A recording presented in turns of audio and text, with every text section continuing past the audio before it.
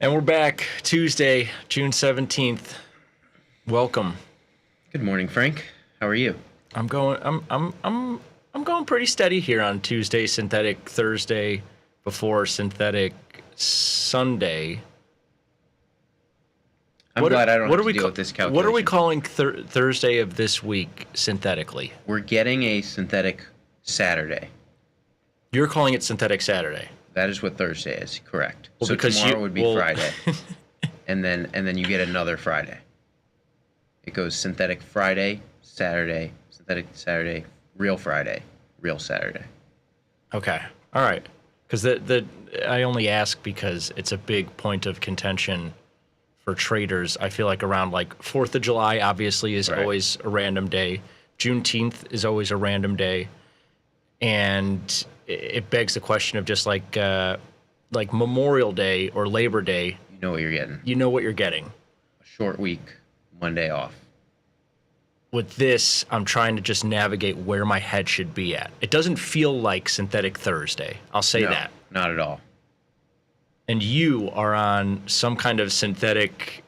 This is synthetic Thursday, and it feels like it. You're feeling good because Friday. You're blasting off to Denver tomorrow. And listen, I don't want to pretend to know what it's like to be a black person in America, but you commented that you're going to Denver to celebrate Juneteenth. Of course, my next question was, what does the group look like? And what are the activities for the celebration? So I think you should take us through it. One, I didn't say that. I said because we get Juneteenth off. Okay. Who's we? Our company. Okay. Since we get to celebrate Emancipation Day or Juneteenth. Very much worth celebrating. Correct. I have taken that day off to make a long weekend for myself, visiting some friends out in Denver. It feels. Does it feel weird? I'll ask you. I wouldn't say it feels weird. No. Okay. But you making a doesn't feel weird at all. Bigger deal out of it feels weird. Yes. Okay. So you won. You got what you wanted. What are you doing on your day off? I am. See, I don't know if there's a good answer to the question. My girlfriend is going to the beach with her friend, and I'm going to play tennis with Clink from the office. I don't know what to do. We should research what we should be doing. We will make better plans.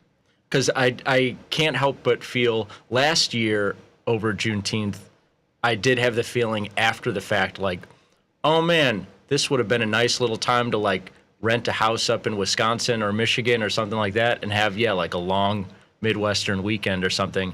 But then because I have both white guilt and Catholic guilt going on. And so my no Italian. That is, it's Roman Catholic. Okay.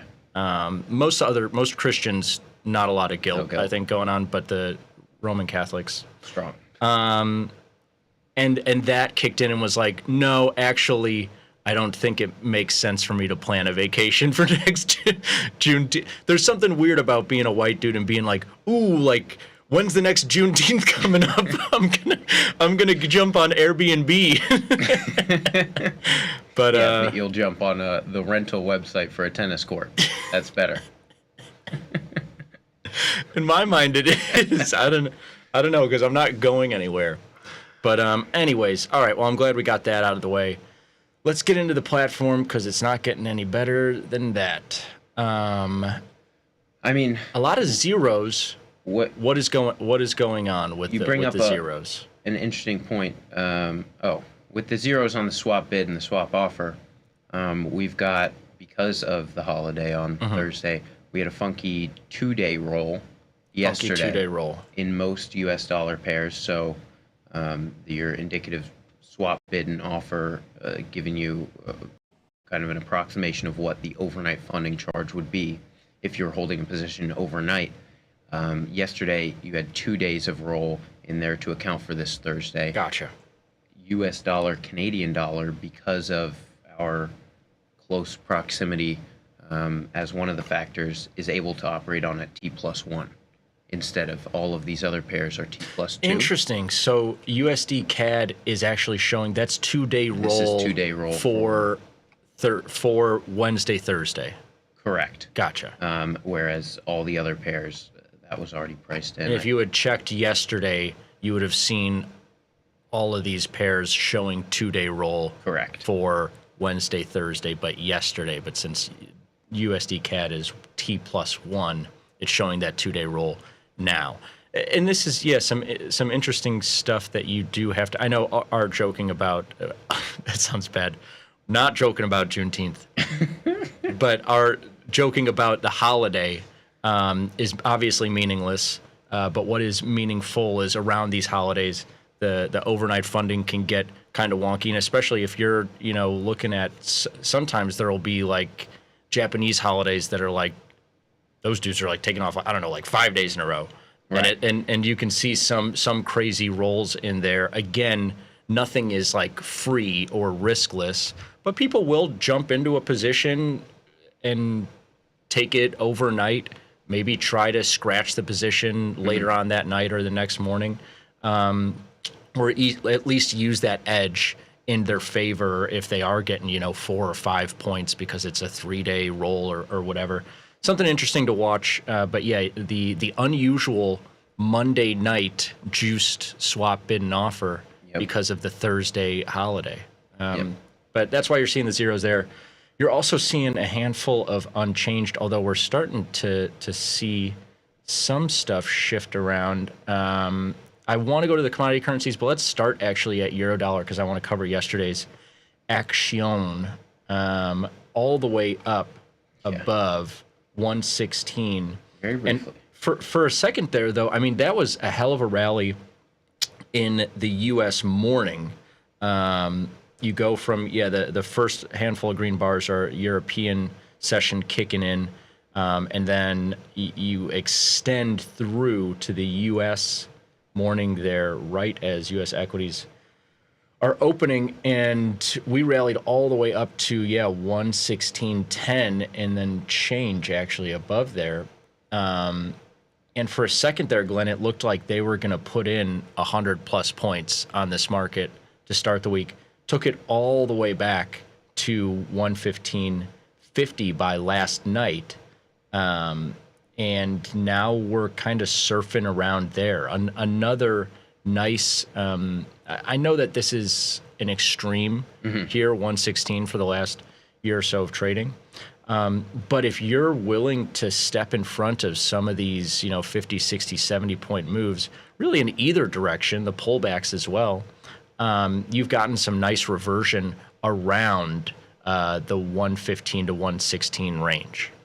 Agreed, but very notably, these lows, definitely higher lows here. The pullback not to the same extent where we even opened the week, and the run up on the European session. So this is where we were looking at it yesterday during the show, a little bit of consolidation. We were wondering if the top was in, or if this market had more room to run, then picked up a lot of steam all the way back, but not where we ended around where we ended last week, around 115.5. But definitely surprised that the U.S. dollar, even when, like we had yesterday afternoon, dollar starting to gain momentum, especially against some safe haven currencies that we'll look into, and this euro dollar across the board. Okay, dollar, here we come. Not to any great magnitude. So it sounds like you think the risk is in this pair to the upside, that you think the risk in dollar is to the downside. That's what the tape action is showing you, is that there really isn't, there hasn't been much sustained dollar buying. I mean, last week, Thursday, you get it, and this was probably the most continuous dollar selling overnight. That's it. Once the U.S. came in, reestablished back well above 115, I don't know. Are you seeing something different? I can give you more room to run I, here. I have, of course, no clue. But what I will say that is interesting to me is 116 is looking a lot like 140 if you're comparing euro dollar to dollar yen. And what I mean by that is, man, they keep trying to press 116 and they're not really able to make it happen. I start to wonder, is this you look at this daily chart and it's like, man, we got up here a month or two ago, unable to build any ground. I mean, that was a hell of a rally, so I don't want to necessarily be like, oh yeah, that was nothing crazy. But I just can't help but think about dollar yen over the last 4 years, and we'll pull it up in just a second because it also was an interesting move yesterday. And then look at on the daily chart here, if you just zero in on the last 5 days, that is some pretty wonky trading around 116. Really tried to get up there and unable to do so, settling right back in to the 115.50 area. Obviously, we have a FOMC in a little more than 24 hours. That'll probably let us know Something. where the risk really is in this dollar for the rest of the week. But yeah, it whenever we get up here, everybody talks about, dollar is effed, Trump is trying to take the dollar down, everything else. A lot of that's warranted, sure. That's how we got here. But at some point, these stories and some of these things run out of steam.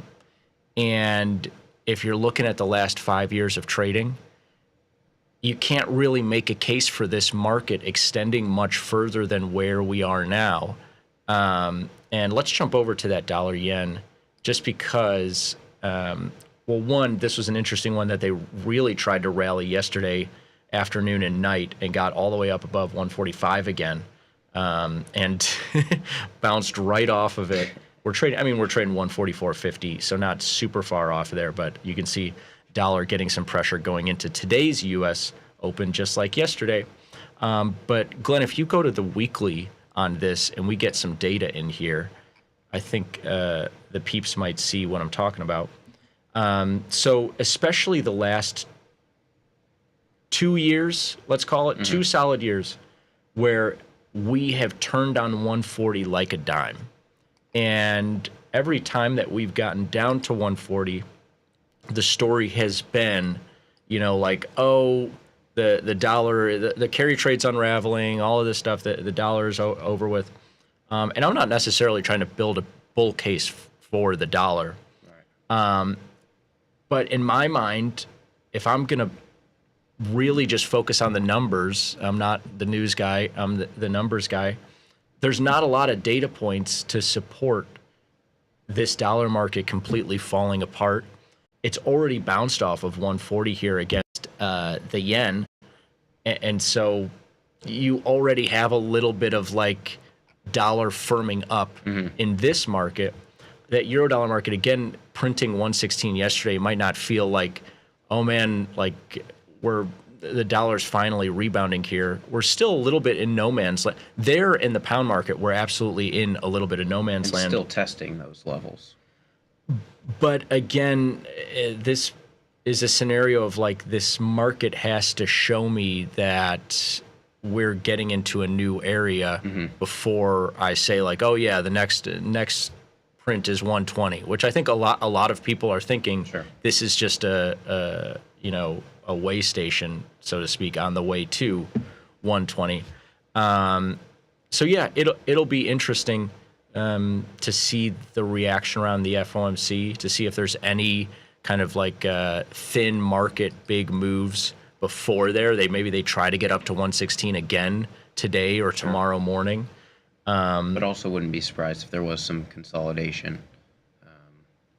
A lot of the news we're going to get that isn't headline is going to be early morning. We have this G7 summit, all the world leaders, maybe some trade talks. land out of that.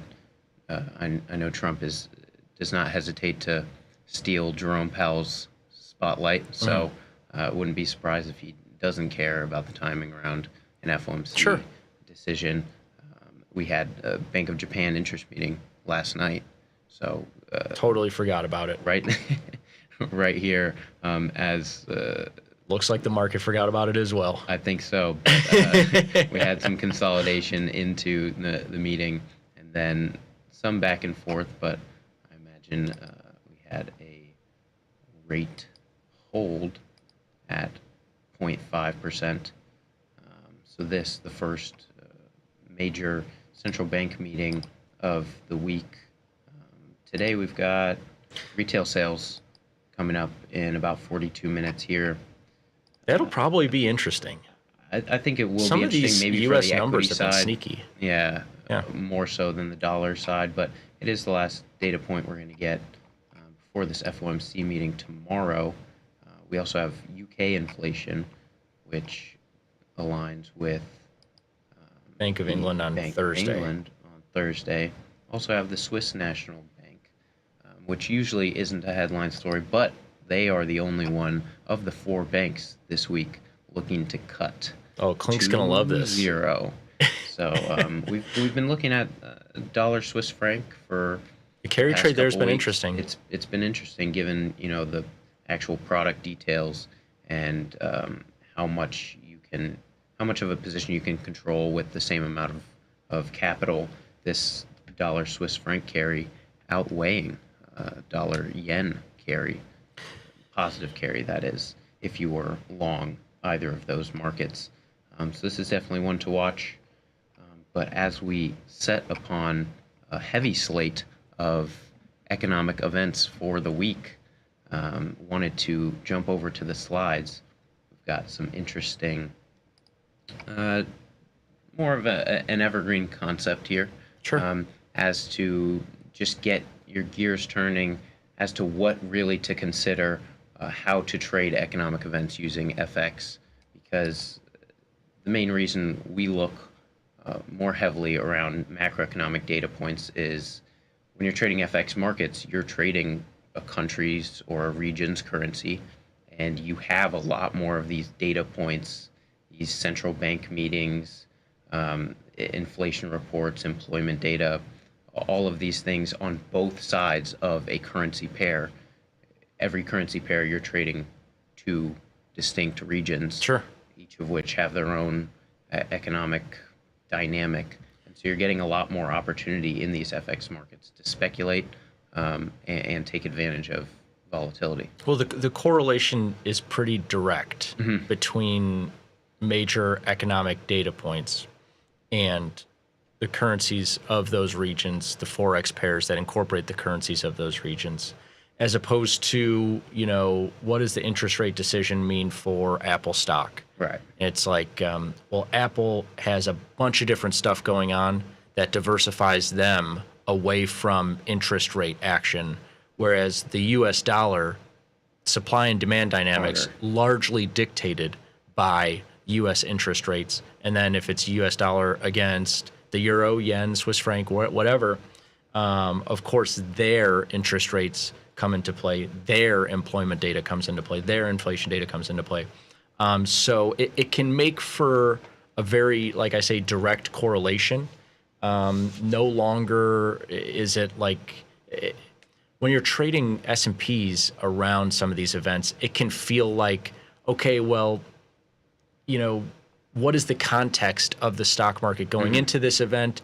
Do we want rate cuts? Do we want rate hikes?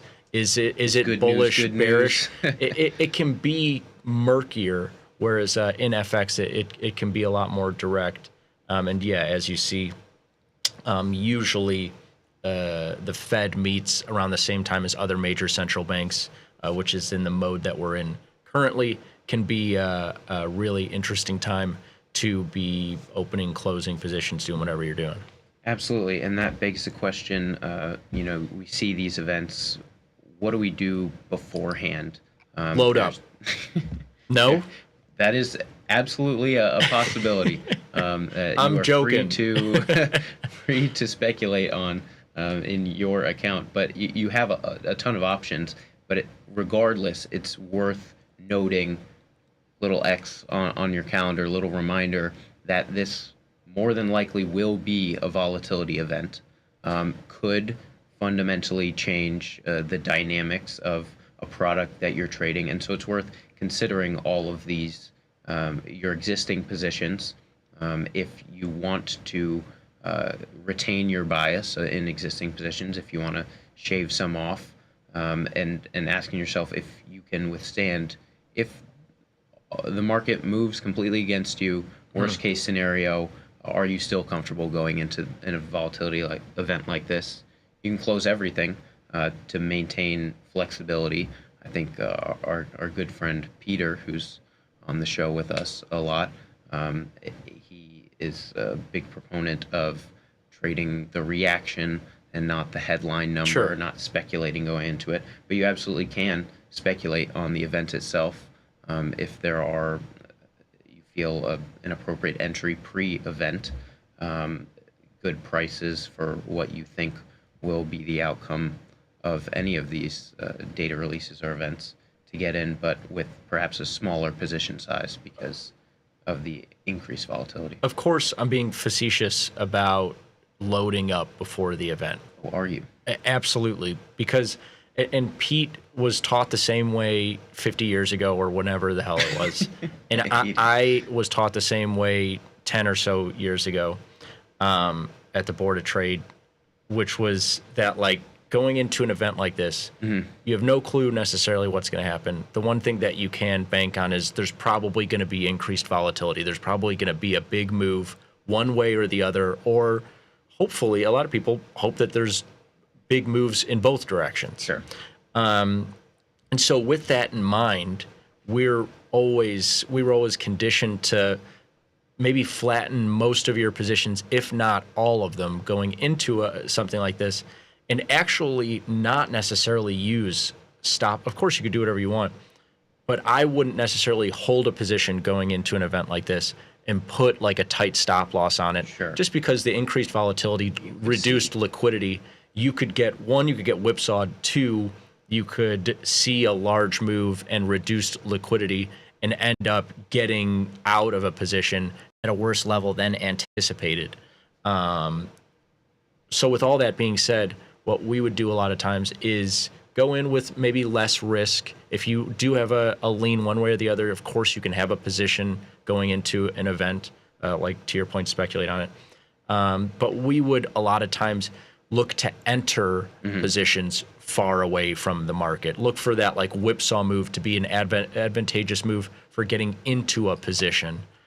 Because, yeah, you're probably going to see, if you're used to seeing 50 points on a given day, maybe you'll see 60, 70 points off an event like this. Absolutely, and good call out with the stop loss, because what you're going to get more often than not is of an initial jerk reaction. And for retail traders, perhaps waiting for the market to digest this number. Even right now, what we have on the screen here is a 1 minute chart. And you can see a snap reaction for, I believe this is non-farm payrolls this month. Snap reaction, not what it shook out to be even 3 minutes later. And so what you are getting here is a lot of unique price points, but no need necessarily to try and, the number comes up on your screen and get in as soon as possible. Sure. Because there are a lot of participants here, spreads can widen, and algorithmic trading can be a large part of that initial move. So just taking time there.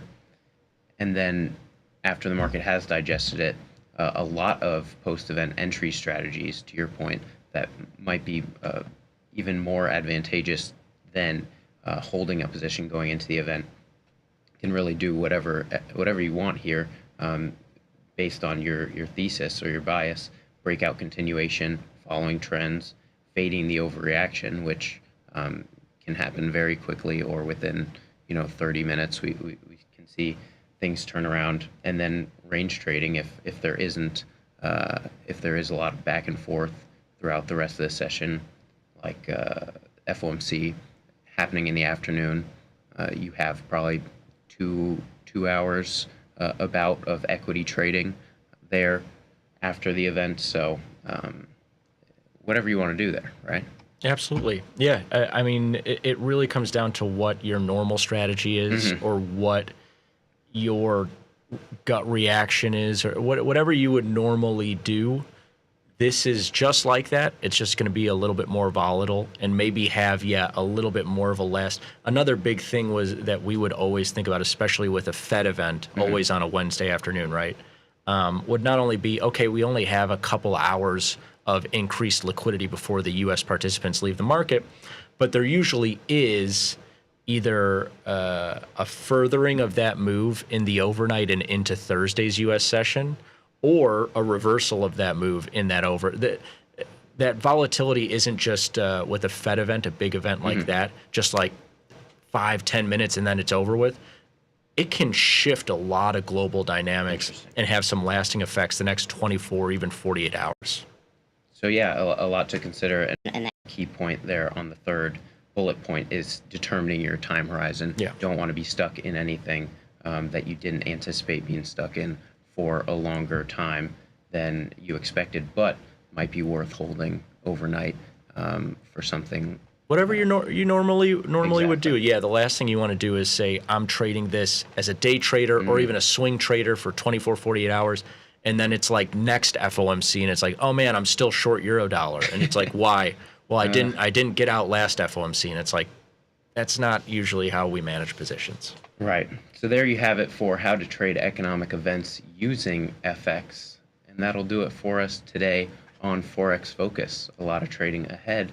So stay tuned for Tom, Tony, and Vanetta next on Tasty Live.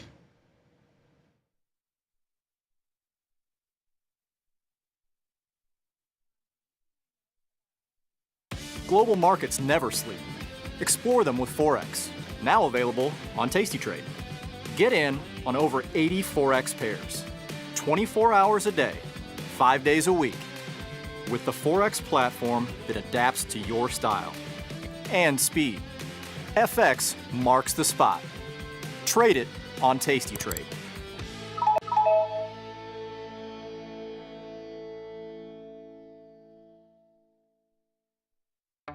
The market doesn't stop. So why should you? Diversify your portfolio with stocks, options, futures, crypto, and more from tastytrade. Focus on the markets that matter to you. See the odds before you trade using curve analysis, IV rank, and more tools. Get industry insights that help you find your next trade right where you need it. tastytrade. Download today. Got friends? Get $250. We'll give you a bonus for each qualified person you refer to tastytrade. So spread the word and earn rewards. Terms and conditions apply.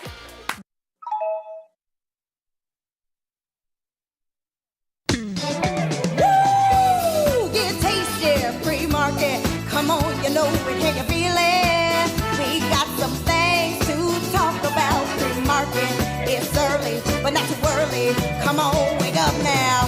Pour that coffee down your throat hole. It's hot. Now you got a hole in your throat. Oh no, just call your boss. Take the crust from out your eyes. So tasty, not a coffee. Good morning, you knuckleheads. Happy Tuesday to you both. Hello.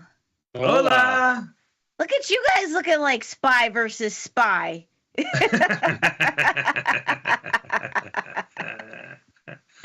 That's adorable. There was no good spy in Spy versus Spy. They were just evil spies, kind of. I'm surprised you know who Spy versus Spy is. Yeah, I know who spy versus spy is. I know everything. She must have dated an older man or something like that. No, in fact, there's actually a cool like graffiti tagging of Spy versus Spy in Shoreditch, where you will be for your live show. So I look up the street for you, but I took some pictures of it last time I was there, because the street art in that neighborhood, it's like a funky neighborhood, so there's a lot of street art, and it's cool. Love a little. There you go. I learned something. There you go. All right. So you want to know something? So yesterday, I get this email. I'm not going to tell you from who, but it's a guy we all know.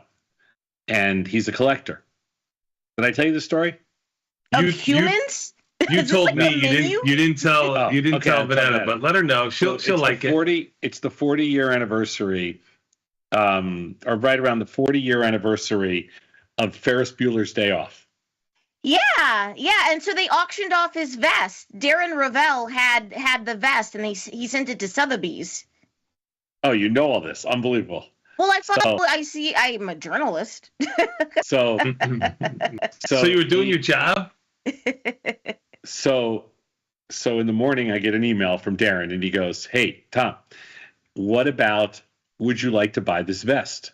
And I'm like, and I didn't know anything about the auction or anything. And I'm like, love the movie. It's very Chicago.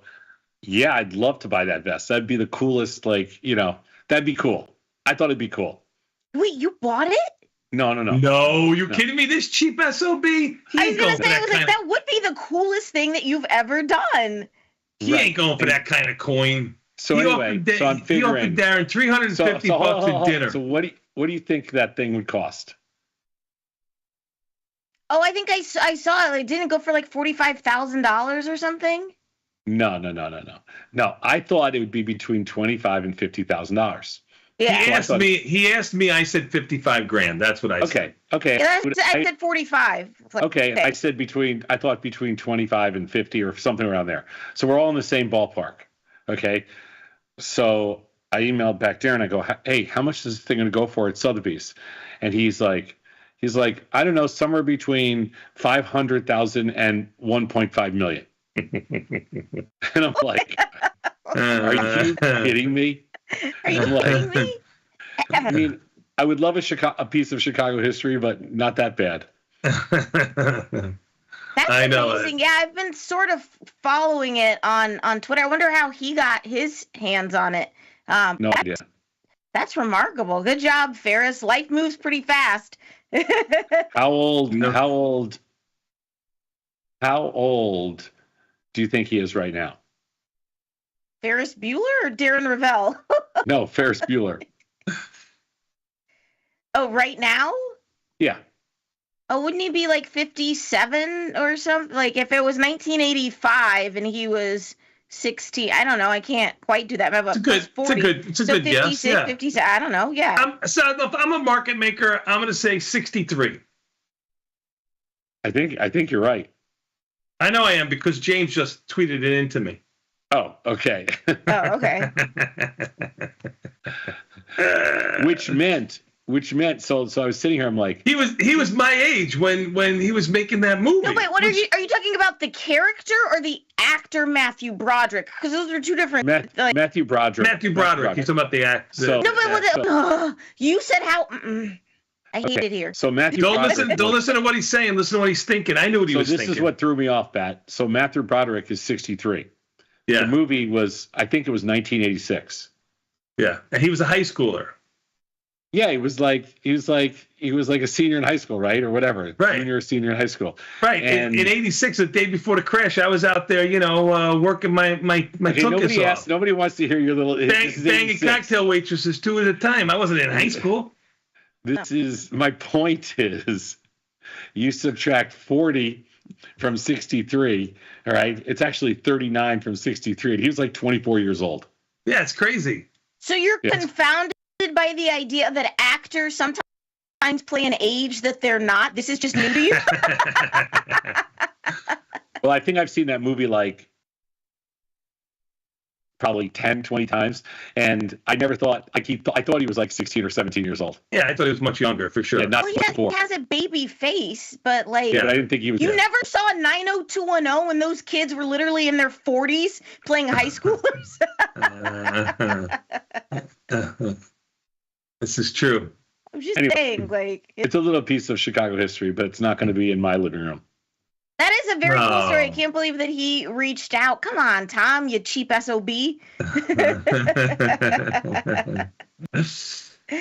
So are you guys excited? You embark on your transatlantic journey today. Oh, yeah. I've been up since like 4 o'clock this morning doing stuff, getting ready. Oh, wow. In your life? Got my hair did. No, you didn't. I can tell that's a lie, too. Haven't even packed yet. I got a lot of stuff to do. But Yeah, no, we're excited. We're excited. I think I found a way. Are you speaking for all of us? You're Yeah, not excited? I am Well, excited. I can't wait to get out there. You kidding me? I already think I talking found to a way to London. sneak Bat into the flagship lounge. So You don't get a guest? Or no, you have your wife. Never mind. No. She's meeting him out there. Oh, so you get a guest. So take your work wife. Oh! They have used cheese sushi. It should be great. Nothing says you've made it in life like American Airlines sushi. Ew. Free American Airlines sushi. That's Nothing gross. says, look at me, Ma, look at me. That's just nasty. Your son isn't a old cheese cube kind of guy. Your son is American Airline free sushi kind of guy. He's graduated from the free soup on the 4th floor to the free sushi on the 5th floor. So what is your plane strategy? Because you're not leaving on like the late flight. Because if I fly to London, I like to take like that 10 p.m. flight and then like sleep on the plane and try to get, No. We're working tomorrow. What's wrong with you, girl? We're working. Yeah. Okay, so what do you do on a plane? Like, are you watching the movies? Are you eating, or like you just raw dog it for? I'm raw dogging it the whole way. Raw dogging, staring at the screen, just looking at the flight map and seeing how far we've gone. You're gonna When David Sandra- Putty it. When That's Sandra right. finds out what raw dog really means, he's gonna be completely disappointed. No, I We like used to it. teach you guys new words. No, I'm being serious. You're gonna watch a movie. No, I'm gonna go to sleep.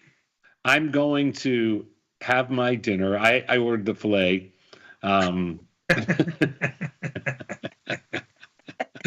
Of course you did, me lord.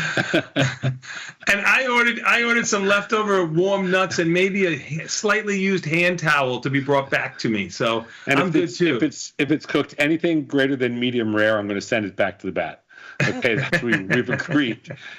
We've agreed. You promise? You promise? Yes, enjoy your chicken vindaloo. And then, I like chicken vindaloo. do you like American American Airlines. chicken vindaloo? You know I am a United girly. You know your girl's got status on United. Can't be bothered with American. No, I'm flying a United home, but I'm all American. Although I will say the food on United is not great, but I love United regardless. Well, until I had There's done, that. What do you do on a plane? Do you watch a movie or you? Oh, I'm gonna sleep. He's incredibly You're entertaining. gonna sleep the whole time? He entertains. Did you just hear him? I entertain. I'm incredibly He's an entertaining. entertainer. He talks. It's gonna mess up your Chats up circadian with the rhythm. people around him, and he just, he's a schmoozer. I make everybody happy. That's Yeah. what I do. No. No, I'm gonna. Yeah, I would like to get some sleep. You gotta get some sleep. So you get there at 7:00 in the morning or something like that. So Oh, okay.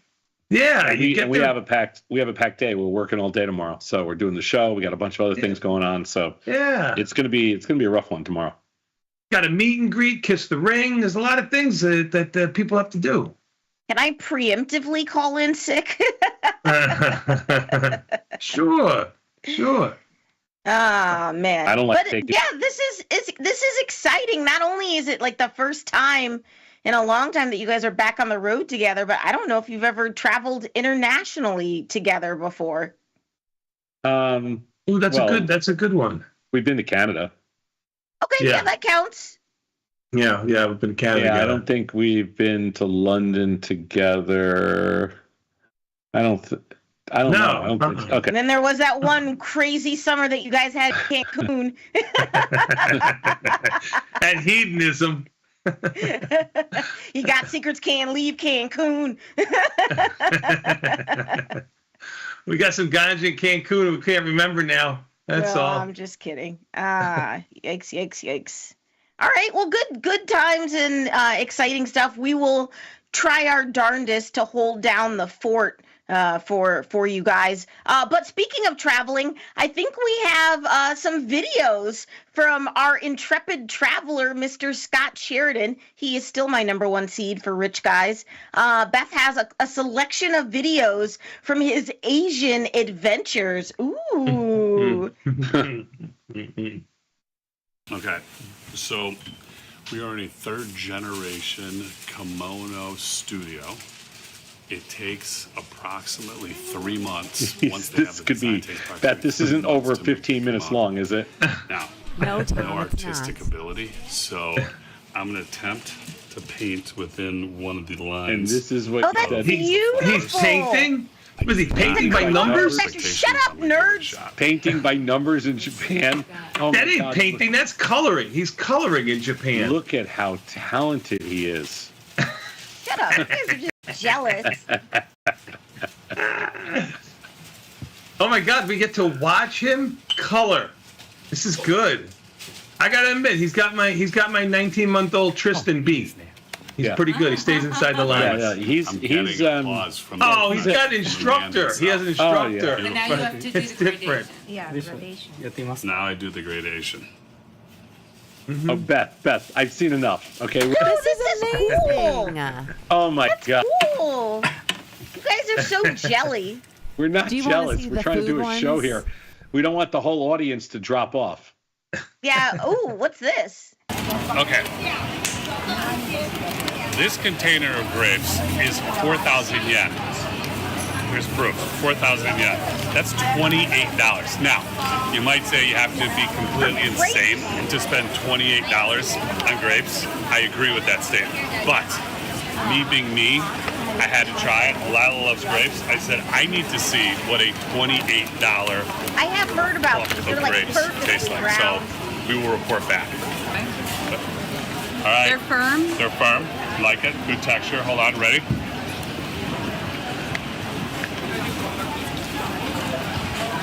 Excellent.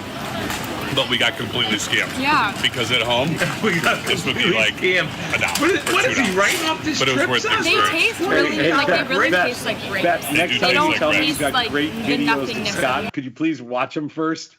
Scott eating got more. grapes. Oh my God, No, it's another no, one. we've seen enough. Okay. What's he gonna be doing now? There used to be the Suzuki Fish Market in an orange? Tokyo, but that closed in 2012. It moved I know. out to the suburbs. They still haven't figured out what to do with that Lila's area, but dress now is there's a market adorable. open Oh with a my lot of different God. vendors. So Lila and I are going to go in. We're going to try. This gentleman is going to shuck 2 oysters for us. So we're going to go in and we'll report back. Let's see what's happening. Okay, let's go. All right. Okay. Tom, I could download There's a these pearl, to your you got it. phone so you could watch them on the plane. I don't know if I can use that. Oh my God. I didn't even know he still works for us. Oh my God, I'm watching a guy open an oyster. This is amazing. And then we rinse Beth, this. next time you tell me you've got unbelievable videos of Scott. Look at the size of that oyster, All right, so though. now Oh, big just a freaking deal. little I get you lemon. that Brooklyn. Ponzu, lemon, A lot of ponzu. ponzu, and then. You want me to tell you about the time Scott gave me a tape to watch? Okay. But he forgot he gave me the One wrong bite. tape? No! Here we go. I'm gonna throw it. That was the best. That was the best ever. That's a way better story than this I one. can't. Way better. I'm down. It was a better video too. I remember when you shared with all us guys. It was fun. Beth Omaha. Okay, we're Beth, done. help me. Scott Help eating me. oysters on the street is not.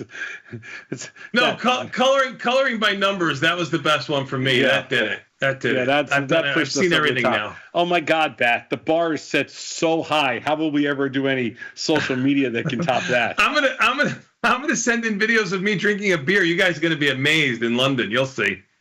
I'm gonna You send guys video. are all talk. At least he sends me videos. You went to Buc-ee's and I got nothing. All I got were videos of Tom sleeping on the plane. You guys are the worst. You know, I'm gonna send you a video of me eating my plain food. Okay?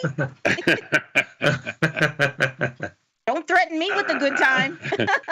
You know what? I'm going to take a video of Tony eating the sushi in the lounge. No, I'm going to take a video of me eating Tom's warm, well, now Send it cold to me. nuts. See, you guys are all talk, and when you guys took the Waymo and you guys didn't even film it, like, you guys are all talk, no action. You know, Scott delivers. I'm going to take a video of me using Tom's bathroom in first class from Coach. That's what I'm going to do. I've already notified the authorities. You spoke to the air marshal.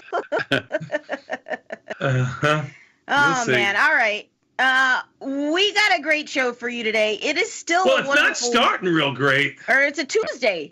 It's a terrific We have a Tuesday great here. show today. Do we have more videos of Scott eating oysters All and right. painting? You guys are jackasses. We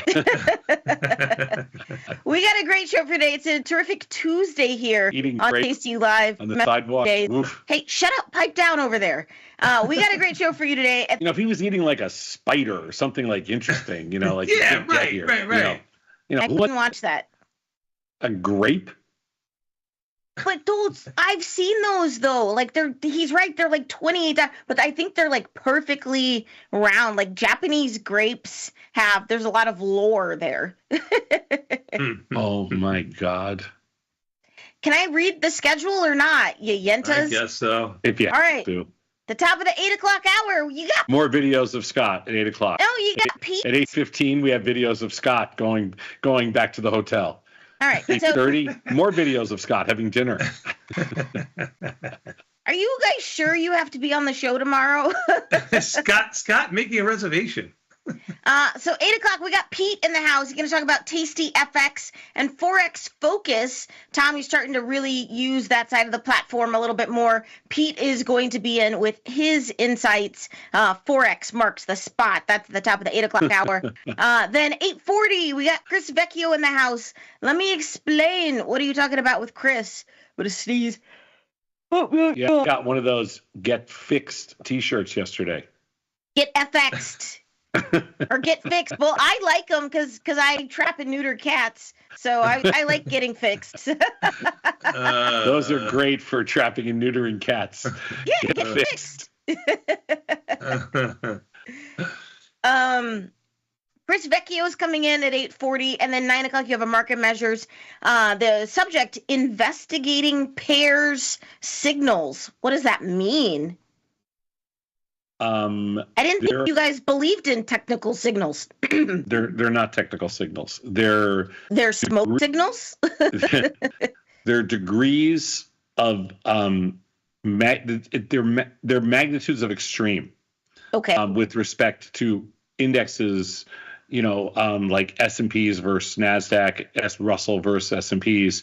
It's varying levels of extreme, and it basically suggests that there are certain times that it's very advantageous with, like, we would call it pot odds, do certain pairs trades, but it may not in the long run outperform just doing them all the time because they're so infrequent. Okay. So it's interesting. Okay. It's a really good study. It's something different. And then right before you guys skedaddle and leave the country, you guys are going to take some calls. That's right. If you want to talk to Tom and Tony around 9:30, they would be so delighted to hear from you. Yeah, we need some fish and chips recommendations in London. Lunch recommendations. We don't really have. We've got dinner plans, but the lunch plans, we need some of our Brits. Go to Borough Market. Go to Borough Market. Oh, please. That's so tourist. Go to Greg's. Pop round to Greg's. Get a sausage roll. Get a toasty cheese. I miss Greg's. I miss Greg's. Toasty cheese. Rich McDonald has a Greg's gift card for me. I'm going to need you to bring that back to me, okay? I'm going to tell you right now, that place is gross. Greg's is great. Greg's is like the British Dunkin' Donut. Like the UK runs on Greg's. It's gross. It's gross. The chicken bake. Ooh, that. Oh my chicken God. Bake. Greg's, yo, that slaps. It's gross. That place is gross. But I do need some good recommendations for some good fish and chips. Okay. Well, yes. Okay. If you are British and you are single, call me. You're screening the calls for Tom? Yes.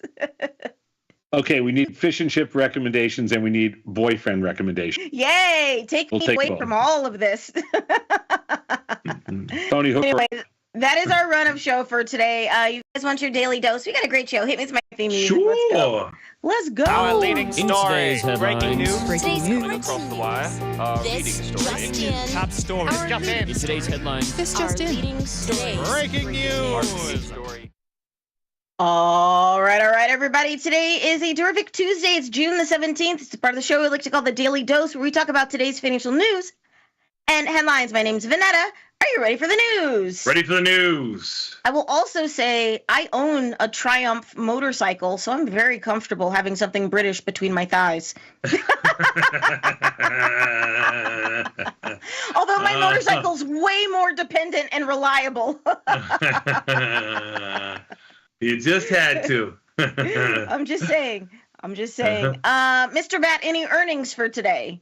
No earnings for today. JBL is up 5 and Lennar up 2.5, probably making Victor Jones very nervous that the home builders are higher. Didn't you always want a Triumph car when you were younger? Say again? Didn't you always want a Triumph car? Didn't they make that little, like... I had a Fiat X19. I didn't need no stinking Triumph. They made those little convertibles. Everybody loved them. That's what I had, a little Fiat X19, the Targa T-tops, yeah.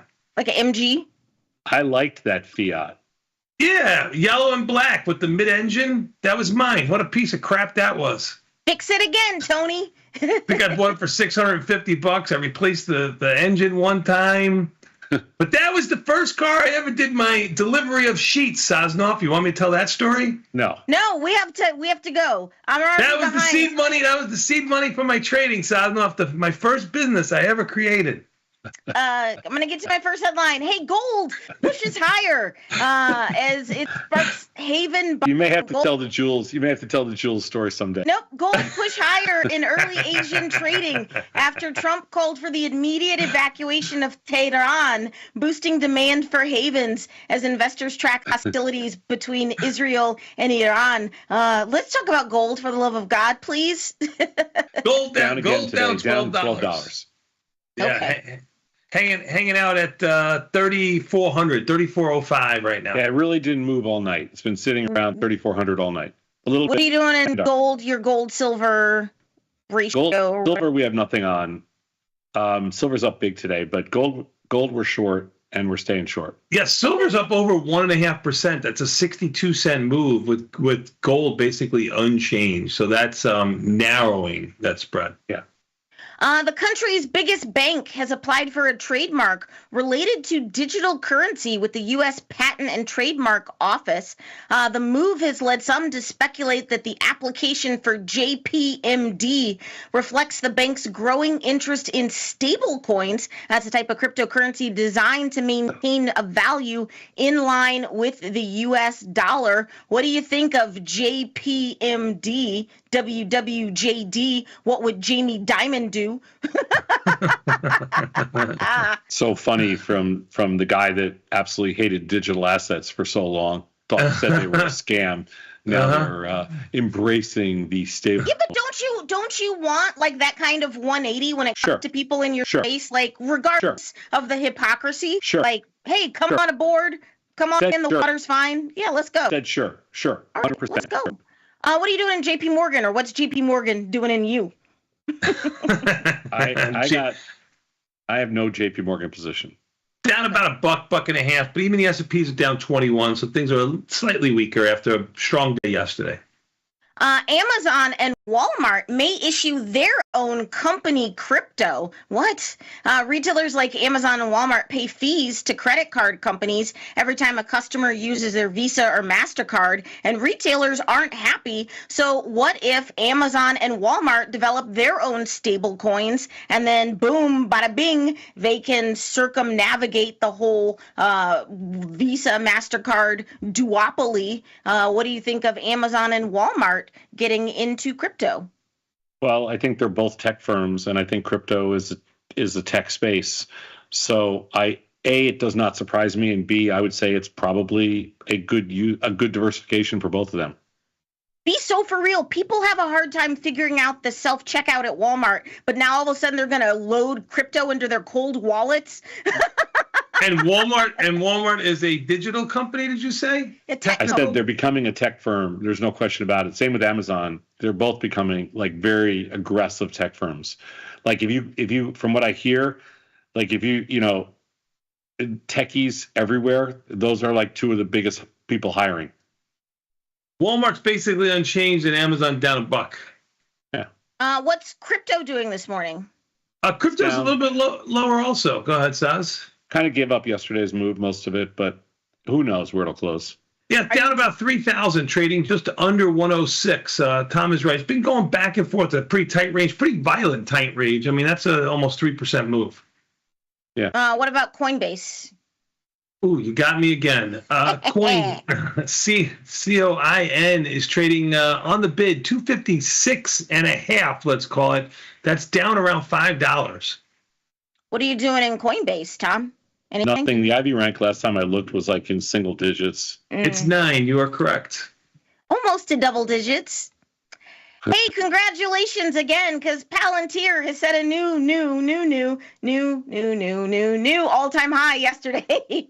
Palantir shares climbed to an all-time high, topping Friday's record. The move came amid a broader gains for U.S. stocks. But let's just talk about Palantir. Shares were up around 3% yesterday. They're up 1 billion% for the year. No, I don't know. much like Tom, it's a bucker this morning. It's up $1. What is going on in Palantir, and what can a new subscriber do? You can get shorted. That doesn't seem wise. I agree. It doesn't seem wise, but they're literally going to know everything about every American person. Seems like you should get long that train. I'm just saying. No? Okay. No. No. Hey, something else that's closing in on a new high is NVIDIA. NVIDIA stock was up 2% yesterday, putting the AI chip giant within striking distance of an all-time high after a furious turnaround over the past 2 months. The stock is within around 3% of its record closing high. What to do in NVIDIA? Also, I think low IV? Yeah. NVIDIA does have low IV. It's under a 3. NVIDIA is actually is a bucker also. It's up about 50 cents to $1. So you just got to be real directional in there. That's about it. It's been going sideways as it makes, highs. Yeah.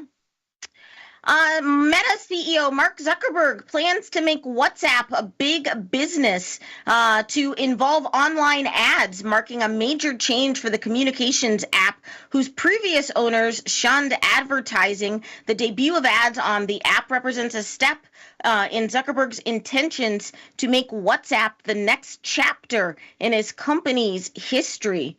What are you doing in Meta? We're shorted. Small, not huge, but we're shorted. How's that working out for you? It's nothing. We're still at the, we got shorted around between 698 and 701. It's 701. It's trading right there. It's 700 and change. Yeah. Yeah, I mean, we're literally right. It's basically unchanged. I mean, I'm going to play Meta and Microsoft to continue to play from the short side, and I'm going to continue to stay long Apple, and that's kind of, and I'm a little short Roblox, and I want to get short NVIDIA, but I haven't pulled the trigger yet. Okay. Yeah, you've been pretty locked into those positions. Yeah, Palantir is looking at shorting Palantir, but I have not done anything yet. Okay. OpenAI has won a $200 million U.S. defense contract. The Defense Department awarded the one-year $200 million contract to OpenAI for the use of its AI models. Most of the work will take place in the Washington, D.C. area. OpenAI in December announced a partnership with defense tech startup Anduril to deploy advanced AI systems for national security missions. So congratulations to OpenAI, I guess. Yeah, I think that's the company we got involved with, right, Tony? Anduril? Yeah. Yep. That's owned by Palmer Luckey. I don't know. Okay. Yeah, that's the one. Okay. Also, OpenAI is fighting with Microsoft, so they may take themselves to court soon. You can't trade OpenAI, but you can trade Microsoft. Not sure what Microsoft's doing this morning. Microsoft is down a little bit. It's down $4. Okay. That's something because you're short Microsoft. Yeah, we're a little short Microsoft. The big story $4.75 on the bid. The big story today is the solar stocks. Oh, okay. Yeah, do you have anything for them? For solar down big, ENPH down big. I guess what are they changing changing the bill? The tax credits or something in the latest bill. First Solar is down like $30 and ENPH is down like 10. And I don't know. I can't tell you the other solar stocks because I don't trade them, but I think there's a lot more. Yeah. Okay. Thank you for that. Yeah. AMD shares got a nice little pop yesterday. Those shares were up 9% after analysts at Piper Sandler wrote in a note that they expect a snapback from the chip maker. Last week, AMD unveiled a full server rack called Helios that enables thousands of chips to be tied together. What are you doing in AMD? We do not have an AMD position on. We usually do. Last time I looked, IB rank was super low in there, which probably saved us a lot of money because just under 10. You are correct. We do not have a position on. There's one thing when stocks have big rallies, when they have a really high IVR, we can usually, salvage the move. But when you have a really low IVR, it's indefensible. So our studies have shown that time and time again. The keeps us out. Danger. Yeah. Low IVR keeps us out of a lot of those plays, and it kept us out of this one. That's great. Okay. Oh, AMD. Intel is going to lay off 15 to 20% of its factory workers. That's a fifth of its factory workers, an enormous cutback that will have a profound effect on one of the chip maker's core businesses. The company says these are difficult actions, but are essential to meet our affordability challenges and current financial position of the company. What are you doing in Intel? We were long it, and I want to say that we're flat it. I think we are flat it, yes. Intel, $20 and change, down a dime, but it goes nowhere fast. Yes, we sold some 19 puts the other day, and it worked. We made 50%, so we took them off. Okay. Alibaba has launched a new Quinn 3 AI model for Apple's MLX architecture. That's a lot of alphabet soup. Baba said in a statement, the new models would be able to run on a range of Apple devices, including iPhone, iPad, MacBook, and Mac. Alibaba and Apple are trying hard to do a partnership despite our trade war. What are you doing in Alibaba? For the first time in a long time. Baba's up small. Apple's down small, buck each. For the first time in a long time, we do not have an Alibaba position on. What? Yep, we got nothing. What's the IV in there? Apple's got a 22. Baba's got a 14. Well, speaking of Apple, with AI Siri delayed, Apple's AirPods Pro 3 may be next on the heels of their big WWDC conference last week. Apple did announce a lot of cool things, mostly regarding their iOS 26. But if you were itching for a new pair of AirPods Pro, you might have to cool your heels a bit because according to yet another Taiwanese source, the AirPods Pro 3 may be delayed until 2026. Oh no, I have the AirPods Pro 2 and it's the only way I can get work done in our office. Sponsored by Apple. It's an open office. It's terrible to try to get actual creative work done. So pop those yawns in. Get some work done. Chef recommends. What are you doing in Apple? We are long. Okay. And it's down a buck. Well, I'm surprised Apple is not down more because a new bombshell has entered the villa. The Trump organization announced they're making their own mobile phone. That's right. You can get a gold Trump phone for $499. It will be Android-based. The monthly cost of the phone will be $47.45 a month because he was 47th president. He says the phone I see what you did there. He says the phone is made in the USA. I can neither verify nor condemn these claims, but no phone is currently all wholly made in the USA. But great if it is supposedly made in America. You do you. It's a free country. You want to buy this phone, you buy this phone. There are questions to be answered, but it's another option. Your consumers are free to do what they want to do. What'd you say? You buy that phone, don't try to take it back. It's gold. I like no gold. conflict there either. Don't worry about it. Don't worry about it. It's fine.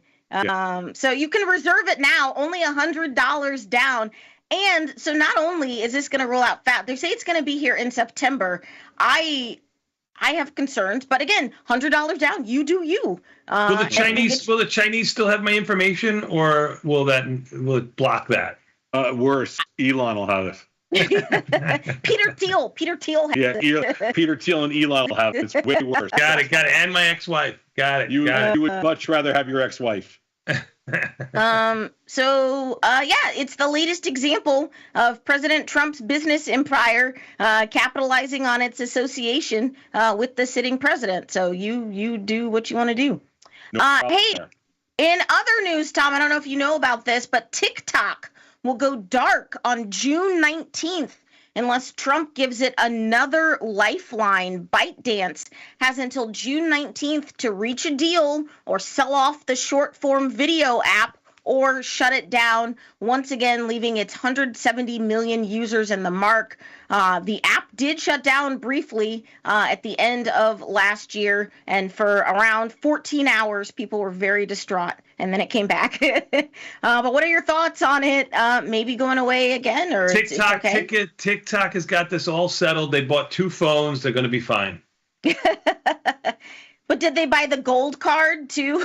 Just relax. They got this. More news to come. Sadlov, what would you do without TikTok? As a matter of fact, what is that, the 19th? Then I'm going to have to take that video of me doing a body shot off of you on the 18th and post it to TikTok just to kind of do one up on Mr. Scott Sheridan. So I'll have to do that on the 18th, Sadlov, so don't go dark. Tasty Live is on TikTok. Gus does a very great job managing our content over there on TikTok. So if you don't follow us on TikTok, you can follow Tasty Live. That is us. We are verified. We are running that account. So follow us on TikTok. Also Instagram and X, Twitter, whatever. Blue Sky. Sadlov, you would let me do a body shot off of you, right? Gross. Nope. Sure. I'm going to keep it moving. Pretty sure that's how the next pandemic starts. Eli Lilly, let's talk biotech. Eli Lilly is in advanced talks to acquire a gene editing startup called Verve Therapeutics for $1.3 billion, aiming to strengthen its pipeline of experimental medicine. LLY, you ain't got no alibi. That's Lilly. Lilly's always the leader of the group, either to the upside or the downside. Just one of the bigger movers. It's only down 4 or 5, which won't make it to the biggest of the downside today, but it's trying. Tom, do you have a Lilly position? I know one of the research guys pitched you this maybe last week as a trade. I do have a Lilly position, and I'll tell you exactly. What's Lilly doing this morning? Down small relative for Lilly, down around 4. Yeah, I have a very wide strangle, 700, 920. I mean, it's wide. Whoa. Okay. Yeah, the daily move is closer to about $7 or so in Lilly. Yeah, IV rank's still high. It's it's 33. Yeah, relative. Yeah. It's a fringe player with the amount of bid ask that the options have. But you got to stay small in Lilly. It's just a play. Premium's rich. Just take a little bit. Sure. Okay, I got you. Hey, this is interesting. Costco has picked California as the site of its first standalone retail fuel station. It's going to be in Mission Viejo, California. I did a good job over there. The planned site will also be the company's largest retail fuel operation. Costco ranks second in the gasoline market share in California. But again, this is only, there's no Costco store. It would just be a Costco gas station. But you have to have a Costco card to buy. I believe I'm so. sure. Yes. I'm yes. sure. Yes. Yeah, Sure. I think that's a smart move for them. I don't know. Sounds smart. Yeah, the highest gas in the country. It's definitely a smart move. I'm going to do a gas station. I'm going to do it there. Yeah, if I lived in California, it would be the most economical option. What are you guys doing in Costco? Nothing. Okay. Well, we just don't. We rarely. I mean, Costco's $1,000 stock. It's not like you carry big positions in there. Yeah. And it has an IV rank of 20 right now. July options are $1 or more wide. It's a fringe player at best. Yeah. Okay. Popular home goods store At Home has filed Chapter 11 bankruptcy and will close 26 stores. They will close 26 underperforming stores. The furniture and home decor retailer based in Coppell, Texas, filed for Chapter 11 bankruptcy as a result of broader economic and retail-specific market pressures. The bankruptcy filing and store closures come after several other big box retailers this year, including Joann, Kohl's, JCPenney, Macy's, and Party City. What are your thoughts on this? Well, I've never been to an At Home. It's not luxurious enough for you. I've never even actually heard of it. Do they have them in Chicago? They have them in Illinois. They have them in South Bend. There's one by my parents' house in South Bend. No, I've never seen one. Well, you're not really looking either, to be fair. No, I hate every store that you just mentioned except Party City. You love Party City? Love it. Hey, crazy news. If you are traveling to Europe, that's you twos, because there is some bad news and good news. Bad news is you likely won't be able to see the Mona Lisa or any of the masterpieces hanging in the Louvre. That's bullshit. Louvre. I got tickets. Workers are shutting it down because they're tired of tourists that followed a weekend of protest against tourism that spread across Europe. In Spain, travelers at popular tourist destinations in Barcelona were drenched by demonstrators armed with water guns. There were also mass demonstrations in Majorca, Venice, Italy, and Portugal's capital of Lisbon. Ooh, they were like, y'all got to get the hell up out of here. You don't have to go home, but you got to get the hell up out of here. Man, I'm happy I'm not going to Paris. Yeah, but this is all over Europe. You're not listening. It's Venice, it's Lisbon, it's Barcelona, it's Majorca. It's all over. The Louvre is shut down. I'm not being facetious. I mean, with all were you really going to the Louvre, Bat? Yeah, I really was going to the Louvre. Yeah, okay, well I've never they're seen closed, it. girl. Unless you were Jay-Z and Beyonce. Okay. It's closed. I'm gonna tell you this right now, and don't write to me. Please don't write to me. They saved you. That's 3 hours of your life you don't have to lose. You should go to the Louvre. Everyone should go. It'll be open by the time I get back there for sure. No. Are you not familiar with the French labor game? Because it is strong. But all joking aside, please just be careful. But they are right. If you're living somewhere and it's subject to mass over tourism, then you get frustrated. It's hard to live there. Like, I get it. Anyway. Okay. That's bullcrap. Hey, this is crazy. This headline says, "Welcome to the zoo. It'll be $47 today. Ask again tomorrow." More amusements like zoos, aquariums, and theme parks are moving to dynamic pricing systems. Before the pandemic, less than 1% of attractions used dynamic pricing. Today, 17% use variable pricing, where entry fees are adjusted based on factors such as day of the week or season. What are your thoughts of more attractions using, so it's not just Disney World, Disneyland, this is like your zoo, your aquarium, your planetarium, and they're like, oh, well, now we can charge double today because it's a Saturday in July. I mean, it's an irreversible trend. Well, I don't know what that means. Confusing. That means that it will. It's a good thing. No, it's not. You want to get fleeced? It means that if you want to go when it's really busy, you're going to pay a lot more. And if you want to go when it's really slow, you're going to pay a lot less. So it keeps the crowds down. I mean, I think it's good. I mean, it makes it more even. It's kind of a free market approach. If they don't rip you off, like if they don't make it ridiculous, then it works. Also, can I tell you just about the two cheetahs that are pictured here in this photo? The two cubs are at the Cheetah Rescue and Conservation Center in Somaliland. And the one on the left is named Taylor Swift. And the one on the right is named Travis Kelce. And they were rescued from a bad situation. And the Travis Kelce cheetah protects the Taylor Swift cheetah. And I'm losing my mind. I would love you in a different lifetime, you're timeless. Oh my god. Oh my god. They love each other so much. I'm okay. All right, pull it together, girl. Finally today for my viral video of the day. Tom, is it true back in the day you used to bring your glove with you to a baseball game? Of course. And how many balls have you caught? It was my glove. Not in your mouth. In your glove. Yeah, with your glove. In my lifetime, I've caught 2 balls. With my glove, none. Okay. I caught 2 barehanded. All right. Well, this video is going viral. Raw dogging it. This video is going viral. Dogging it. Check out this Golden Glove grandma. Watch this. Out into the crowd. Bang! Oh my goodness. Yeah! You gotta be kidding me. Look at that reaction. Is that priceless? I'll tell you what, your phone is gonna blow up right now. Watch this on the foul ball. This is a bullet now into the crowd.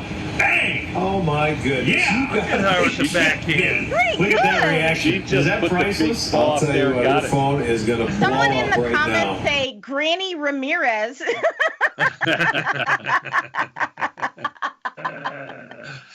That's cute. That's good. Why you always bring your glove. That's pretty good. You got to text the grandkids for that one. That's good. That's good. I'm telling you, that's why you did always need to bring your glove. Yeah. Anyway, good job out of you. Hey, look at me right on time. I wish you both safe travels. Please be kind to the staff who's working. We most certainly will. What's coming up next? We're going to take a quick 90-second break and come back. We got more Tasty Live after this with Confirm and Send.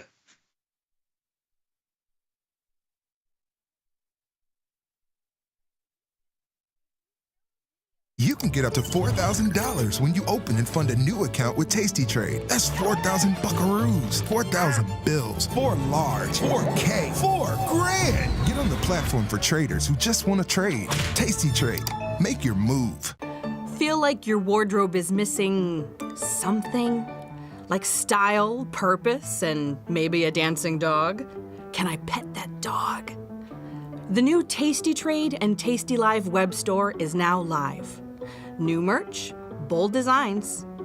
Did we mention all net proceeds go to one tail at a time? Invest in the real bull market, dogs. Go to tastytrade.threadless.com. Grab some gear and help some pups. You get merch, they get a home. Global markets never sleep. Explore them with Forex, now available on Tasty Trade. Get in on over 80 Forex pairs, 24 hours a day, 5 days a week. with the Forex platform that adapts to your style and speed. FX marks the spot. Trade it on Tasty Trade.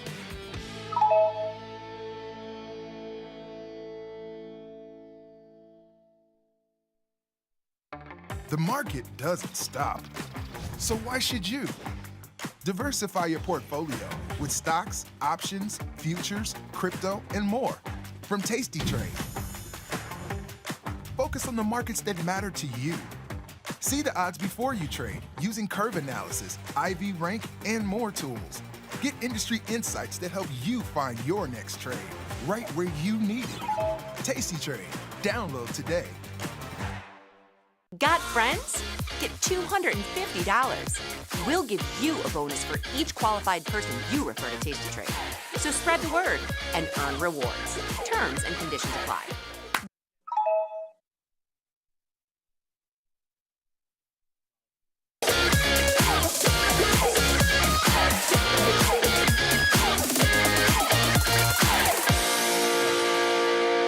Tomas, we are back, my friend. And you know what that means. Time for a little bit more Tasty Live with Confirm and Send. Even the S&P, I don't know if they were weak all night, down 28 at the moment. They were about 15 handles lower. They were about 30 handles higher. Even the S&P sitting at 6,061. They've been down here all night, at least that I saw every time I looked. NASDAQ down 113. Russell down 16. The Dow down 230 and change. Everything down around 0.5%. Volatility up 50 cents to 2075, also mid-range. Bonds up 16 ticks. I don't know if got to make you happy after sliding a little bit yesterday. They were just up 25. They were. They're back over 113, 113.05, but they had a full almost point range today. They got up to 113.19. You're 100% correct. Bitcoin down a little over 3,000 now, 3,100, back near the low end of its most recent range, which is yesterday, yesterday's range. You can see here going back and forth on some violent moves, almost 3% move in Bitcoin, but really going nowhere with these big intraday, scalping moves, I guess. Oil up $1.19, back over 71, 71.43, good IV rank of 96, going to expand, I would imagine, on the way up. If it doesn't expand on the way up, maybe that's signaling a little bit of weakness to the upside. Gold down $11, doing nothing. Silver's having a big move to the upside, although it has given back some of its gains. It was over 37 to 37.33. It's now under 37 to 36.89. Still up 1.5, but it was up 2.5, almost 3 a moment ago. Nat gas up 3.5 cents. Your big movers really are not JBL, which is up almost 5, and Lennar up almost 5. It's the First Solars of the world. FSLR trading 142 on the bid. It closed at 175, down 30 and change. That's all I got, Sadnoff. The MPH is down too. Yeah, perfect. All right, let's do it. Emails that came into us overnight, and we got lots of them for Confirm and Send. I'm working on scaling up my positions and mainly trade defined risk. My account is 125 grand. And I'm thinking of risking 3% of net lick on each trade. My question, or the question I have, is whether the 3% of my net lick is relative to the buying power reduction or to the max loss of each trade. Buying power reduction, to answer it quickly, is what you're going to look at. That's the max loss on the trade.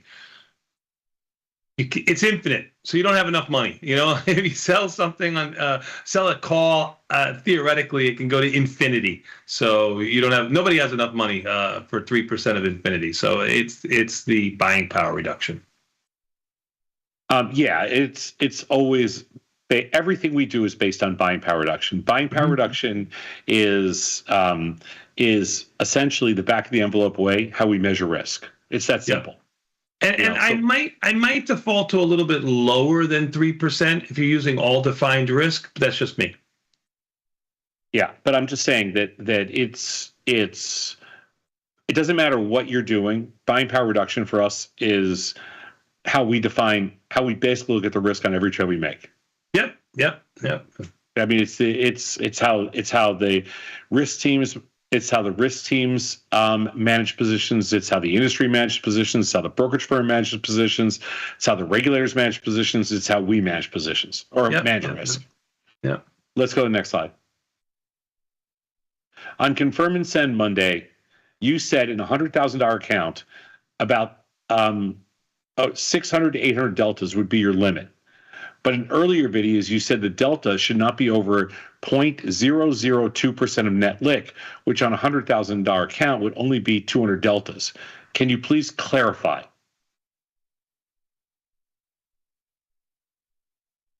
Your limit. What are they trying to? He's got it. I think I can help you here. I can. I mean, we're talking about an opening position that's subject to change too, right? No. The question came in yesterday, and we said, they said, what would be the max amount of delta risk that you would take, given some amount of money? And I said that it would be some multiple of your account balance. So I said maybe 4 times.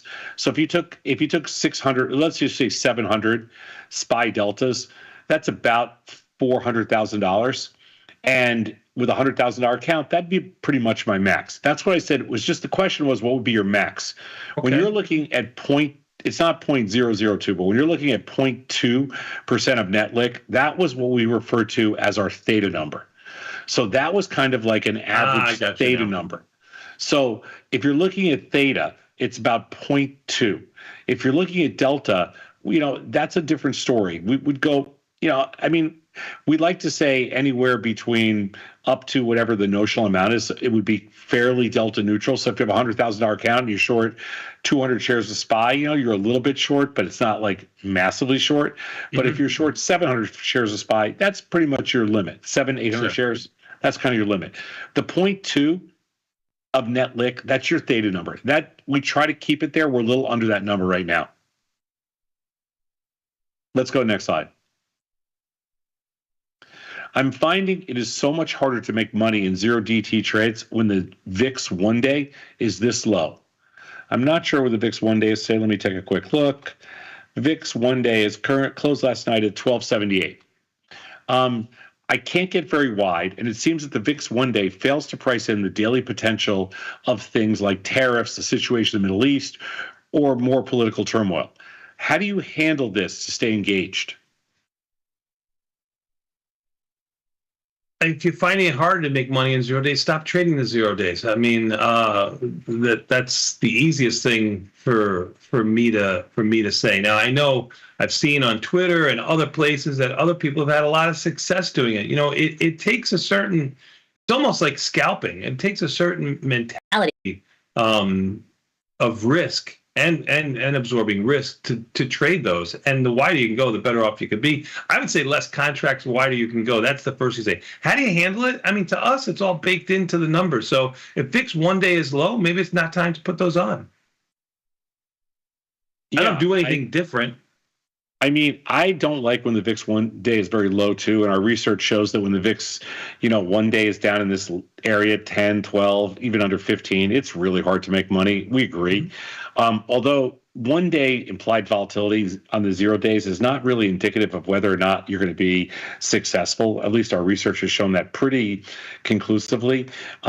We would agree with you. When the VIX is low, it's not that it's still relatively easy to be right, but it's the numbers are going to work out to be what they are. What it comes down you're to. Still going to be right like 70% of the time or 80% of the time. And if you take profits like 10%, you'll be right 90% of the time. But the whole problem with it is that you make a lot less, so it's not really worth the risk. We understand. And you're subject to those outlier moves, of which the few that he's discussed there. Yeah. We understand exactly where you're coming from. Yeah. And we would agree that when the VIX is super low, VIX 1 day is super low like this, we don't like it either. Yeah. Okay, let's go to the next slide. I've traded mainly iron condors or credit spreads in the SPY and SPX in the past, but I've shifted more towards naked strategies like strangles. However, the buying power requirement is too high for me to do this in the SPX, XSP, or SPY. Is MES, which is the micro ES. Now remember, it's about 1/2 the size of SPY. So is the micro ES the best option to get small and to trade the S&P for what I'm looking to do? Besides the extra fees, are there any other negatives? Besides the extra fees and the open interest and the wider markets, you're going to have to listen. Everything's going to trade at fair value compared to the /ES option. So you have to watch your pricing here because the market's going to be a little bit wide in /MES, and the open interest is anemic in there. But I don't think there's anything else you have to watch except they will expire to cash or futures depending on what month you're in. Yeah, the real difference here, and it is your best option to get small as far as capital required. The difference here is that it is not cash settled. And at the end of the day, if you're doing the zeros or whatever, weeklies or zeros, it is going to settle to a future. And so if you're so you got to close it. That's all. Just got to close it before the end of the day. Close it before the close. I mean, unless you want to take the micro future, fine. If it's in the money, but just remember, the SPX settles to cash, the XSP settles to cash. There's nothing you have to do. SPY settles to stock, so you got to deal with the stock. MES settles to the micro future. You got to deal with the micro future. Yes, yeah, and the pricing. Be careful with the pricing because you only can control entry. Yeah. Okay, let's go next slide. There is a significant war between Israel and Iran. There's another one between Russia and Ukraine.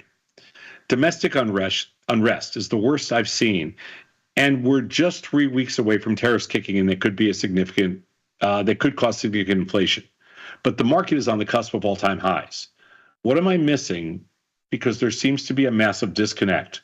Is this the case of Wile E. Coyote, which most of you know, running off the cliff but doesn't realize it? Is this one of those times when you take a big swing, or you should take a big swing? No, it's not one of the times when you should be taking a big swing. I'd rather react to the action, which as of late we've had none, and it's been all to the upside. So I'd rather react to the action than try to guess when the move or the big action is going to happen. So it's not the time to take a big swing. What's going on with the market? I don't know. I mean, just looking back, it's easy to see that the market was climbing the wall of worry. I didn't know that when it was doing it, although I did say 6,100 would be the high, but I don't want to pat myself on the back. Let's go to the next. Before we go to the next slide, it is not the time to take a big giant shot. We've been moving around. Is there ever a time to take a big giant shot, Sosnoff? I mean, if you feel there is, sure.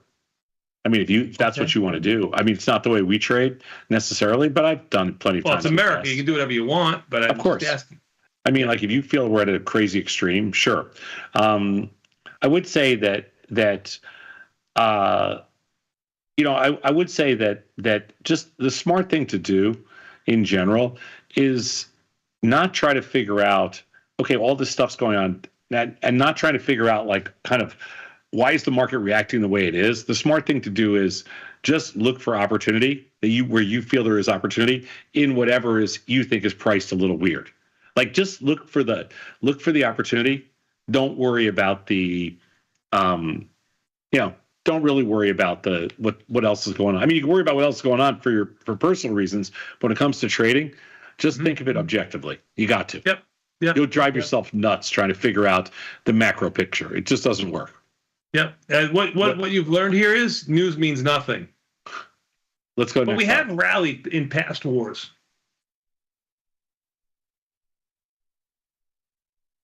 I hear a lot about interest rates versus bonds on Tasty. I'm a finance major, so I know they're inversely correlated. But what does it mean when you guys say that they can't lower interest rates with bonds trading at X price, please post it to confirm and send, because it's not just me, but a lot of us are confused by how you determine that. I mean, listen, it's being a little bit subjective here, but let's take a look at the bonds. We're talking about the long end, the /ZB. It's hanging out at 113. And if you look at it over the last month or two, it's at the lower end of its range. Yeah, I know it got down, into the 110 area, but it's 113 and change right now. And all we're saying is if bonds are relatively low and they have an inverse relationship to rates, you would expect them to keep rates the same or raise them. You would not expect them to lower rates. That's all. If bonds in the last month or two were trading up around 115, 116, 117, you could say, okay, maybe they're going to do something, but there's nothing for them to do here, in my opinion, at 113. Again, it's a guess. There's a Fed watch tool that you can look at too. Yeah. So, this is a very popular. This is something that we get a ton of feedback on, and there's this popular misconception that whatever the Federal Reserve does, it's going to impact long-term interest rates. And the crazy thing about that. What? Go ahead. No, go ahead. And the crazy thing about that is the bond market is massive. It's $50 trillion, and there is an active two-sided market that is incredibly deep, billions and tens of billions of dollars at all times. The Fed can only has a tiny bit of wiggle room inside of where things are actually trading. And so the Fed's job is to provide catastrophic insurance or catastrophic relief or catastrophic direction. And the Fed's job is to keep things within the lines. And so they can tweak the interest rates on the short-term basis, but they can't really impact the long-term rates. And because of that, when you see long-term rates go up as much as they have recently, and that means bonds are dropping, they're down to the 113 level. At that level right now, the Fed's going to have a really hard time lowering rates because they just don't have enough wiggle room to get rates in line with where the long-term rates are. If rates were to rally, bonds were to rally, then they would have a chance. They'd have a lot more room to potentially work with the rate structure and maybe lower rates. So the Fed's going to need to see bonds probably in the 115 to 117 area, and they're going to need to see notes probably between around 112-ish, and they're currently 110.20. They're going to need to see a pretty significant rally in the 30-year and the 10-year before the Fed can really step in and lower interest rates. That's just the amount of room they have to work with. And this is not something new either. This has been this way, for the last, 50, 60 years. Yep. That's just the way it is, ladies and gentlemen. We're going to take a quick 90-second break and come back. We got more Tasty Live with Tasty FX, Forex coming at you, Sosnoff. It's a new one. Beautiful. We'll be back in 90 seconds. It's Tasty Live.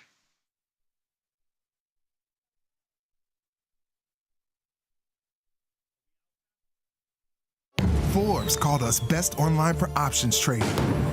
Investopedia, best for options trading, period. With stockbrokers.com, we're number one for options and futures trading. The Motley Fool really likes us. And so does Business Insider. So what else can we say other than boom? Trade like a trader. Tasty Trade. Make your move. Look who's back testing. Tasty Trade now has options back testing for free. Test your trades with over 10 years of data for the most popular symbols. See how your trades would have performed in the past. Look back at profit and loss and take the guess out of guesswork. Oh, did we mention that it's free? Get back testing at Tasty Trade. The market doesn't stop. So why should you? Diversify your portfolio with stocks, options, futures, crypto, and more from Tasty Trade. Focus on the markets that matter to you. See the odds before you trade using curve analysis, IV rank, and more tools. Get industry insights that help you find your next trade right where you need it. Tasty Trade. Download today.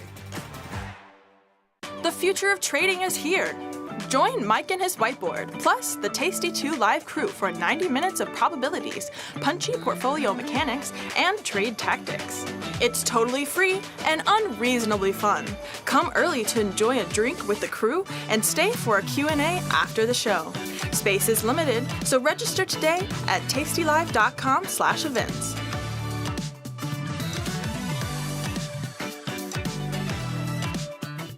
Got friends?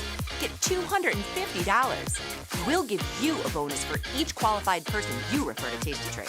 So spread the word and earn rewards. Terms and conditions apply. Class is in session. Dr. Jim Schultz is bringing the heat to Options Crash Course Live. This 90-minute show features Dr. Jim in his professional prime. All of the gimmies, none of the gotchas. Come early and grab a drink with Dr. Jim before class and stay for Q&A. The event is free, but space is limited. Register today at tastylive.com/events. It's not a lecture, it's a lifestyle. Global markets never sleep. Explore them with Forex, now available on Tasty Trade. Get in on over 80 Forex pairs, 24 hours a day, 5 days a week, with the Forex platform that adapts to your style and speed. FX marks the spot. Trade it on Tasty Trade.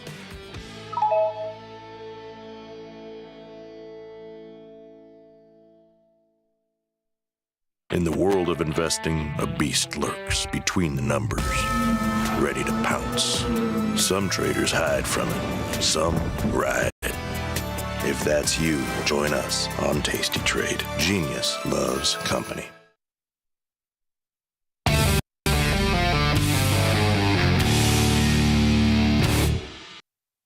Tomas, we are back, my friend. You know what that means? Time for a little bit more Tasty Live. That's right with this man. Wait a minute. Pete, what? Copper Pete? Gentlemen, how are you? Great to see you. Look at you getting ready. You got your bags all packed. You're good to go. Tony, I got my bags packed. I'm ready to go to London. I'm going to bring my my work wife with me, Tom Sosnoff. We're going to have a good time. But Pete, what are you doing here? Hey, it's time to talk a little FX, guys. So we thought we'd get into it. But so you're all set. You're ready to go. Excited about the show. Should be fantastic. He's got to come get my bags. So my bags are sitting here waiting for him to pick them up because I don't carry bags. Don't make them too heavy for me, some things never change, do they? Some things never change. Now, Tom, you and I have traveled all over, and usually it's the backpack. Are you actually putting clothes in a box that you are going to be compelled to carry? This is really a change for you. Yes, I got a good cantaloupe box for Sosnoff that I wrapped with a lot of tape around it, and he's going to put his clothes all in there. It's going to be great. Very nice. I'm taking a cardboard box and wrapping it up. I got string and everything. I'm feeling pretty confident. It'll be like a bakery box. Yes. Oh, unbelievable. Good stuff. But guys, let's talk. A lot going on in FX. So again, Tasty FX is available on the Tasty Trade platform. Really exciting. It's an easy integration. You want to go and activate the account. It's pretty straightforward. You can get through the activation and funding from your Tasty Trade account to Tasty FX. So very straightforward, very easy to do, which is great. So, and this is bringing 80 plus currency pairs that we really haven't had access to before. So it's exciting to see. We've seen a lot of interest, which is great. A lot of people getting their accounts set up, putting some money in, starting to trade product, which is wonderful to see. And it's great. You know, Forex is an uncorrelated asset when you look at the world of equities and some of the other things people are trading. So it's great to add that next level diversification. We've talked about this before. I've talked to this, when people have exposure, they've got a lot of Tesla or a lot of Mag 7, what they have is a lot of dollars. And everything we trade is priced in dollars. So looking at ways to that next iteration of diversification is kind of interesting. So, we've certainly had more than enough geopolitical events of recent. So, Tone, if you jump over to the Tasty FX tab, I can do that. You'll see it pop up on your screen there, Pete. I just have my regular what I would show anybody. Here's your bonds. Here's your Tesla. Like anything else, if you go down to the last one here where it says Tasty FX, Pete, is that where you want me to go? That's where I want you to go, my friend. It's as easy Click as on that. Tasty FX and it's going to populate your FX. Go ahead, Pete. Take it from there. Sorry. Right. So, and everything you're working through here now is you've got a watch list, trade page, positions, orders, history, and statements. It's all going left to right across that bar right underneath the Euro USD symbol here. Now, what's great was Spot FX a little bit different than futures, a little bit different than, certainly different than the currency ETFs. One of the great things here is you're really flexible about position sizing. So you can trade, a single lot is equivalent of one lot is equivalent to 100,000 of that currency. So if we were to put in a one lot Euro USD trade, it's 100,000 euros. Now, that's leveraged at 2% or 50 to 1. Leverage is dependent on the pair you're trading. But what's great is you can take that $100,000 size and take it down to 1,000 lots. So when you look at the order ticket here, you can just, if you wanted to sell something here, Tony, and we can walk through that really quick, you're clicking on the sell button. Right to on the right side on the order ticket there. You got buy and you got sell, Pete. Right. So I'm going to sell this, which means I want it to go the opposite way of the way it's going right now. Is that correct? Exactly. So whatever you're doing with the front part of the currency pair, here the trade is you're selling Euro USD, you're buying US dollars. We're going to look at some non-dollar currency pairs too, but whatever you're doing with that left part of the quote is what you're doing in this trade versus the chart. So if you think this market has rallied a lot, it certainly has, considering, 6 months ago we were looking at 105 euro, we're up to 116. You're selling it. Now the size you pick, you can click on the plus or minus buttons right below it. And that is what we call a mini lot. You could take that down to a micro lot, which is 0.01. If you click on the down button, the minus sign there next to the side, there's your micro lot. So that's $1,000 of notional exposure in euro. It moves about a dime a tick. And you can then, if you roll down a little bit there on the right rail there, it will show you what the margin requirement is for that. So it's $23 of margin. So you can really start to bring size down, which is great. I think we all want the flexibility. Trade small, trade often. This lets you do that, which is great. So the order construction of the ticket is really straightforward. It's simple. Walks you through it all here. There's great tutorials and videos. If you go to the tastytrade.com and go to the FX page and the help pages, there's lots of information as well as videos on how you do this. So, the one thing, guys, we've seen, whether it be euro or sterling, we've seen a huge rally in currencies. I know, Tom, this is something you've been focused on for a long time now. The dollar is overdone. Short term, it's interesting to see. We came in Sunday night. We had a lot of geopolitical events in the Mideast. Traditionally, you see the dollar get bid. It becomes part of that safe haven piece. Swiss gets bid, yen gets bid, but the dollar generally. And we really didn't see that. Now, when you go back to that Euro USD chart, Tone, we saw the euro get up to 116. Now, we've been there 3 times now. This is a 4-year high, but we didn't see much of a pullback. So it's interesting. In other words, the traditional rally we would have seen in the dollar. And remember, rally in the dollar means a fall in the euro. So this market would decline. So you would be selling euros and buying US dollars if you decided to short this. It's interesting to see we didn't get more of a reflexive pullback to 113 and a half. Market gave back a little bit and was bid right away. One of the things I want you to go to, Tone, on that is the watch list. Let's go to dollar Swiss. USD, CHF. There we go, Pete. Yeah. Now, dollar Swiss is, go ahead and click on that and then go to the trade page. Dollar Swiss has been sold pretty aggressively here. So Swiss has rallied, dollar has fallen.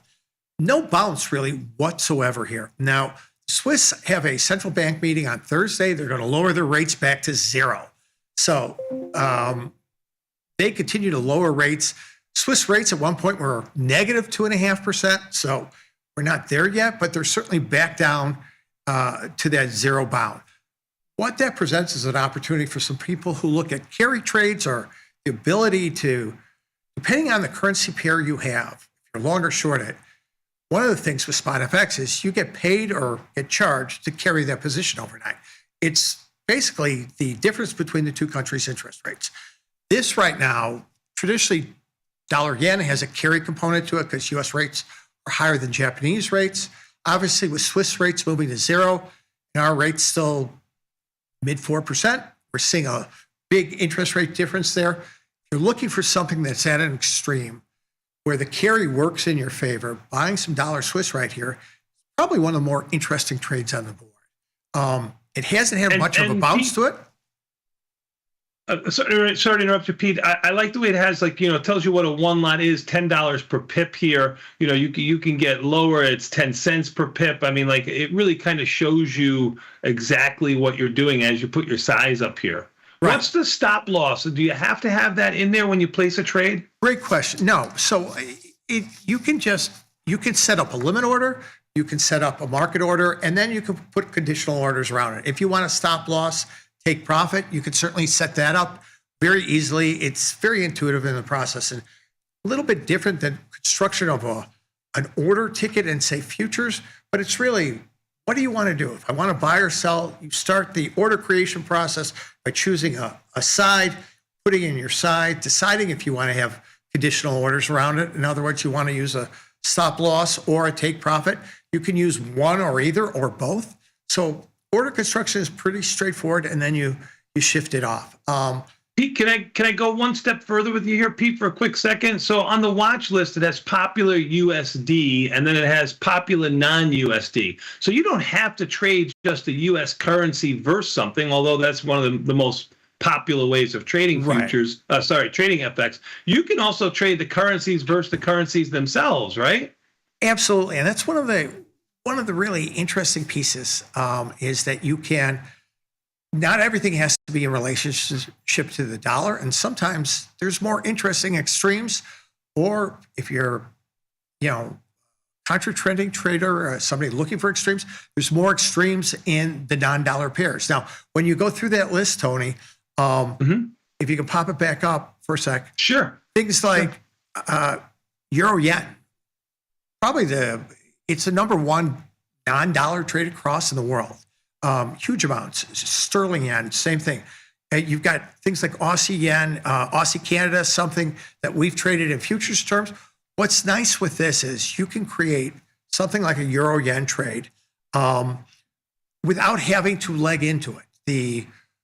If you have an opinion in euro yen or euro sterling, the pair is built, and that's what you're going to get. Where sometimes previously when we've done pairs trades like this, we've had to sell euro futures, figure out how many yen futures, and kind of build it with some tail risk. This takes all that complexity out of it, makes it very simple, very easy to size up.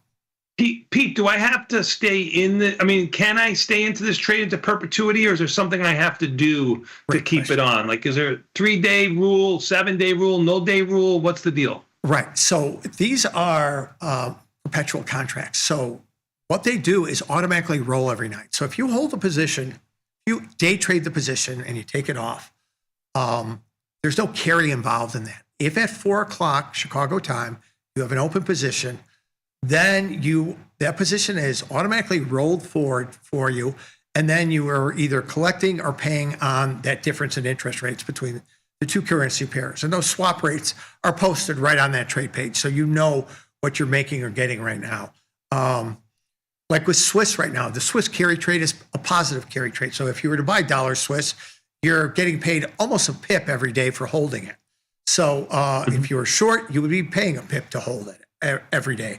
With dollar Swiss at 10-year lows, kind of an interesting extreme here. We do have a Fed meeting that we're going into. Expect to see some volatility this afternoon around FX. Tomorrow, we know with Juneteenth, it's a partial day in some products. Other products are closed. FX will continue to trade 24/5. So the FX markets will be available to you all day long. And how come it's not 24? How come it's not 24/7? We're working on that right now. So the ability to trade FX over longer periods of time throughout the weekend, we're working on that right now. So it's a project that we're hoping to have some of the majors in 24/7 mode probably in the next 6 months. Well, Pete, they did a really good job on the interface. Thanks, Hal. It's super easy to use. I've made about 10 trades. I don't think it shows up. Tony, does it show up on the follow page? I don't think it does yet. No, it does not show up on the follow page yet. We have to program that in, but it will. So when you make trades, it's a separate trades. Yeah, because it's a separate account. But I've made about 10 trades so far on the new Spot Forex page. And I will say a couple things. First of all, it's super easy to use. Second of all, you can get very small, like you said. Like if you do 10,000, it moves around in a couple dollars. You know what I'm saying? It's pretty small. And so you can get a really good feel for the size and everything. And it's very fast. It's very active. It's a super easy interface to use. And to me, the downside is there's no options. Right. And honestly, this is the first part of product integration. And that is the natural end state where we want to get. Yeah. Just for a little clarity, guys, if you're looking at activating this right now for the initial push, this is available for individual margin accounts. So if you don't have an individual margin account, you can certainly always open one up. But if you have only a joint account, you're not going to have access to this right now, but we're addressing joint entity accounts in a future state. So it's a very simple, straightforward interface. I mean, Tony picked it up in 2 seconds. It's easy to use. It doesn't show up on the follow page. Even Tony picked up for it. See, I didn't even say that. I was trying to be nice. I know. You're giving I was waiting till Pete was gone. Then I was going to say even Tony can do it. Thank you for not embarrassing me in front of the higher beings. Appreciate it. That's right. But like I said, super easy to use, easy, very intuitive. My biggest complaint is not your fault because there is no such thing as an option market in the spot place, so it doesn't really exist yet. And the only other issue with it is just you have to move money, and those are the only two downsides. Everything else super easy. Fantastic. And again, the money movement is pretty straightforward. It's laid out. It's depending on the time of day you move it, it's almost instantaneous, which is great. So, and we'll continue to improve. And guys, what we're doing here is anybody ever has a question, reach out to, again, Pete at tastytrade.com. Love to field the feedback and hear what people are thinking as we continue, as they start to embrace product. Now, we do have dollar shekel. So if you want to go trade dollar shekel, the markets are wide, but if you want to take a look at USD ILS and see how the shekel is reacting within all this geopolitical, again, finding that trade. So reacting. How is it reacting? Actually, it's relatively strong, Tom. The dollar's Tony, if you brought up, I would have guessed that it got killed, but I see that's how would you know? Yeah, bring up the watch list and scroll down. You're going to go down a little bit, and you're going to look for USD ILS. That's a shekel and ILS? ILS. Do you know I've never traded a shekel? There you go. This could be your first time here. No, you can now, Sosnoff. Get yourself some shekels, dude. Hey, you have enough shekels for all of us. Hey, Pete, you're going to we're going to miss the opening here. Right, so. Go ahead, guys. All right, thanks so much for the time.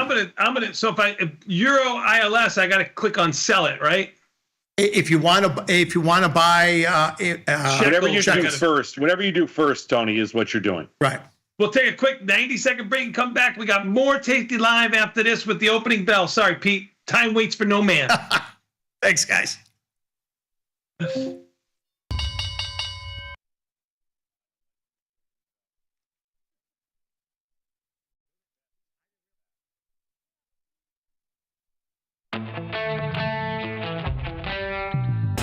the world of investing, a beast lurks between the numbers. Some watch from the safety of the sidelines, but others sat. Tasty Trade has crypto, and you can trade. Got it. We get it.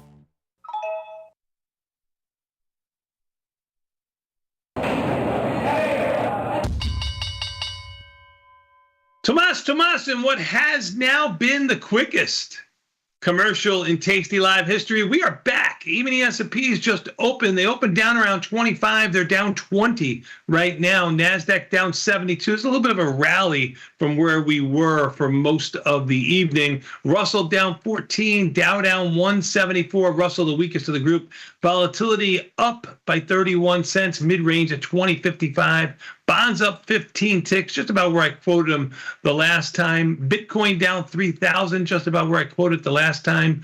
Oil up about $1.20, rallied off of its lows of 69 and change to 71.5, now about 60 cents off of today's high. Volatility seems to be upticking a little bit here. IV rank of 96. Gold down $5, going sideways. It was down around 14 a moment ago. Silver up 58. That's a decent sized move, although it is off its highs by about 30 cents. Sadnoff, let's see what some of these movers are today. When I click on net change, I can go from high to low or low to high. I'm going to go to the downside first, Sadnoff. First Solar bringing us lower by around $36 or so. ENPH down $11. Adobe down around $6 or $7. MSTR down $7. Lilly, which Vanetta talked about, down $3.60. Coin down $4. Microsoft down $4. Tesla down $4. Let's see what the upside brings, Sadnoff. Reddit is your first one on the group there. Reddit up $10, Sadnoff. CBNA up $3. And Netflix up $3 and change. Those are your buckers, with Oracle up almost $2. Sadnoff, what say you? That is a absolutely freaking huge move in Reddit. That is a huge move in Reddit. Agreed. And to the upside, you would think with today's market being a little bit softer, it would be the downside, but it is not. RDDT, IV rank of 30. I just had to recenter. I just had to recenter my Reddit trade, and I did not think I'd be doing that on an upside move today.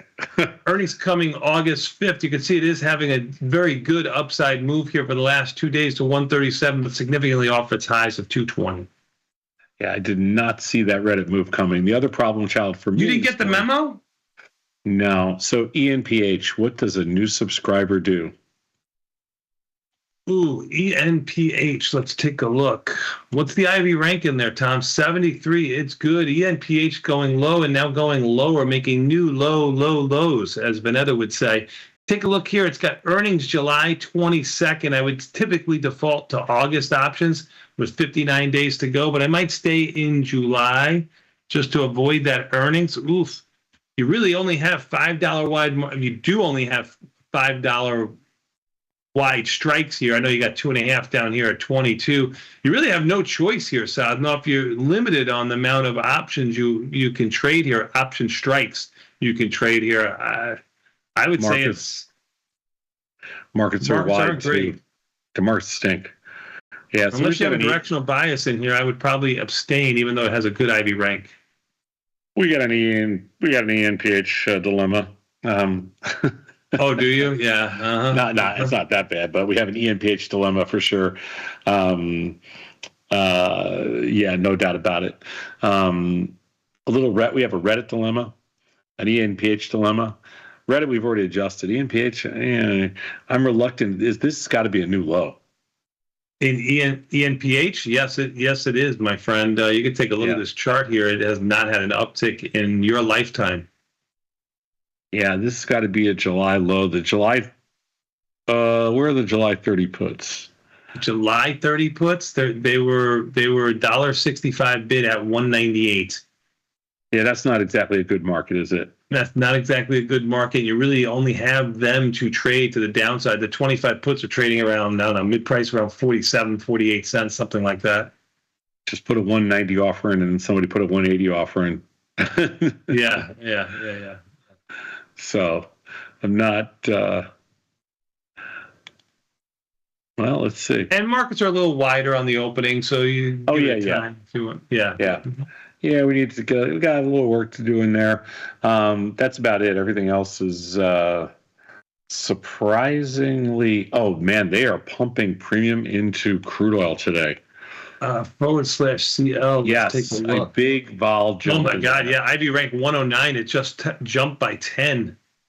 Yep, because I have no delta, 0, and I'm getting killed. Johnny, killed. Oil, big product. Watch your size in there. Yep. 10 times the size of any equity that you used to. If you sell something for 50 cents, you're really selling it for $500, not $50. Yeah, big move in there for sure. All right, what looks interesting here? I got orders in ENPH. Ooh, Reddit. What's going on in Reddit? Up $16. What do they have to have it today? Gotta have it. Need to have Reddit. Need to, want to, must have some Reddit. Let's take a look, see what I can find here. Let's see. Gotta have it. I don't know. Easing tensions between Israel and Iran. I don't know why that would. I don't know why. Sadnov. Gots to get me some Reddit. Yep. That's why. I doubt it, but we'll see.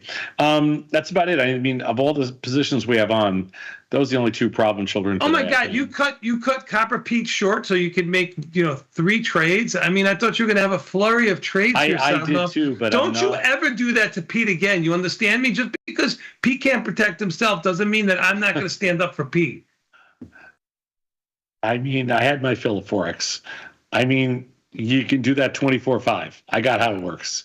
That for a guy like you, that's got to be nirvana. And I don't trade. I've never traded a lot of spot Forex. I traded every once. Like I said, I've made about 10 trades so far.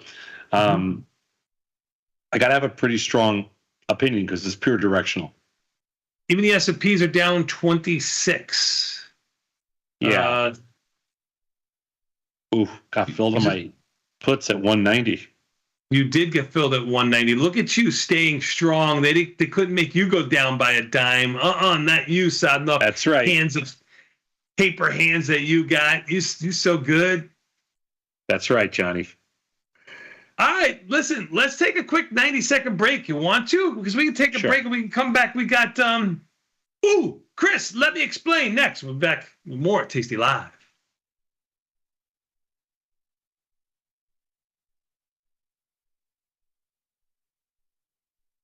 You can get up to $4,000 when you open and fund a new account with Tasty Trade. That's 4,000 buckaroos, 4,000 bills, or clams, 4,000 in dough or cheddar, not the cheesy kind. 4 large, 4K, $4,000, which is no small thing. Open and fund a new Tasty Trade account and get on the platform for traders who just want to trade. And did we mention a bonus of up to 4,000 smackaroos? Tasty Trade. Make your move. If you missed the live show, here's our cherry on top weekly recap. I made a list of the 7 places in America that I've been to. This is my list. I don't care what anybody else says. There are 7 places that you would drive out of your way, like get off the highway if you're going somewhere to go get a certain food. Okay. We are ready for your presentation, my lord. In New York City, you have to go to Katz's. You get to Chicago, you have to go to Riccobenni's. You have to get off the highway in New Haven, go to Worcester Square, go to Pepe's. The original Pepe's. Some people go, Pepe's Pizza, yes. You drive straight up 95 until you get to Maine, and you go to Ken's in Scarborough. I was there this weekend. I put it easily among the greatest meals I've ever had.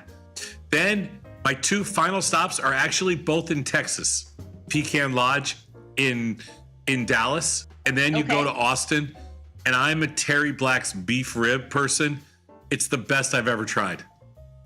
We're going to be in Pilsen. I'm going to buy you a Rico Benny's after the show. I don't want you to buy me a Rico. Well, that's nice of you. It's very nice of him, but I don't need him to buy me a Rico Benny's.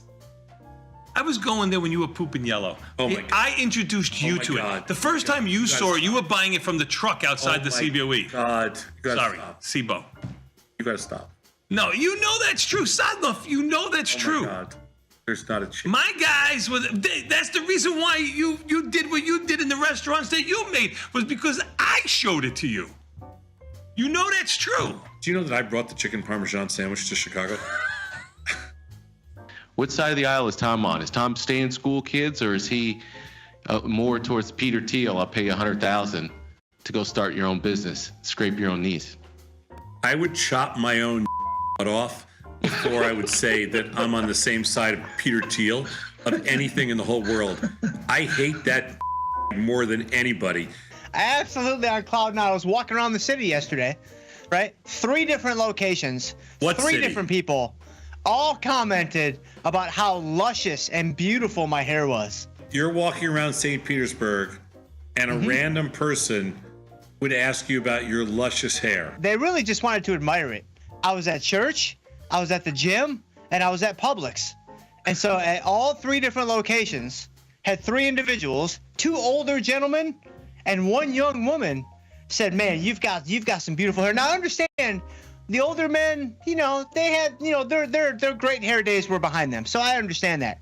But I'll tell you what, man, I was feeling pretty good. That 22-year-old woman was like, "You've got some beautiful hair." And I was like, "Well, thank you very much." Did she want to touch it? No, not necessarily. I turned into the aisle, and she's standing right there, and she saw me. She did like a triple take. Well, she probably thought you were a Manny since you were doing the grocery shopping, and she was probably looking for a Manny herself. She that could do her probably grocery needed shopping. somebody to reach the top shelf to get something And she to. picked Jim. There was nobody else in the store. Exactly. I'm 5'10", so it makes sense. Get the full scoop by checking out the archives at tastylive.com. Got the need for speed? No problem. At Tasty Trade, you can turn smart ideas into real trades with just a few clicks. Wow, that's fast. Tasty Trade, make your move.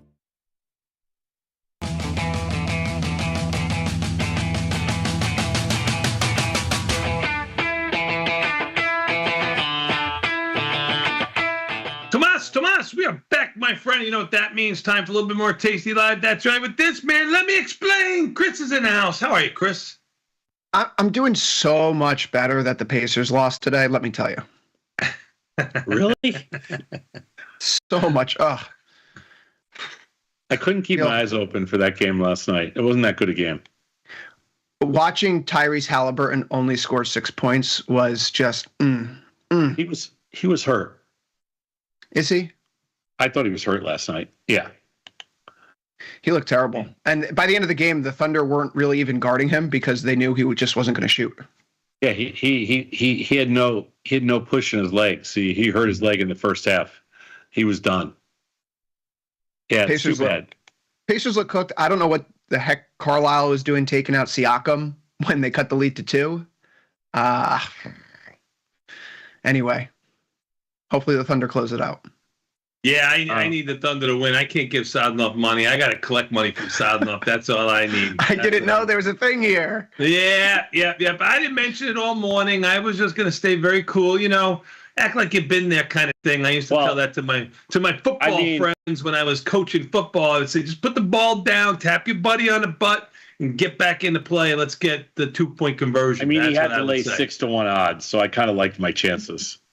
No, you don't. I had to lay 6-1 odds. You don't like your chances. You were just trying to go with the outlier move, Sadnov. That'll teach you. I still like my chances, and you're going to be nervous as hell. Oh, you want to double it? Then you want to double it?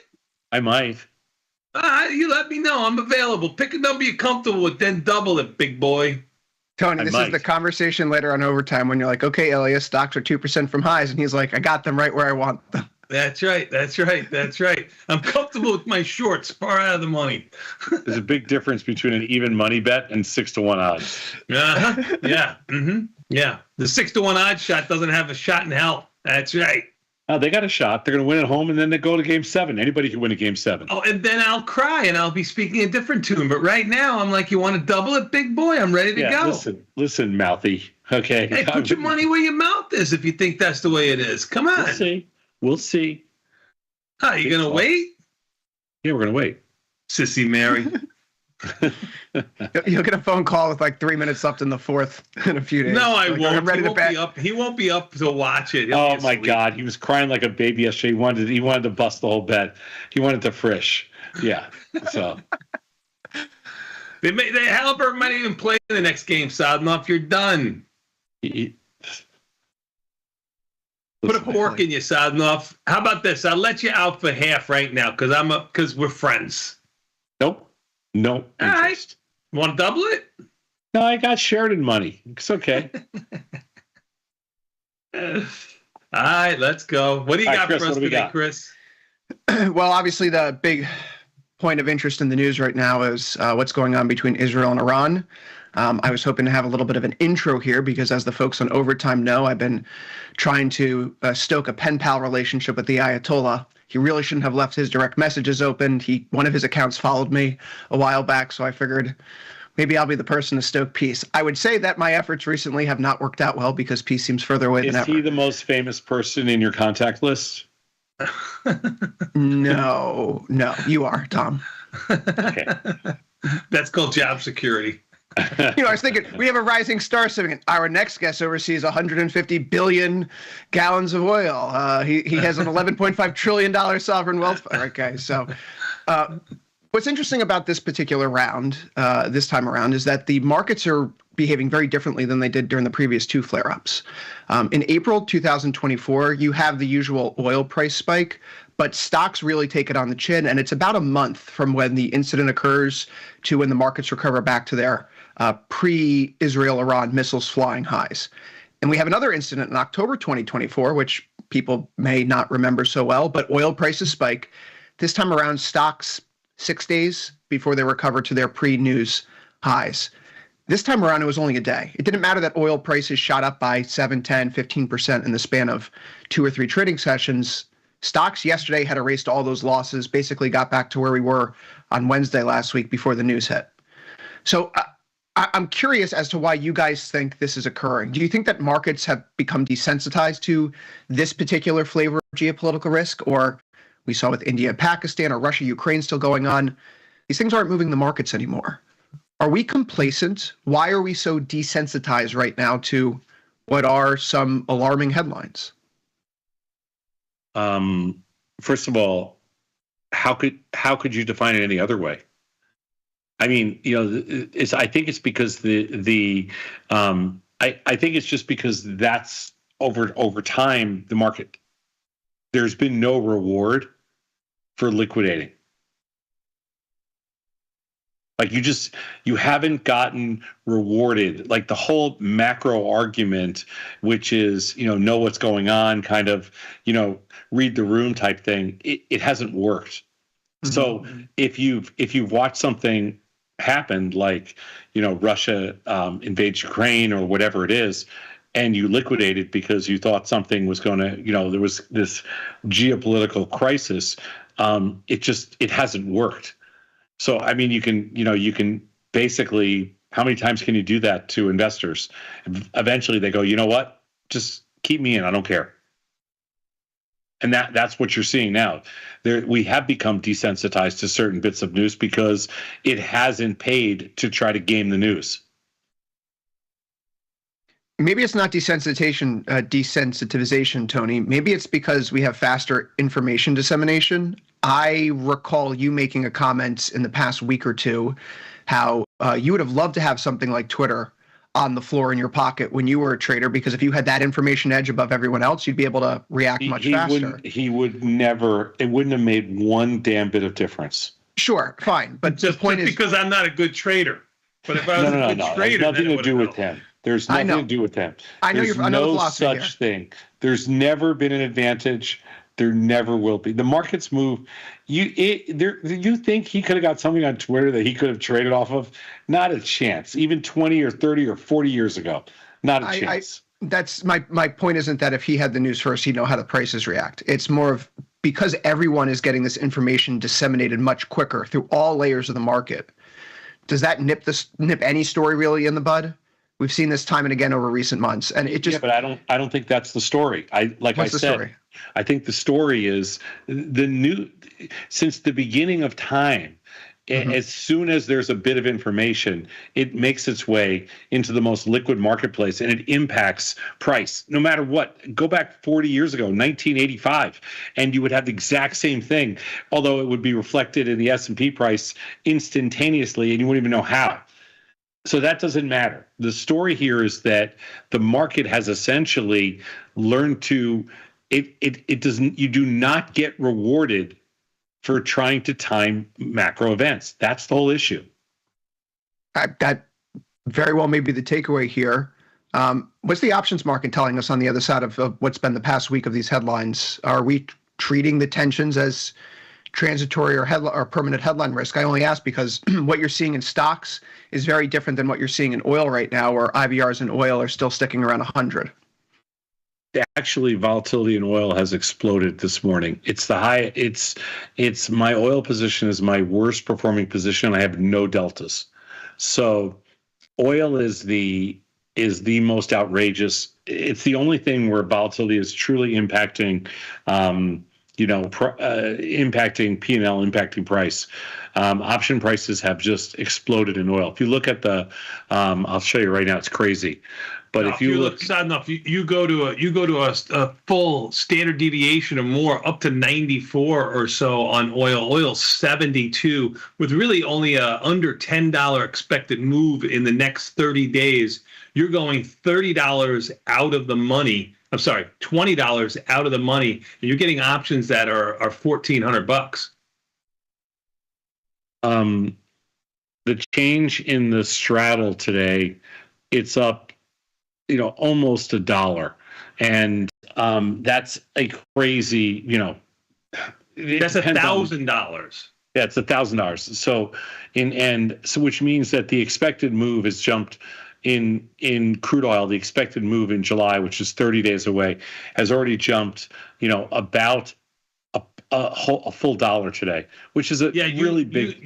You look at the 72 or 72 and a half straddle, and it's up anywhere between 80 cents and $1. And that 72 and a half straddle would have had a little bit of bearish delta to it yesterday, because the stock, the future was trading closer to 70. And with that bearish delta coming into effect, basically is bringing 80 cents. You look at the 70 straddle, that would have been delta neutral. It's up about 50, 60 cents. So it definitely has some volatility expansion in it.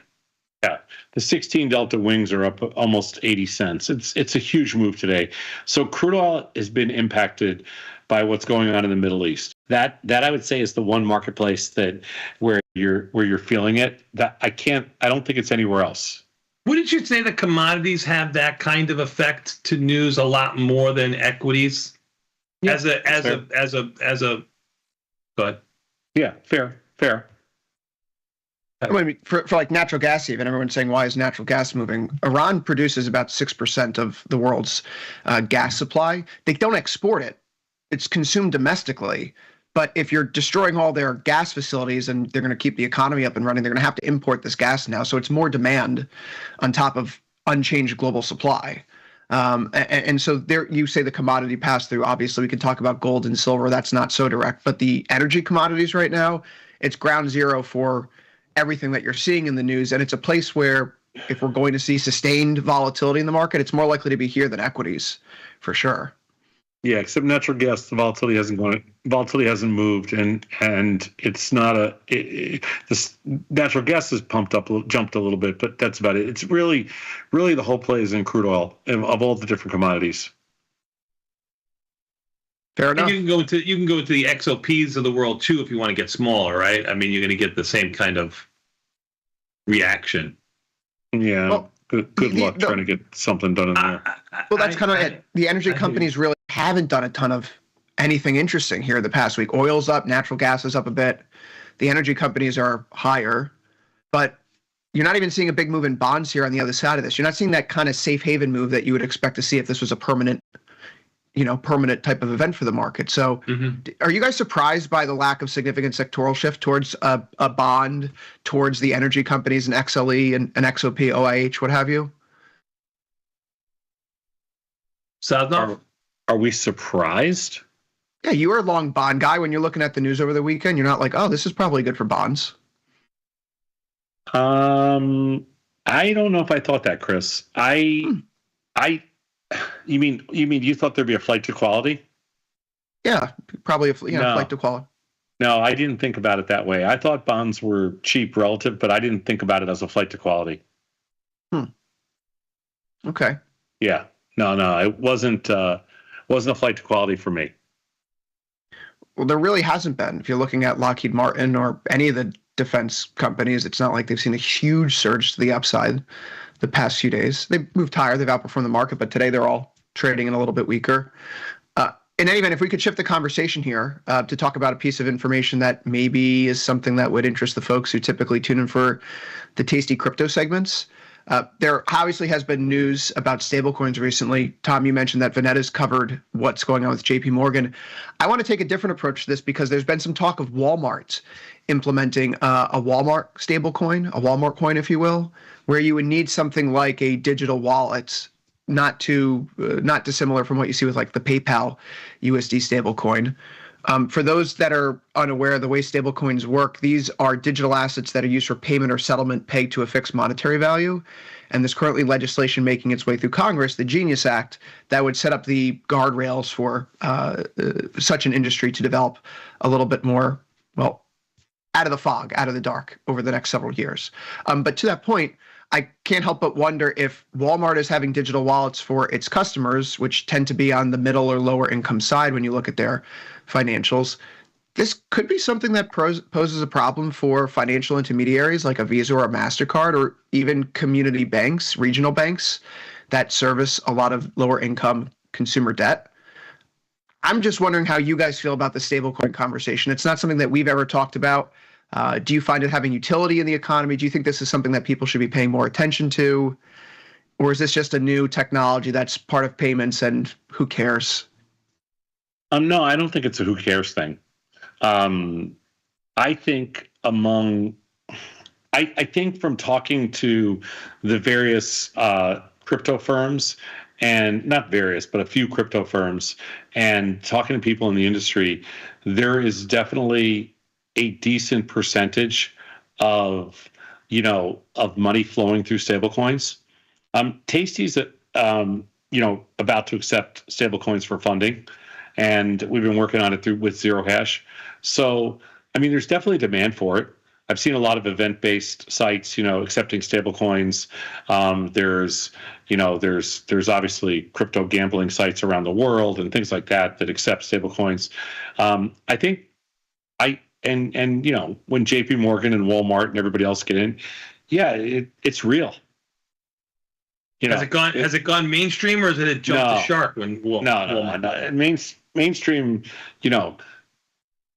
I mean, if you watch what's happened in the Circle IPO as well, it's been insane. I would say I think it's more than a short-term phenomena. More than a short-term phenomena. Yeah, I think it's real. I think it has legs. I think it has legs. I don't think you're going to be necessarily, jumping in and using stable coins tomorrow. I just think it has legs. So if this is a corporate-backed currency, what does it take for consumers to fully buy into these pseudo-corporate-backed currencies? Is it just simply brand trust? Yeah, it's going to be brand trust. It's going to be brand trust. There's going to have to be a reason to convert. There's going to have to be a reason to use them. It's just there's just going to have to be a reason to do it. Like, I'm not exactly sure, how Walmart or JP Morgan, I'm not sure what their story is. I don't know how they're going to, I mean, are they going to give you a discount if you, pay with a Walmart stablecoin? Are you going to, I don't know what their game plan is. I mean, I kind of see it as when I load up my Dunkin' Donuts rewards card and go get my iced coffee. Yeah, sure. And then I get Dunkin' points back on the app that allow me to get free things. So probably I'll get issued Walmart stablecoin back instead of points. Yeah, but what's the advantage for them if it's all backed? If it's backed one for one, how do they save any money? I mean, I'm just saying. I don't know. I don't know. I haven't figured out. Like, I understand that for certain here, for me, it all works. Like, the cool thing about stablecoins is as long as you can keep crypto prices going higher, you can kind of siphon off some money into stablecoins and people can pay for stuff and it feels like you're not even losing anything. It's kind of like there's this constant game of Ponzi game of smoke and mirrors and everything, and you're just playing with profits, and it kind of all makes sense. I mean, I'm just nervous when something eventually goes down, if it ever goes down, how they're gonna do it. But I don't know how every single company, like the last thing you're gonna want to do is have, is use a Walmart stable coin, a Amazon, a JP Morgan. I mean, I'm not sure, a Costco. I mean, what are you gonna do? Well, that's trying. Is this just digital version of store credit, or is this something that right. seriously upends? Right. So that's kind of because if otherwise we should have like a Chris stable and a Tom stable coin and a Tony stable coin. And are you going to have a portfolio? Are you going to have stable coins for every single company that you do, so that if you fly American Airlines, you use theirs and you get a discount or something? I don't know. I'm not sure more what frequent flyer miles. I mean, what's the advantage other than they can carve out the 2% Visa fees? It reminds me a lot because if you look at some of what Walmart has said and indicated, it seems like they're going to have an automatic conversion mechanism behind the scenes, akin to what Overstock did a few years ago when they first started taking Bitcoin, which is to say that when Overstock took the Bitcoin, they did not keep it in their treasury. They immediately converted it back to US dollars to avoid any of that exchange rate risk.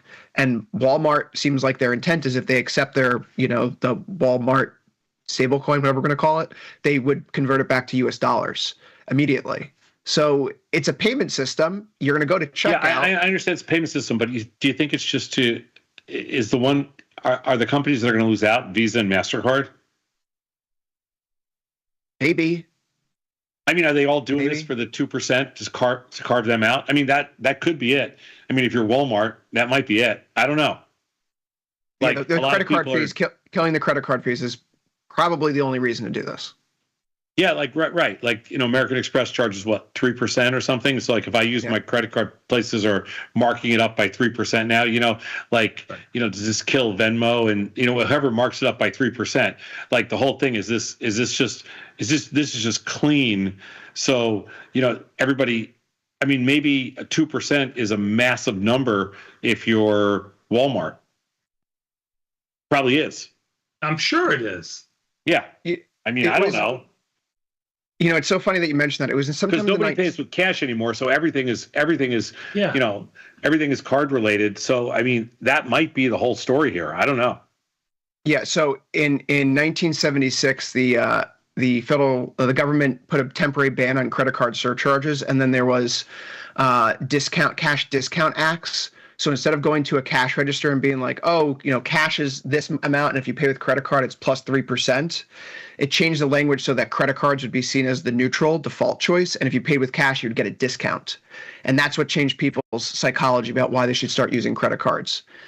That's where we find ourselves. My Taiwanese source just wrote, Walmart's going to take the real money and then issue stable coins while they collect interest on the money. So it's just treasury? Okay. I don't know. I mean, it's a thought. It comes from my Taiwanese source, Peter. Well, it's not quite that simple. Why? Because they have to collateralize everything. Mm-hmm. Mm-hmm. I don't know. I don't think it's that simple, but I think it's more to save. But there might be a cash flow play in there. Or there might be a spread. There could be a spread. Stablecoin does have yield, I'm being told too. I don't know but if you are just holding the coin, you're not getting the yield, are you? There could be a spread. There could be a spread. I just haven't studied it that much, but there could be a spread. I know that I know the fee structure on our side. It's minuscule. It's like, I mean, when you think about it, like a credit card is like 200 basis points, and a stablecoin is like 2 basis points. Yeah.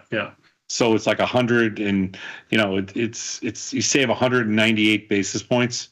So maybe that's the play. Yeah. I mean, instead of a 2% fee, it's a 0.02% fee. Right. So maybe in the end, And it costs, it does cost nothing to create. I mean, it's virtually nothing. You got to do a little regulatory stuff, but it's not the technology's like a brain dead stuff. Well, in the past 2 weeks, between the stable coins and the news that Meta is going to allow companies to vertically integrate their advertising directly through their platforms, which is to say that instead of having an outside advertising agency bid up for rates and make the copy, companies can just have AI do that all for them. We've seen some traditional companies, your Visa, your MasterCard, your ad brokers, they've started to suffer here. So maybe this new technology will be disruptive. Consumer benefits remain to be seen. But right now, I think it's absolutely worth noting. And then, by the way, speaking of Walmart, it's down 9 days in a row. Is that what I heard earlier? When was the last time that happened? Maybe there's Walmart, a plan there. I haven't looked at it. It's down 9 days in a row. That's what I heard on the radio earlier. That didn't make sense to me, but that's indeed what my chart's showing. 9 days in a row, lower closes. I haven't looked at Walmart. Didn't drop that much, but yeah. Mm-hmm. Now you're going to make me look, Chris. I made you look. I'm sorry. No, it almost looked like it.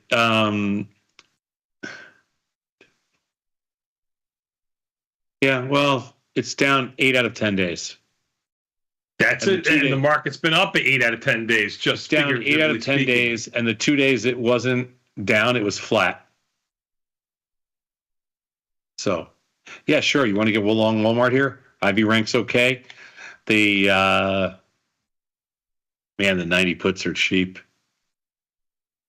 What did I do, Tony? Buy a call spread then. I think you sell the 90 puts, Tony.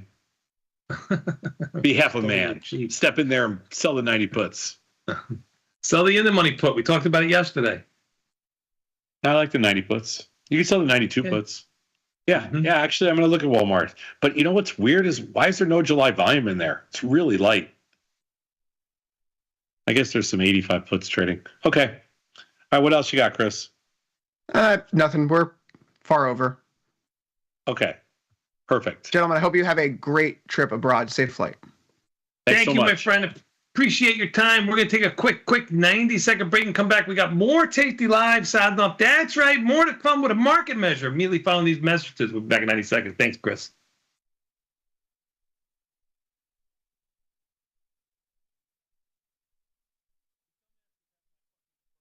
Forbes called us best online for options trading. Investopedia, best for options trading, period. With stockbrokers.com, we're #1 for options and futures trading. The Motley Fool really likes us. And so does Business Insider. So what else can we say other than boom? Trade like a trader. Tasty Trade. Make your move. You can get up to $4,000 when you open and fund a new account with Tasty Trade. That's 4,000 buckaroos, 4,000 bills, or clams, 4,000 in dough or cheddar, not the cheesy kind. 4 large, 4K, 4 grand, which is no small thing. Open and fund a new Tasty Trade account and get on the platform for traders who just want to trade. And did we mention a bonus of up to 4,000 smackaroos? Tasty Trade. Make your move. Look who's back testing. Tasty Trade now has options back testing for free. Test your trades with over 10 years of data for the most popular symbols. See how your trades would have performed in the past. Look back at profit and loss and take the guess out of guesswork. Oh, did we mention that it's free? Get back testing at Tasty Trade. Global markets never sleep. Explore them with Forex, now available on Tasty Trade. Get in on over 80 Forex pairs, 24 hours a day, 5 days a week, with the Forex platform that adapts to your style and speed. FX marks the spot. Trade it on Tasty Trade.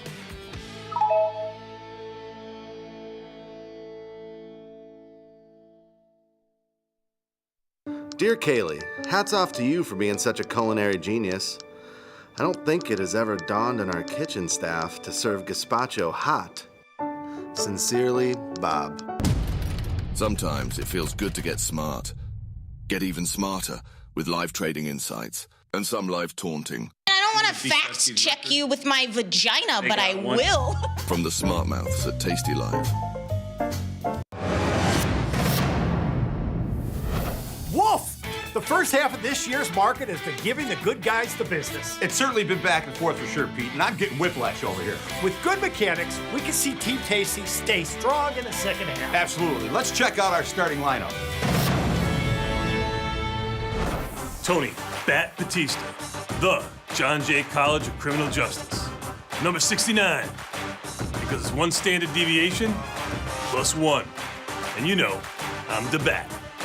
John McLaurin, Wisconsin, number 2, because I'm Beth's right-hand man. Vanetta Logan, the Indiana University. Number 3, because that's how many shots of bourbon it takes to make it through the first hour. I like the looks of that lineup. Well, Be Mechanical is always better than just trying to run plays and see what sticks, Pete. When you got skin in the game, you stay in the game. That's right. Now get off the couch and get into the game. Watch Tasty Trade. Today's episode of Market Measures is brought to you by SIBO. SIBO is partnering with Tasty Live to provide educational opportunities for traders at all levels. Did you know index options like these can provide opportunities for diversification, lower volatility, liquidity, and other benefits? To continue your education on some of the mechanics learned in today's Market Measures, check out SIBO's Retail Trader Suite at www.sibo.com/minis.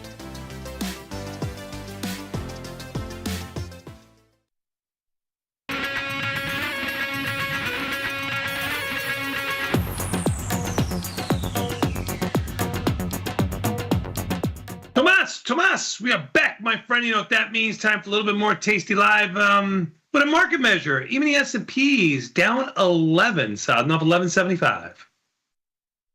About as high as they've been since we've been on the show. I'm just looking, trying to figure things out. Hey, hey, are we going to phone calls immediately following this? Yeah. Oh, beautiful. 855-238-2789 or 855-BE-TASTY. That's correct, my friend. We're going to your phone calls. We need you to light them up immediately following this segment. Yeah, this will be, well, we'll be in London tomorrow, so we'll take some phone calls tomorrow as well. But I'm not. Oh, brilliant. Cheerio. Oh, don't do that. I'm just getting used to it. Don't do that. Just like be the ugly American that you are. Don't try to like. It's worse when you're an ugly American. Usually you say try to be normal. It's what is usually your standard line to me is, can you please be normal? Just try to be normal. I mean, I don't know if people know that. Europeans hate ugly Americans, but they hate. So ugly just Americans. be the ugly American that I am? No. They hate ugly Americans worse if you try to like be one of them and imitate them. They'll really won't like. Don't you speak French? No, don't. Here's my advice to you when you're in Europe. You should just nod. Shut up. Just nod. Just go, yeah. That's it. Nod. The Bat and I are heading out tonight. We cannot wait. And if we don't get food poisoning at O'Hare, we'll be on the flight leaving tonight at about 6 o'clock. We're heading to London. We'll be on Friday night. We'll be at Earth with a capital H, which is in the Hackney area of London. And if you have a chance to come on out from wherever you are, we would love to see you there. Doors open at 5. Show starts at 6. And then 2 days later, Monday night, 3 days later, we'll be in Milan at a place called Fabrique. Doors open at 5, show starts at 6, which is noon back here in Chicago. We're going to make a ton of trades. We're going to trade every freaking product there is. We don't care. Scott Sheridan's on vacation. It's his money. So no, but it's all real. It's totally fun. We can't wait to do this. It's the first time we've ever been to Milan. We've done a couple shows in London, but the first time we've ever been at this space. We're looking forward to it. We've got a huge crew going. It is going to be a lot of fun, and we hope to see everybody there. If you haven't signed up yet, you can sign up at tastylive.com/events, and we just opened up our signups for Denver too. So we'll be in Denver in late July. I don't know the date, Beth. Do you have the date? for Denver? Yeah, let me look, Tom. Okay. Well, we'll be in Denver in late July. In Denver, signups for Denver and Chicago are now open. We'll be in Chicago in August. Denver. Why is July 25th significant to you, Sadnov? Because we'll be at the Summit Theater in Denver, Colorado. Why else? Because it's 13 days after you're going to be giving me my gift, my present for my birthday on July 12th. Yeah, I'm going to give you a gift, all right. Here we go. We will be in Denver, Colorado, July 25th. It's supposed to be beautiful there in the summer. Never been. I think we've been to the Summit actually. Looking forward to going back, and then a month later, on I believe it's August 15th, we'll be in Chicago at Talia Hall, and it is really a beautiful place. And it's in Pilsen. There's a bunch of our favorite, a bunch of really good restaurants in the area, including Five Rabanitos, Tony. Oh, wonderful. Make my day. No, they make the tacos there for you, so you don't have to make them yourself. Oh, good. Then I can do it. Five Radishes. No, some great restaurants and everything. City of Chicago will be August 15th. It'll be up for grabs. So if you want to come out for the weekend, if you've never spent the weekend in Chicago, you should. And come out, check it out. And in the summer, the best time here. So that's it. That's all we got going on right now. Beautiful. We're going to take your phone calls. S&P's down 12. Let's get to it. We're going to take your phone calls after this segment is over. And let's see if there's anything else that jumps off the screen at me. There's not. Let's do it. I'm ready. This is a little bit of a complex one. You're going to need your thinking cap. Mm-hmm. We are calling this, for lack of a better term, investigating pairs signals. Okay, this means we're going to be looking at the S&Ps versus the NASDAQ. Okay. Let's see. And these are not technical signals at all. This is just divergence in price. Let's go to the next slide. So a pairs strategy involves taking a short position in one underlying and a long position in another. Highly correlated underlyings in order to mitigate risk while earning additional premiums. The rule of thumb with pairs trades is they need to be correlated enough to reduce the risk by approximately 80%. For instance, over the past 12 years, the daily price changes in the SPY and the Qs have a correlation of 0.93. So this one's even higher than 80%. This one's 93% correlated. Mm-hmm. So this strategy becomes particularly effective if the current ratio between the two underlyings deviates significantly from its historical average, and there's an expectation of reversion to the mean. We're not big on price reversion to the mean, but when it comes to pairs trading, okay, which is two different indexes, but basically what happens, we call this a basis trade, and this is when the S&Ps and the NASDAQ, they just go like this together, right, all the time. That is correct. That is widen, they contract, they widen and contract.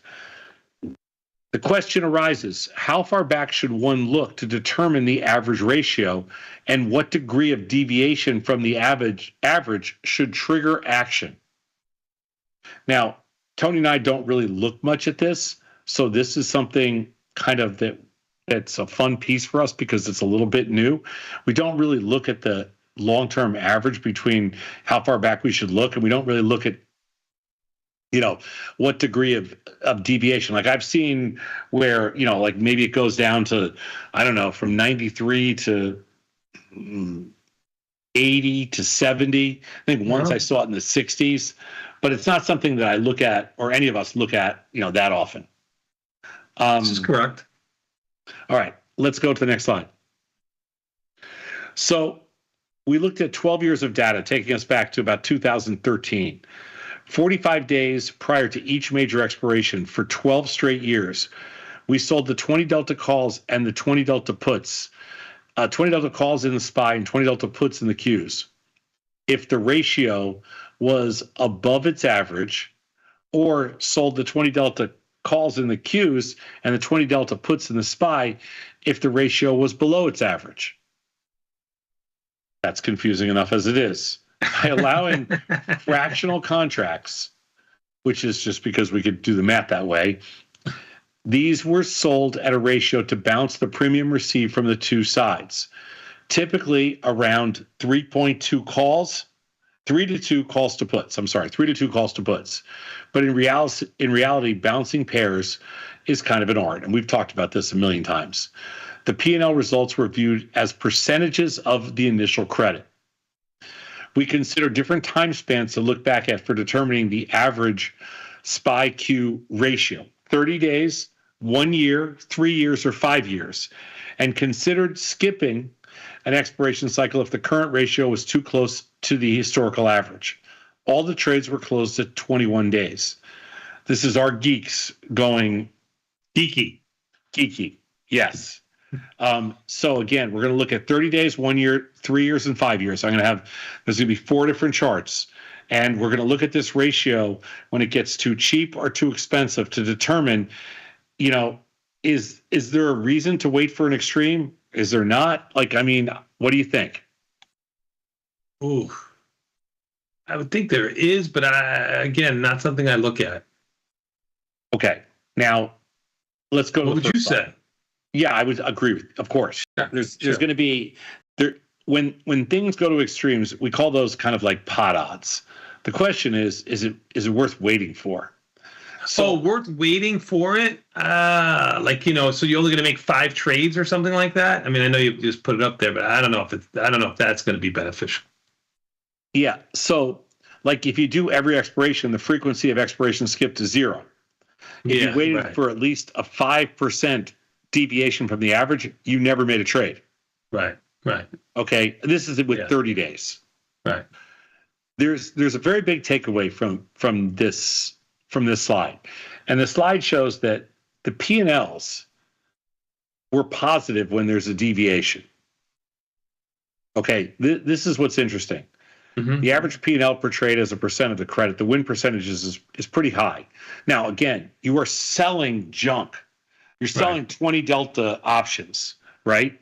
Either in the Qs or the SPY. So there's a very high probability of success in this trade approach to start with. Right. But using 30-day averages, the win percentages all point to at least a 2%, minimum 2% deviation from the average to get to kind of like a 2 or 3% deviation from the average to get to a decent average P&L per trade. Okay. And you still have, but the problem with this, there's a problem. And the problem is if you look at the frequency, if you had 100 expiration cycles and you were waiting for a 3% deviation, you would only trade in 2. And if you're looking for a 2% deviation, you would only trade in 9. So that if you really wanted to stay active trading, you're going to kind of have to look for that 1% deviation from the average, right? Because then you're trading in half the cycles. Okay, but average P&L per trade is 3%, which is not horrible. You'd like more. That's 3% of the credit received, right? That's correct. Okay. Yeah. Let's go to the next slide. So now we take the numbers out to a year. Now, when you go to a year, there's a reason for doing this. And the reason for doing this is you can get a lot more of the cycles, you trade a lot more. And so if you look here, if you basically you get 70% of all the expiration cycles and you make, almost 6%, which is great, with a 66% win ratio when the SPY-Qs is, plus 2%. So that shows when this thing gets a little out of line, it's actually pretty good. That's if you go back, you compare 1 year averages. Yep. Now, what you're going to see is if you go even longer, go to 3 years. Next one, Beth. When you go to 3 years, all of a sudden, okay, it's not as juicy, but you trade more. So what's happened here is that the further out you go, the numbers get a little more watered down and you trade more, but you make a little less. So it looks like the 1 year so far is kind of the number. And now, if you remember what we use, we are pretty much a slave to that 1 year number. Can you go to the last slide, Beth, which is 5 years? and here's your 5 years. And if you're in the 5 years, the numbers just, I don't know, they're not that appealing. They're just like kind of a straight short premium play to me. And so when I look at pairs trading, like should you do something S&Ps versus NASDAQ, it's basically you want to look at kind of go a year back, and you kind of, because you get the most bang for your buck and you get the most number of occurrences, and you make the most money, and you have the highest win percentage. So you want to go back to the 1 year, Beth? Go back 2. There you go. This is the strongest on the board. You have a decent win percentage. You participate in 75% of the cycles, and you make the most amount of money on a consistent basis. So, like looking for a 1 year back S&P Q when they deviate at least 2% from the averages. Now you're thinking doesn't sound like too much. Well, doesn't sound like a lot, right? Yeah, S&Ps and Qs don't deviate that much. Right. The funny little story is this is a lot of how we started trading on the trading floor was exactly this type of arbitrage. We would do the S&P 100 versus 500, but this is the NASDAQ. This is the NASDAQ 100 versus the S&P 500. So this is a little more volatile. All right, let's go to takeaways.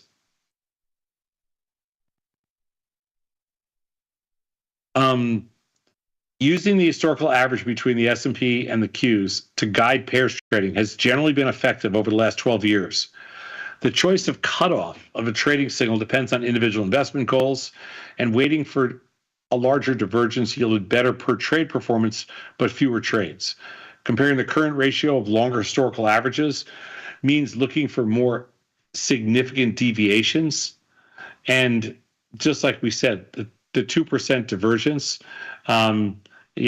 compared to the 1% made a big difference.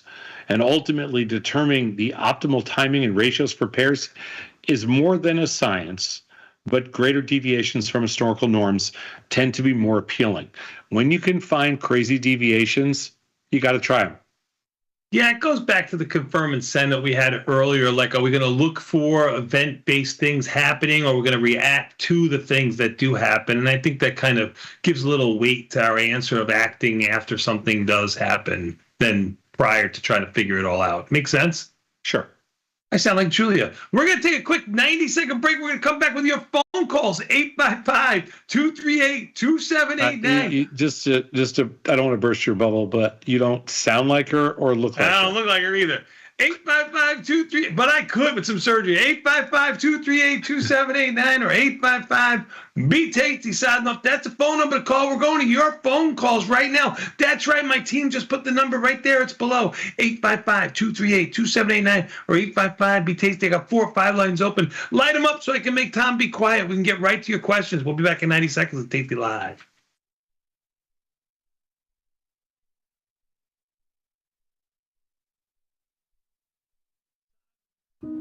Dear Karen, thank you so much for the relationship advice. Of course, since you met your husband in high school, I should obviously just go back to high school. Can't wait to win the Nobel Prize for my development of a time machine. Signed, Regina. Sometimes it feels good to get smart. Get even smarter with live trading insights and some live taunting. You're mistaking me for someone who cares. From the smart mouths at Tasty Live. If you missed the live show, here's our cherry on top weekly recap. I mean, I watched an hour and a half of TikTok, and that was enough for me. Skinny waist, what is it? Skinny waist, pretty face. Yeah. I'll finish that song. Yeah, that's Meg the Stallion. It's not safe for morning television. Skinny waist, Body yada face, yada big yada bang, blah, yada blah. yada. Body yada yada yada yada yada yada. Yes, Tom, you have. I got it down to a science, Beth. Yes. I'm practically a TikToker. Skinny waist, pretty face, big bang, boom. I didn't even know TikTok had music. Yeah. I mean, here you are, this big-time brokerage CEO, media mogul, TV star. You're a full-on celebrity, and you're running around singing TikTok music like a 16-year-old girl. You can get up to $4,000 when you open and fund a new account with Tasty Trade. That's 4,000 buckaroos, 4,000 bills, 4 large, 4K, 4 grand. Get on the platform for traders who just want to trade. Tasty Trade. Make your move. This is Chicago. We invented the skyscraper, the Italian beef, and the standardized options market. SIBO is not only the birthplace of options, it's also where Liz and Jenny got their start. In an industry first, 2 female former floor traders broadcast live from the floor. Hear the sounds of live market action and feel the electricity as they present real-time trade ideas and research-backed market studies live from the SIBO's SPX pit. Watch Liz and Jenny live from the SIBO, only on Tasty Live. Global markets never sleep. Explore them with Forex, now available on Tasty Trade. Get in on over 80 Forex pairs, 24 hours a day, 5 days a week, with the Forex platform that adapts to your style and speed. FX marks the spot. Trade it on Tasty Trade.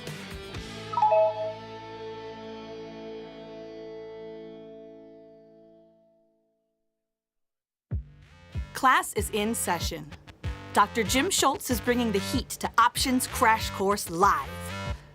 This 90-minute show features Dr. Jim in his professional prime. All of the gimmies, none of the gotchas. Come early and grab a drink with Dr. Jim before class and stay for Q&A. The event is free, but space is limited. Register today at tastylive.com/events. It's not a lecture, it's a lifestyle. Beat the opening bell. Get trade ideas and market insights before the open.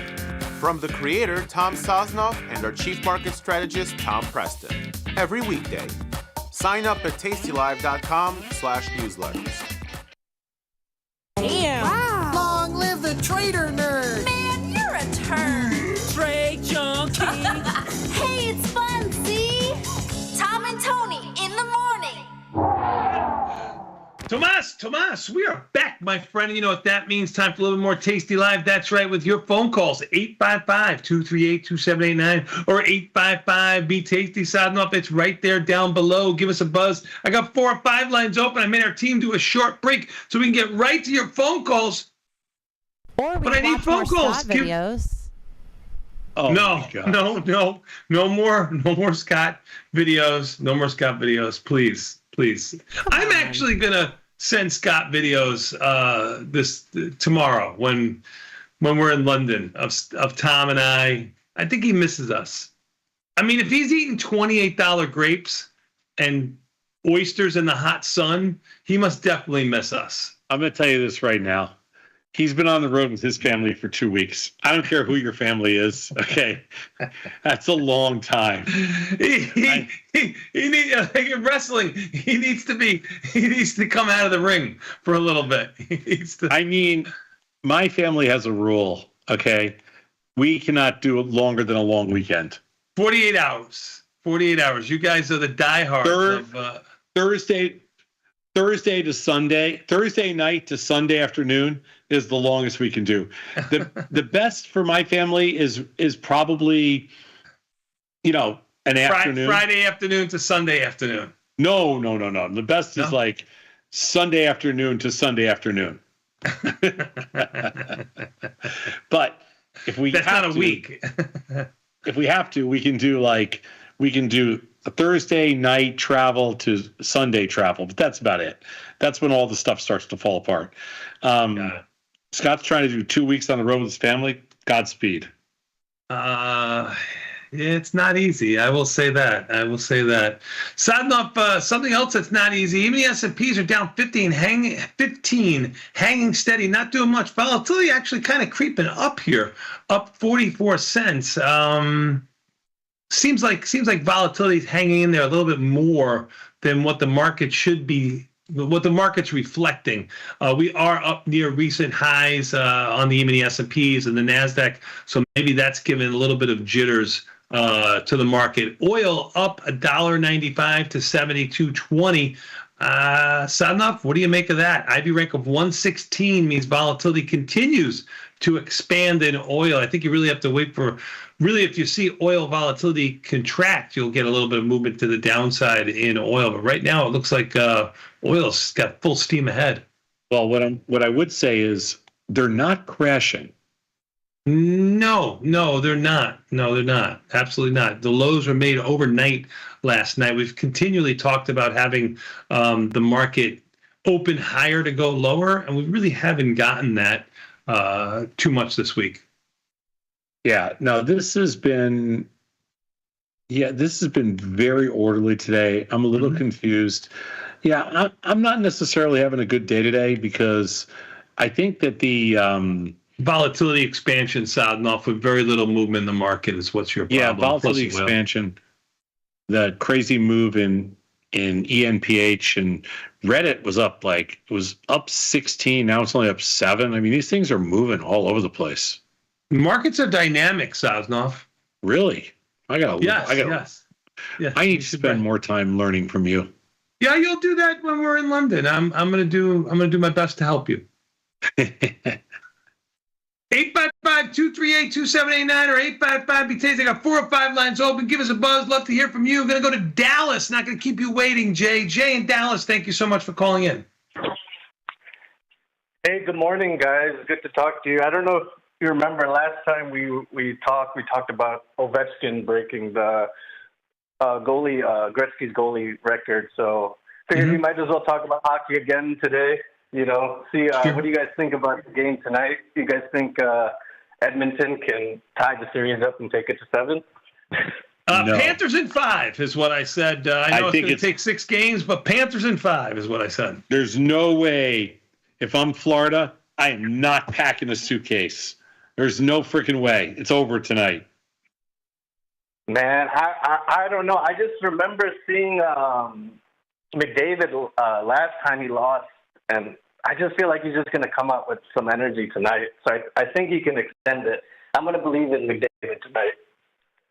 Well, I would love to see a Game 7. I mean, there's nothing better than Game 7. But he's being outshined by Bennett and Marchand. Yeah, I mean, they're just outshining him. That's it. Yeah, they're out hustling the whole team. Yeah, it just we'll see what happens. I'm pulling for McDavid because Florida's won. I kind of want to see a new chance, and I think McDavid. I just want to see him win. So I have no dog in the fight. So. I could see that too, Jay. But you know what? You don't get everything you want in life, and sometimes disappointment is good for you. So Panthers in 5. I think Florida's a better team, and they're fun to watch too. Yeah, they definitely are. Also, I guess to just bring it to the market side of things, last week you mentioned triple witching. I never heard of it before that, so thank you for bringing that to my attention. But because Thursday is going to be a holiday, are you doing anything different this witching? Are you planning on? I mean, maybe that's the reason why things are kind of happening the way they are today. How do you see any plays there? Well, first of all, we've rolled most of our. I don't have June positions right now, so for us, it's not a big deal. I think I don't know what impacts it's going to have on the market. I mean, for sure, it doesn't. Like when we say the markets are closed Thursday, it doesn't mean like crude oil's not closed. You know what I'm saying? Like the commodity markets aren't closed. So it's not going to impact that. That's not why those things are moving around today. Is it why vol's up a little bit? Maybe. I think tomorrow will be a little weird. They got to figure out how to price tomorrow. But we don't have a lot of June positions. We've already rolled to July, so I don't think it impacts us at all. Yeah, I don't think there's anything you can do about it either. I mean, it's a known. It's priced into the option model. There's really nothing to do any differently. You're not going to. You don't know if you're going to get any extra volatility contraction. It looks like you're not going to right now, from what I can see, just over the first 2 hours of the day. And also, let's remember, triple witching is very different today than it was in years past. in this market, we have an expiration every single day. Yeah. So you don't have to wait until the Friday to well, technically, I guess could you do everything? I think you pretty much have to wait for triple witching if you're going to get out of futures along with stocks and options and everything else. But it doesn't seem to have the same impact anymore.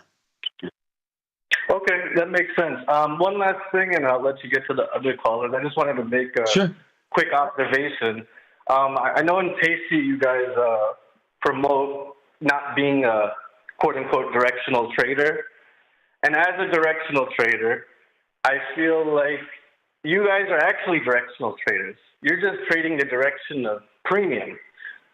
And premium has a price. You're still trading price. I just thought it was an interesting observation. I actually think you guys are trading direction. Everyone at Tasty is. They just don't see it that way. I just wanted to see what your comment was on that. Well, also we are directional too. I mean, we're pretty opinionated. So yeah, we're opinionated, we're directional, we're strategic in our direction though. Like, we're just not, we would rather not go for the 50-50 shot. That's the only difference between us and a pure directional future stock trader. Perfect. Well, thank you guys. I will let you guys get to the other calls. You got it, man. Good luck with trading this week. Yeah, let's hope for a great game tonight. Appreciate your call. Sound off 855-238. Yep, you too. 855-238-2789 or 855-BE-TASTY. Phone lines are open. I got 3 or 4 lines open. Let's come back home to Chicago. I got Jacob. Jacob in Chicago. What's up? Good morning, gentlemen. Can you hear me okay? Jacob. Yeah. I was just wanted to comment on the study that you guys just covered, because this type of study has always been my favorite material from the Tasty team, especially the guys in the background doing all the data work. And I especially like when you guys have like the things that are oscillating like volatility does. And because the SPY and the QQQs overlap so much, like so much of the weight of the SPY and the SPX is actually part of the Qs. I was wondering if the team could do a study where they compare like the NYSE alone or the Russell to see which one actually has the greatest oscillation.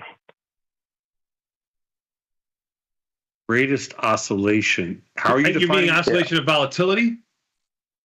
No, where they diverge. Like, because if you're going to do the pairs trade, right, you need the highest level of divergence, but they need to be correlated, right, like you said, to a certain extent. But then where the oscillation, when they diverge, is actually the largest, should create the biggest opportunity to make money on the divergence. So like between the Russell or between the Russell and the Qs or between the NYSE alone and the other indexes to see which ones have the greatest level of oscillation. So we can do that. Basically talk about pairs. Yeah, go ahead. Yeah, I mean that's doable. I got to talk to they're listening right now, so I'll just send them a note, but we could do that. Okay. Otherwise, this is my first time to call in because I'm usually not in the U.S. I usually am calling in either from Shanghai or from Hong Kong. And it's nice to be not sitting up in the middle of the night and having a long-distance call. So I wanted to just say I hope you guys have a great trip to Europe. And sorry I couldn't join you on one of those stops, but I really appreciate the work you guys do. And it makes trading on a daily basis to feel like you're with a family every day. So really appreciate all the investment you guys make in all of us through your work. Thank you, man. That was very kind of you to say. Appreciate that. All right. That's what my request is. Thanks. Yep. Thank you, Jacob. Appreciate it. We're going to go back to the phone call. Sound up 855-238-2789 or 855-BE-TASTY. I got time for a couple more. Give us a buzz now. I got 2 or 3 lines open. I'm going to go to Indiana. I got Tina. Tina in Indiana. Thank you for calling. Well, you're welcome. So I am new to this whole trading options thing, and I do have a specific question for Tom. No offense, Tony. I'm completely sorry. But what is your go-to? What is your go-to trading strategy, or is that a big secret? Oh, no. Tina, on this show, we have no secrets left, okay? Actually, he has one secret he will reveal, Tina, in the very near future. Otherwise, I will tweet out the pictures. But go ahead, Tom. Tina, there can be, after 14 years of Tony exposing every aspect of my life in real time, I have no secrets left. In the words of my wife, she said once, is there anything everybody doesn't know? Is there anything anybody like what's left to our lives that Tony hasn't exposed? Obviously, your go-to trading strategy. Obviously. So, Tina, we talk about, we're primarily premium sellers. So in the end, our go-to trading strategy is probably wide strangles. I mean, I would say 50% of our trades are wide strangles. Now, we use everything. So like on a monthly basis, we probably use, 15 different strategies, at least 15 different strategies. But the go-to strategy when it's all said and done would be wide strangles, a lot of naked futures positions, but mostly wide strangles. Okay, that makes complete sense. Okay. Now as a new trader, Tina, even though you didn't want to talk to me, too bad. But as a new trader, he gets very emotional, Tina. You can't say. You can say, "I'll get to you next, Tony." That's how you have to. Yes, you can't leave me out. Tony, you're next. I promise. Thank you. You might not be able to. He's heard that ever since high school. Tony, you're next. I'm talking, Sosnoff. You might not be able to do a strangle because it uses too much buying power. So what I would ask you to do is try to buy the wings and create like a synthetic strangle, which would really just be an iron condor on the platform, $10, $15, $20 wide. So you would be using, $800 to $1,500 instead of maybe using, $3,000 to $6,000 on your one contract trade. Yes, I've been studying a lot with the Tasty videos and iron condors and iron butterflies are, I understand those more, but I do understand that an iron butterfly is harder to manage. So I'm kind of leaning more in iron condor because you can keep a close eye on that, and you actually have an exit strategy for that one. You are correct. Good job out of you. Well, thank you. I have been a complete sponge for the past month. All right, awesome. Love it. Love to hear that. Love it. Okay. Keep the questions coming. Do appreciate it. I don't have any more questions at the moment, but I really appreciate you taking my call. And I hope you guys have a wonderful day. And safe travel. Thanks, Tina. You too. Thanks. Good luck trading. Sosnoff, we're going to go to, my dad's old alma mater, Sosnoff. We're going to Lancaster, Pennsylvania. I got Connor in Lancaster, Pennsylvania. What's up? Hey, guys. Thanks for taking my call. I got a quick question for you guys. I'm wondering if you have put any thought into rebooting the Where Do I Start series. That's what I started with you guys on back when, Tom, you had Case on. So I was wondering if you would do like a next generation I'm sorry about with that like. one. I was wondering if you do like a next generation one with like Nick and Vinny or something like that. Hopefully you found the one with Katie and I, and then the one with Nick and I after you got traumatized by the one with Tom and Case, and you were able to have a fruitful career. It's been about 5 or 7 years, and she's finally out of therapy now from that. So we're back on speaking terms. But no, we have considered rebooting that, and we want to. We're looking for the next victim. Vinny, he's too young. He's too young.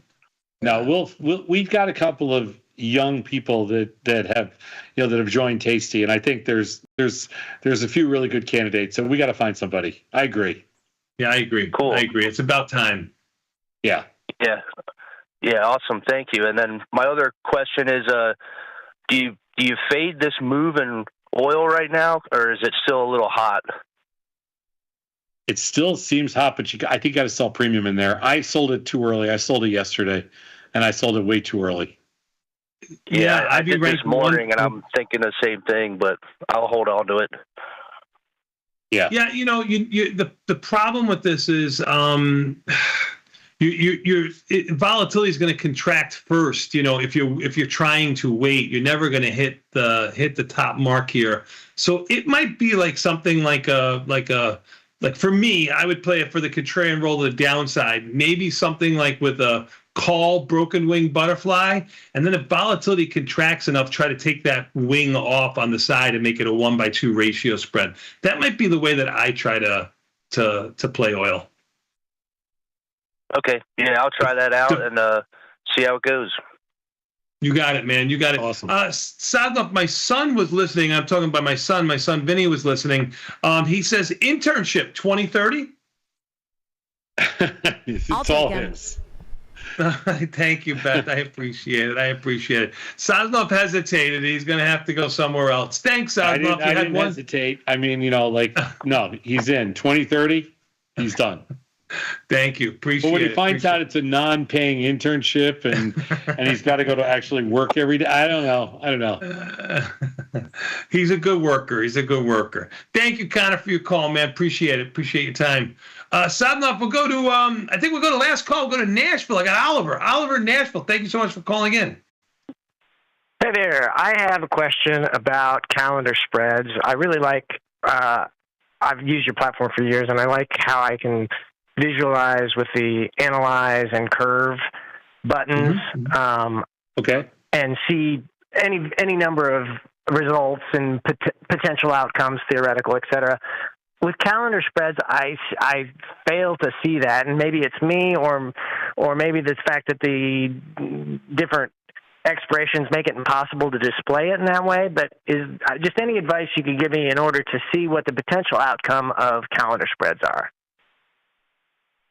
We can give you a back-of-the-envelope hack, but the problem with doing it in an analysis tab is that there's no way to predict what's like. It's an future volatility is going to do in the front month or the back month. Yeah, the probability of success and exactly what you can make on the trade is really not something that we can define because we don't know where volatility is going to be in the back month. Nobody can do that. But we have a hack, and we haven't talked about it in a while. But what you can do is you can always go back and look at the same strike prior month and see where that's currently trading, and that'll give you an idea of where the future can go to. So in other words, if you had a counter spread that you were lining up right now, and let's just say you were buying August, selling July, okay, that would be a normal calendar spread. You're buying, let's say, a call in August, you're selling a call in July, same strike. You can now look and see where that June, July is trading, and that'll tell you what you can make on the calendar spread. Right. Does Or that you make can sense? lose if you look further down, further up. So you're just looking at what decay took place last cycle. Yep. Yes, you're basically going back one cycle and looking and seeing, hey, you know what? This spreads, the current June, July is trading at $3. You know what? The one July, August is trading at $2. So It looks like I can make $1. And if I'm wrong, the other thing you can do is you can go out to the expected move above and below, and you can set it up and see if you're wrong, how much you would lose. It's probably in counter spreads, it's generally you can, if you're holding it all the way to the end, you can kind of risk one to make two. Would you say that's fair? Got it. That makes sense. That's fair. Yeah. So usually if you can make a buck, you're risking 50 cents. Yeah. Got it. All right. I appreciate it.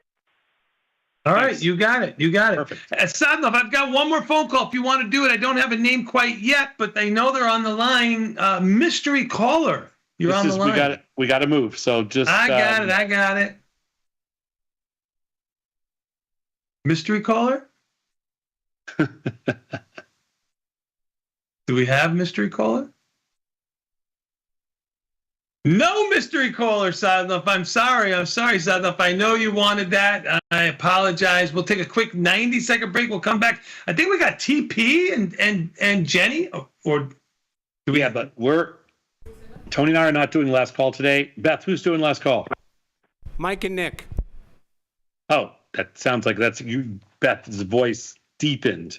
Got a source. John says today. Mike and. Oh, you have Harvey on? Harvey, what do you got? Sorry. Oh, hey guys, sorry to interrupt your. Go ahead. Give it to me. Give it to me. For everything you do. All right, I'll be quick. So I am short a crude oil strangle from before the conflict. Okay. And it's very, very red.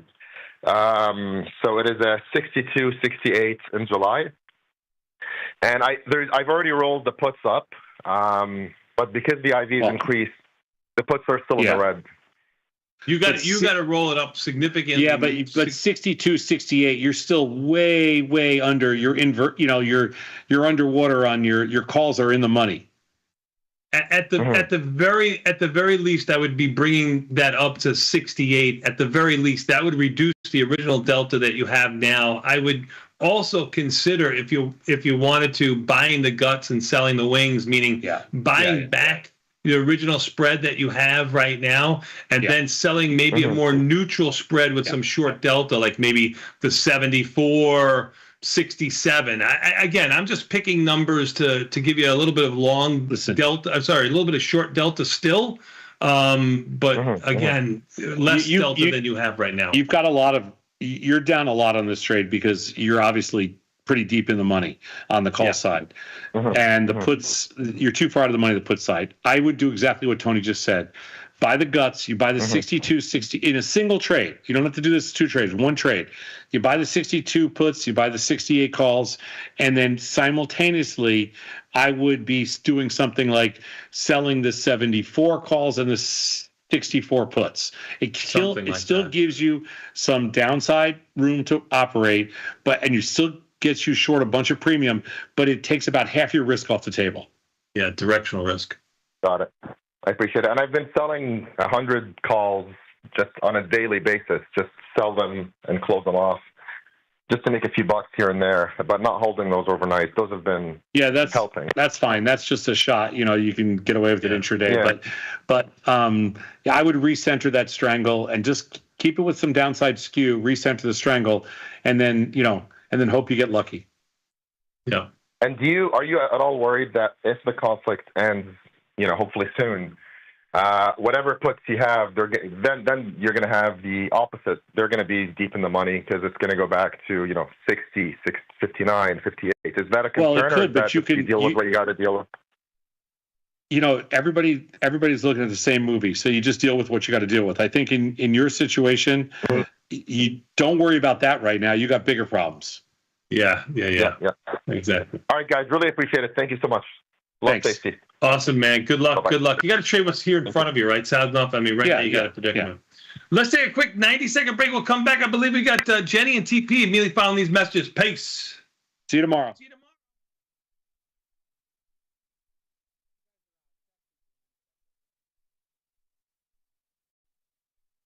The market doesn't stop. So why should you?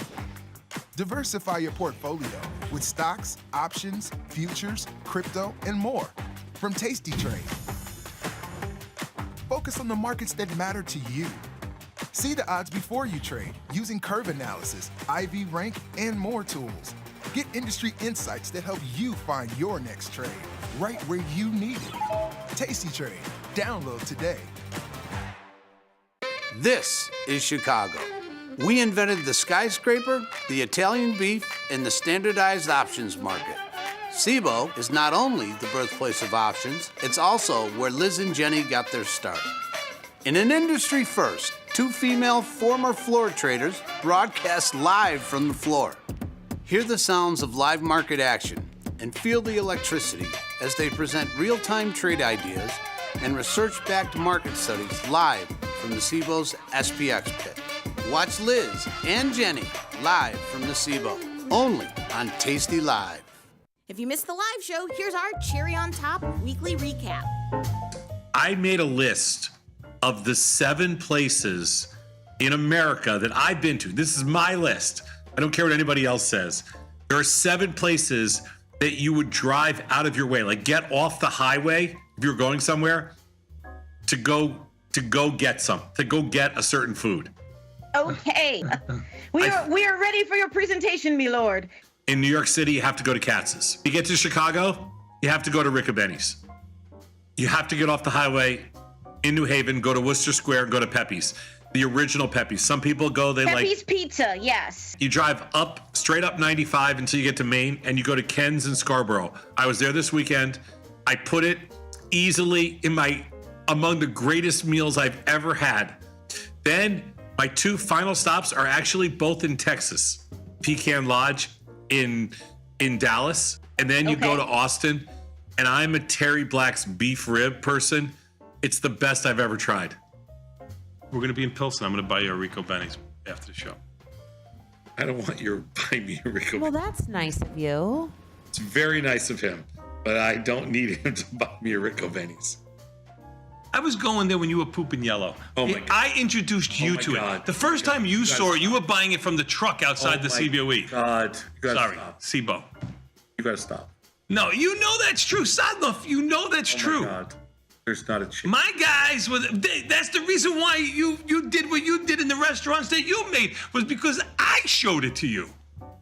You know that's true. Do you know that I brought the chicken parmesan sandwich to Chicago? What side of the aisle is Tom on? Is Tom stay in school kids, or is he more towards Peter Thiel? I'll pay you $100,000 to go start your own business, scrape your own knees.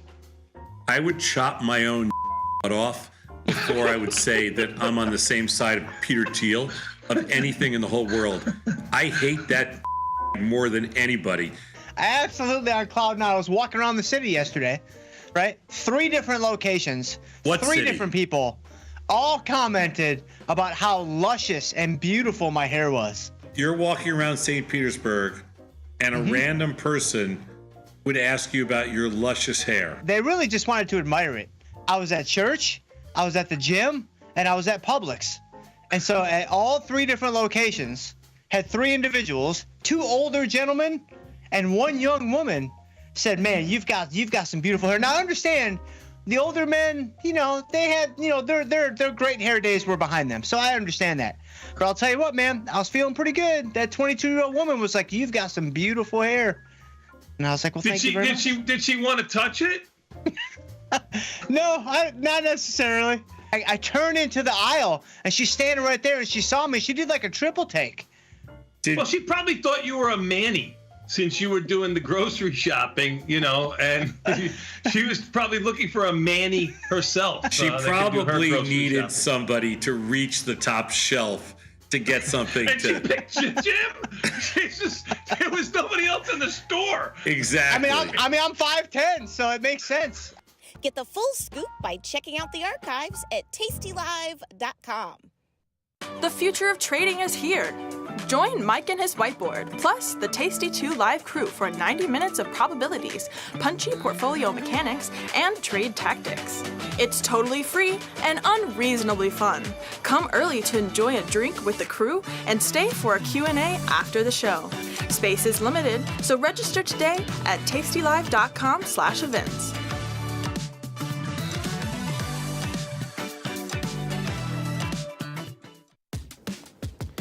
Look who's back testing. Tasty Trade now has options back testing. In the world of investing, a beast lurks between the numbers, ready to pounce. Some traders hide from it, some ride it. If that's you, join us on Tasty Trade. Genius loves company.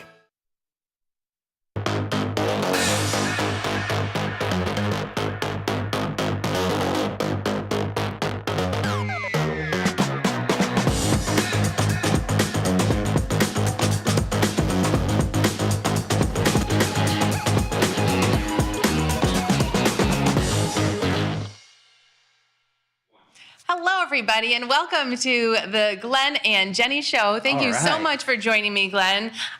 Today is going to be all about FX, or mostly about FX, and I can't wait, and our viewers can't wait. We have FX on our platform now, and we are all anxious to start trading it, but a lot of people don't know how yet. Completely understandable, and thanks for having me. Big Yeah. shoes to fill here, but Big shoes to excited. fill. Liz is at her son's orientation. He is going to be a freshman at Kentucky. Oh, go At blue. UK. Yeah, Oh. UK Wildcats. So she is on the Kentucky campus right now doing their orientation thing. So. Nice. You know who Frank's younger sister goes there? Frank Caberna. Oh, really? Yeah. What year is she? I think she's going to be a senior. They could be friends. We'll have to Maybe. introduce them. Let's do it. Yeah. Nevertheless, that's exciting. Is that early? Is what early? June orientation? No, I think orientation's early-ish. Huh. And then he won't move in until August. Okay. And then she just texted me. She's taking 2 days off in August for move-in day. Nice. So maybe I'll have you back on. All right. So I don't think it's early. And this is what I hear now, which is crazy. These SEC schools, and maybe it's other schools too, at orientation is actually when these kids are getting their bids for their fraternities or sororities. Seriously? So now like the Wow. fraternities and sororities are there at orientation, and maybe not the sororities, but fraternities definitely. Huh. They're there, the kids are there seeing them, they're offering their bids to guys, and it's all starting now. Like he might come home tomorrow and have his bid for his fraternity, which is weird. That is weird, but it's honestly might be helpful to separate school from that. I feel like it's completely overwhelming to try starting college and try that. Don't you agree? I guess. So I know when I went to college, I went to U of I. And when I went, it was go 2 weeks early to rush. Sure. And I didn't want to leave 2 weeks early. So I just said, well, I'll just go 2 weeks later and I won't rush. Nice. But I knew so many people going to U of I. Back in the day, we had two choices. It was like, you live in the Chicago area, you're gonna go to like U of I or ISU, or you're going to one of the schools over here. Yeah. It wasn't like the kids have it these days. My mom went to Iowa from here, and that was a big move out of state, you know? Yeah, so. right. And then not many kids went to Iowa. There were a Yeah. handful, but not that many. The weird ones. I think it was the wealthy kids because they could afford Oh. out-of-state tuition. There you go. I think that it was otherwise you were paying in-state tuition going That's to the Illinois schools. Yeah. And you were right. You're not from around here. Not from here. My mom is. Okay. But I grew up in North Carolina. But yeah, went to Northwestern. They do rushing after, like, we're on quarters. So it's not rush until winter quarter. Okay. So you have the whole fall where it's like soft bidding or whatever. And I like that. I like that. I prefer that. Yeah. That's how it is. My son's at Miami, Ohio, and that's how it is too. Okay, They don't rush until winter. Yeah. Until winter. So then it gives everyone, a semester to kind of get their bearings before they go through that. SEC different. They're It's built crazy. different down there. The SEC schools it's crazy. I don't know if I could handle it. No, that's where growing up in North Carolina, where a lot of my friends went. Crazy. Went to a bunch of Georgia Bulldogs football games. Oh, fun. And they're different than Northwestern football games. And they're real fans. They're true yeah. fans. Yeah, they're barking at every every play. So- Grown men. I watched a show and it's really good. A lot of our viewers are older like me. I know you're a young kid, but I watched a show called Later Daters. It's about Okay. people dating in like their 60s, 70s. Nice. And there's this woman on it, one of the main characters. She will not date anyone if they're not a fan of the Georgia Bulldogs. That's really funny. Yeah. Is that different from Golden Bachelor? Yes, it's a different show. Probably a similar better? concept. If I'm gonna get into one, I kind of like, well, I never saw The Golden Bachelor. I don't know. but how are they matched? Is this So there's like a matchmaker who sets up the dates and they go out. So and it's then professional. There's a professional matchmaker. not luck of the draw? Not leaving it to fate. No. All right, so we could jump in the platform and take a look at what's going on. We have SPOO's down 15. I mean, nothing too crazy. I know you're our FX expert, but you do more than just FX. I try. And I don't.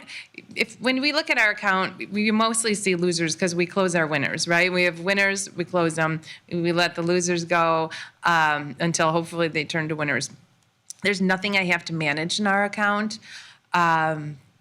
We have been watching lately and getting a lot of emails. And yesterday, TP and I were talking about all the recent IPOs, how they've been going crazy. Yesterday or Friday, we had this new one, arrow, and it isn't. It's just it IPO'd and then jumped up, and it's just kind of sitting here. This arrow group. But have you been watching the other recent IPOs like CoreWeave and Circle? Watch Circle. Yeah, that one. What do you think? I was upset. I'm definitely bullish on the idea of what Circle provides. Okay.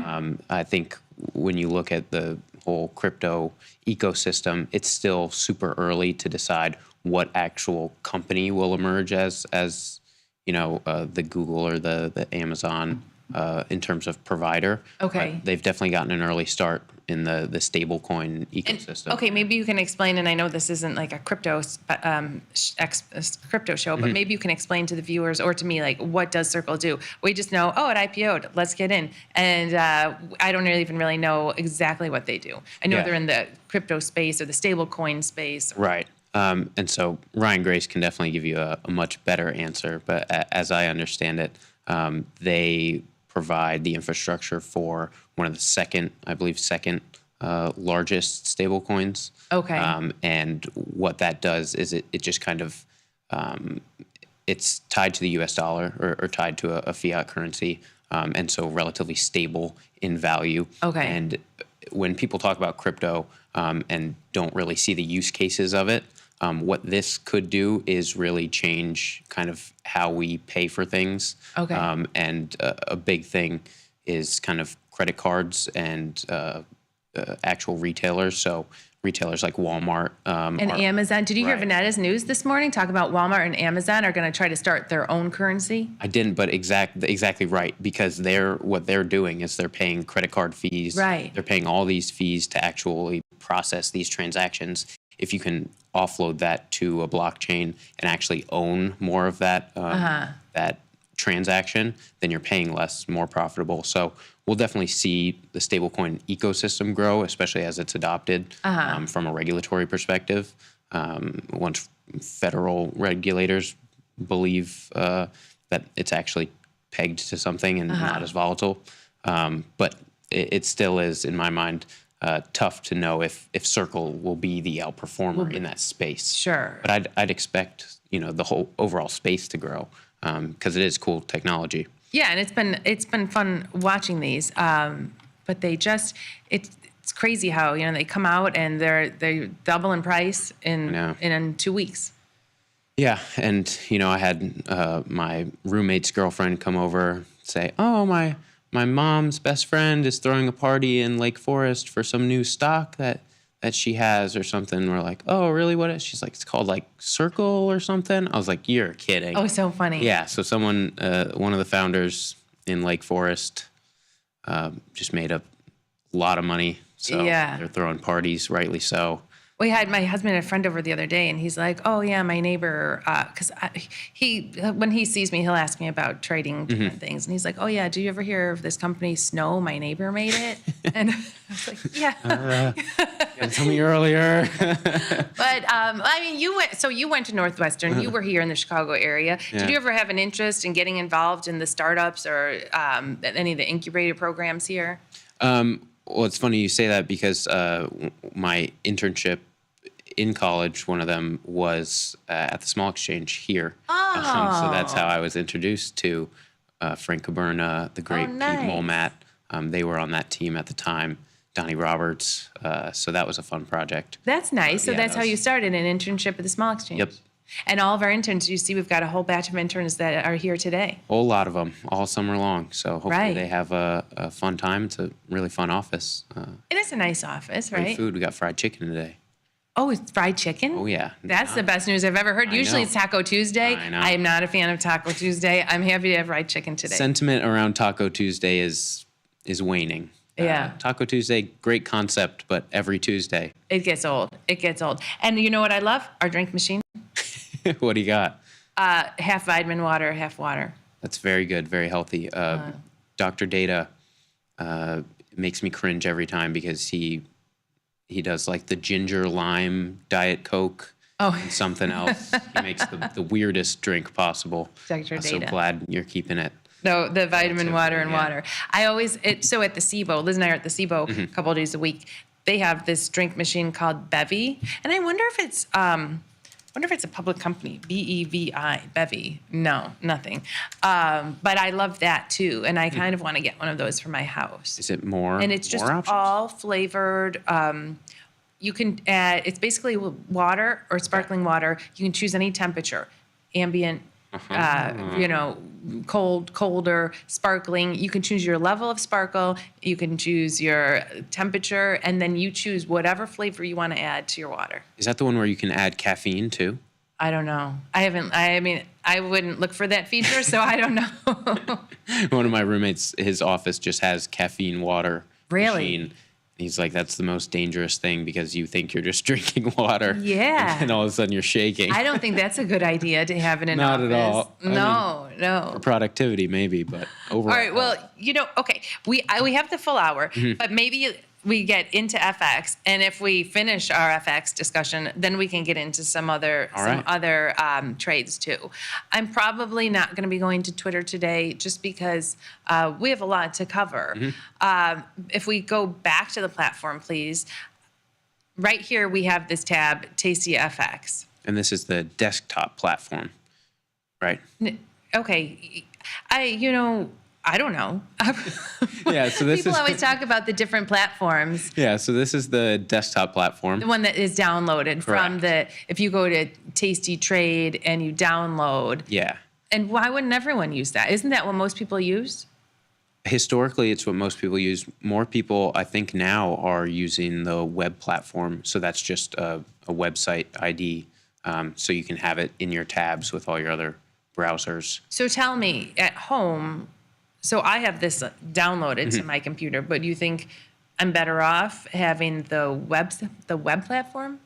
It just depends what you want to do. I have one of my monitors is upright, and the responsiveness is better for having that format in terms of just looking at the watch list. Oh, for really? the web platform. But it's all personal choice. I like toggling between just web browsers easier than finding the app. Okay, and so then you just go, then what do you do? How do you get to it? Yeah, just on tastytrade.com you log in, and it's where you go to manage your account, the mytastytrade.com. And then there's just the trading tab there as well. And it works just as fast. Yeah. And our the Tasty Trade web team always putting out new features. But don't the new features come on this too? They do. On the desktop? Yeah.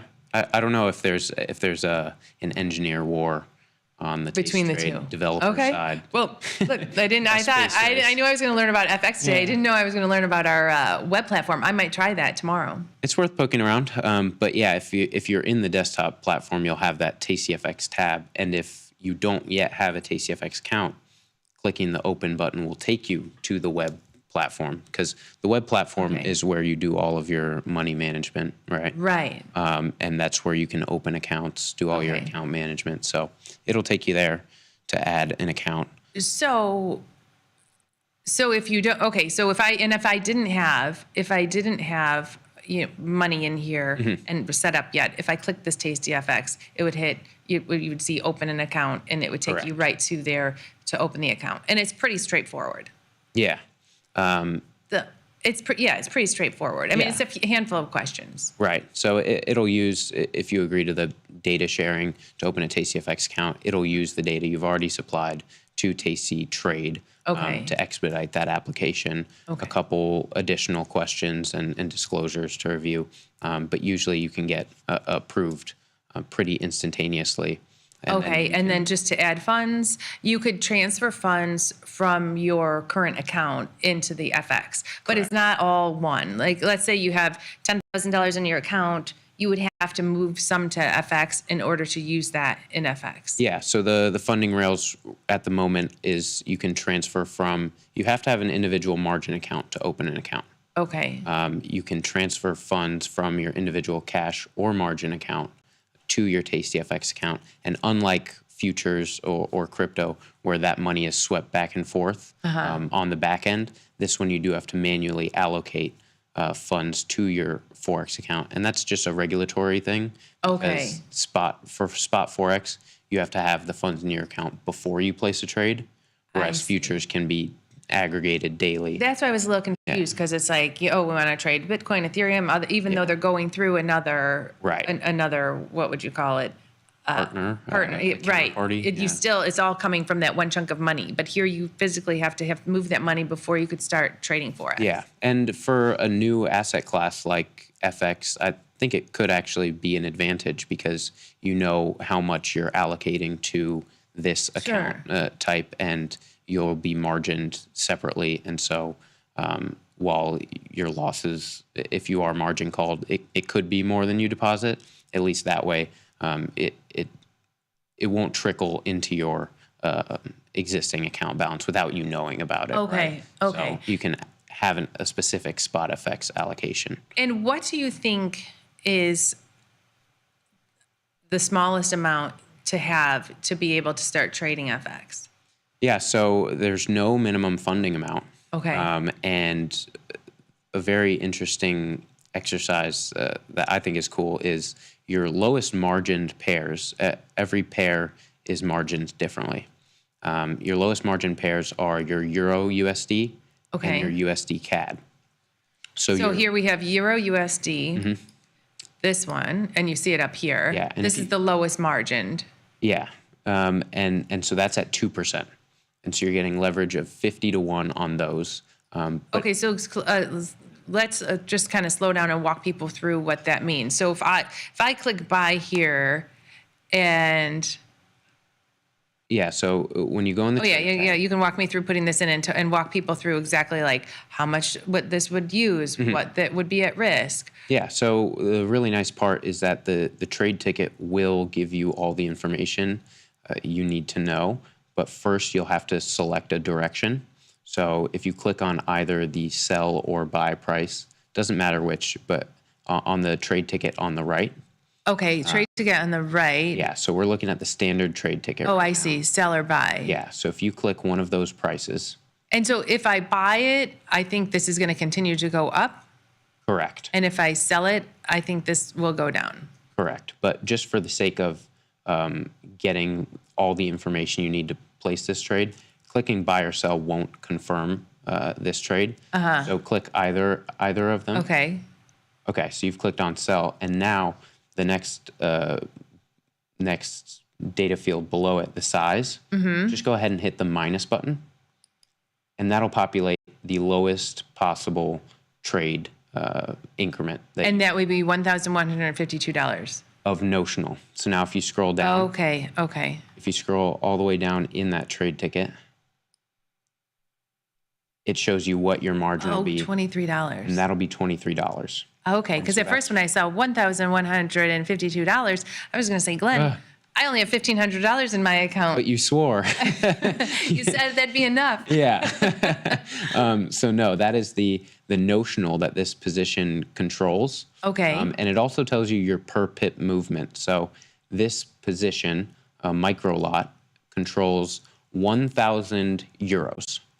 And at the current exchange rate, that equates to $1,152.5 US dollars. Okay. And so margined at 2% gives you a margin requirement of only $23. And it's very, very small margin, but this is a very, very small position, would you say? Correct. So it'll move 10 cents per pip. And if you think about what the daily range is for a market like this, it's around 50 to 60 pips. So maybe I could make, it would only make like $5 or $6. Right.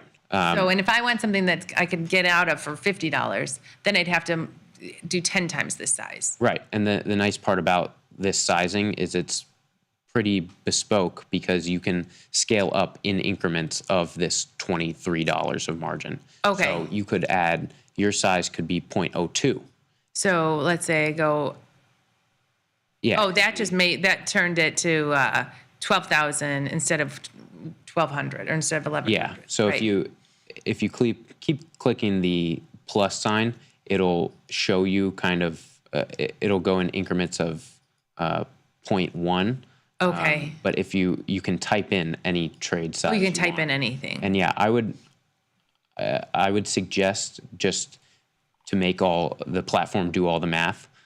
is to just play around with what trade sizes equate to in terms of margin. So now, would you say the margin is close to the risk?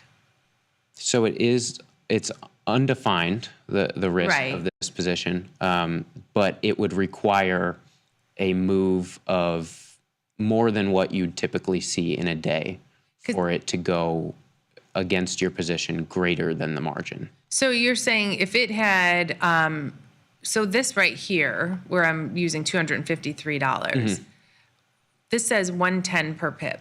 So if it moves 50 pips, I'm making a little over $50. Right. $50, $60, something like that, right? If it moves 50 pips.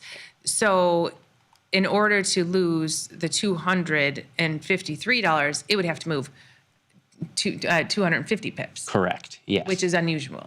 Right. And not to say that it can't happen over a quick period of time, but if you're monitoring this daily, it'd be unlikely that you'd be surprised by a move of that nature. And you can also add that stop loss there, and that would turn. You select your price level that you'd want to get out, and if the market triggers that level, it turns into a market order. Okay, to close your position. so let's say I'm looking at this chart thinking, although if I'm looking at this chart and I'm just looking for daily move, it seems to be at the bottom of its daily move. So then instead of selling it, maybe I should be buying it, thinking it might pop up a little bit. Yeah. If I look at the last few days, if I'm not looking at the longer term of this chart, if I'm looking at the last few days, and are most people in and out of this in a day? It is very popular, but at something like a price extreme that we're seeing, so this 116 level in the euro dollar is a 4-year high. So we haven't seen prices north of 116, 117 since 2021. Okay. But that ran up. If you just scroll out on your daily chart, you can see kind of the... Scroll out on my daily chart. Yeah, just with the mouse, just zoom out. Yeah. Okay. You can see kind of more. We have over 40 years of price history in these markets. And so Let's see, when was the last time it was higher than this? And you can actually go in the top left where it says daily. You can click on that and go to monthly or weekly. Okay. And get more. So here. Yeah. So if you zoom in now, it might make it a little easier to see by year. Yeah. So the last time we were here was 2021. But we did run up all the way through 1.2. And so what this means. And I feel like when I was in, trying to think of where it was back in the day. Oh, we're all the way in the 90s. Yeah. So, okay, let me see. When I was living in Europe, back in Spain for school, just went to school just for a semester. So back then we were at right around here. Hey. Right around here. History repeats itself. Here we go. 1997. I was living in Europe, and it was right about the same. And so, if you think history repeats itself there, then you might want to get short because we got all the way down to below parity. Right. In the years following there. So yeah, what this is. That's kind of cool. That it goes back so far. Yeah, and so. Right now, the euro, for interpreting this market, the euro is at its strongest value against the U.S. dollar that it's been in the past 4 years. Okay. So your speculation around that, however you like, but it also does factor in the time horizon, like you called out. We already have a pretty big. We're kind of at the low of the day. So if this were a day, if this were a day trade, and I'm thinking like I want to get out of this today. Maybe you would trade it differently than if you're in it for more of a longer term trade, thinking, I don't care if I have this on for a week or 2 weeks. Right. And if you have it overnight, does your margin change? Your margin, so that's a good question. It doesn't change substantially like you could have in futures where you have intraday margin, overnight margin. That's about what you can expect. But the funny thing about a pair like Euro USD is the margin is a factor is the exchange rate. So it'll fluctuate a little bit as the actual exchange rate fluctuates because your contract or what you're controlling here is euros. But it's not like futures where you're trading it during the day and then your overnight margin is totally different. Correct. No, you should expect it to be around the same. Okay, so I will sell, and I don't care if I need this on for a couple days. But if I want to take, well, what are you usually looking for out of when you throw on an FX trade? How much money are you usually looking for? And so it depends on your time horizon. If you're, Pete and I like to talk about kind of the daily price range. And so if you think that this market has a daily movement of around 60 pips, then pullbacks could be 20, 30 pips. Okay. If you are looking for that whole range, then it could be around 60. But we also have the Fed meeting tomorrow. Okay. And that's a big event for currency markets. And so volatility tends to expand around that. So if you're looking for just short term, I think what you're thinking here is that we might see a little bit of consolidation in this market up until the Fed meeting. And so you could look for this to kind of trade in its range. If it gets back to its highs, then maybe you take it off, or anything in the middle. And if you want to be flat before that Fed event, then that's your other kind of guardrail. Okay, so and if my plan is take this off when it only moves 20 pips, then I'd only make $20 here. So if I want to make, double, I'd have to increase this up to 0.21 to make $40 if it moves 20 pips. Right. And just so people realize the risk is they're increasing their size, then my margin's up to 483. Correct. And we know that would be like a 240 point move, and I could lose $483. Right. It doesn't seem like a bad risk reward. No, and the good part about adding stop loss and take profits is that you can better define what that risk reward is, as opposed to this is just a directional trade that is undefined risk. I mean, if you were short this market even at the start of June, then you'd be in a fair bit of pain from below 114 to where we are now. So from 115 to 116, that would be considered 100 pips? Correct. So in that scenario, 100 pips, and this is 210 a pip. You'd be down around $200. Yeah. That's not bad. Yeah. No, that's not bad. And so that's the thing with stop losses. I don't mind sitting on a $200 loss thinking it could come back. Sure. And these are historically mean reverting markets, but what we've seen over this year to date in this market is the euro dollar is up over 10% year to date. So while I agree with you that sometimes adding a stop loss isn't really necessary, it can also help just contextualize where you're actually comfortable getting out, not as a function of time. And let's just talk about like risk here. So say we had this up move, and up at this level, like 113, someone said, well, gee, we've been running up for the last week or so. I'm going to put it on a short position. And they put on a short position similar to this one, where it's using about $500 in margin, or $500 in buying power. And that's at 113,382. And now up at this level, what would they be out? It doesn't seem that bad, right? What, $300? Well, how much would they be out? Or no, we've got 210 per pip. And if we went from 113 to 150, maybe 1.78. So about 600. Yeah. 600. So we've seen a lot worse in some naked options positions. Absolutely. Right. We had someone write in yesterday about App 11, and App 11 went from like 500 and something to 300 and something. Oh, so, geez. You have something below 100 points through a naked option, that's $10,000. Yeah. So when you're looking at like, oh, my max risk here is a few $100s, doesn't seem bad. And I guess that's where it comes into like, depending on account size, how should we scale this? Do you have a method of, if your account size is this, then you should be allocating this much?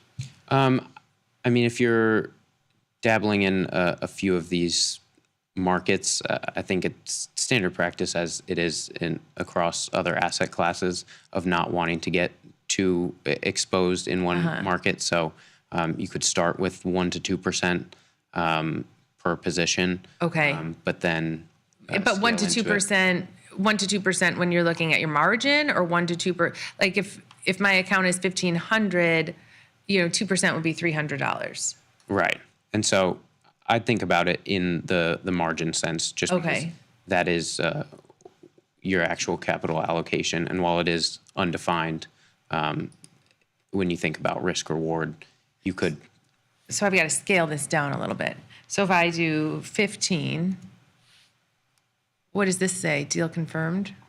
Okay. So yeah, I think you hit on something that. Oh, I hit enter. Yeah, I think we're trying from the dev side to put in one more buffer, but hitting enter on the deal ticket will enter the position. And I was trying to adjust my size to 1.15, and then I hit enter, and then that confirmed my. Correct. So let's see, where's the working order? So you were filled. Let's go find it. My first FX trade, and where is it? And so if you go back into the Tasty FX tab, these positions won't be aggregated with your other Tasty FX or other Tasty Trade positions, but we do have this positions tab right here. And so now you'll see, your running P&L, your opening price level, the current price level, and that button there is a one-click close. So that'll close your position right away. No confirm and send banner. So just be careful there. But the other cool thing is if you go back to the trade tab. Because let's put in another one somewhere else. Well, yeah, let's go back to the trade tab in this market real fast, because you'll see your position right there. Oh, here it is. On the chart. So I sold it here. Yep, and that'll reflect your running P&L in US dollars. So and does it tell me where, like how much it's using, how much buying power it's using, or? So at the top of your platform, it'll say how much margin.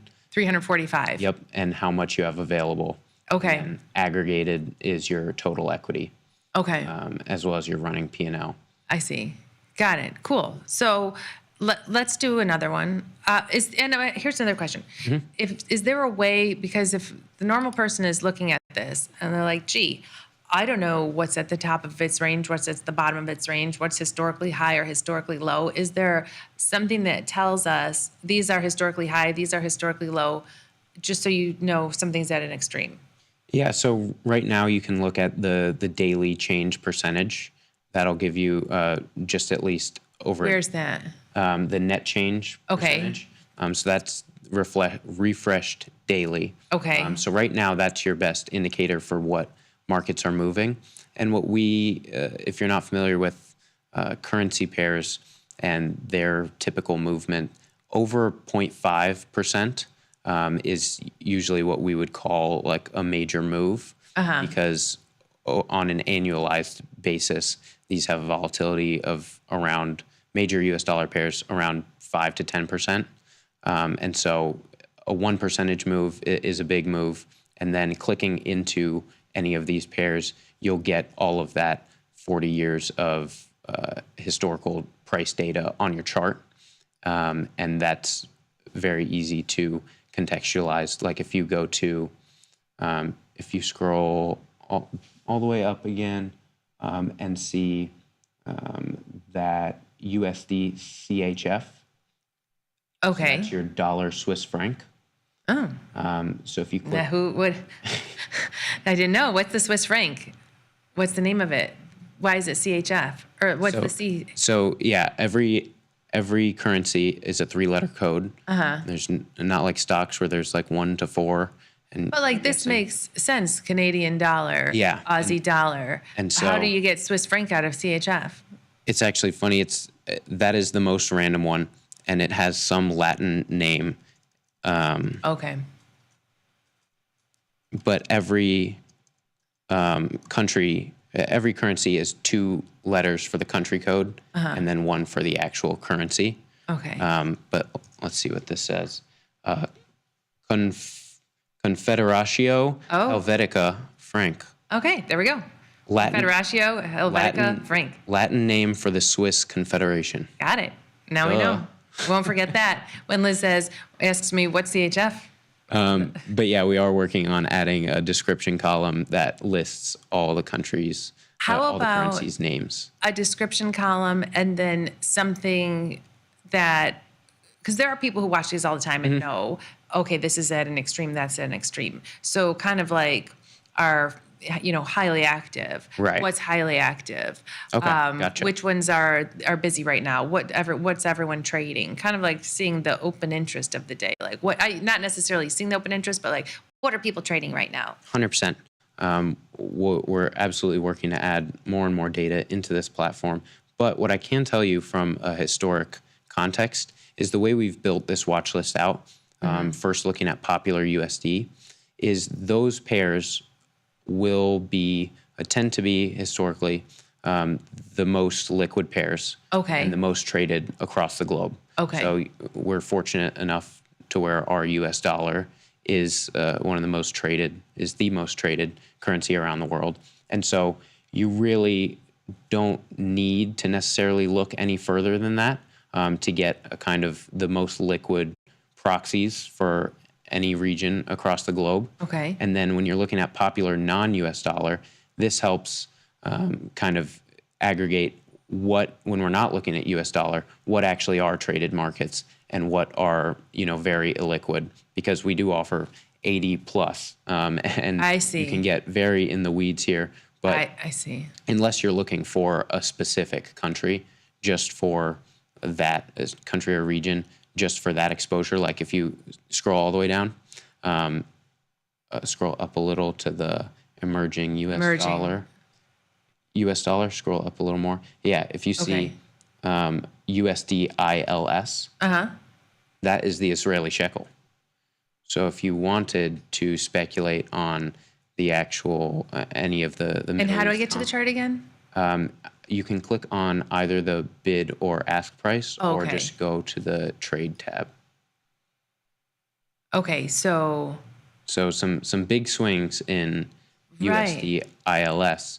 Now this is a wider market. What you'll see on the trade ticket, that 30 is between the sell and the buy price. That is your spread. Okay, so you can see there that is a wider spread. Right, and that's we have that as a distinct column through the watch list. And so that's a good proxy as to what markets are liquid and which are less liquid.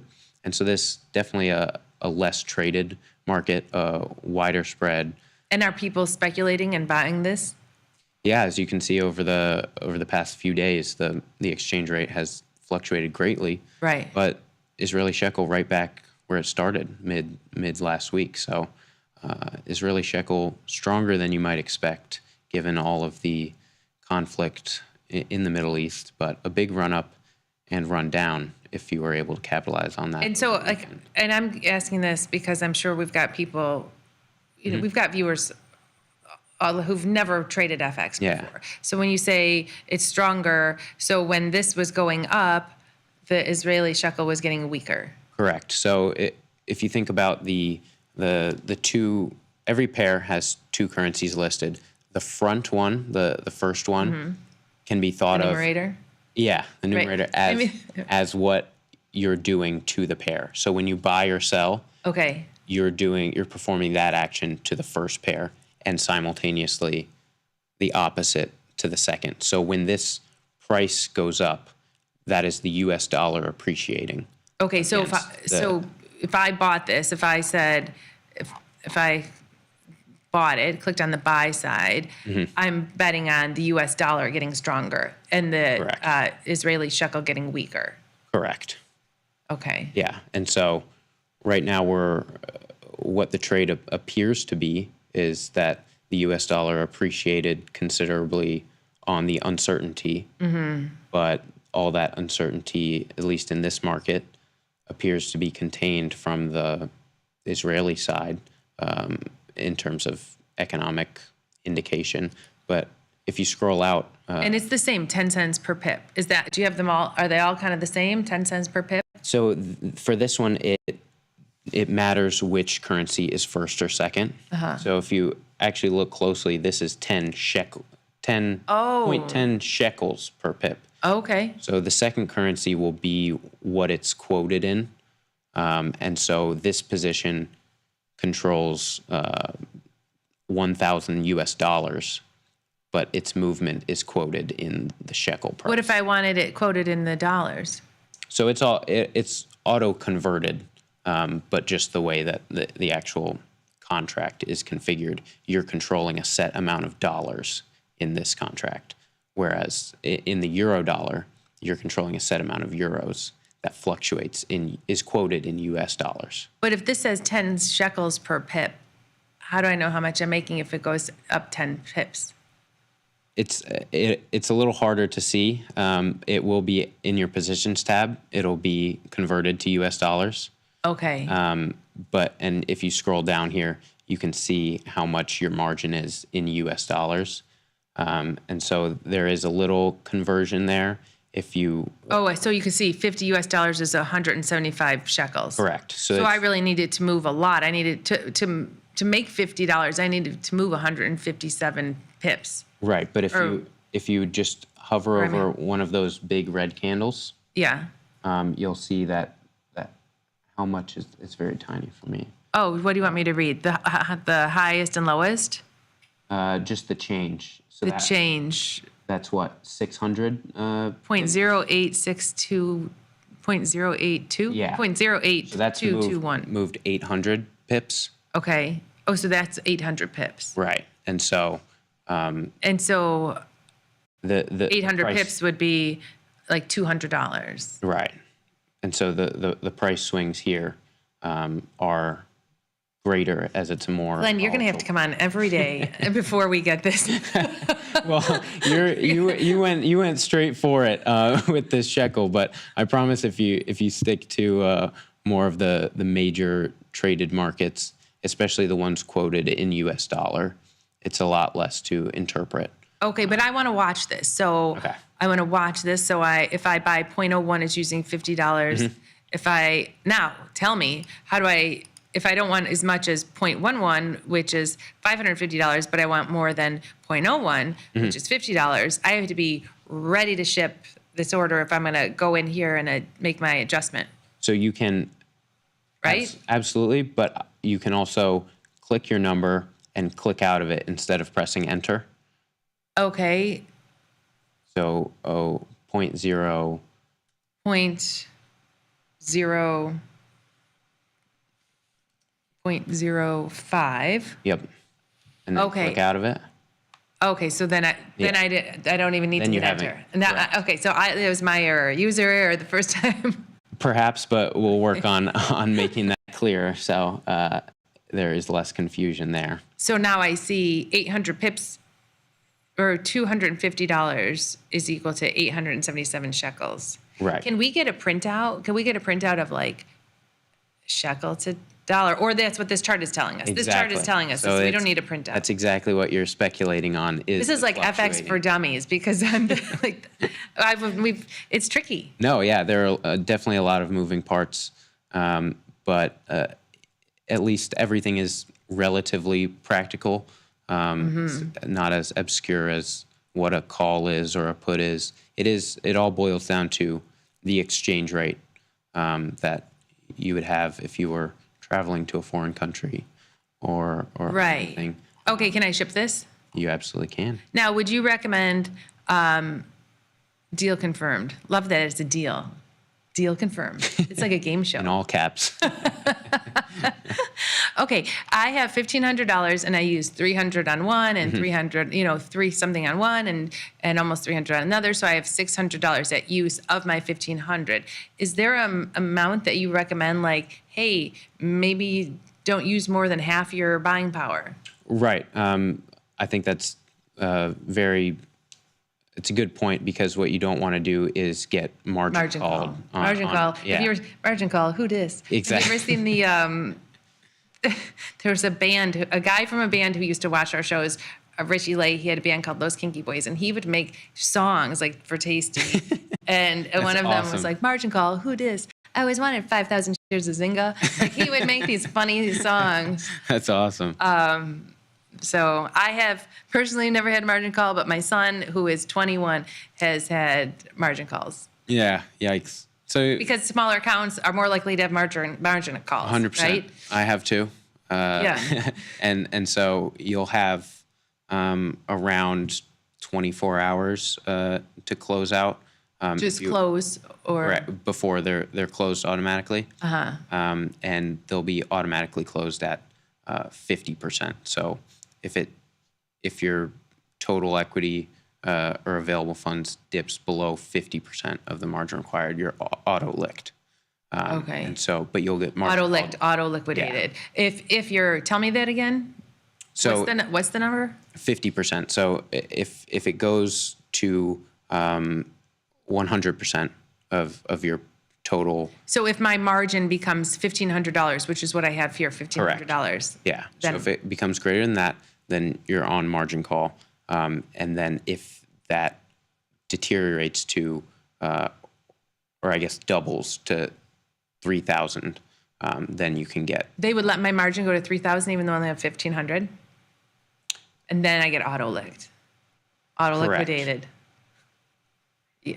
No, it's got to be less. No, it's gotta be less. Yeah, they're not gonna let you go beyond that. No. But anyway, $1,500 in funds. If my margin goes to $1,500, then I have every penny I have at use here Correct. somehow, which is not a good thing. Right. It allows for no error, nothing to move. Exactly. And no, so I'm gonna try to keep 50%. If I have $600 at use, I have another $150 to spend. What time is it? 10:51. Time flies when you're having You're fun. going to have to come on again. Can you come on next week, Thursday? Next week, Thursday. Should be able to. Okay, because Liz is going to be gone again. Oh, She's nice. gone next week, Thursday, Friday. Another orientation? She's going to the Mayo Clinic because she's got something wrong with her vision. Everyone knows. Our viewers all know. She has something wrong. One day, this is kind of what happened, Glenn, so be careful. One day, she was drinking maybe too much Prosecco, woke up, and everything was like double vision, triple vision, quadruple vision horrifying. out of one eye. And she's gone to every doctor around here. And we're not that old. No. I mean, Not even close. or I'll be 50 on my next birthday. No way. But, well, yeah, I've got kids who are in their 20s. Oh, that's So anyway, she woke up, triple vision in one eye. This was a year ago. Mm-hmm. It's been a year. And the doctors kept saying like, oh, maybe it'll go back. Maybe it'll go back. It's never gone back. Seriously. Yeah. That's One too many frightening. Proseccos. And I don't That's the know. lesson. Oh, God. I don't know. Okay. I'm not sure. They don't know. Hope for the best. Yeah. So Mayo Clinic next week. Okay. So hopefully you'll be here right. teaching me FX. She'll be at the Mayo Clinic. And hopefully by the time she comes back, she'll have some answers the following week. And hopefully I'll have some answers on how to trade FX. What I want to find out, we've got 8 minutes to go, is how I know, hey, which one should I pick? And do you go by which one has the biggest net change? Because this Great Britain, British Pound USD, that looks like one of the bigger movers today. Look at that move. Yeah. You're absolutely right. But I think it's important to contextualize that a lot of factors go into these exchange rates. So right here, we're looking at the British pound versus the US dollar. Which we've got, IG, British company. Yeah. So this means that the British pound is getting weaker? Correct. And compared to the dollar. Exactly. And so this could be one of two things. It could be the US dollar appreciating against all currencies, or it could be British pound outperforming specifically, depending on, what's economic indicators in the UK. We've got a Bank of England meeting on Thursday. We've got a Fed meeting on Wednesday. And so speculation on what the overall economic picture is in British pound. But a cool thing you can do is if you go back to the watch list and you're curious why, the move is bigger in the British pound than the euro, you can go to that popular non-USD section, find the euro pound. Okay, here we go. Euro great. Click on that one, and you can see. And to get the chart, you got to click the bid or the buy or the sell. Got it. And so this one, you're actually seeing the euro Is strong. outperforming the pound even. So this, the euro is taking it to the pound as well as the US dollar taking it to the pound. Okay. So this speaks to me as more pound weakness. Pound weakness. Specific weakness, yeah. So if let me go back to the watch list and we go back to Great British Pound USD.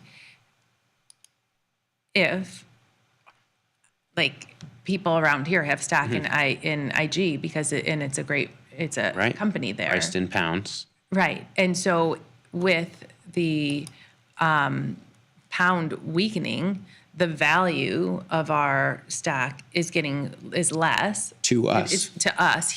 Is less to us here. So if we wanted to hedge that and kind of hedge like, okay, if the pound weakens, then the value of that is going to get less. In order to hedge that, I would want to actually sell this, right? Correct. Yeah. Because as this goes, I would want to make money on this pair. If this goes down, this makes money to offset the money that we would lose with the change in currency that would affect that account. Absolutely. You're thinking about it the right way, but also contextualizing that so far, given this price, left unhedged, if the rest of your portfolio is in US dollars, then your exposure to IG stock priced in British pounds is a good diversifier already, because we've seen this market appreciate considerably, up 10% this year. So, correct. Yeah, but great thought exercise. But that would be, because TP's talked about that before, like hedging assets people might have in other countries. Right. So you can use, and he'll look at selling spreads in different futures, like in different, instead of just trading the Forex pairs, looking at spreads in different futures. But I kind of like the idea of if people have assets in other parts of the country, like my friend has real estate in Finland. So if she has real estate in Finland, how could she hedge that as the things were changing as she was in the middle of like buying it, which was tricky? And how would you hedge that? Do we have a finish, or is that just the euro? I believe that's part of the euro. That's just the euro. So there are a ton of other Scandinavian currencies as well. And yeah, so this is absolutely a market. And the nice part is you don't have to necessarily build, a product, especially for the non-dollar crosses. You're not double margined trying to buy yen, sell euro. Here, the product is already made for you. So I can go to her. I talked to her my whole way here today. I can go to her and say, hey, you can hedge your like Finnish investments by putting on some of these FX positions. Exactly. So you could speculate. You could, hedge some of that using the Euro USD market. Okay. Yeah. All right, I'm going to do one more, Glenn, because I don't have you on again until next week, Thursday. If you check your calendar and let me know.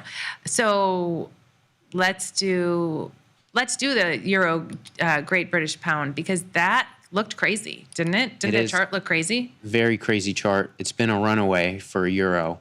So if I think it's going to go down, I'm going to hit sell. Correct. And by selling it, I think the Euro is going to get weaker and Great British Pound is going to get stronger. Correct. And now think about as well in your overall portfolio. No, I know it's not a good idea. It wouldn't be. It's cohesive. You're already selling Euro USD, correct? Right. So you mean in this portfolio here? You're not talking about me personally. No, your bias is already short Euro, and so this would be adding short Euro exposure, but diversifying a little bit because you don't have US dollar risk in this. Right. One. Okay. You have. And I'll just do this small. Yeah. So one little pip is going to be $57. Yeah, so because this is an interesting exercise, because the euro is margined at 2%, but British pound US dollar is margined at 5%. And so this cross currency pair is also margined at 5%. Okay. So requires a little bit more margin, yeah. So here I've got $172 going into here. I'm going to ship this now. Deal confirmed. I got a little crazy, I guess, because now I'm using $768.99, $18 over the 50% limit I put on myself. So we'll definitely watch that. Yeah. I don't want to get a margin call. No. And remember that tomorrow could be a day of increased volatility for the US dollar. So you've diversified a little bit, taking out U.S. dollar risk, but we also have the Bank of England meeting on Thursday. So who knows? This could go either way. And I didn't set any stop losses. Not yet. You can always add those. Now, if I see one of them's winning, I just hit one click close and it closes. Market order. Yep. Glenn, I didn't know how we were going to fill the hour, but honestly, Somehow, some way. I'll have you back next week All for right. another hour, if that's okay. Perfect. Okay, we are done for the day. Hopefully everyone at home learned something. I know I did. Thank you, Glenn, for coming on. Of course, We're going to be pros. One day we're going to be pros at this FX trading. I'm excited. It's here on the platform. All right. All right, thanks so much. Remember to trade small, trade often, laugh with us, learn with us, and watch the Glenn and Jenny show. I will see you tomorrow. What's tomorrow? Wednesday, live from the SIBO. Liz will be back.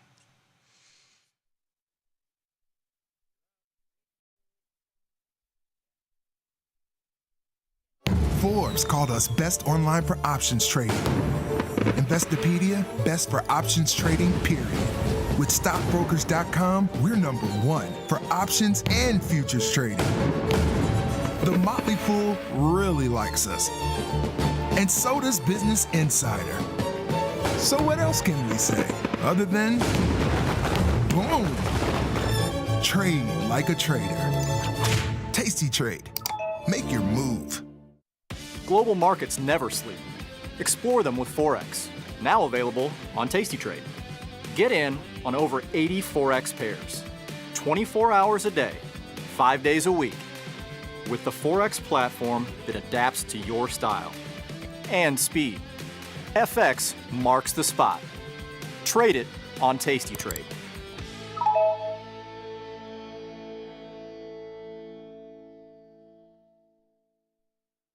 Tasty Live's godfather of options, Tom Sosnoff, is grabbing his passport and taking this show international. He'll be joined by IG's Rich McDonald in London and Milan, along with special guests at each stop for an evening of live trading. It's fun, challenging, and moves as fast as the market. Doors open at 5, with trading starting at 6. Come early and have a pint or glass of vino with the boys. It's totally free, but space is limited. Register at tastylive.com/events. Options just got molto interessante. When you've got a futures contract that's in contango, what does that mean? Futures, unlike stocks, have multiple prices appropriated to them. That's known as the forward curve. So when a futures forward curve is in contango, that means that the front month is trading cheaper than the corresponding futures back month. So you'd see that forward curve most likely looking like this in terms of prices. And backwardation, what does that mean for futures contracts? Backwardation is the opposite of contango. So where contango front month futures contracts are trading cheaper than the back months, backwardation is the opposite. So those front month futures contracts are trading richer than the corresponding back month contracts.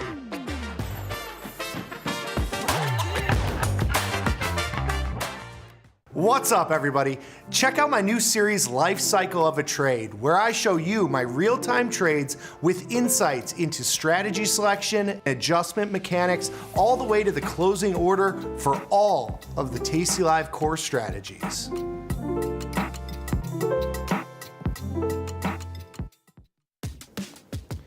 Look who's back testing. Tasty Trade now has options back testing for free. Test your trades with over 10. In the world of investing, a beast lurks between the numbers, ready to pounce. Some traders hide from it, some ride it.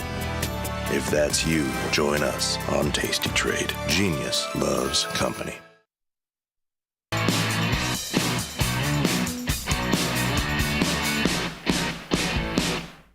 Good morning, everyone, and welcome back to the show. This is Option Trading Concepts Live. My name is Nick Batista. Got my man Mike Butler, and of course, Mr. Thomas Westwater in the house with us for our Thomas Tuesdays. If you want to come join us, hop over to YouTube, type in Tasty Live, come to our channel, give us a like and subscribe to our videos because that helps us immensely. But more importantly, just come chat with us live because we'll be taking questions throughout the show. Whatever you got questions on, from strategies, concepts, trade ideas, trade management, whatever. Come hang with us for the next hour of the day. My favorite hour of the day gets spent with my buddies, Mike and Thomas. Thomas, good morning, sir. How are you?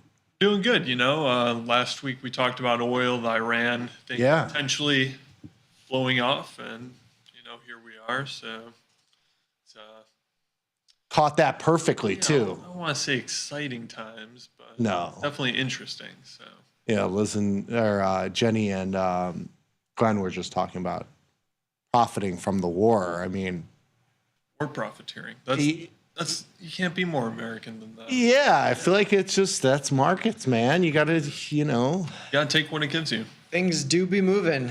Gotta be agnostic. Yeah, but it's crazy times. But the market, it's very weird because the market just doesn't seem to be reacting as much as you might imagine outside of the oil futures market, which is flying around like crazy. Yeah, you had some craziness on Friday last week. But Yeah, but nothing like that crazy. Like down 70 and then getting bought up at the close is like just another day. Yeah.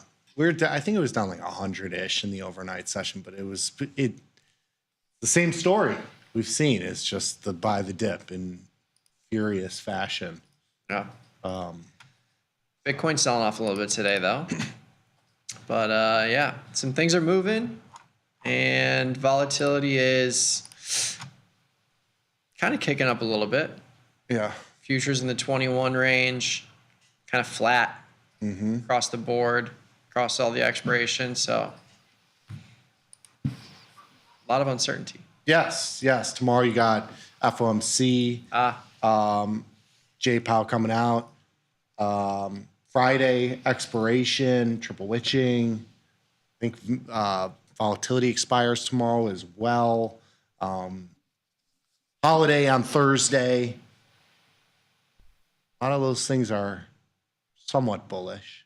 Yeah. Seems like. At least keeping a bid on the market is what it seems like right now. Yeah, I mean, in terms of the interest rate decision tomorrow, 99.9% chance we do nothing and we stay at the current rate.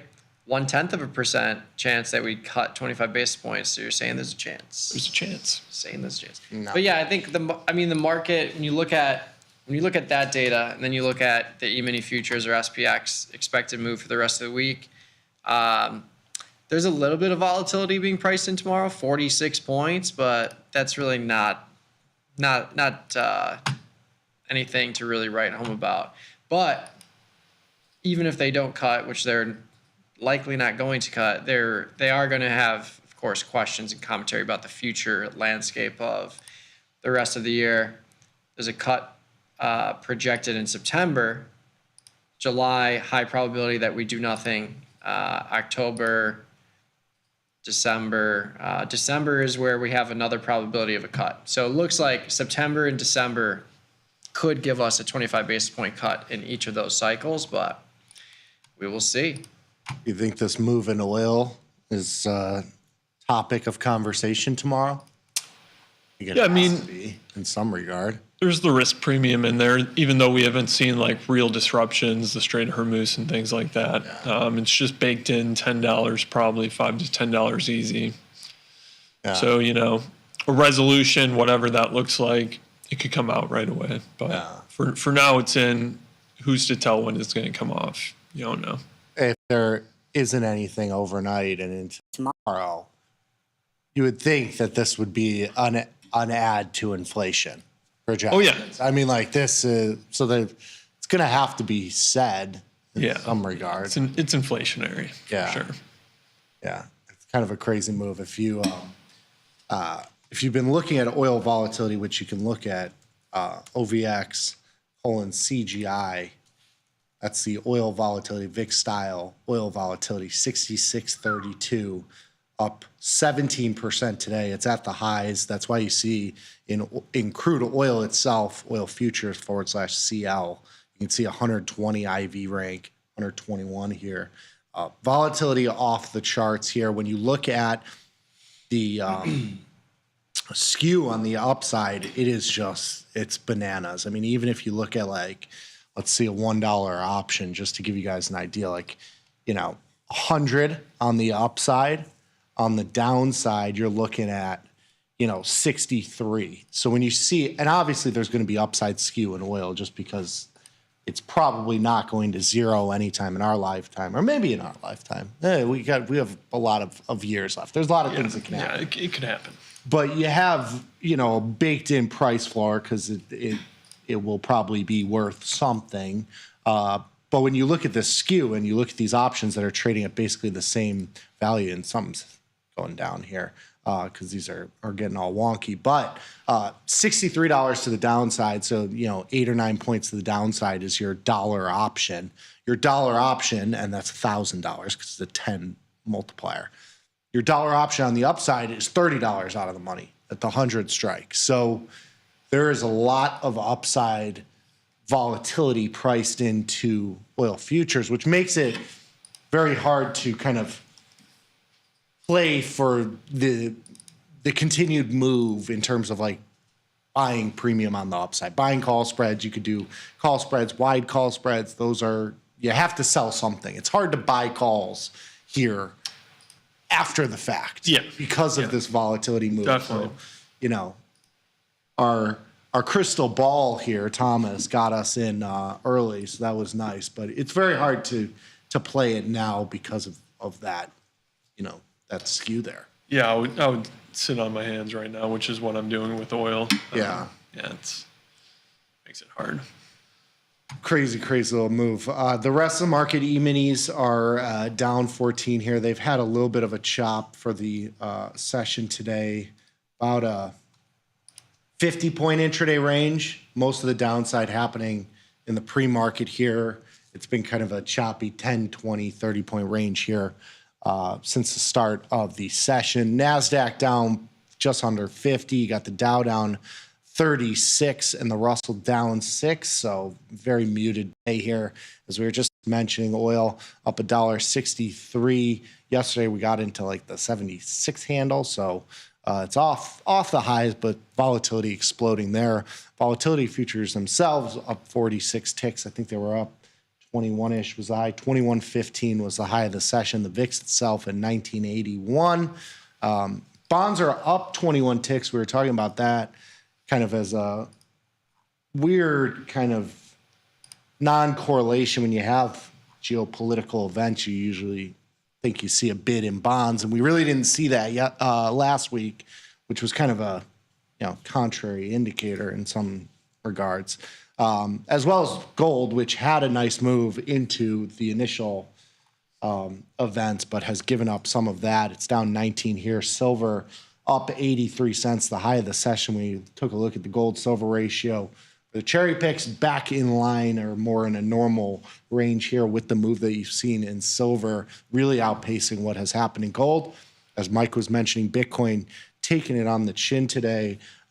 It has been the first mover in terms of risk on assets. If you've looked over the last, almost year, Bitcoin has been kind of like when you have these big moves in Bitcoin to either direction, it kind of spells out what happens with equity. So maybe there is a little bit of a downside coming in the market as a whole. You got Bitcoin down 4,400 on the futures, spot down 2,700, back to kind of the lower end of where it's been trading, 103, 104, the lows of the last month and a half or so.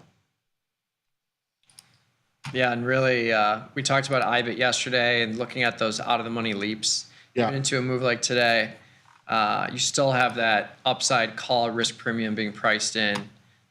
So like in the November cycle, the 95 strike was trading for $1.50 yesterday. It's trading for $1.24 today into a 5% sell-off. Yes. And the Jan 2027s, the 100 strike, which we were also looking at, those have lost a tiny bit.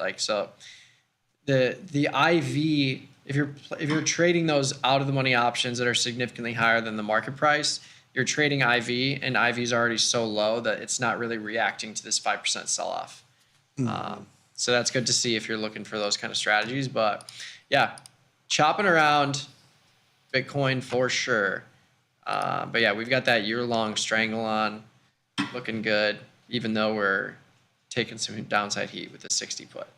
Yeah, Bitcoin volatility has not really gone anywhere, even into this sort of down move. So yeah, I don't know if there's it's all upside IV. in terms of when it spikes. Yeah, you need a stock price. You need a rally versus a sell off. Like it doesn't react to sell offs. Interestingly enough. Yeah. End phase down 11. That's a pretty big move here. Those are the other news of the day. The solar tax credits potentially getting rolled back. End phase and for solar both getting spanked today. Yeah, and that's the Senate's version, which took out those credits from the House version. So that could still go back and forth. So if you see it go back to the House, those are, renegotiated. Then you could see a pop in these stocks. Mm-hmm. So I sold some puts in for solar. There you go. The 125 strike being the cherry picks as well. End phase is somehow like my most painful trade of the year in terms of like getting in right before the 20% drop initially, then seeing it climb back, thinking I'm out of the woods, and now we get this news down below where it was before. Mm-hmm. So we're going to have to manage that position going forward. Yeah, I had a butterfly that was in a perfect spot, but I made some money there. Got some money out of it and into the up move, so that's very nice. Yeah. Yeah, and really, Applied Materials, AMAT, that's a green scratch now. Then you might take it and run. CrowdStrike, green scratch. I think I will. Yeah. I think I should, especially with the market just sitting here with all this stuff going around the world. Yeah, take some risk off. You get a couple $100 loser to a scratch. Be done. Yeah. On. Yeah, I think CrowdStrike too, just because that's a long call calendar, but the long option's 30 days out, so not too much time left on that one. Just got filled on AMAT. See if CrowdStrike gets filled too. Time to go. Time to go. Yes. But yeah, if you want to join us on the YouTube channel, we're streaming live there. Just pop over to Tasty Live. You'll see this streamed front and center. We got our Cherry Picks newsletter link pinned to the top of the YouTube chat. Get that for free before it's released today. Yes. Should be coming soon. Yeah. And kind of a light one. Dr. Data is out. Yeah. Okay, so dealing with iguanas. Yes. Yes. one of his kids got bit by an iguana. They're okay, but that was a surprise while we were discussing the Cherry Picks content. It's a good thing they don't carry rabies. Yeah. He said that because he was looking it up. He said that he basically treated it like it was like a snake bite. So he started to like try and suck the venom out, like as if it was poisonous. But they're not poisonous, obviously. But they do. Salmonella is one of the things that they can kind of have. That's interesting. Eggs could have salmonella. I mean, salmonella. That's, you just a little tummy ache. No problem. Yeah, you're fine. You're fine. For most people, the tummy ache. Yeah, that is pretty close to a black swan event, getting bit by an iguana, I would say. Yes. But yeah, let's pop over to the slides. We got some futures content. Back into lean hogs. Don't mind if I do. Some things are aligning. So, I thought everyone's talking about Iran oil, stuff like that. So we'd take a different direction since we talked about the Iran angle last week and it worked out. Lean hogs, it's had a really good rally here. Since early June, we are up 40%, something like that. Or actually, no, since January, up 40%. This month, we are up about 10%. So pretty big rally. We've breached the swing highs from April, the swing highs from July. Looks like a COVID V bottom here. Yeah, right. This is one of those like doubling. Yeah, so we're at the highest now since August 2023. We're going to talk about positioning, exports, and then seasonality. They all kind of align into kind of fading this rally. So we go to the first slide. Just talking about the positioning here. The green line is the net positioning for speculators. That's non-commercial traders. And the COT report that we talk about a lot came out on Friday. The data's up until last Tuesday. There's been a really fast increase in longs getting back into the market. The highest since, November-ish. But back in November, we saw, longs, they took a stab at it. You didn't really get prices, it didn't work out for them too much. The longs abandoned their positions coming into May. And then, we've rebuilt really sharply past them. And now we've come alongside a price rally. So you get these traders, it's a good time to take profits. And we'll talk about seasonality later, feeding into that. But, we'll go to the next slide. We'll go over how these positioning, how the trades work out in the positionings in the next slide, but just talk about exports really quick. Down 73% for pork exports from the previous week, 70% from the 4-week average. So we've really increased, decreased a lot in sending pork out of the country. Places like Japan, Colombia, South Korea, even China have increased their imports of U.S. pork lately. But big buyers like Mexico, Honduras, things like that have fallen off.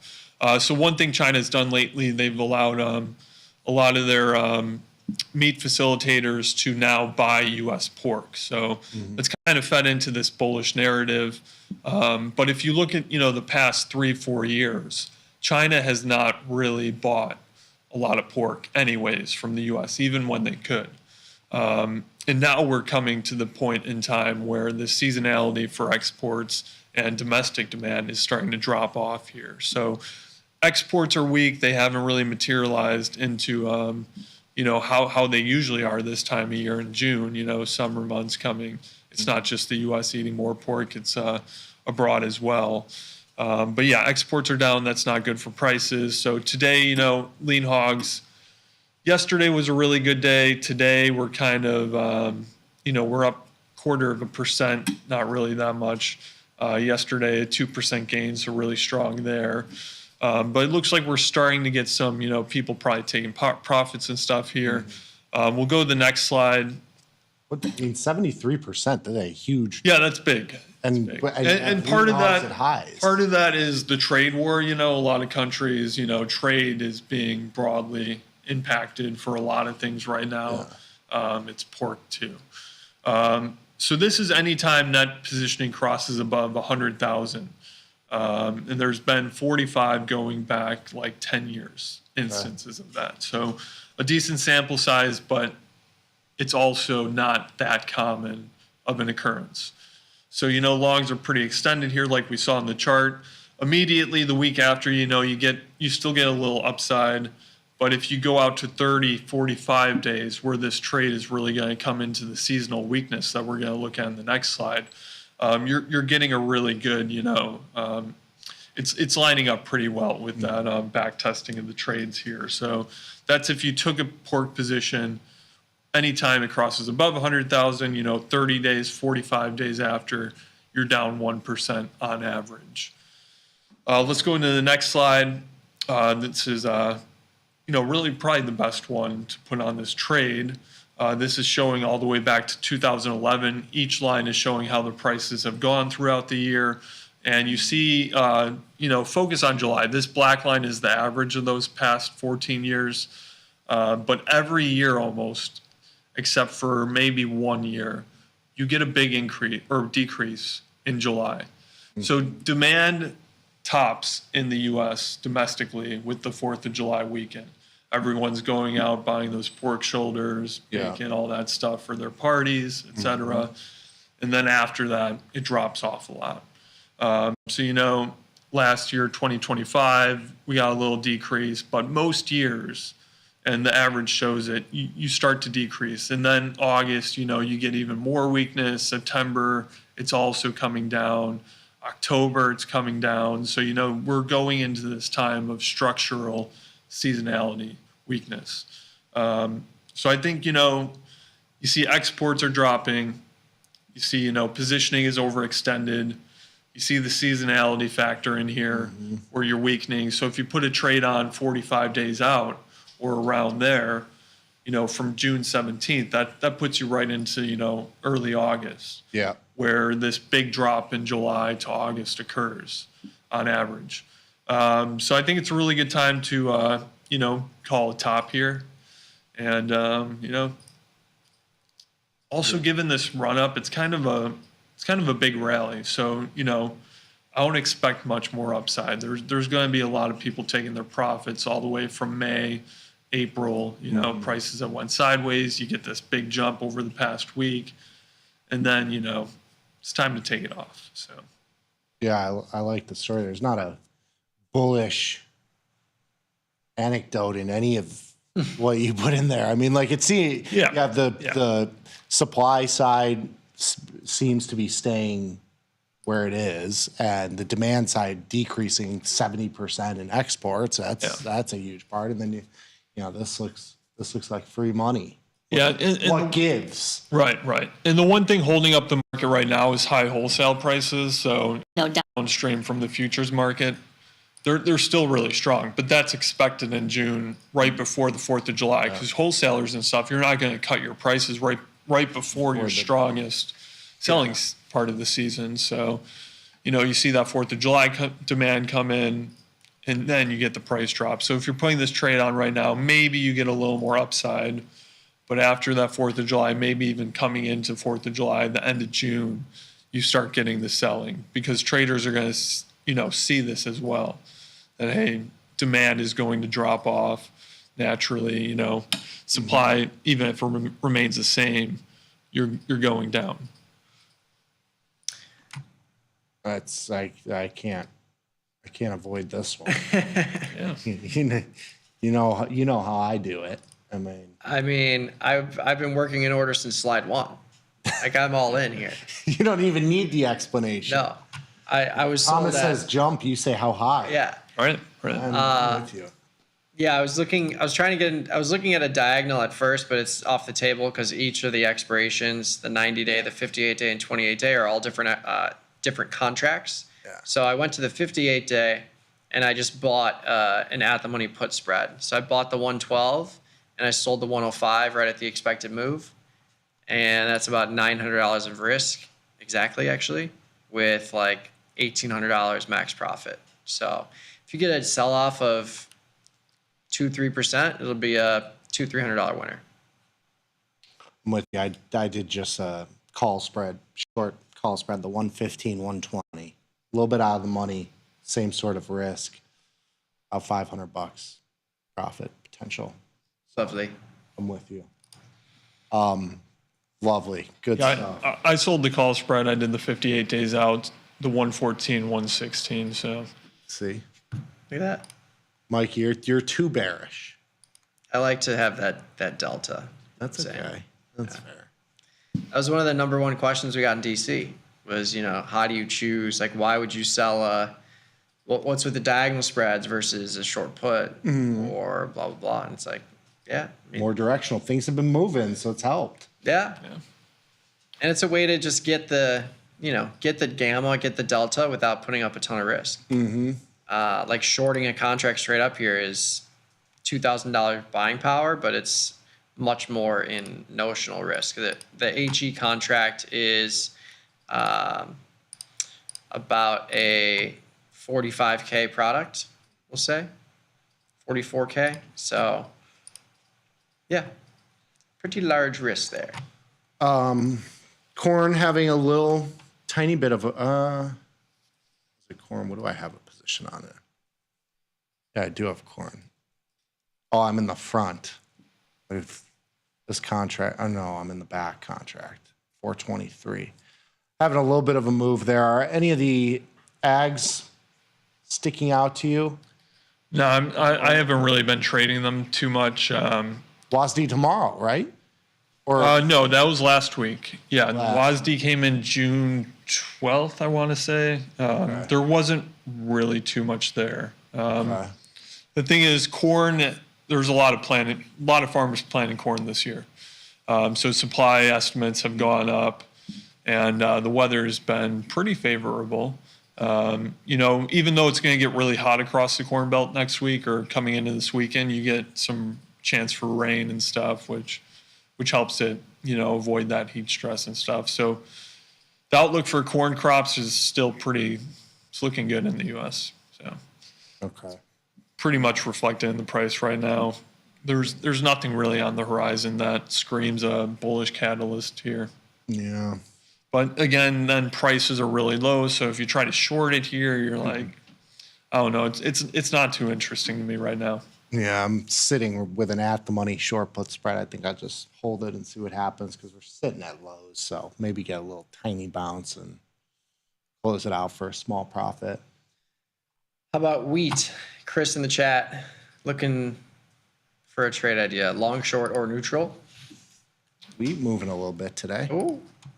Yeah, I think wheat is being a little bought here because we're coming into like the harvesting time for, I think it's like Kansas and Texas, the southern wheat crop. It's really wet down there, so farmers are not able to get their equipment out and stuff. So, but I don't know. The wheat thing is also, geopolitical tensions with, if they spill over more into Ukraine and Russia, and Russia did that drone attack on the apartment building, so it's kind of, it's just not looking great for the negotiations there. And then you could get the Black Sea exports, even though there really hasn't been too much tangible military action there. Mm-hmm. It could come back in any time those tensions flare there. Right. I feel like I want to get long corn. This price chart. I have an staring at me. Spread. It's a cheapie. Yeah. I think I'm going to get long corn. Diagonal spread. 420, 66 day, 450, 38 day for 13.5, which is $600, $650.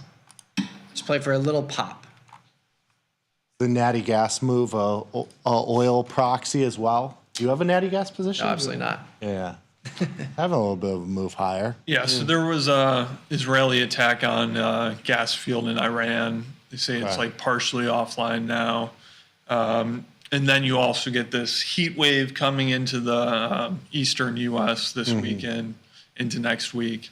So that's kind of bolstering prices here too. I'm going to sell a call spread if we get back up near 4. Another 15, 20 cents, I'll sell a call spread. I got a put spread on right now at like 3.25, right around there. Okay. So if I put on the call spread, I'd still keep on the put spread just because I think, this price could stay range bound for a little bit. But, the closer you get to 4, I think the better you are for selling it. Okay.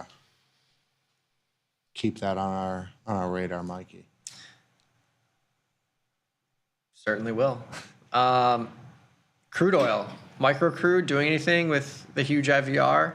I have an iron condor in crude, the bigger contract, with the shorts at 70. But that's okay. Pretty much where I'd want to be, anyways. The great thing about a pop in volatility, if you are defined risk, is that it doesn't move. Your spread doesn't move all that much.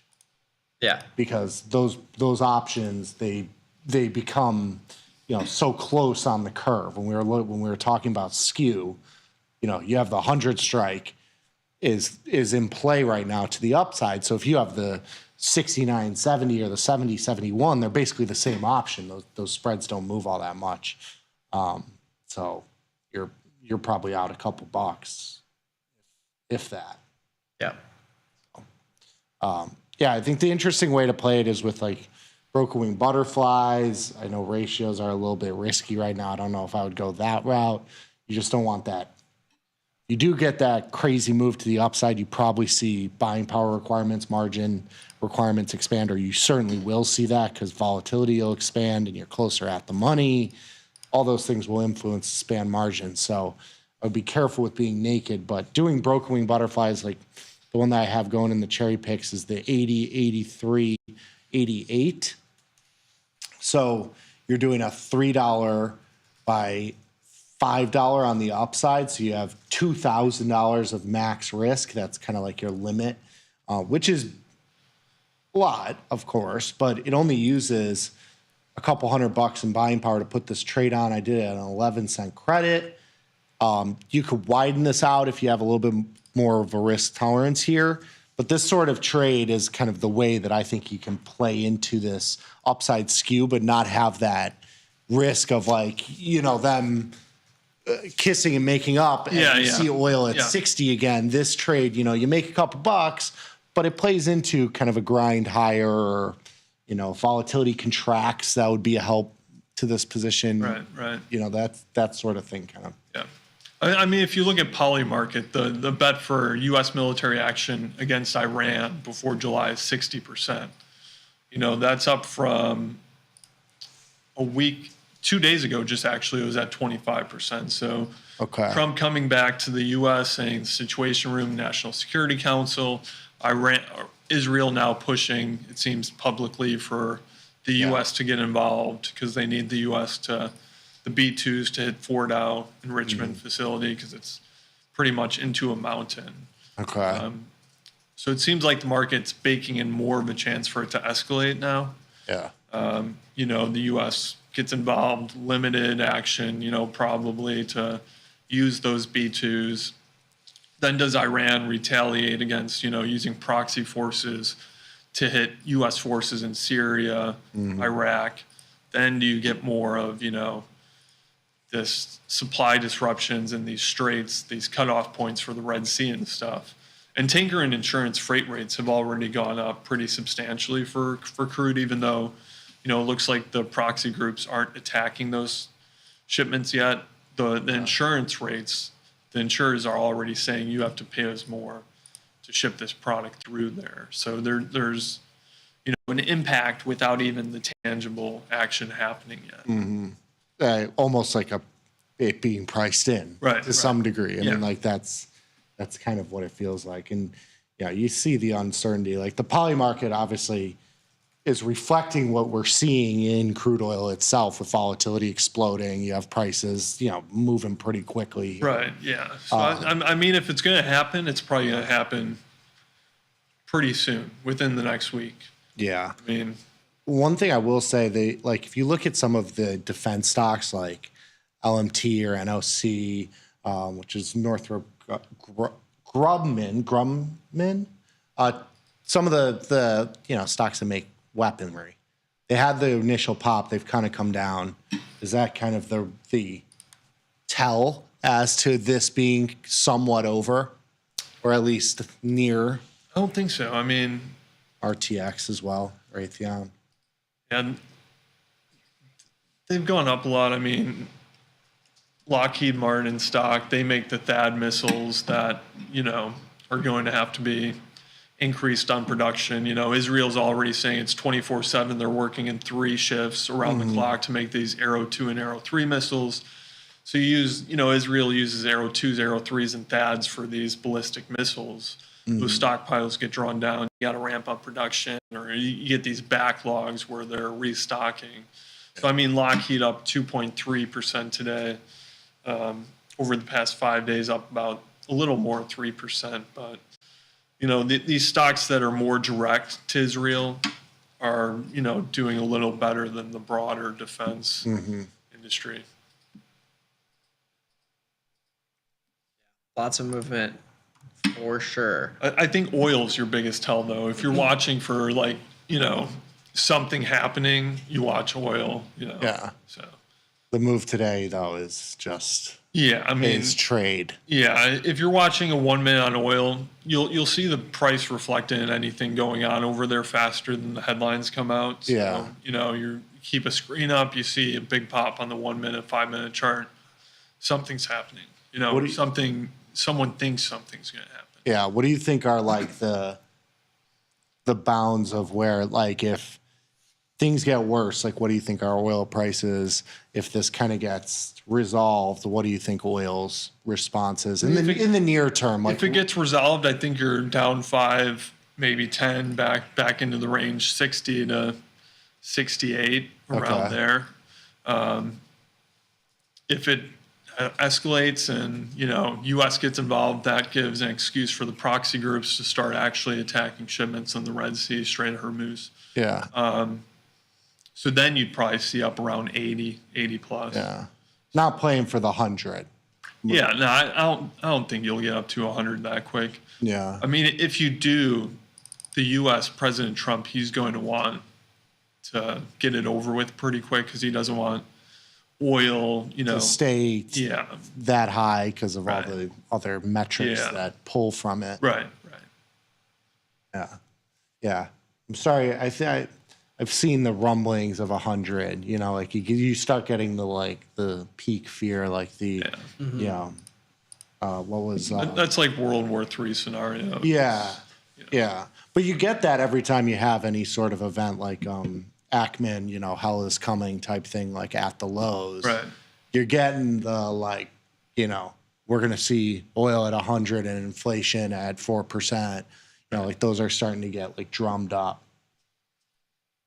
So it seems like that could be a top call. And I mean, FOMC tomorrow, we will get, likely no change, but we will get the SEPs, the summary of economic projections. So you get a new inflation, outlook, you get a new growth outlook. Those will alter the rate cut bets going forward. So, I think they come out quarterly. It's not every Fed meeting, but this one being one that comes with the SEPs is a little more impactful than just, and of course, Powell talking, people are gonna hold. Try to, what's he talking about? How is he saying it? What's his tone? What color tie is he wearing? All that stuff. No, the tie has been taken out of the equation. Has it? Okay. Yeah, it's purple every time now.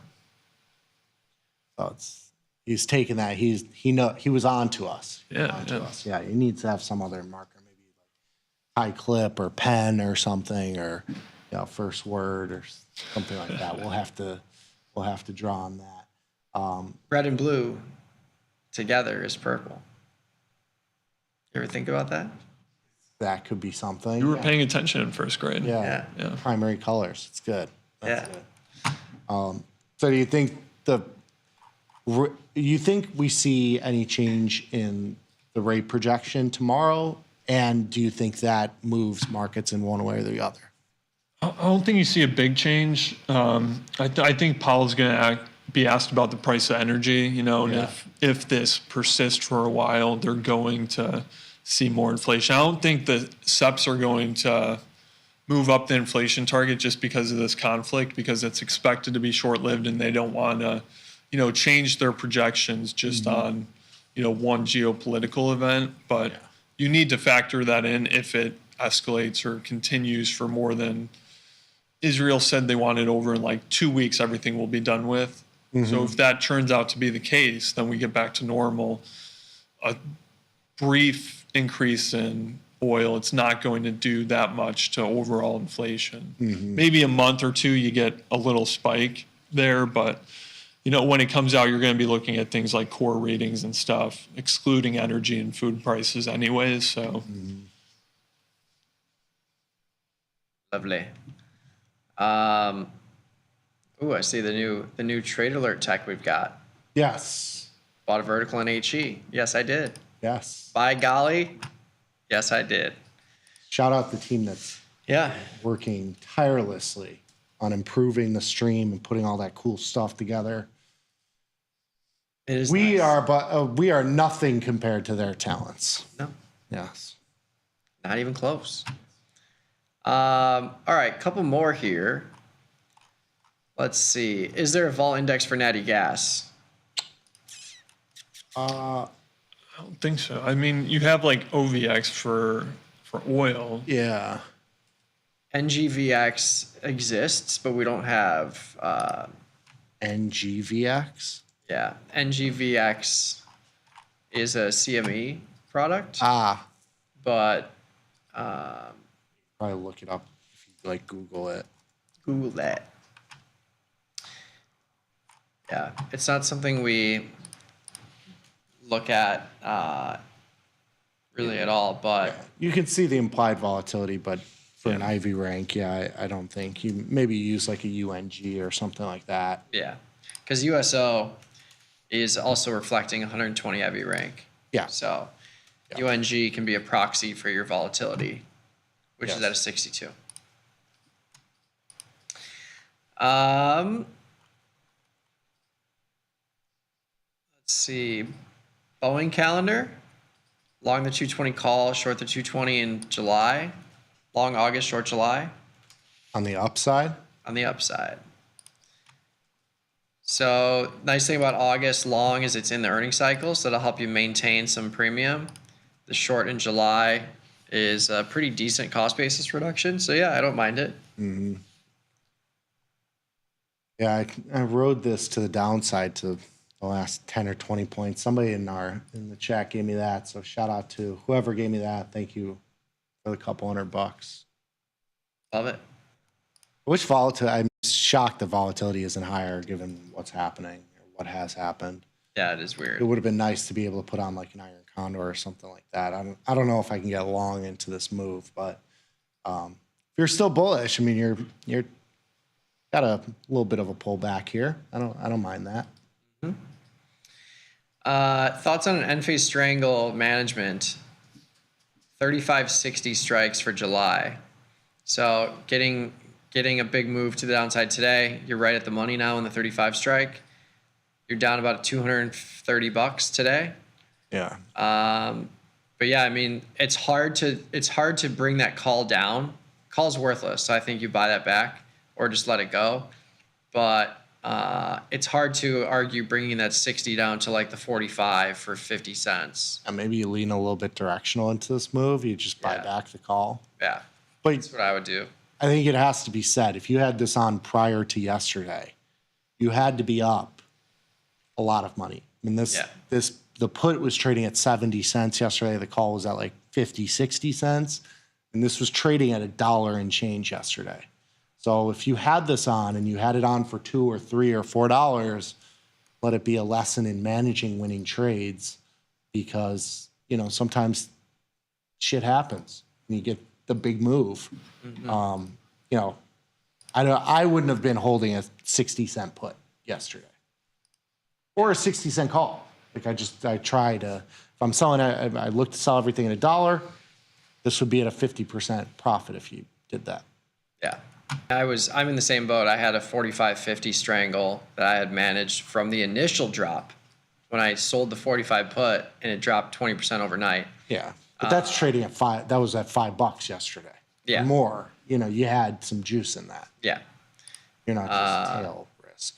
Yeah. I've got 480 in premium. So yeah, this definitely is not fun, but I'll just keep rolling it perpetually. Mm-hmm. Probably bring that 50 down, maybe to the, yeah. So that's another scenario. Like there's no reason for me to move that call down to even the 40. I mean, I guess I could do the 40. Yeah. Go invert it a little bit, but yeah, you collect $1.30-ish. Yeah. But yeah, we need a reversal of whatever news is today, for sure. But yeah, I think closing the call is how we're leaning on that one, if you want to keep the trade on. What would you do if you own 300 shares at a 77 average basis, currently holding the 45 straddle in August? For what stock, Aaron? What stock? But either way, you're well under you're under your basis on 300 shares. So hopefully you only have one straddle on, and not three. But yeah, let us know what stock. And what expiry? Do we have the expiration? In August. I'm guessing it's an end phase. I mean, because that's a big move here. Yeah, it could be end phase. Yeah, but let us know the stock. We can take a look at it. How do you determine max profit in a diagonal trade? So we just estimate it based on the debit paid, the width of the spread, and if you assume that you're getting all of your extrinsic value out of the short option, it is your max intrinsic value is the width of the spread plus any remaining extrinsic value that's left in the long option. So you can synthesize it by looking at a closer expiration. So like if you're long August, short July, you can look at being long July, short June, and that's going to give you a good estimate of max profit. You'd have to slide that spread in the money. So if it's a 10-point wide right now that you're setting up at the money and then 10 points out of the money, and you're long August, short July, if you shift that 10 points lower for a call diagonal, for example, and move it to long July, short June, it's going to give you pretty close estimate to max profit. Yeah. Yes. But the I mean, that's a way to kind of synthesize the move, of course, but you can just look at it from an intrinsic value perspective. Like if you have a 10-point wide diagonal and it's fully in the money, the minimum it could trade for is $10. So if you're buying that at $6, 10 is the minimum it would trade for fully in the money. And then you add in that extrinsic value component. Yeah. End phase and only one straddle. So yeah. So 300 shares at 70. And you're in August. So yeah, I think it's a similar story. I mean, I think August actually still has some premium at the 45. Yeah. So yeah, I think you just sit. Mm-hmm. Yeah. It's a tough to have to react into a 25% down move. Again, it's like probably would have been a opportunity to sell. Like if you were long at 77, are you really worried about selling the 60 strike calls at, almost $2 yesterday? Yeah. You kind of made your bet. You chose to be a little bit long. Into this move, it's a tough one. Yeah.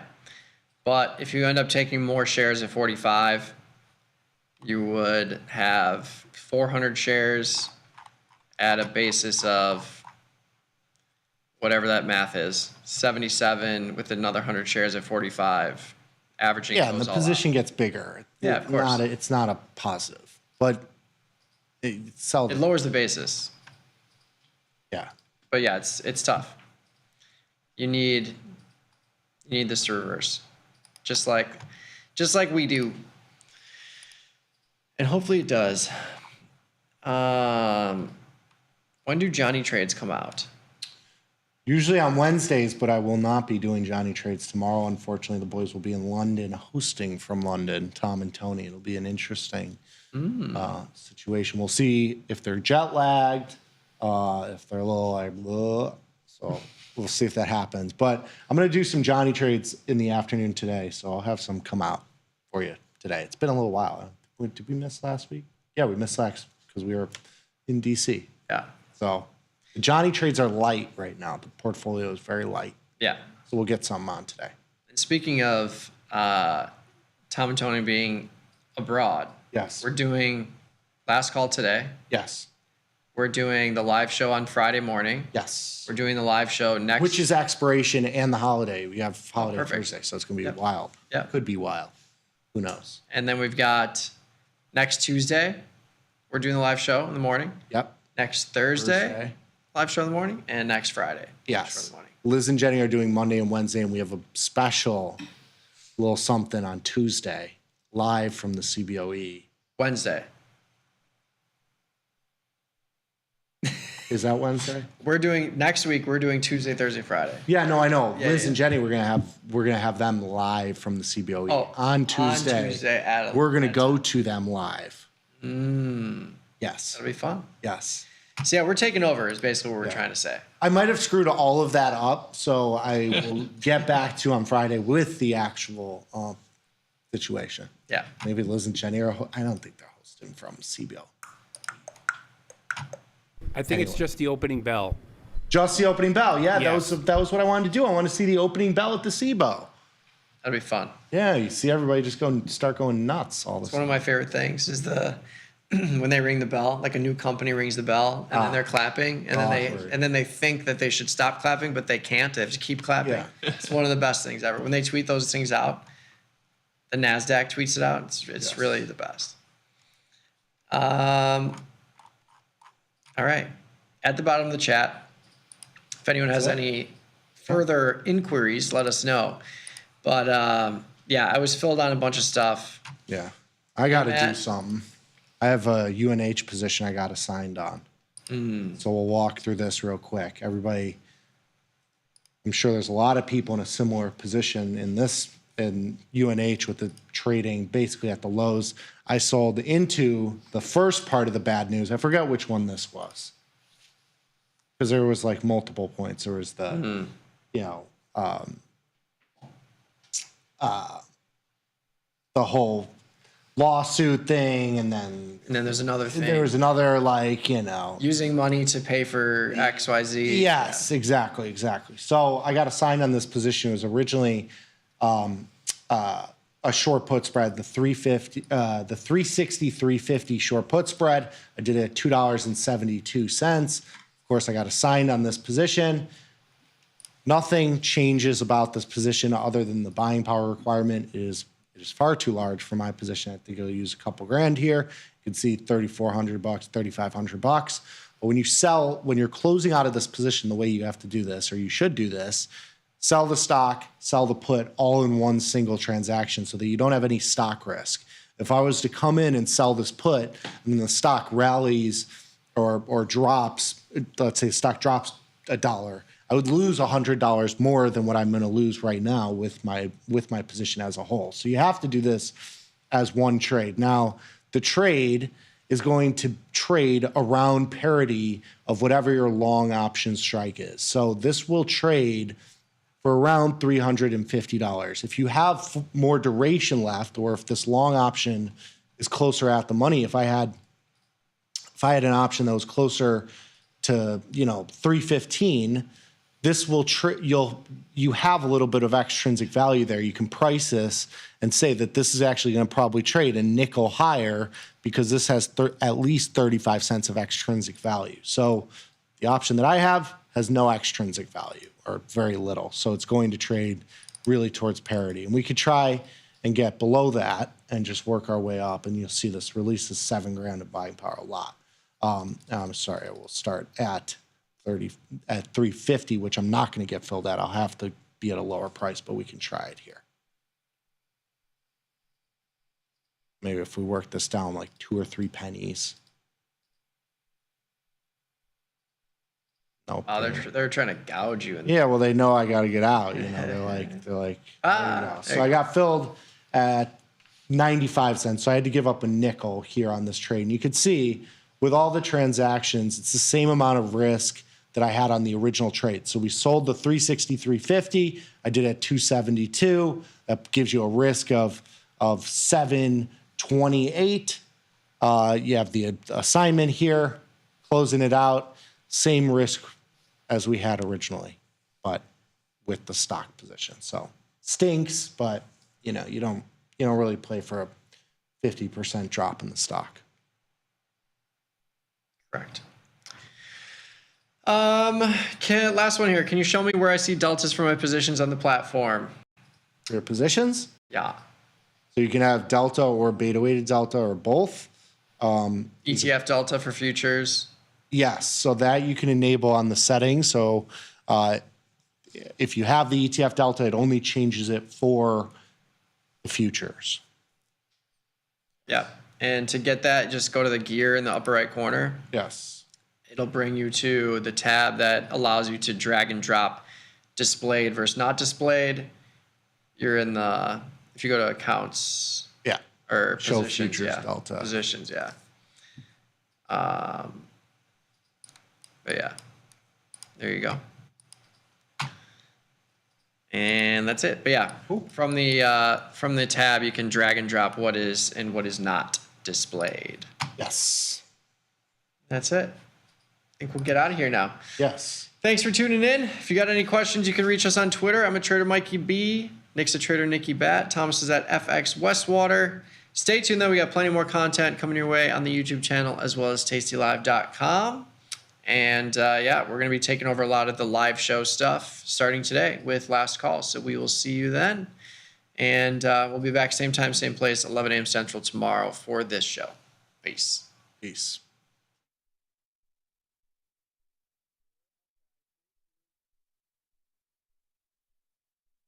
In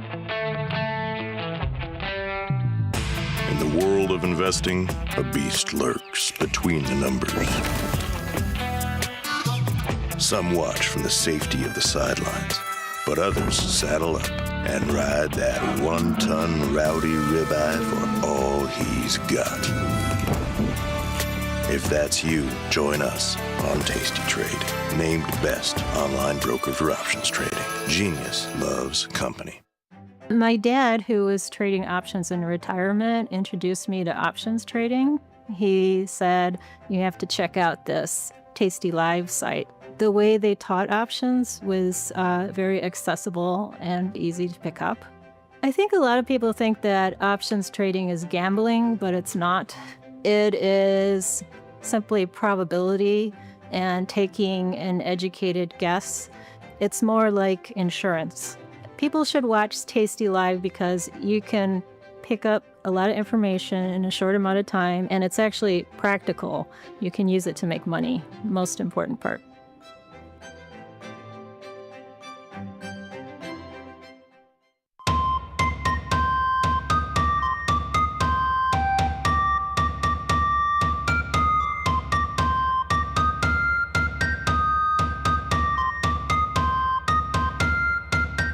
Clip thy waxen wings, thou economic Icarus. Discard these feathery adornments, thy flight's too vigorous. Rather, garb thyself with the soft fur of the bear, and dwell in low burrows of the valley fair. Forsake thy previous highs and perilous summit, for lo, I am short, so I must needs thee plummet. O market, I implore thee, make no high. Like some comic Fozzie, unclip thy bow tie. If thou dost tumble, I shall offer thee up a succulent hoagie. So, ye markets, remain as bearish as beloved Yogi. Follow thee the lead of Kipling's Baloo, and may the move be sweet as honey to Winnie the Pooh. With joy I watch descending chart lines straighten, run down with quickness and sweetness, like Lord Walter of Peyton. Let curious traders admire thy Berenstein way, and joyfully stealing some porridge, let us now say, sweet bearish market, never would I cage her, but admire her drop like some terrestrial Ursa Major. Come down, ye markets, to this sylvan glade, and let the bears have their day at Tasty Trade.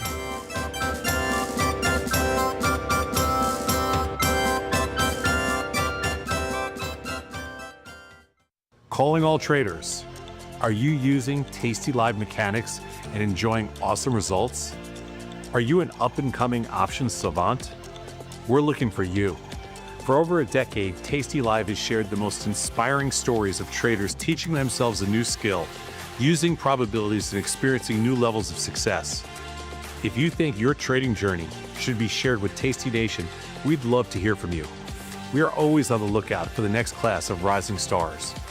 Email us at risingstars@tastylive.com if you'd like a chance to share your trading journey and inspire others. Ready to take your trading skills to the next level? Dive into the world of stocks, options, and futures with Tasty Trade courses.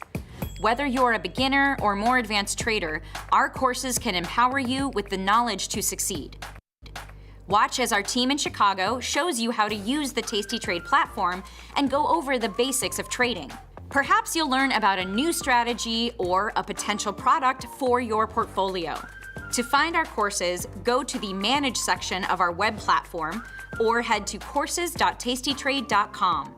Start taking control of your financial future. Visit our courses today.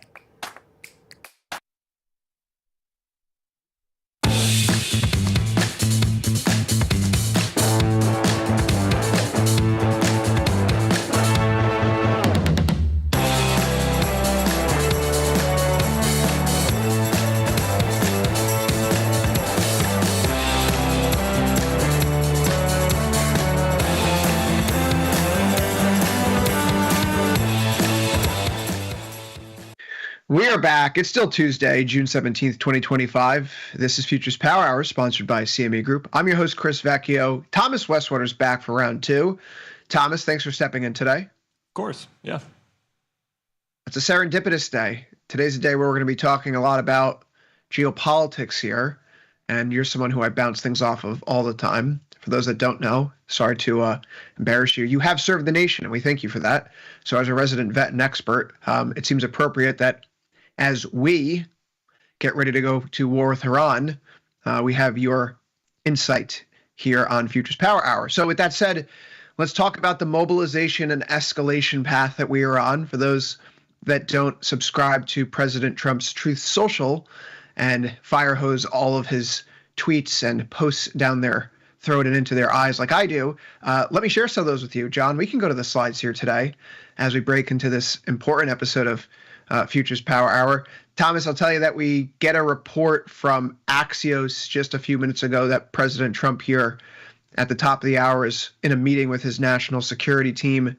This meeting will ultimately be what determines whether or not we partake in Israel's campaign against Iran. As you know, there have been a bunch of military assets that have been surged into the region recently. Do we have the slides up here? I can't tell. I'd like to show something. If they are, please let me know, producer. That would be great. There we are. Thank you. Well, at least we have that going on. It's frozen, Chris. I'm going to try one more thing here. We're going to reshare, John. Let me know how that works. I say we are at war. There we go. Because of some things that the President of the United States has posted in the past hour. He says, we now have complete and total control over the skies over Iran. He says, we know exactly where the supreme leader is hiding, and unconditional surrender. I bring up the Polymarket chart on the right-hand side, of course, which is just a weak view here, by the way. Will the U.S. take military action in Iran before July? A week ago, this was a no, 10%, less than 10% chance. This has surged to 64% here, Thomas. All this matters insofar as that I remember exactly where it was, in fact, at my friend Chris and Sarah's house in March 2003 when the American campaign against Iraq began. We're working on a project for our macroeconomics class, believe it or not. And we saw that the stock market rallied and yields went up when the U.S. bombed Baghdad. So there is a market outcome that will potentially arise from all this. I've said a lot, though. What are your thoughts here when you see these comments and these odds of the U.S. moving into the Middle East? Yeah. So this is up 5% just in the past 20 minutes with these tweets coming out. Last week we're up from 26%. So the market is now majoritarily pricing in, we will get involved here. It would likely be a limited capacity. The one thing Israel doesn't have that the U.S. has and the U.S. only has is this thing called the GBU-57, the Massive Ordnance Penetrator. It's this massive bunker buster. It was designed specifically actually for this mission, hitting Iran's nuclear facilities over the past 20 years. Israel does not have the lift capacity with their, the F-15I Strike Eagle. It's max capacity 23,000 pounds. The GBU-57 is 30,000 pounds. There's some people saying that Israel can get creative, retrofit their F-15s to carry this very large bomb, but we would also have to give them a GBU-57. Maybe we have, maybe we haven't, but as of right now, the U.S. is the only one with these. So with that comes you have to use a B-2. There's a couple things. I was talking to one of my buddies that I served with. He went into aviation, so he's a Black Hawk pilot. Does medevacs and things like that. But the one consideration that a lot of people aren't talking for is if the U.S. sends in a B-2, Israel's saying we have air superiority. It appears that we do. So the chance of a B-2 getting shot down is a lot lower. But you still want an exfil plan if it does get shot down because it's high risk with high reward. The high reward is taking out Fordow nuclear facility. It's dug into a mountain. Iran specifically made this facility so that Israel can't actually damage it, right? So you send in a B-2, what is the risk? The risk is that it gets shot down. If a B-2 gets shot down, and one of the things, that you consider in military action planning is, you have to recover those assets, the two pilots, the two Air Force pilots that would be piloting that B-2. A B-2 getting shot down by Iran, that would be a huge propaganda win for them, as low as the chances are. But even more so, you have to think about how would you get the pilots back if they were shot down and had to, eject from that aircraft. That's difficult because, pararescue or any elite force being sent in to get them, their airframes like the Blackhawks, the HH-60s, 500-mile range, forward out, from Al-Assad Air Base in Iraq, you can't get there and back without refueling. So you would have to refuel in contested airspace. They're saying that air superiority is achieved, but you still have to consider, if that aircraft did get shot down, it would be a huge win for Iran propaganda-wise and both strategically. Do you send in a B-2? How confident is the U.S.? They'd have to be highly confident. Israel would have to give a lot of assurances that they can be sent in. The thing is, F-35s are flying in that area. They're not getting shot down. The F-35 has a lower radar cross-section than a B-2. The B-2 is still very stealthy, but things like an S-300, they're taken out, from the intel we do have. So, if F-15s, F-16s, which usually hang back, F-35s go deeper into the airspace, they act as, a radar, a signal to give those F-15s, F-16s that could carry more payload targets, standoff distance, firing their bombs. So it's, air superiority is achieved. Is the U.S. going to get involved? 64% chance. That's pretty high. From what Trump is tweeting right now, it looks like, I'd say, more likely than not chance that we are going to get involved. So let's say we do strike Fort Howe, the U.S. gets involved. Then you have to consider the proxy groups actually targeting shipments, which would be the natural retaliation outside of targeting military forces in Syria and Iraq. The freight and insurance rates are already, increased for crude oil. Geopolitical premium insurance rates have already gone up. But what if you get proxy groups firing on ships? Then you get oil is effectively stopped for the time being, crossing through the Strait of Hormuz, the Red Sea, etc. So oil, you're going to see the most immediate reaction, and that's what the geopolitical risk premium is being priced in now. So if the U.S. does get involved, it's going to happen sooner rather than later, likely within a week. Israel is saying 2 weeks, this whole thing is going to be over. If that's true or not, we don't know. But if the U.S. gets involved, I would expect to see oil prices react to that, climb up potentially near 80, maybe even higher. But right now it's a wait and see. It's going to be up to Trump and the National Security Council to, do this. And the new MAGA coalition, it's interesting because the first, administration, you had a lot of neocons, war hawks. And if this was the John the Boltons first of the world. Yeah. If this was the first administration, there's almost no question we'd already be saying, yes, we're going to get involved. Now in the new, second administration, you have people like Don Jr., Tucker Carlson, important parts of the base, really pushing back against U.S. involvement. So there's, a lot of conflicting opinions in the White House, in the Pentagon, but the way the cards are stacked right now, it looks like we are going to go in. Oil up almost 3% right now. That's kind of reflecting this higher risk of the U.S. going in. If we do actually go in, then you get more geopolitical premium baked in. So really interesting part of the conflict we're in right now. We'll probably know a lot more over the next 48 hours if a decision's going to be made or not. I think it might be sooner than that. Sounds like we might know in the next hour or two whether or not something's going to occur. J.D. Vance is tweeting, and in lengthy amounts, to lay the groundwork, if you will, to make the case for why Trump intervening in Iran is something that was always on the table. I would think it's happening, right? It was in the run-up to the Russian war with Ukraine that there are certain things that you look for. I recall distinctly talking with Victor Jones on the former Jones and Friends show, where he asked me if I thought that Russia was going to invade Ukraine. And I said, well, they're putting, blood tents and hospital lines close to the front line.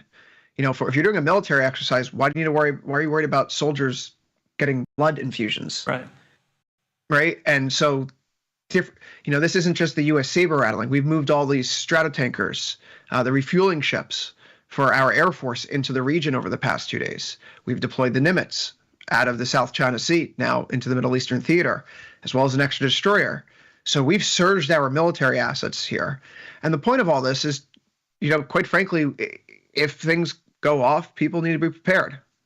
And that may mean reducing the beta-weighted deltas of your portfolio temporarily. It may mean taking down some risk in anticipation of the fact that there could be a spike in volatility around the corner due to some of these headlines. And as the saying goes around here, you want to keep your powder dry so that when vol runs high, you have cash to deploy. You can put those trades on. You don't want to be stuck on the sideline where you're over-levered and all of a sudden you got to just sit tight and wait for the market to bounce back. So you can see how your positions shake out. You want to be able to act and respond, not just be in a defensive position. So it's only a 22.6 IVR right now. Over the course of the session, Thomas, we have seen volatility rise up. It was a 20 IVR or so this morning up until the U.S. cash equity open, and since then it's been steadily creeping higher as this news flow has come out.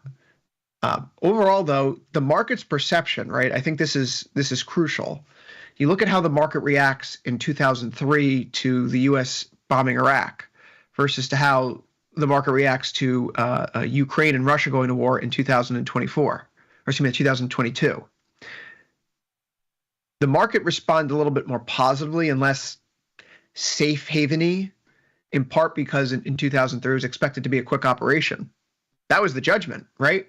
Bing, bang, boom, in and out, 20 minutes. What's the worst that happens? Whereas with the Russian invasion of Ukraine, that was seen as more of a protracted conflict. And so, this is going to weigh on supply chain. Okay, this is going to impact a bunch of things longer term. So we have to reprice risk for a period of time. And I think that's going to be the deciding factor here, Thomas, right? If the stock market is going to keep going up, if bonds are going to make a move one way or the other, if oil sustains its rally, it's going to be on the perception that this is quick, as you said. Israel said done in 2 weeks. You say that the U.S. is going to have limited involvement, no troops on the ground. Air Force only, it would seem right now.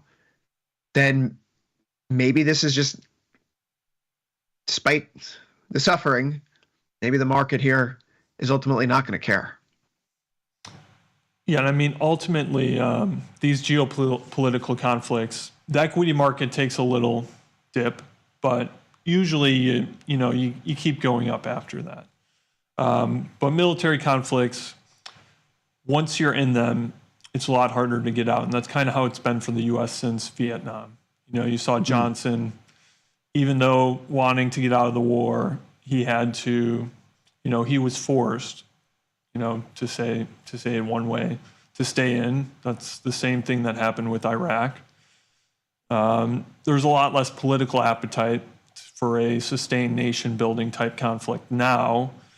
So I think, you could say that this is going to be a short conflict, but if you look at history, that's not always the way it goes.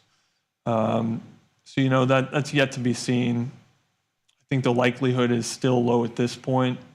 If it is, we do go in, it's limited. We give Israel what they want for strategic implications, which is, the bunker busters for these facilities. The ultimate thing Israel wants is regime change. That would be the ultimate goal. That's a lot less likely. There's news things saying the U.S. voted against Israel taking out the supreme leader. That could change at any time. Now that it looks like, Israel has the upper hand strategically, all that could change. These conflicts are very dynamic. So like you said, you got to take the long deltas off. And, it works in your favor because, take your long deltas off. If volatility expands, then you're in a much better place to redeploy your capital. So I think, what you said is how you play this. You line up right now. You wait for something to happen. If it does happen, volatility expands, and then you have a lot more options to play the market. We talk about this being a motivating factor today. It is a Tuesday. It's a Tuesday before a Fed meeting. It's a Tuesday before expiration. We have Thursday off this week thanks to an odd calendar. And then, of course, we're going to have our It's Juneteenth, right? So Thursday off. It's not like a typical holiday calendar where it's like a Monday or a Friday. So we have this Thursday, and then we have monthly options expiration. There's a lot of volume here in the market today already. I guess, Thomas, so often as the monkey paw curls, you hope for more trading volume during the day, but then it arises for perhaps not so good reasons. We are 1.1 million contracts traded here in ES. That is a healthy amount for this time of day. We usually look for 1 million contracts traded by the time we get on the show. So the volumes are there.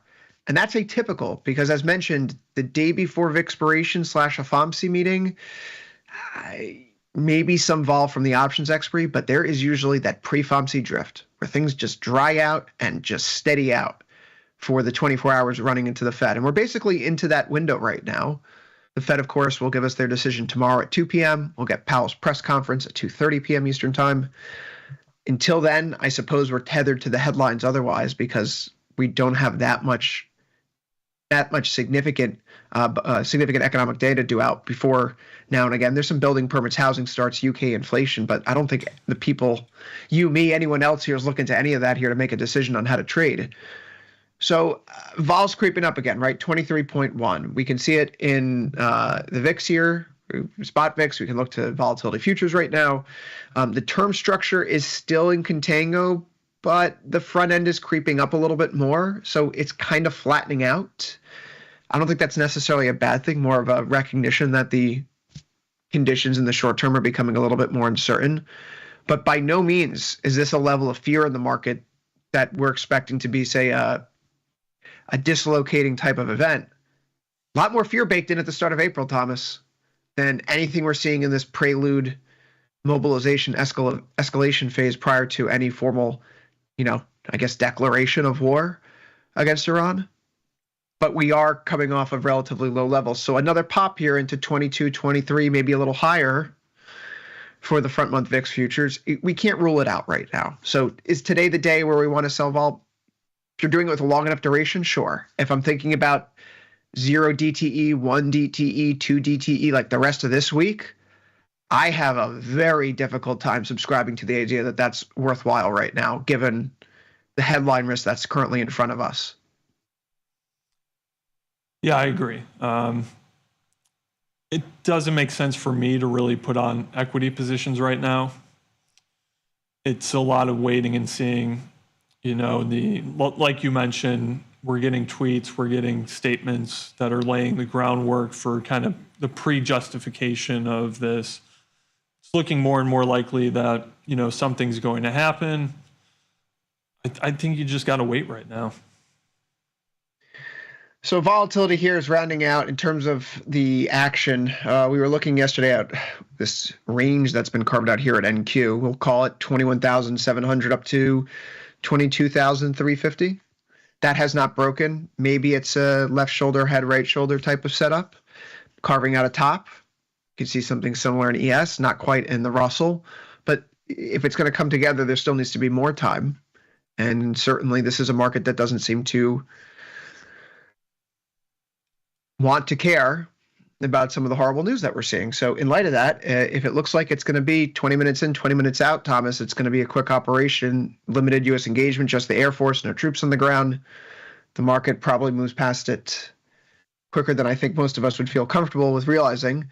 I digress. Even in the Russell right now, we're still seeing that there's some sustained move above this 1 month moving average. It's why I'm leaning long still. We haven't closed below it going back to the 24th of April.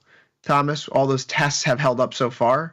And if this is geopolitically induced, do we really trust that this is going to provoke a more meaningful breakdown? Perhaps not. So I'm going to lean long deltas here. I'm leaning long deltas in NQ.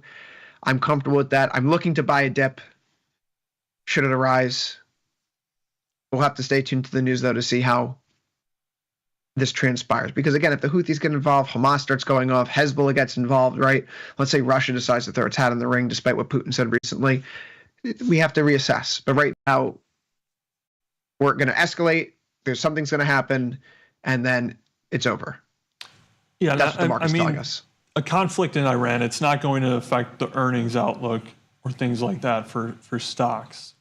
What it could do is drive up oil prices, feed into the inflation narrative, and then you got, if this conflict is drawn out, then you get higher oil prices, you get, inflation targets being brought up for the Fed, and Powell's probably going to get asked about oil tomorrow, and seeing, what's his thoughts on inflation. If oil goes up, I think, this conflict isn't going to be changing the SCPs that we get tomorrow.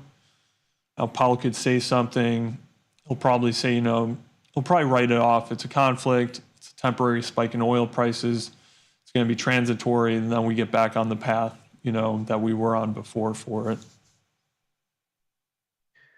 Russell down a little bit, 0.7% or so. Dow Jones 0.4, NASDAQ basically 0.6, S&P basically 0.5% here. Session softening up. Sector performance here today before we turn the corner. If you could imagine, it's the energy-related things, the metals that are running to the upside right now. XOP, top performer, 1.93%, followed by XLE, which is higher by 1.49%. On the flip side, rate-sensitive things, those are the ones that are suffering here the most. Home construction, home builders, 2.11% and 1.68% lower, respectively. Discretionary is off. I mean, everything's off basically right now. But in terms of the flavor, discretionary is down more than staples. Retail's down more than staples. Discretionary is down more than healthcare. SMH somehow is still positive throughout all this, still holding near its top. But this is a decidedly defensive view today, and we haven't been able to crack on through some significant resistance right now. So perhaps if we get some headlines that provoke a small pullback, keep in mind the bigger picture here. NASDAQ above 21,700, we're fine. 21,700, just got to be patient. Yeah, if we get something, we get a bigger pullback, I'm going to be a buyer for equities. Yep, that's how this game works. Let's talk about bonds here a little bit. TIPS auction today, I wouldn't call meaningful by any stretch of the imagination. We had a pretty decent 20-year bond auction yesterday. It was right on the screws. Bid to cover ratio was a bit higher than the 6-month average. We've seen that notes and bonds at the long end of the curve have gently moved up, although are a bit off their highs here today, particularly as those oil prices have edged up over the course of the session, now up 3.26%. Thomas, if you believe it or not, when you and I have a process for running our morning report together, right? One of the things that I do is I get the little okay, where are all the assets? Plus 0.23%, plus 1%, and I get them in a table. And then I get the screenshots of the assets that we're going to talk about. And in that gap of time, there sometimes are price movements. So this morning when I first entered all of the, what's crude oil, what's natural gas, what's gasoline futures, what they've all done, crude was up 0.23. By the time I took a screenshot of the crude oil chart, it was up 1.83%. Now a few hours later, it's up 3.25. So this thing's been moving all day long, and I think when we understand the relationship between oil and then inflation expectations filtering through to bonds and the long end of the curve, it makes sense that as oil's gone up, we've seen treasuries pull back in a little bit. Okay, but big picture here, this is still sideways chop. The sideways chop in notes has been going on for months and months and months and months. And as long as we have swells and volatility here, and we're near the midpoint of this range between 110.5 and 112.5, it's a decent spot, in my view, to keep trading this directionally neutral. So that's what I'm doing here. I'm not really bulled up on notes right now, Thomas. 30s are a different opinion. But what say you about this chart right now? Are you a bull? Are you a bear? Are you looking for chop? Do you have any opinions on the 10-year? Yeah, I mean, I don't think you're going to see bonds rally with this conflict going on. Oil prices higher inflation. Is the Fed going to cut if inflation is moving up steadily? Oh no, I think, playing it directionally neutral is the right thing to do here. That's where, we've been chopping around like that. Is the SCPs, is Powell going to give us something that moves us decisively in one way or the other? I think with the backdrop of war hanging over the market, the headlines and the price risk is going to remain focused on that until it's over, and then we shift back into, the preset course. But even if we do that, there's not really a strong directional bias in the notes right now. There's really not. And, maybe we're going to stick in this 4.15 to 4.5% band. Maybe we don't. We go higher, sure. We've done some testing above that band. It hasn't really materialized into anything substantial. So directional neutral top here, a chop in the notes is my personal perspective. The other perspective that I have here is that bonds at the long end of the curve, the 30s, they should be doing a little bit better because we do have this potential bullish falling wedge. Maybe that's the wrong interpretation. Technical analysis is always more art than science. You could be a little bit of an allegory here in the form of this. Let's just clean you up a little bit. We're going to make you this color. Okay. So you have this counter trend rebound, and ultimately you spill over into a new set of lows. Very similar here as we make our way out of our bottom. We have our counter trend rebound right now that we're starting to struggle to uphold here off the lows. So you can see if you get down below 112.5 in ZB, technically it starts to look a little bit more slippery. You lose 111.5. You then clear it out, really all of the lows that you've seen thus far through June. And then what reason are you hanging on? I'm going to lean long deltas here still, Thomas. This is probably my least favorite position that's actually working for me right now, being short a put spread as well as long on out of the money call spread. The short put spread's obviously doing most of the work there. But this has been very frustrating. And like you said, not expecting a big rally in bonds or notes here on the other side of any of these headlines, because history tells us without expectations of a prolonged conflict, we generally speaking, we don't see yields go down when the U.S. gets involved in these international forays. Yeah, exactly. I have an iron condor order in for ZN. I think if anything stays directionally neutral for the time being, it's probably bonds or notes. Other than that, I'm not playing ZB. A little more bullish there. Technicals are looking fine.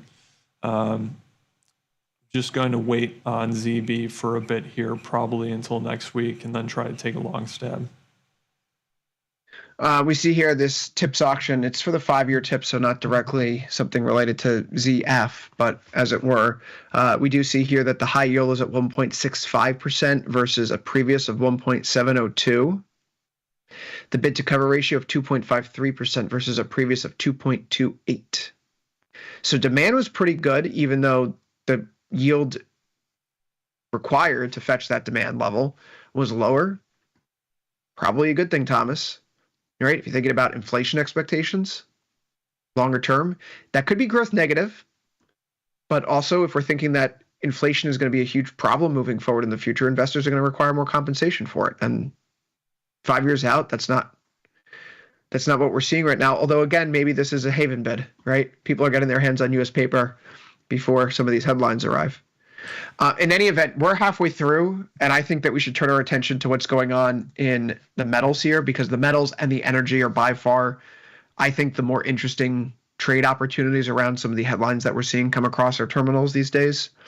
I want to turn our attention first to silver, which yesterday we were discussing the picture-perfect, almost textbook-like former resistance turned to support nature of the silver consolidation, whereby we had broken through the highs pre-Liberation Day, the highs that we had in October of 24, and then just started nestling up there. And sure enough, today we do see that we hit a new yearly high. It's another fresh high that we've seen since February 2012. So silver's drumbeat continues to move up. Volatility is relatively constrained. It's only a 36 IVR. Thomas, I feel like I don't own enough silver. What's the compelling reason to stick long silver through all of the headlines we're seeing here? Because gold is certainly not ginned up the way silver is these days. I mean, what a lot of people have been talking about lately is this gold-silver ratio. Gold has outpaced silver by far. Now is the time that this ratio is going to unwind. We've seen it unwind substantially since the start of May. Gold-silver ratio, we traded up near 105 early May. Now we're down 91. Just in, the past couple weeks, we've taken another big leg lower, down from 100 to 91. The long-term average for silver, the gold-silver ratio is, it's more around 70 to 80.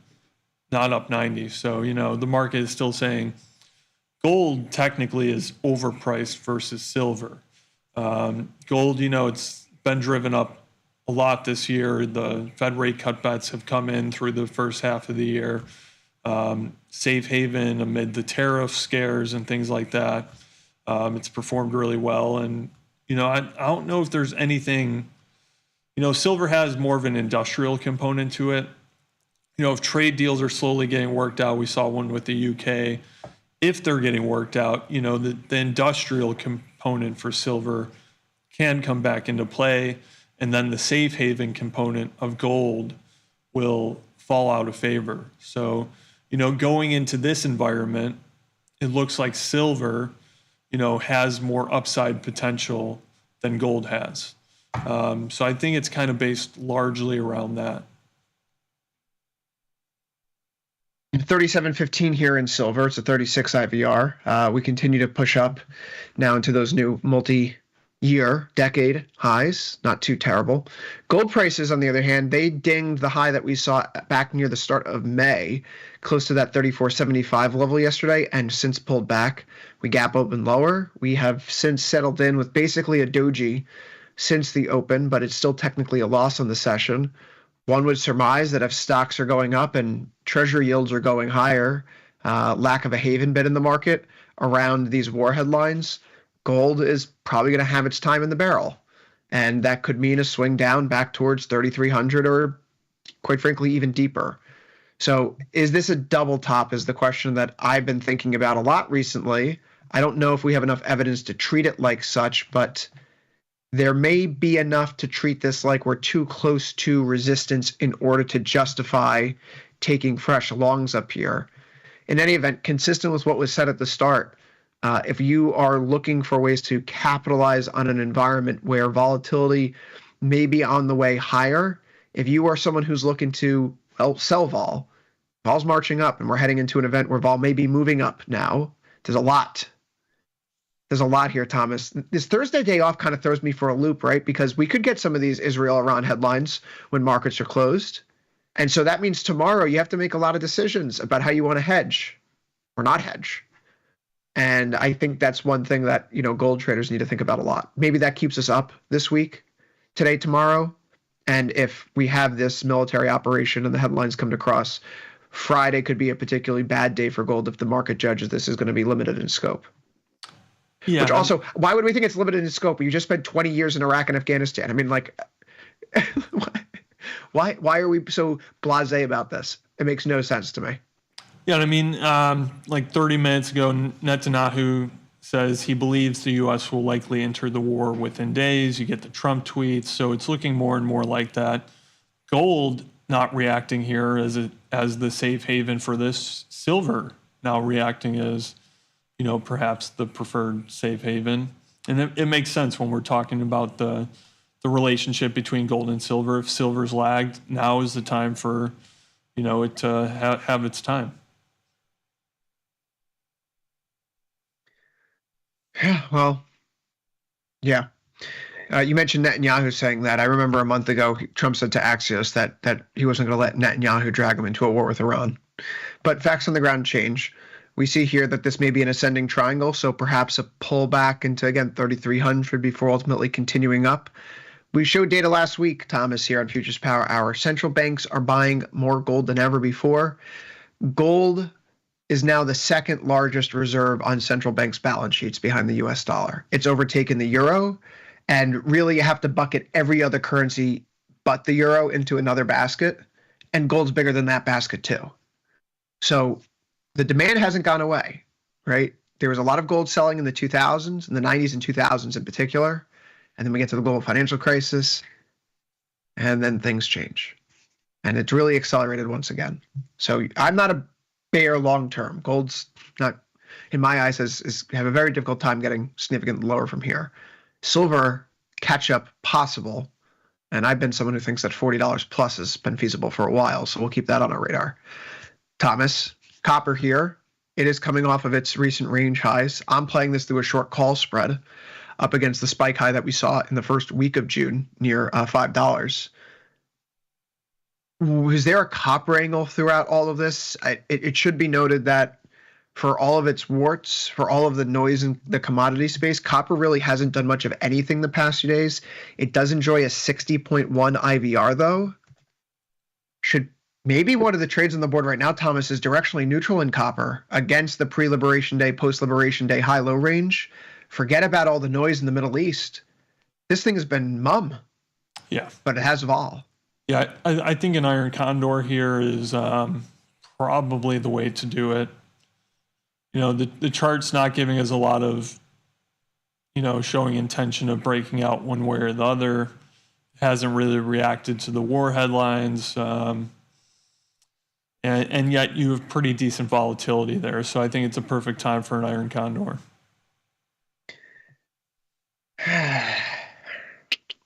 We'd have to go a little bit tighter than the actual high lows to make something like this worthwhile. But if we wanted to go 15 cents wide around the 1 standard deviation move here. Okay, well, there you have it. It's a 64% probability of profit, 41 DTE. So this is a fairly typical tasty trade. 45 in, 21 out before you roll over the decay curve. Max profit to max loss. It's a little over, it's like 2.5 to 1.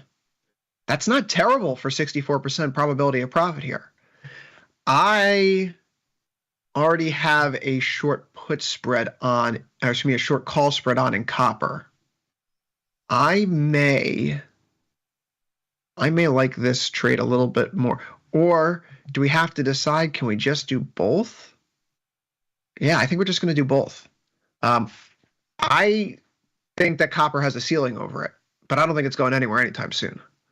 Yeah. So we have to take what's in front of us. I'm comfortable laying something out like this because this seems completely immune to any of the headlines. Maybe it's a little bit weaker for growth, but again, net, we haven't done much since the Thursday close last week. I think leaning short here against the recent highs makes sense. Make an adjustment if you get down closer to 4.6, 465 on approach to the range lows near 455. And then we can reassess thereafter. But copper, it's giving you vol. It has a higher IVR than gold or silver right now, and it's pretty much dab smack in the middle of the recent 3-month high-low range. So we have to take advantage while we see it. Yeah, I'm trying to put on something similar right now. Hopefully you can join me in there, Thomas. I guess it's the main course. It's oil. Oil IVR has gone through the roof again. Oil's at 72.72 right now, a 125.8 IVR. So for those keeping track at home, the high IVR on April 9th during peak Liberation Day fears, 126.41. The high for today is 126.26. So we're starting to see that volatility is in a place where, if you like to sell vol, this is perhaps as good as it gets. Our friend and colleague, Dylan Radigan, really likes to sell oil vol during these geopolitical run-ups. Last week when I asked him, was it time yet? He said no. Yesterday he was thinking he was a little bit closer to the time to look to sell oil here.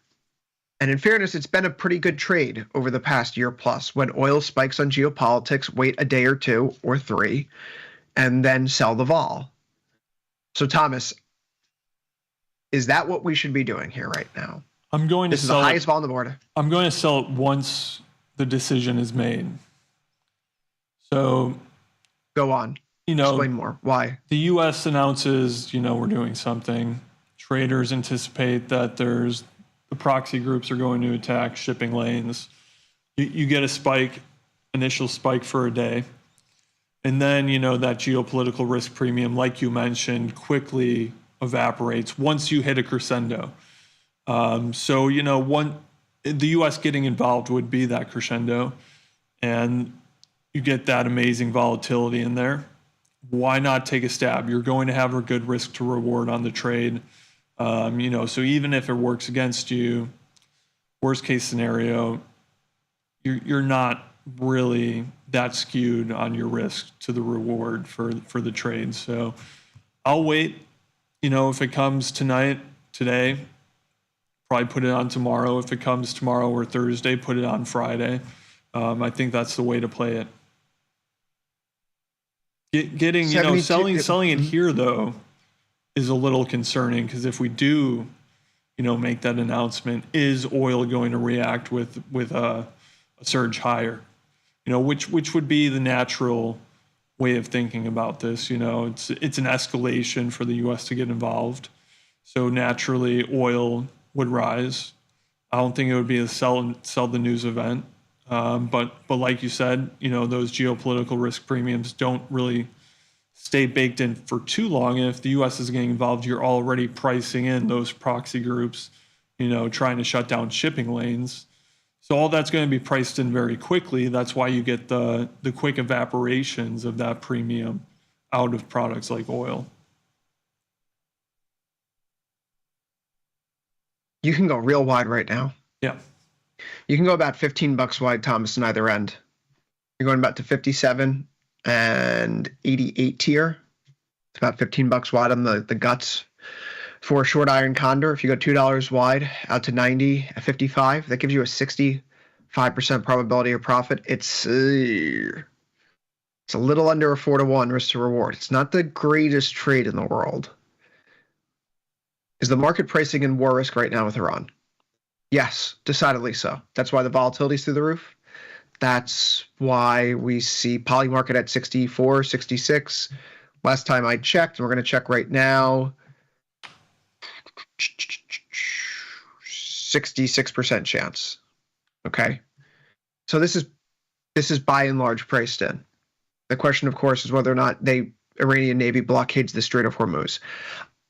That is a different, I actually don't think that's a high odd. Those are high odds. That's not because of U.S. military might. It's because of who Iran is sending the oil to at this point in time. In the 2000s and 2010s, most of that oil was going to the Western Europe or the United States. These days, China's their client. China has a vested interest in seeing the Strait of Hormuz stay open. I don't think China cares who's in charge of Iran, as long as Iran keeps sending them oil. So that's part of the fear here, that a large chunk of the world's oil supply is going to be disrupted. That's part of the risk that's been priced into this market.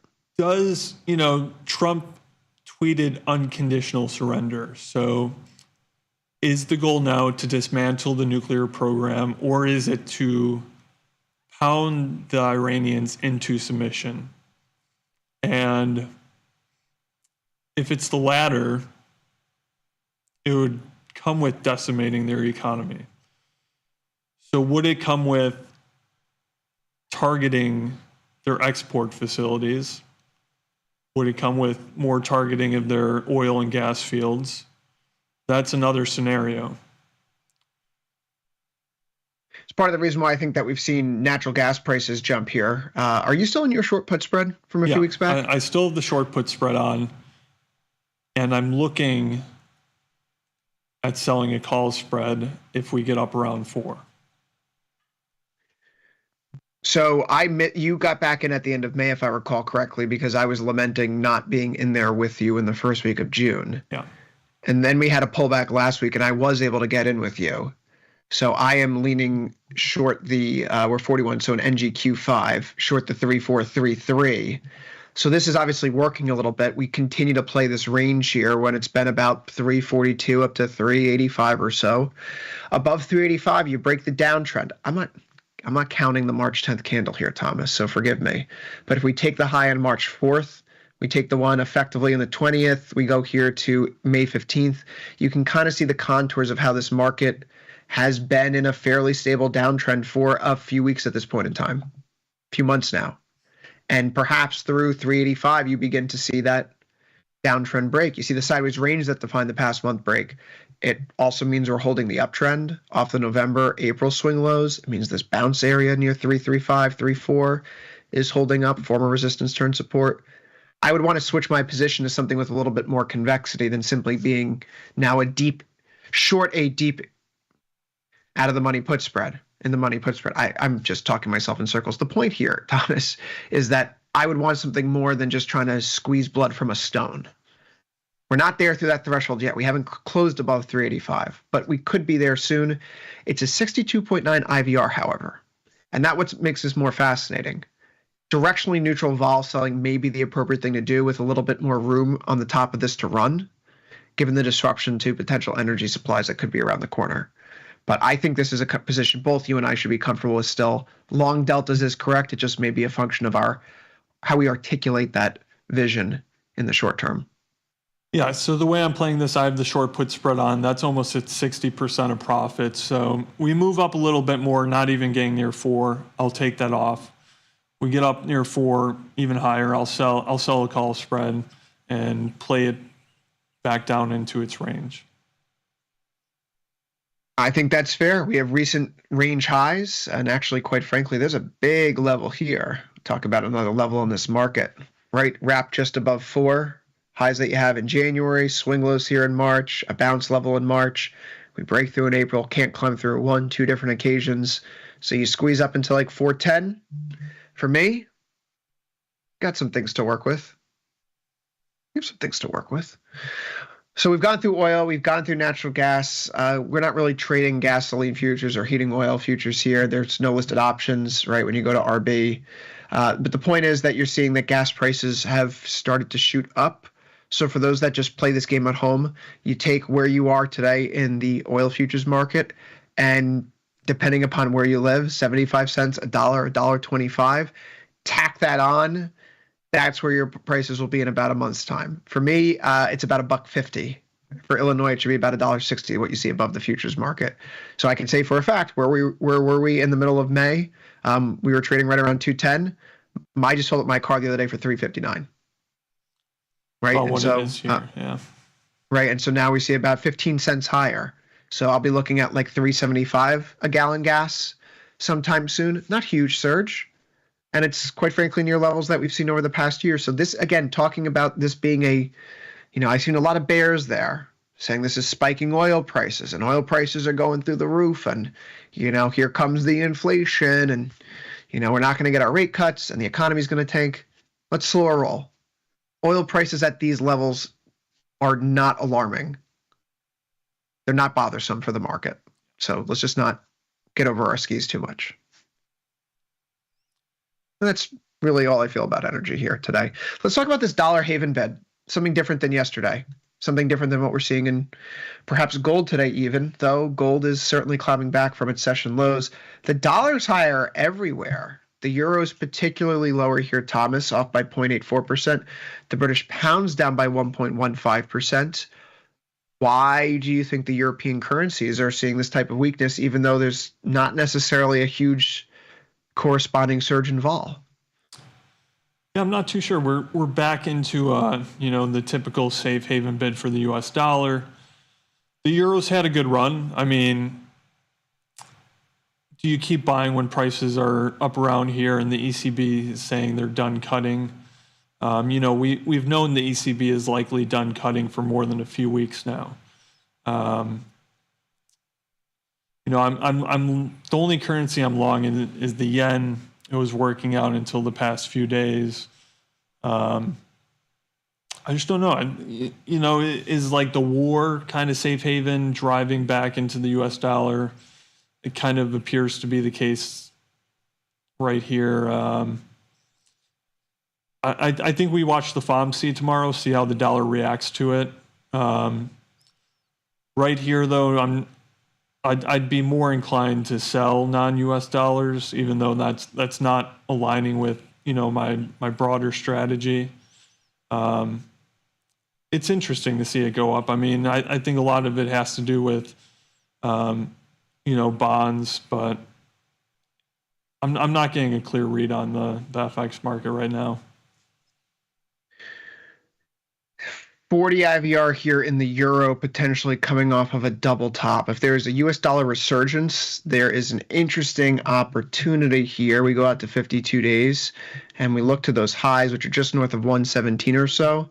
Wrapped around the other side of those highs, a potential short call spread, a point wide right now is going to give you a 61% probability of profit, risking 900 to make 350.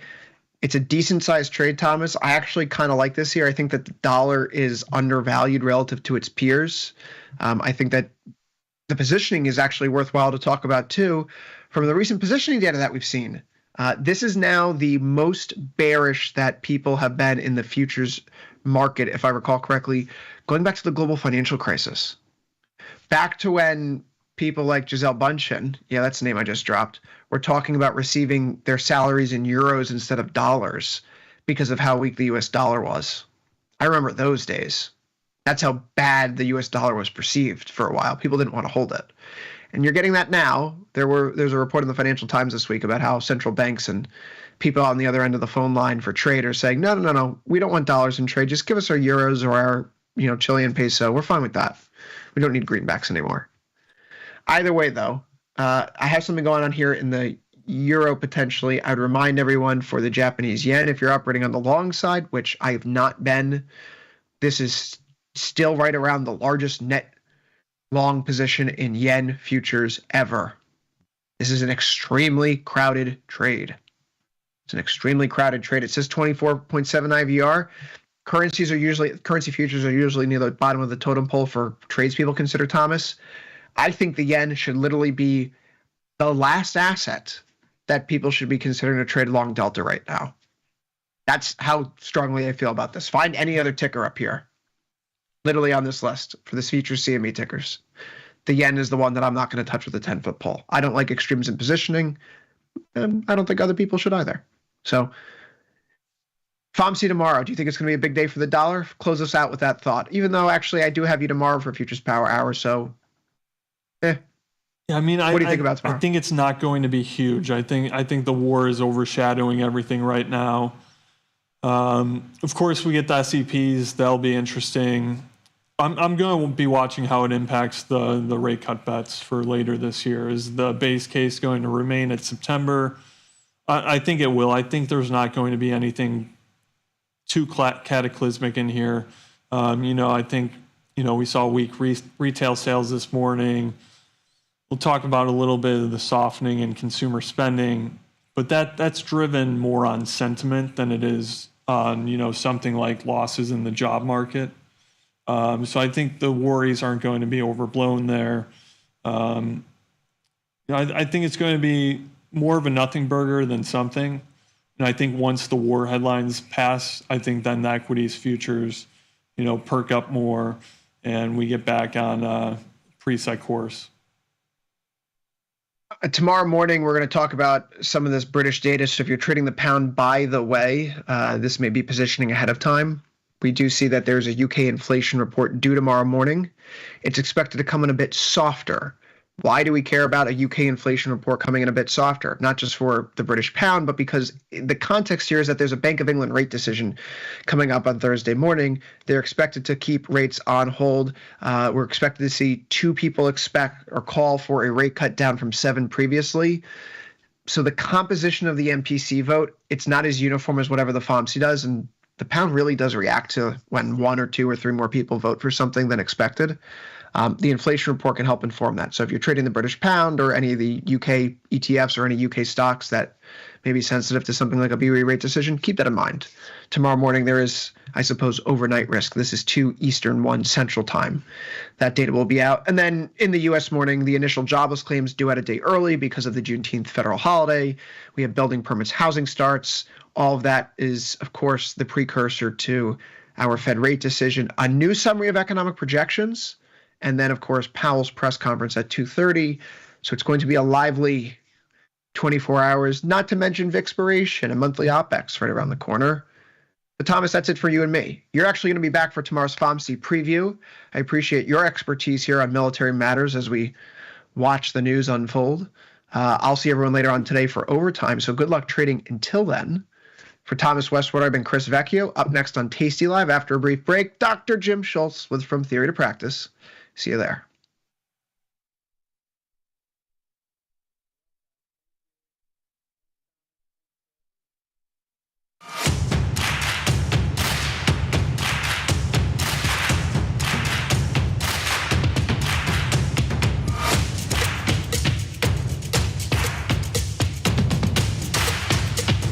How we respond to the most difficult situations is ultimately how we learn to build on our successes.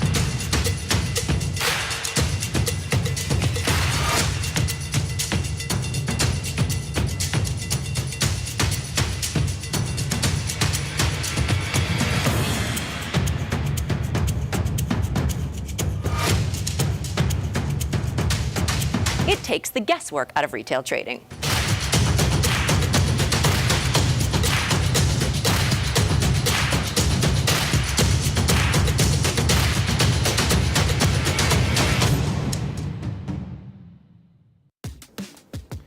Look who's back testing.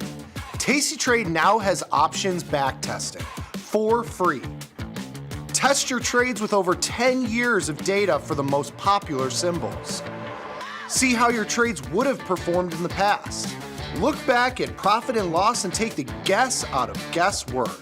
Oh, did we mention that it's free? Get back testing at Tasty Trade. Diversify your portfolio with stocks, options, futures, crypto, and more. Focus on the markets that matter to you. See the odds before you trade using curve analysis, IV rank, and more tools. Tasty Trade. Download today. You can get up to $4,000 when you open and fund a new account with Tasty Trade. That's 4,000 buckaroos, 4,000 bills, or clams, 4,000 in dough or cheddar, not the cheesy kind. 4 large, 4K, 4 grand, which is no small thing. Open and fund a new Tasty Trade account and get on the platform for traders who just want to trade. And did we mention a bonus of up to 4,000 smackaroos? Tasty Trade. Make your move.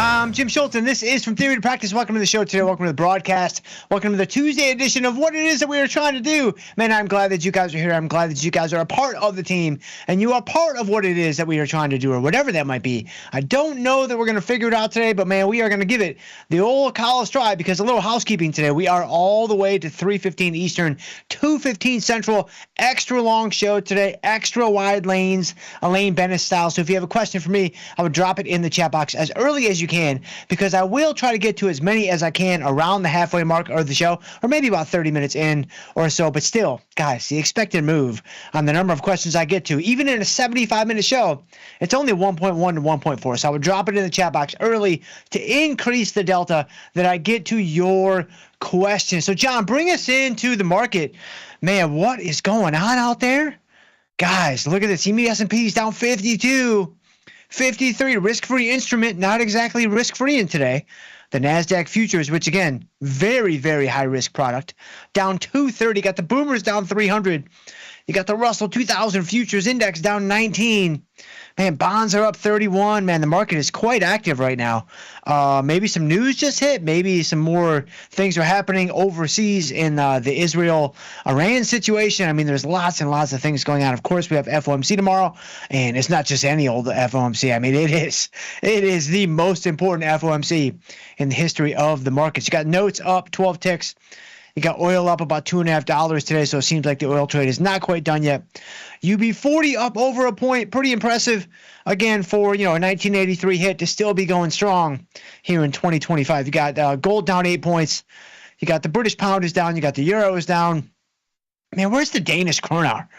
Well, we got to look at the Danish kroner here pretty soon.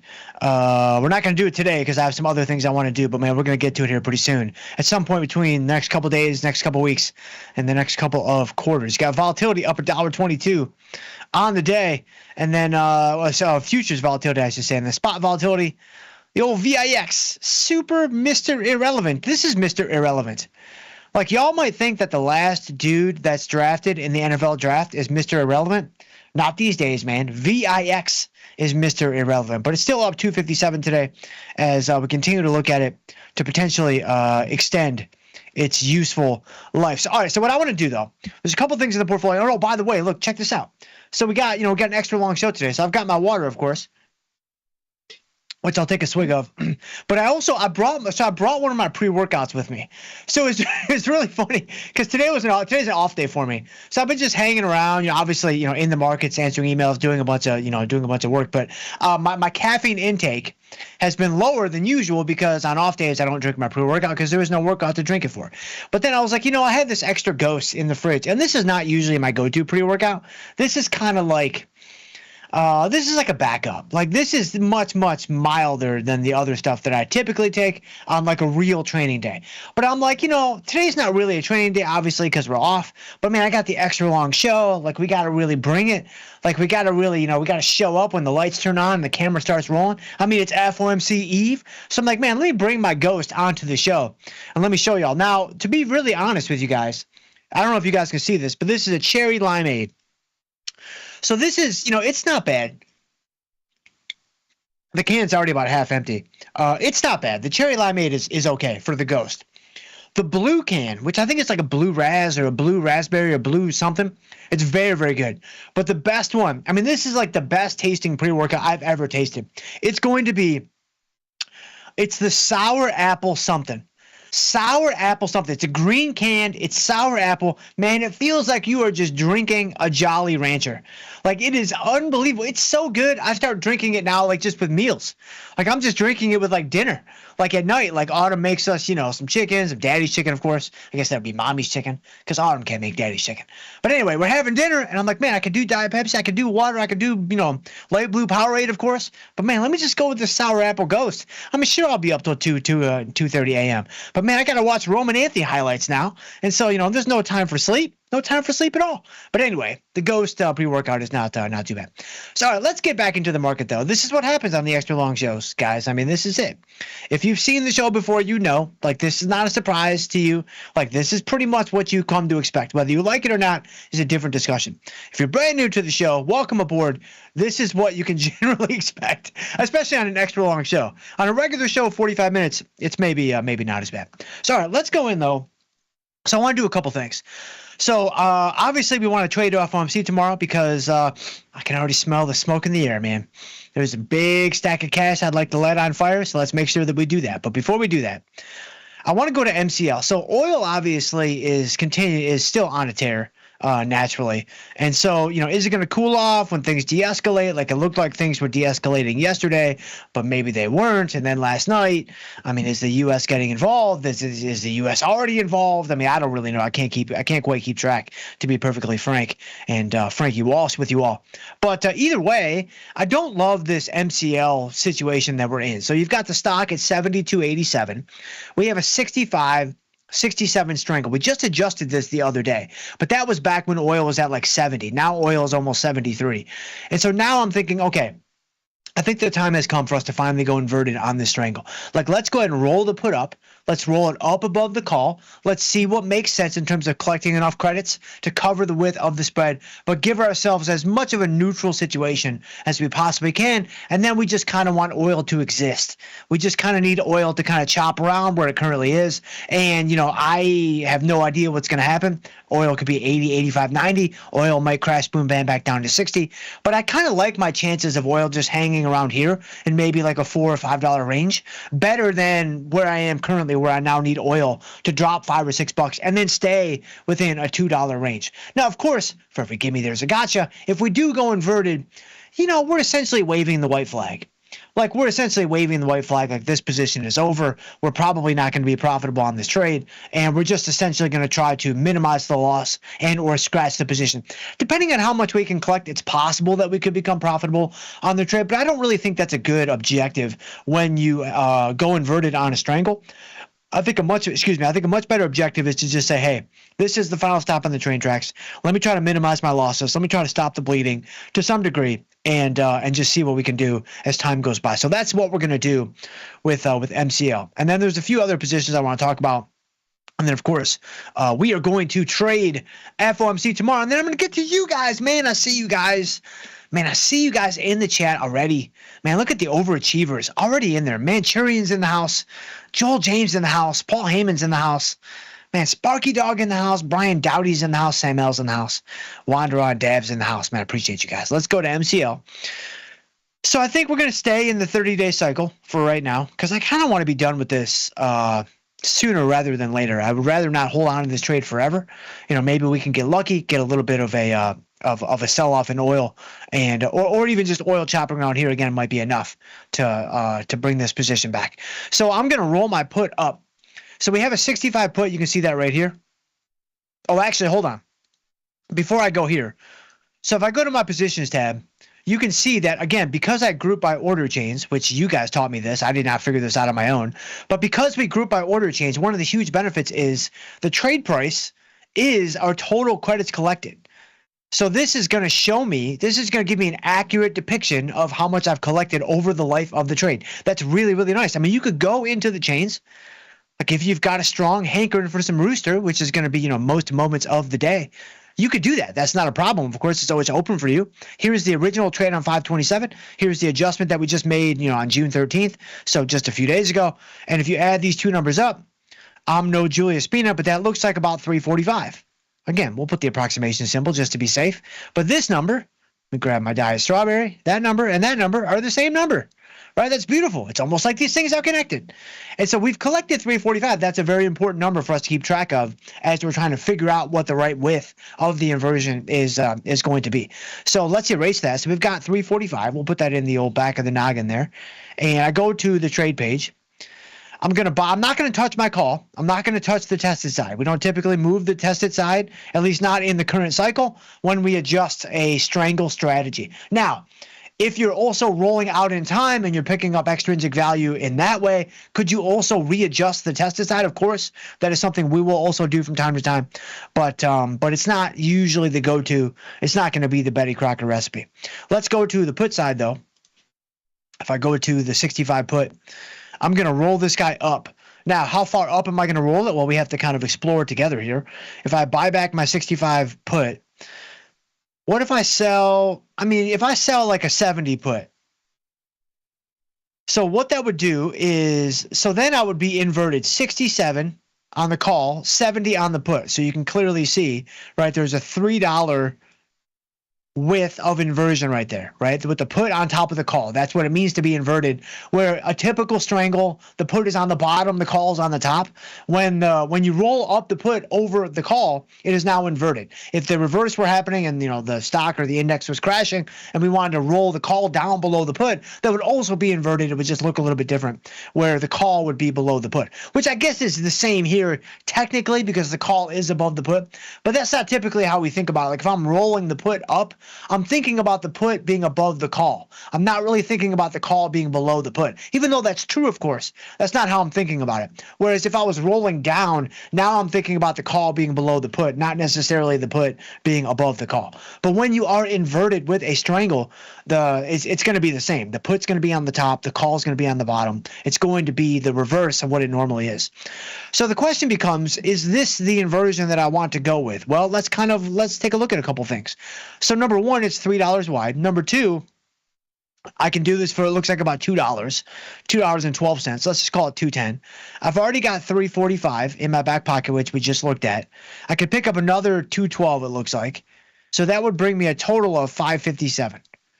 So if I've got $5.57 on a $3 wide inverted strangle, that's really good because I have so much more credit collected than the width of the inversion. That's a very good thing. That's a very beneficial thing. All other things being equal. Okay, that's gimme, gimme, gimme. Where's the gotcha? Well, the gotcha here is a pretty formidable one, in my opinion, because we are still going to need a lot of help from oil to make this position kind of do what we want it to do from the standpoint of, becoming a smaller loser, scratching it eventually, whatever. We're going to be 67.70 on the inverted strangle. Much like a regular strangle, with an inverted strangle, you still want the stock to be between your strikes. So we need oil down $3. Now, hey, oil's up $3 today. This can happen in a day. This can happen in an afternoon. Like one tweet out of the administration and boom, it's done and dusted. Like oil's down $3. Like I understand that, but I would like to widen out the inversion a little bit more to give me a bit more room to play with, so that I have more buffer to potentially scratch this position. Again, I'm okay with essentially waving the white flag. I'm not looking to be profitable on this position anymore. It's been a difficult trade essentially from the beginning. Maybe the first couple days or the first week or so were okay, but once the Middle East tension started to rise and then turned into action, like this trade all of a sudden became a much, much different trade. And so again, it all comes back to what you're signing up for. Like you have to know what you're signing up for. You have to really think through, what do I want to sign up for? So again, it's about knowing what you're signing up for. But even one step before that just kind of dawned on me. It's like, man, let me sit down and really think, what do I want to sign up for? Like, what do I really want to go after here? Like, there's gimmies and gotchas all along the pathway, whatever pathway I choose. But what gimmies do I want to go after, and what gotchas am I okay absorbing? Like, that's a very important question that we all have to ask ourselves for every trade that we do, and every day in our portfolios. Like, what am I even trying to do? And is that what I want to try to do? Like, do I really want to sign up for this? So for me here, there's a lot of things that look good about this inversion, but it's not what I want to sign up for right now. I want more width in exchange for potential profitability, because I know that inverted strangles are hard to be profitable on to begin with. So let me take away some of this potential profitability in exchange for more width. So let's erase all of this. And let's try to, what if we roll the put up to what if I roll it up to like the 72? Okay, so now, and I can't get it all on the screen at the same time, but now we have a 67, 72. This is going to be the inverted strangle. So now we're $5 wide. So it's a lot wider, significantly wider than the one that we just had, the one we were just queuing up, right? I'm going to collect another 324, which looks like it might be an even better trade, but it's actually not from a credit versus width standpoint, because the width has also increased.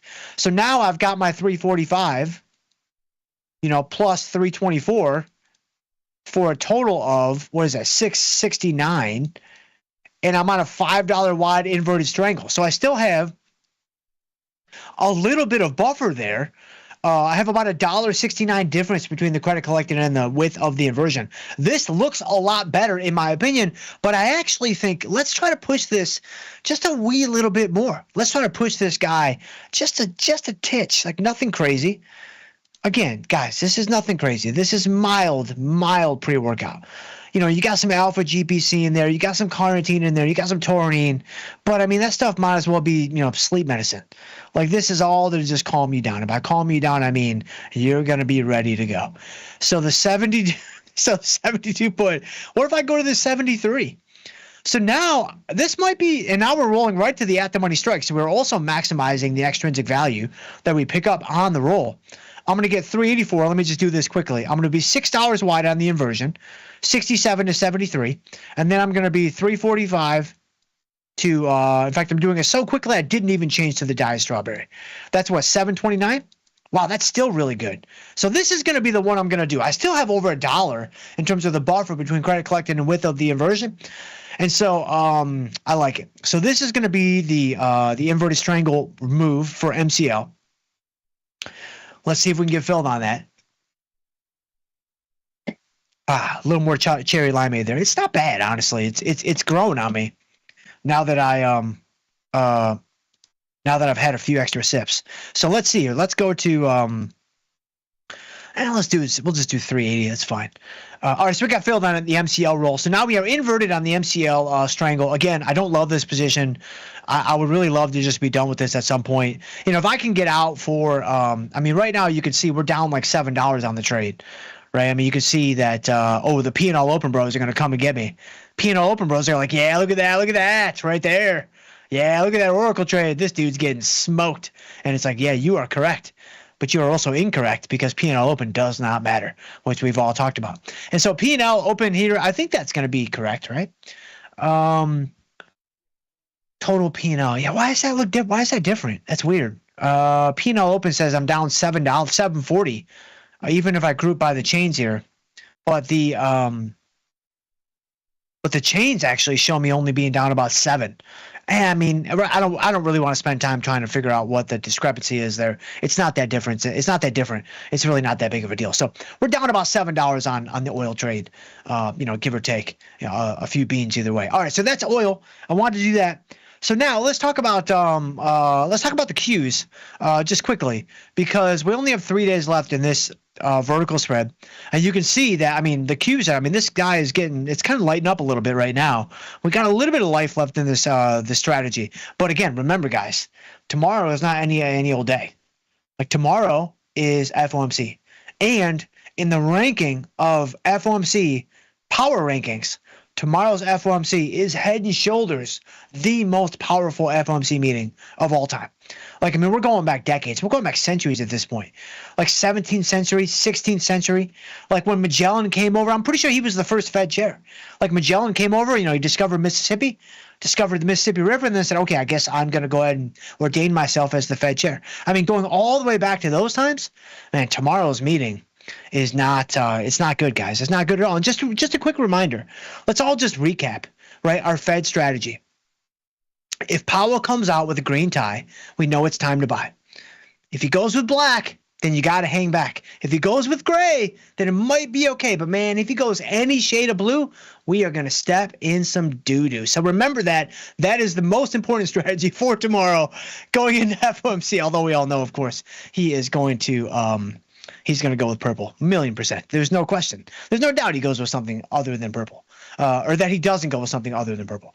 So QQQ, we got a little work to do, but I'm going to sit tight because a lot of things could happen tomorrow. Again, haven't seen one this important since Magellan, and so we'll see what happens. So that's QQQ.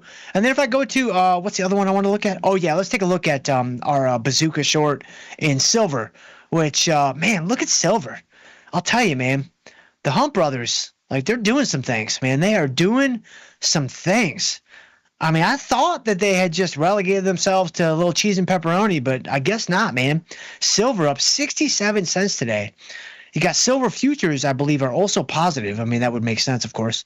Yeah, silver futures up 68 cents, and so a similar move across both products, which is, in and of itself, is not surprising because, the metals are going to move, and silver is a big mover. I mean, it's crypto for boomers. We've talked about that many times before.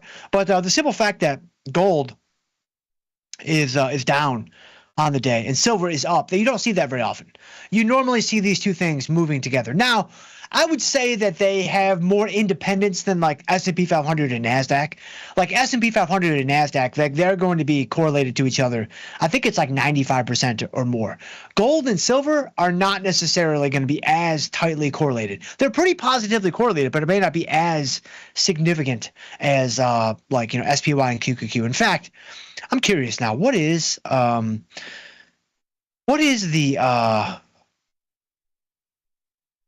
correlation of QQQ to the SPY? Yeah, look at that. So I just pulled up Tom's watch list here because, again, he gets a 25-cent royalty every time somebody clicks on that. And, guys, that second Range Rover, it ain't going to buy itself. We've talked about this many times before. QQQ, right here, the correlation to SPY is 0.99. Again, remember, the maximum value on correlation is +1. The minimum value is -1. So it's essentially about as close to being perfectly positively correlated as you could possibly be.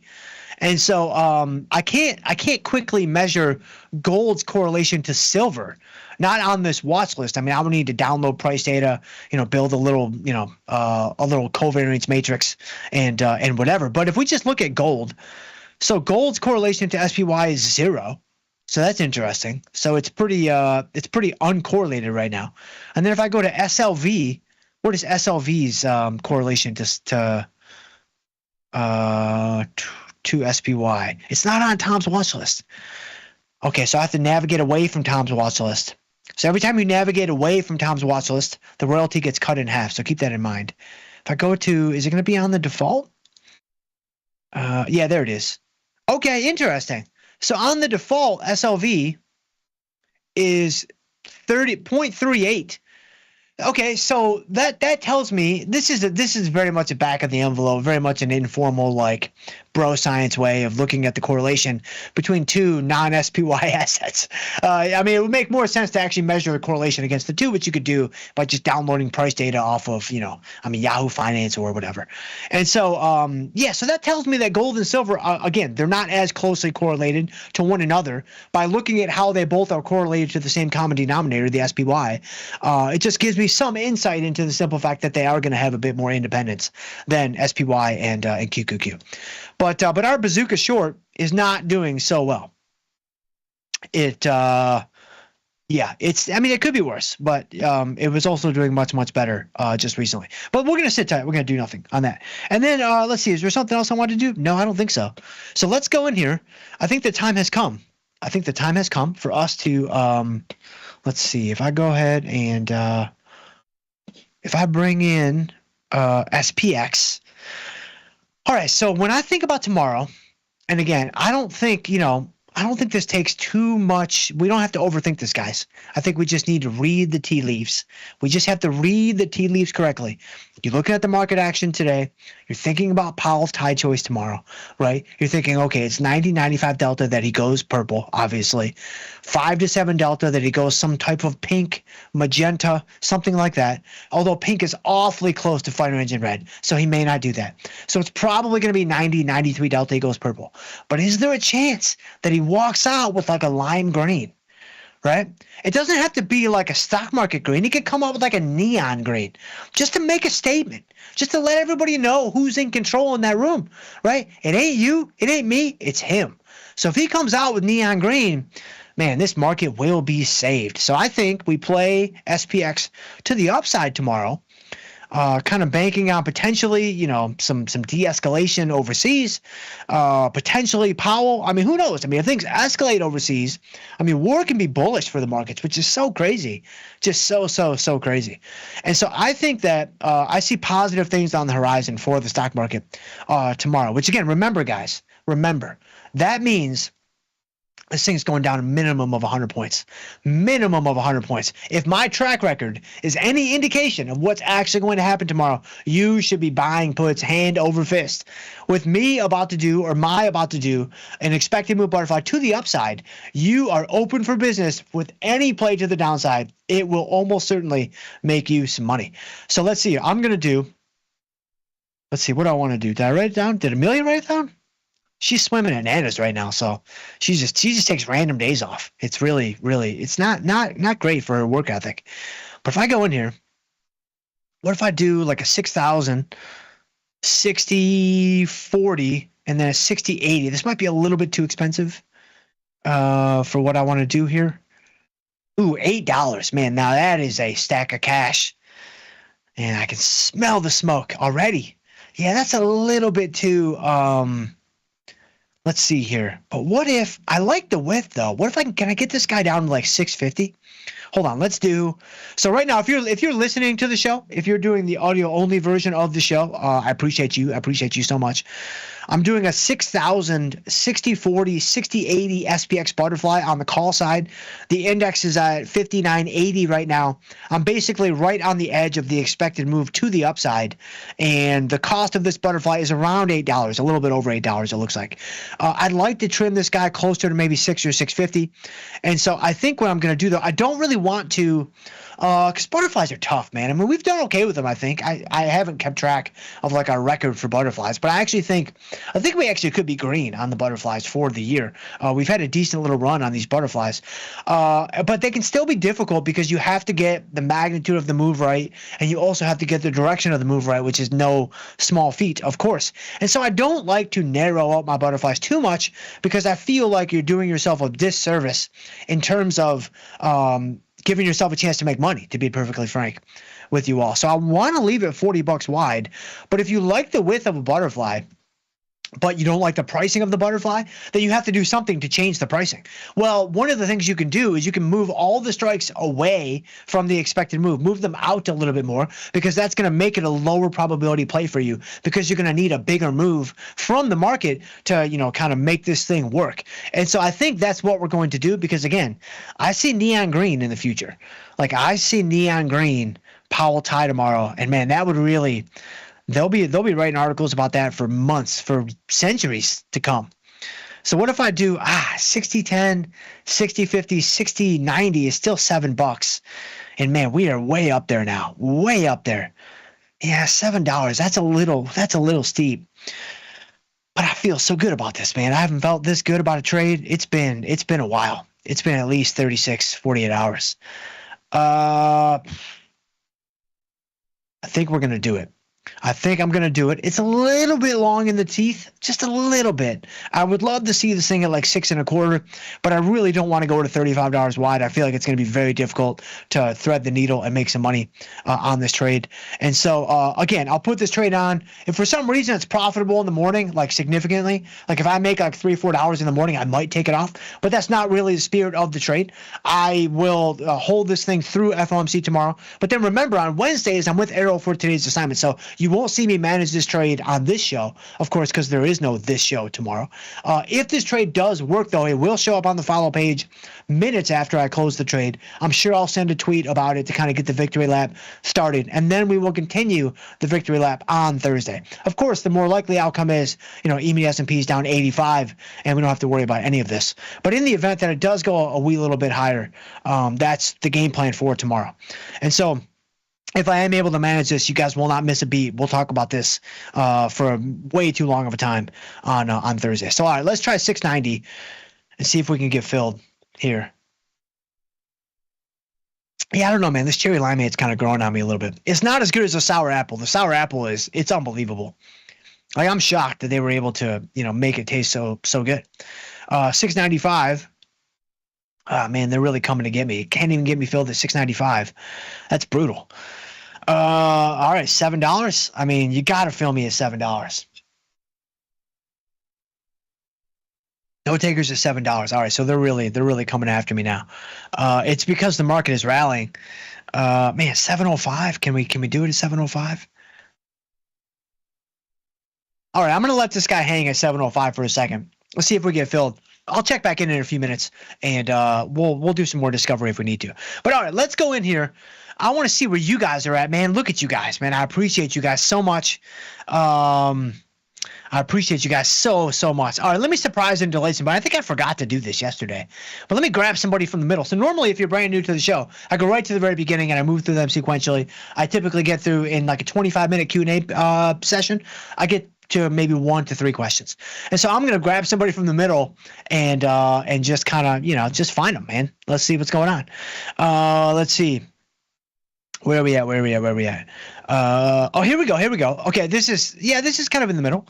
So Andrew Cortado, what's going on there, Andrew? Andrew says, hey, Dr. Jim, how about taking more shorts hedges in case the market shows signs of weakness? Yeah, no, you could 100% do that. I mean, that's what trading is. Right, Andrew? I mean, that's what it is. I mean, we all talk about, like, we trade time and volatility, and nobody knows anything, and nobody knows where the market's going. Like, that's all 100% true. But still, as a trader, it's not too often that you don't have a directional bias. It's not too often that you don't have some directional flag that you've planted in the ground where you kind of feel like, hey, I think the market's going to go higher. I think the market's going to go lower, whatever. Now, because of the strategies that we have and the adjustments and all the things we do around the edges, you don't necessarily need to be right directionally to make money. In fact, you don't really need to be right directionally at all to make money if you have kind of, the strategy foundation underneath you, that's an amazing thing. And that always blows people away that are brand new to the world of derivatives or brand new to the world of what we do, where it's like, man, like you come from an investing world, it's very, very simple, right? You buy stock, it goes up, you make money. You buy stock, you hold it. If it pays a dividend, you get a little something, kind of on the back end there. But it's basically, stock goes up, I make money. Stock goes down, I lose money. Stock goes nowhere, I don't make or lose money. It's very, very simple. In derivatives, it's not that simple. Now, the complexity comes with some significant gimmies because we can put ourselves in positions where if we're right, we make money. If it goes nowhere, we make money. And even if we're wrong a little bit, we still make a little bit of money. I mean, that's the whole basis of selling premium that's out of the money, right? You sell a 30 delta put. I mean, you're going to make money if the stock goes up. You're going to make money if the stock goes nowhere. And you're going to make money if the stock even goes down a little bit. That is literally the basis of what we're doing. But there's so many other ways that kind of, continues to materialize and manifest itself, in the marketplace through other strategies, even using futures and things like that. And so, go for it, Andrew. Like I say, if you want to play the market to the downside a little bit more, then I say 100% go for it. Like, I mean, I don't necessarily feel that either, especially since I kind of have a hankering and a suspicion that Powell's going neon green tomorrow. So I would not want to be short. If he walks out with neon green, you are not going to want to have any short deltas in your portfolio. Are you kidding me? Like at the first glimpse of the camera catching neon green, I mean, we're up 75 basis points, minimum. And so that's how I'm seeing tomorrow play out. I'm not going to play this thing to the downside. But yeah, I mean, if you wanted to play it to the downside, I mean, all kidding aside, rather than like buying out of the money puts or anything like that, I would much prefer to see you could sell some calls. You could say, oh, we got filled in SPX. Boom. There you go. Okay, so we're in SPX for tomorrow. You could sell some calls. You could sell some call spreads. You could sell some skewed strangles. You could even get into futures if you want to have some static short delta. You could be short in MNQ. You could be short in MES. If you've got Shooter McGavin sized account, you could be short NQ. You could be short ES. You could be short RTYs or kind of in between, like, Tasty Bite Size account and like Shooter McGavin account. RTY is going to be a good instrument for you because the sizing is right between kind of MNQ, MES, and then NQ and ES. And so those are a couple of thoughts that you could definitely implement. And so hopefully that helps a little bit. All right, let's see. Ordenu's in the house. What's going on there, Ordenu? Greetings from Italy, Dr. Jim. What's going on there, Ordenu? Applying one of the fundamental ideas of Tasty Trade way of trading, sitting on my hands. Yes, and doing nothing. It is an incredibly effective strategy. And man, sometimes, Ordenu, it is so hard to do, man. Like, it is so hard to do. Because especially like right now, like you see the market's been, I mean, I know it's down today, obviously, so volatility's up and the VIX is up and whatever. But man, there's been some moves today, especially in the morning. Like between 8:30 and then the market open itself, it was a little bit slow. But there was a couple pockets where, and there was just a pocket just a second ago, where all of a sudden you've got the NASDAQ moving, 7-8 points a tick. Like the NASDAQ's moving, 11 points every couple seconds. Like that's a pretty big move. There's some velocity that's building up in the system at that point. And so that can be really, really fun to trade. It can be difficult to do nothing in that scenario. But if you're kind of, if your set of protocol suggests that you should do nothing, if you're like, hey, I like my position, I like where I'm at, I like how everything's been adjusted, I like my directional bias, I like my theta, I like my fill in the blank, then you got to do nothing, man. Like, go get your workout in. Like, go spend time with your wife. Go spend time with your husband. Like, not you, obviously, but go spend time with, whoever. Go spend time with your kids. Go spend time with your friends. Like, maybe do your job. Like, maybe go to work, right? Which is crazy. Like, I'm at work right now. And so, sometimes that's a little, crazy to remember. But you guys make it so fun that it's just, it's amazing. So sometimes it's hard to do nothing, but yeah, it's the move to make. So Samuel's in the house. Samuel says, Dr. Jim's in the house. What's going on there, Samuel? Samuel says, Doc, old McDonald's is in trouble. For our technical bros, I'm ready. They might be related to the P&L Open bros. McDonald's just broke the 200-day moving average and the trend line. Is it time for a McShort, or do we buy the McDip with fries on the side? Well, the answer obviously is C, none of the above. It's McRib, and it's always McRib. It's McRib from the beginning. It's McRib all the way to the end. McRib is the alpha. It is the omega when it comes to McDonald's analysis. So you don't need MACDs. You don't need 200-day whatevers. All you need to focus on is the McRib. And when I say focus on, I mean it just needs to consume your thoughts. Consume like your belly. Like that's really all you need to do when it comes to McDonald's. And so, but last I checked, McDonald's is really doing pretty amazing for itself. Wow, McDonald's $2.92. Man, that's crazy stuff. So if I go in here, if I go to, let's see here.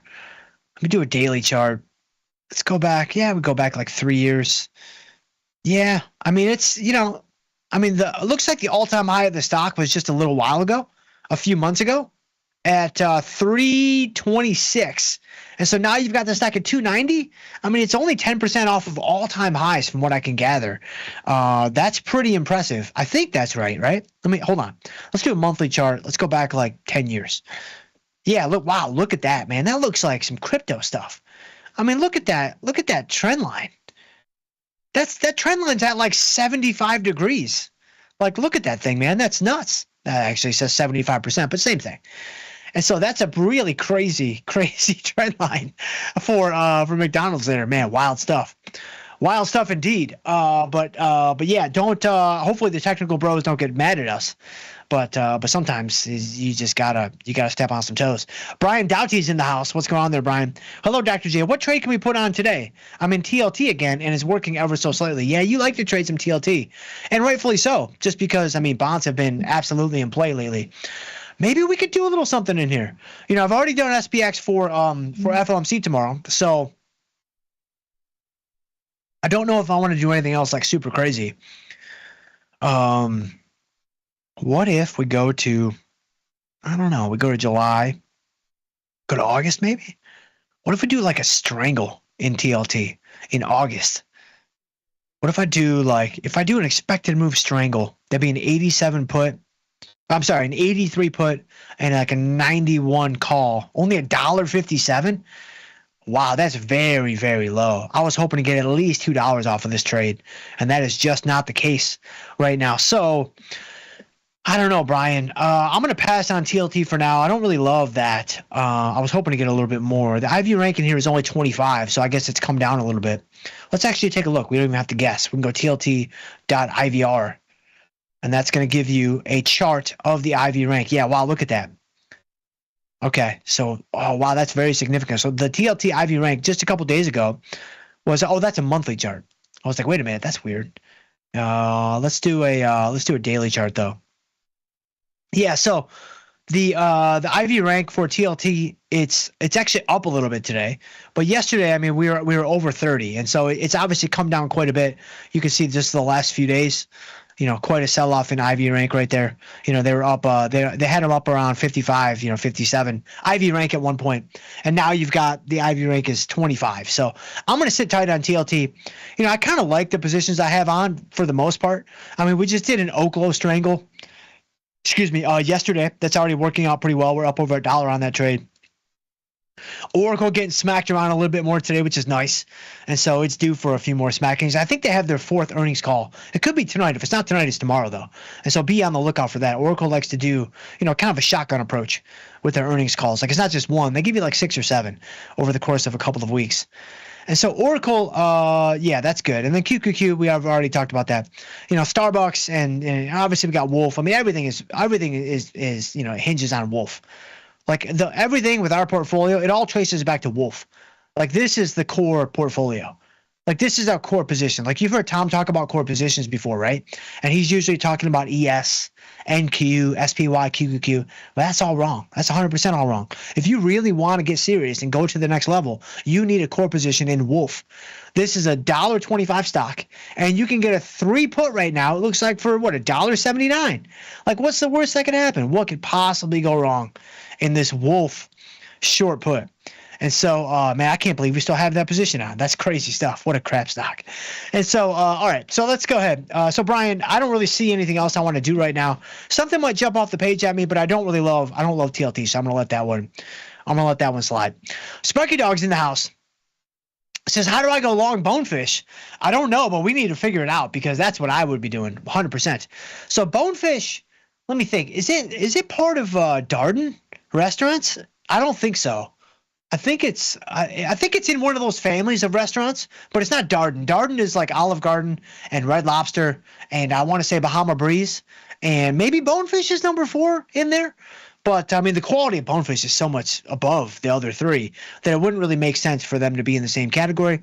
Like Bonefish is going to be, it's going to be in like a Roysters category for my Chicago fans that might be out there.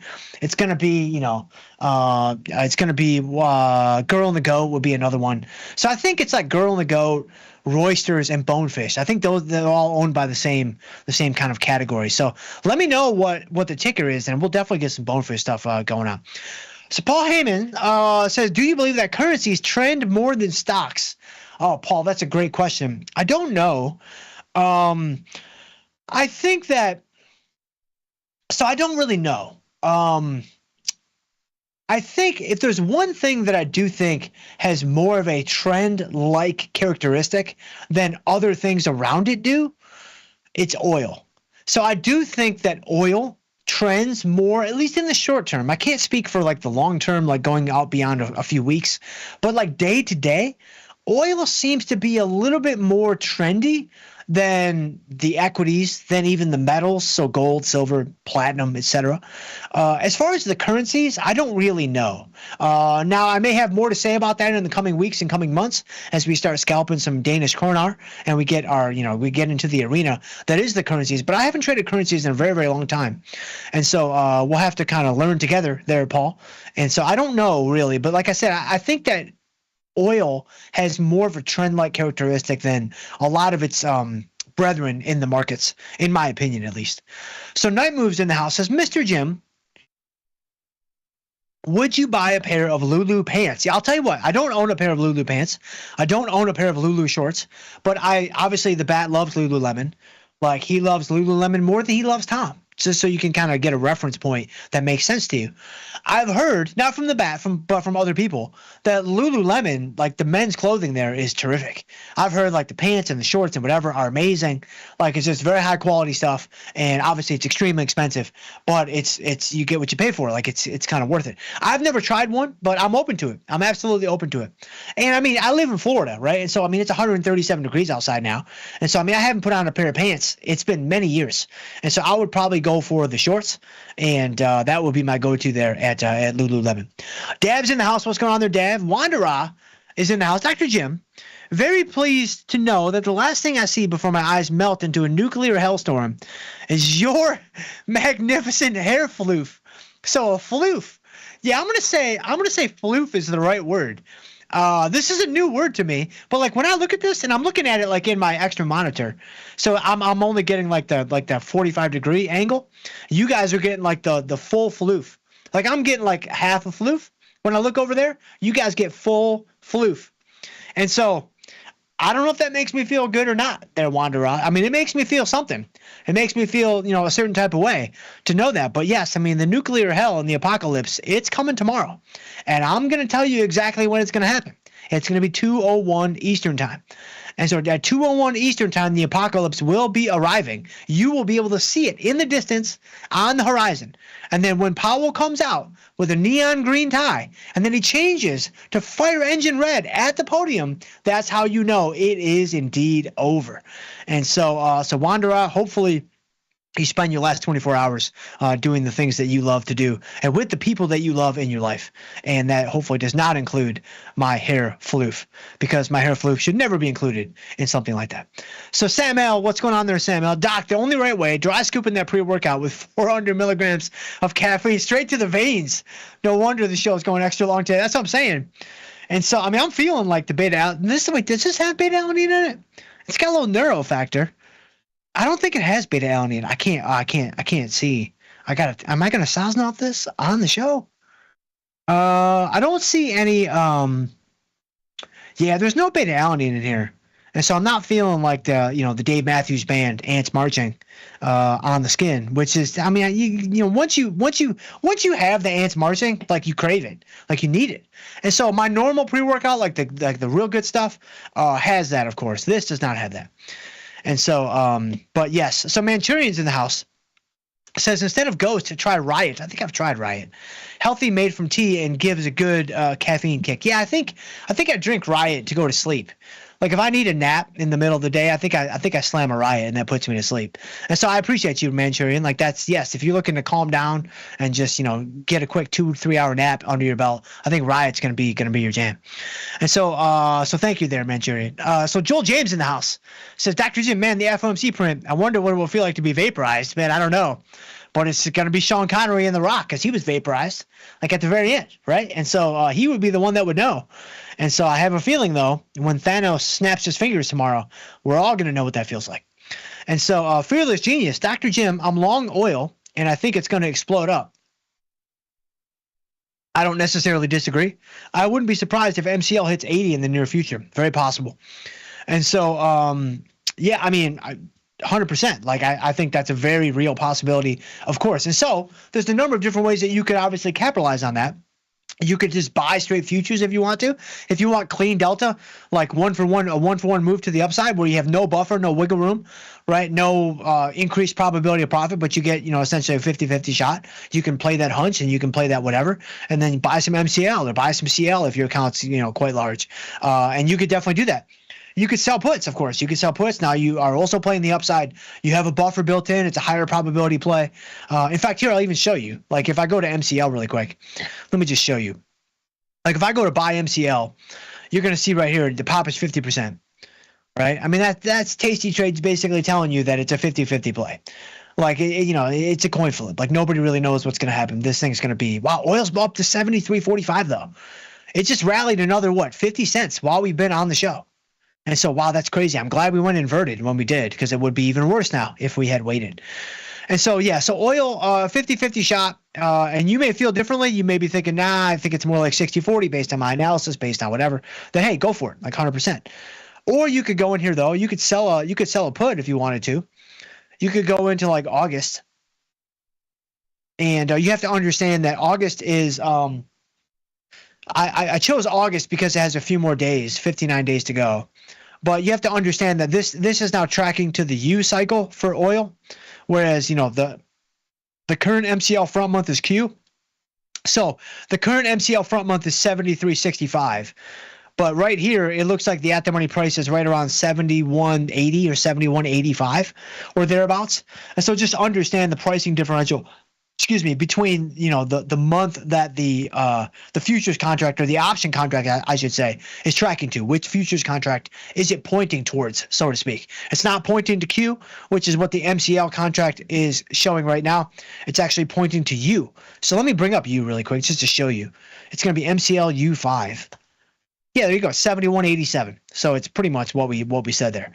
So that's going to be your at-the-money price for the oil contract in U. Now, I am not as privy to like the expirations and the timing of oil to where I don't know like when do they roll out to the September contract. Like right now they're trading Q, which is Q is August, right? Yeah, they're trading August. Like when does that roll to September? I'm not sure. Like I just don't know enough about oil to I think some of the fluke just got in my eye. That's not good. But anyway, I don't know enough about oil to to tell you. So yeah, you could sell a put though. I mean, you could go into this August cycle. You sell a 40 delta put in MCL, and now you can see that your probability of profit is much higher. That's because you now have a wiggle room. You now have a buffer that's built in to the position. And so, it's gimmies and gotchas. I mean, it depends on how you want to play it. Like, do you want a higher probability play where the upside is capped, or do you want to take a shot and have clean delta to the upside? That's your call. That's 100% going to be up to you, of course. But those are a couple different options and a couple different ways that you could play it. And so JDD's in the house. What's going on there, JDD? Hey, Dr. Jim, what's going on, my friend? I appreciate you being here very, very, very much. And then Andrew Cortado's back in the house, which that's who I surprised and delighted. That's kind of my personal goal, by the way. Each day is to get to the person that I surprised and delighted in the middle. Like if I can get all the way to that person, then I will feel like I succeeded on the show that day. And we got there, and guys, we still have 22 minutes to go. We have 22 minutes and about a quarter of a can of pre-workout left in the show. And so, man, who knows what's going to happen? We might get NASDAQ down 350 in the next couple of minutes here. And so let's see. Scramble Everything's in the house. Hey guys, I made it for Dr. Jim time. Let's get some adjustments going, man. I appreciate you. We did an MCL inversion, which is always everybody's favorite, of course. Scramble Everything says mild, like just caffeine pills only. Yeah, I know some people that just go like caffeine powder or caffeine pills. I mean, that's obviously totally fine too. I kind of like all the other little bells and whistles that they put in there. You get like some, what's it? Is it Teacrine? Is it Thea? It's Thea something. Man, that stuff is crazy. It's not crazy. It's Thea something. I can't think. It's on the tip of my tongue. It's Thea. It's Thea. Theamine? No, not theamine. I don't know. This is gonna bother me if I don't figure this out. But anyway, it's Thea something. And you guys probably know what I'm trying to say. So put it in the chat and help me out because I'm dying. I'm dying out here.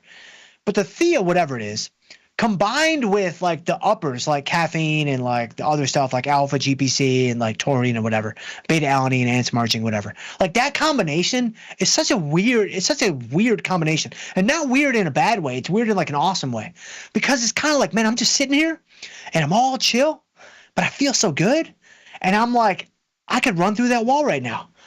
Or maybe not. Maybe I'll just chill and think about it. Like you get both of those feelings. Like it's a pretty cool little mix there with the Thea whatever. And so let's see. Scramble Everything says that 133 IVR helping you out on that MCL roll. Oh yeah. Oh wow, yeah. Look at that. I didn't see that. Now that is some IV rank, man. 141. Like that's some serious IV rank, and it was only 133 when I rolled, I guess. But man, I'll take it. JDD says I get smoked all the time. I usually cry though. Yeah, I try to hold my tears back for the show, and then I can just let them all out when the show's over, which is typically what happens most days. And so let's see, Andrew Cortado, Dr. Jim jokes, but one of these days I'll stop joking. I don't know. I wouldn't hold my breath necessarily. But Andrew Cortado says, what does purple mean? I don't know exactly. We're all trying to figure that out. If you can figure out what that means, I wouldn't tell anybody. you should just trade that information, and get yourself a little remote location on like some tropical island, and then that's it. Like that's all you need. Now again, tomorrow I have a feeling you're not going to get purple. I think you're going to get neon green. Like I think he's really going to surprise us tomorrow, and he's going to give us something that we haven't gotten in a while. But of course he's going to go purple. So Dab says, let's go. What's going on there, Dab? I appreciate you. Let's go with some vomit. Oh, are you talking about my ghost? No, man, it's good. Again, the cherry limeade, it's not in the top 3. The blue raz is number 2 and the sour apple is number 1. But this stuff is not bad. I mean, it's really not bad. Emmett Morrison's in the house. Says watching mobile today, audio only is an interesting experience. Oh, I bet. Especially if you're used to like accessing the audio and the video, and then you go to like only audio. Or I know some people that only watch video because they don't watch it all and they would prefer to just be on mute, which is probably the best way to enjoy this show. But if you go from basically do something else, if you go to audio video and then just go to audio, I mean, all you've got, Emmett, is a sultry voice, man. Which that's got to be an uptick for you. Like that's got to be an uptick for you in like a not really kind of way. Like that's the only way that I can really think about that. Robert Smith is in the house. What's going on there, Robert? Talking about some gas rises with the Iraq-U.S. war. Natural gas was up to $15. Wow, that's pretty wild. In 2005. Yeah, I don't really remember that. I was finishing up my work at Central Michigan University and heading down to Memphis to start my PhD, and so I don't really remember any of this. Oil rising to 130. I mean, I remember it from the sense of like people bring it up and it rings a little bit of a bell, but I don't personally remember. I wasn't really trading it. I mean, I wasn't trading it at all. I started trading in 2007. And so the gas and the oil and stuff, though, yeah, I mean, this stuff is absolutely in play. And you can see oil is absolutely on the rise right now. So I wonder if something else happened over the course of like the last hour, like since the show began. Has something else come out? Like are the tensions back? Are they heated again? Not that they've not been heated the last couple of days, but is it on the rise? Like is the de-escalation efforts kind of being thwarted at all? Let's see. Oh, no username. A couple dashes. That's a pretty good username. Just a couple dashes. Can someone please explain why tomorrow is particularly important? The outcome is quite certain. No rate cuts, keeping it at 2. Why would FOMC tomorrow provoke any big market moves one way or another? And then no username or 2 dashes goes on to say, I hear you, but still, and then JDD says it's not about the cut tomorrow. It's about how the Fed comes out about the future cuts. It's about all of this. So JDD's right. 2 dashes is you're kind of missing the mark tomorrow. What you need to understand about tomorrow is this. Everything that you've been working for you, for your family, for your offspring, it all comes down to tomorrow. So tomorrow's FOMC print, there's never been a more important one. Sure, the Fed funds futures might say it's 99.9% they're not going to cut. Sure, the Fed funds futures might say it's 99.9% Powell's going to come out with a purple tie. But I think they could be wrong on both. Like if he comes out neon green and he cuts 50 bips, like man, like it is over. And when I say over, I mean over. And so you've got 24 hours. In fact, you've got less than 24 hours there, 2 dashes. Like I'd make sure the will is all set, all ready to go. Like make sure that your affairs are in order because I don't know that you're going to get another chance. And so let's see. Powell says, or JDD says, Powell might make it sound like they were changing their guidance for the future and where they might go with cuts. And then what has changed that they might indicate that they're planning to make more or fewer cuts? That's what we're going to all find out tomorrow together as we head off into the sunset. And so and that's what JDD says. That's what we'll find out tomorrow. I totally agree. That's 100% right. And so let's see. Justin says, what if he wears a vacation shirt? Now that would be a power move. Like if he comes out with like a Magnum PI type of little deal. Like if he comes out with a little Magnum PI giddy up, man, that would be like, man, and he comes out with some slides, like that would be a Dr. Jim move for a Fed. Because I've mentioned this before on the show, but when I was finishing my PhD work and I was interviewing at universities and I was interviewing for different jobs, usually when you finish your doctoral work, you normally go to work in academia. That's the number one landing spot, or government work. You don't normally go to the private sector. Some people do, but it's a lot less common. Like the fact that I've ended up here is like just I mean it's crazy. It's totally crazy. But it's usually academia or it's government work. Well, I actually interviewed at the Fed And I don't think it was I don't think it was the main branch, wherever the main branch is. I think it was like in St. Louis or something. I don't know. But I interviewed with one of the Fed governors, and I can't even remember who it was. I mean, this was like 15 years ago. And I never got a job offer. Like, it wasn't even close. Like, I don't really think that I was like in the running or anything. But I mean, there wasn't like an outside chance that I could have gone to work for the Fed.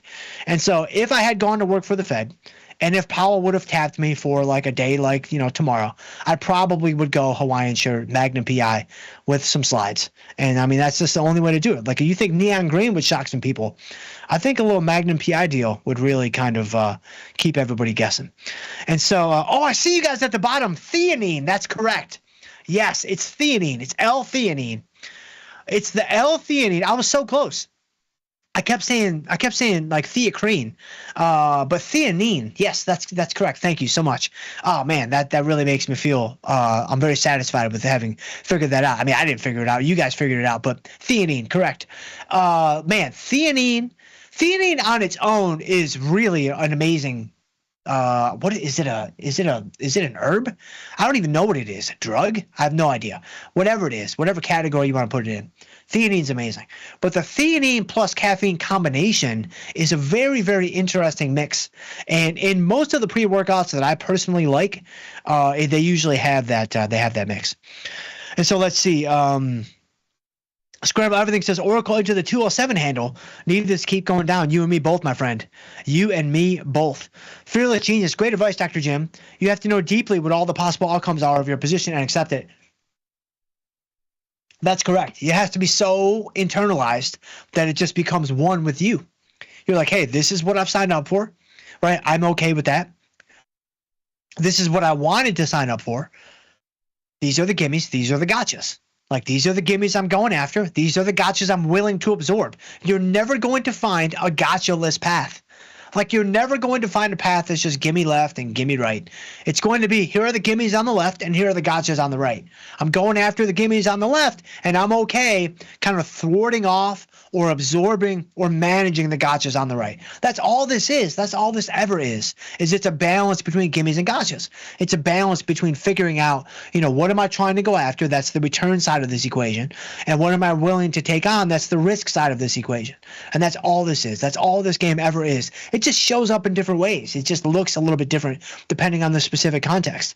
And so, yeah, I think that that's a really good exercise for all of us to do in terms of, you know, understanding what we're signing up for and trying to figure out if that's even what we want. And so I think that can be a very fruitful exercise for all of us. And so let's see. Two Dashes says, gotcha, JD. Thanks for answering, man. That's good stuff. The last meeting, nothing much happened. That's because the last meeting didn't matter. I mean, not next to tomorrow's meeting. I mean, the last meeting was nothing. And I told you guys that beforehand. That I'm like, this is nothing. You can skip it. Like, sleep in. Don't worry about it. But tomorrow, man, it's all hands on deck. It is all hands on deck. And so let's see. Greg Lutton says 2 questions. What's going on there, Greg? I appreciate you. Greg with 2 G's. Whew, man, that is a power move. 2 questions. I'm looking to trade CL with a poor man's covered call. Okay. Is there anything to consider with having the underlying future be short August and long September? Well, yes. And so you could certainly do this. And so I'll even try to set it up a little bit.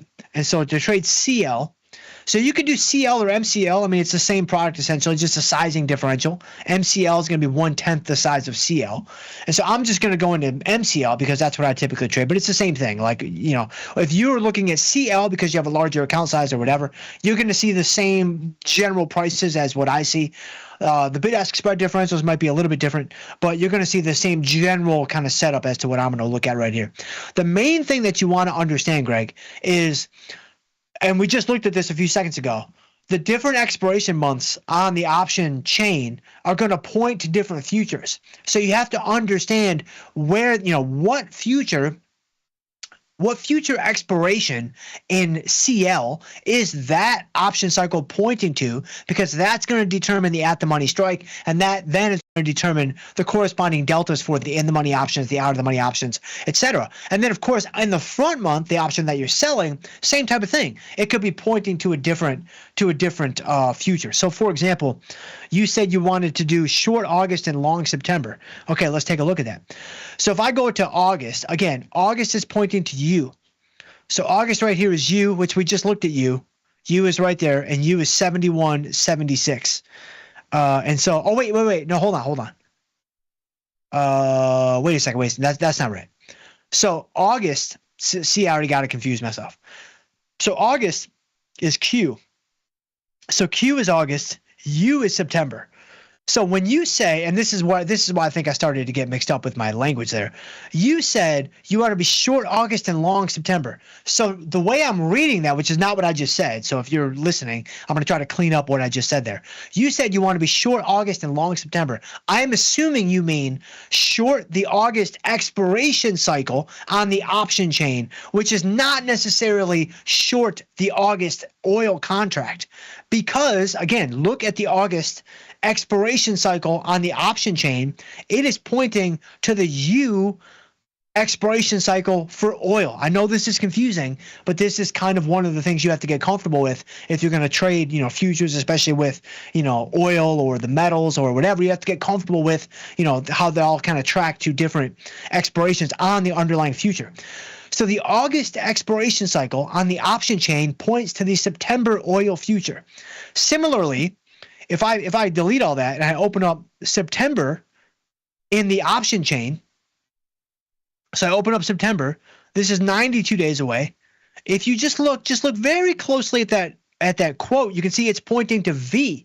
I'm assuming that V is October.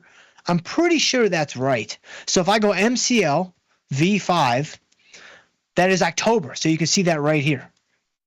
So now I have them all queued up in my recent symbols up here to the left, which is nice because I have, we have August is Q, September is U, and October is V. And so you just have to understand the pricing differential, right? You can see that August is 73.5. That's your at the money strike. September is 71.76. That's your at the money strike. And then October is 70.43. That's your at the money strike. And so that is the only thing you really need to make sure you are clear on. And then other than that, the poor man's covered call is going to set up essentially the same way. If I go into the September cycle for MCL with 92 days. Now again, CL, if you're looking at CL, it's going to be the same. Like this, everything I just went over is going to be the exact same in CL. With the V's and the U's and the Q's, you're going to see the same thing with the same expiration cycles on the option chain in terms of which future they're pointing to. If I go into September with 92 days to go, if you wanted to do, you said a poor man's covered call, right?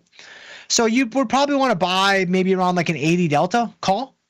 So you could buy like the 58.50, let's say. That's an 81 delta call, right? So I buy the 58.50. That's an 81 delta call. So I buy that in September, and then I minimize September, and I go into August, which is what you kind of said you wanted to do with the poor man's cover call, which I think is obviously totally fine. And you just need to remember that again for August, just to recap, I'm pointing to U. U is over here. There's my at the money price of 71.76. So that's going to be right about here. So then, I'm selling a call that's, maybe around a 30 delta or so. And so if I go down, now my circles are going to be a little messed up, but that's okay. So if I go down to, well, you can see a lot of these deltas, man, they're really, really clustered. So, I mean, you could go all the way up to 78.25 by selling the 40 delta. You could sell that guy. So that would be something you could potentially do. And, because of the different, this is interesting that you get a positive buying power effect. I haven't done a poor man's covered call on futures options in oil in a long time.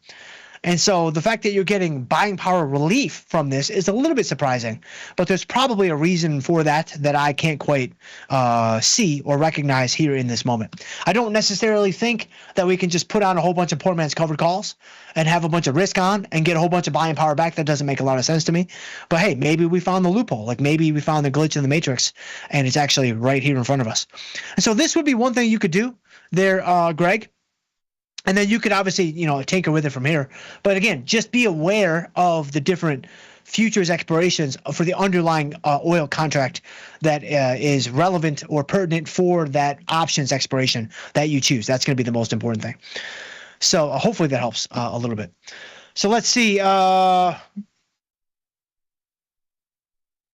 Oh, well, 2- says, let me ask you, and this might be me. You could be asking JDD. I'm not sure. But what would have changed in the economy that would make them reconsider making more cuts? Personally, I don't think anything has really changed. And not only that, but I actually think, like with oil, so I would be very surprised. I would be very, very surprised, all kidding aside, if Powell changes his language significantly tomorrow. I don't think he's going to. But he might, and maybe he surprises us all. He starts with a neon green tie and then changes the language across the board. Who knows?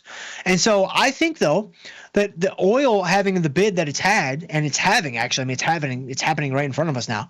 This could potentially be quite inflationary for, the CPIs and the PPIs that are coming on down the chutes, and just prices kind of writ large across the board. Because oil is so ingrained in our global economy, it's not just about putting gas in our car, it's about so many other things. That when the price of oil, like if oil gets up to 80, 85, 90 and settles there for any significant length of time, I don't know that Powell's going to want to cut rates, because now you got inflationary pressure coming from oil that, lower rates could potentially really, really exacerbate inflation again. And, there's been a ton of work done to get inflation down to where it is. And so, I mean, Powell's been pretty clear that is obviously like priority number one. I mean, they've got maximum employment and the dual mandate and things like that. But the labor market's been quite strong now for the last couple of years.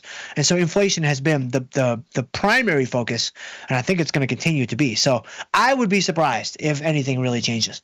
But that doesn't change the fact that this is the most important FOMC that we've ever traded. And so, you say that I don't think he cares that Trump is prodding him. I don't think he does either, according to what he himself has said. And so let's see. Griffin says, glad to see that I'm not the only one who can't get the fill at the mid-price. Yeah, sometimes you can't. That's just the way that it goes. I mean, you got to remember that these are Tony Batista's markets, right? So he's the one that determines what price you get. And, is Tony Batista on your side? Not always, right? I mean, let's just call it like it is. Not always. And so Brad Glazer's in the house. Hey, Professor, sorry I'm late. I overslept. Oh, that's okay, man. That's a power move. Did you take one of those riots that we were talking about earlier and you fell asleep for 2-3 hours? I mean, I've done that many, many times myself. And so that makes sense. And so Andrew says, I don't want gotchas, only want the gimmies, of course. And then he's digging the neon green. A glow in the dark tie. Yeah, that would be awesome. Now, that would be awesome. If he goes in, they just cut the lights and all you see is the tie. Oh, man. I mean, that's going to be another 50 pips rally right there. Like if he comes out and the first thing he says is, could we please dim the lights? Man, I'm telling you right now, we're going up 2%. We're going up 2.5%. No question. That would be amazing. Like, can we get a little Brian McKnight going in the background? Oh man, that's up 3%, 1,000,000%. And so Scramble Everything says, Powell announces he's going for another term. Market goes green, 400 points. Yeah, that's not really his call, though. I mean, that obviously is Trump's call, and so I don't think that's going to happen. But didn't Trump appoint Powell in 2016 though? Like, that's what's funny about all this is, it's all funny, man. It just all makes me laugh. And so let's see. Colonel says, if he goes brown, we going down. Oh, that's 100% right. I'm going to have to include that in my little riff there. That's good. That's 100% good. Man, yeah, if he goes brown, I never even thought about that. Man, if he goes brown, yeah, I would have to say we going down. Or maybe it's time to get down. Like, I don't know. It could be either one. So we could be going up. We could be going down. I'm not sure. I got to think about that a little bit more. Brown would be more shocking than neon green to me. Because a brown tie, like, you've got to really have everything on point if you think you can pull off a brown tie. And so, especially Powell, I mean, a brown tie for my Puerto Rican friends and like my Mexican friends, like they can pull it off, right? But Powell, I mean, he's kind of like me. It's like, man, I wouldn't be out in the sun for more than 7-8 minutes, right? And so I don't know that he's going to be able to pull off a brown tie. Let's see.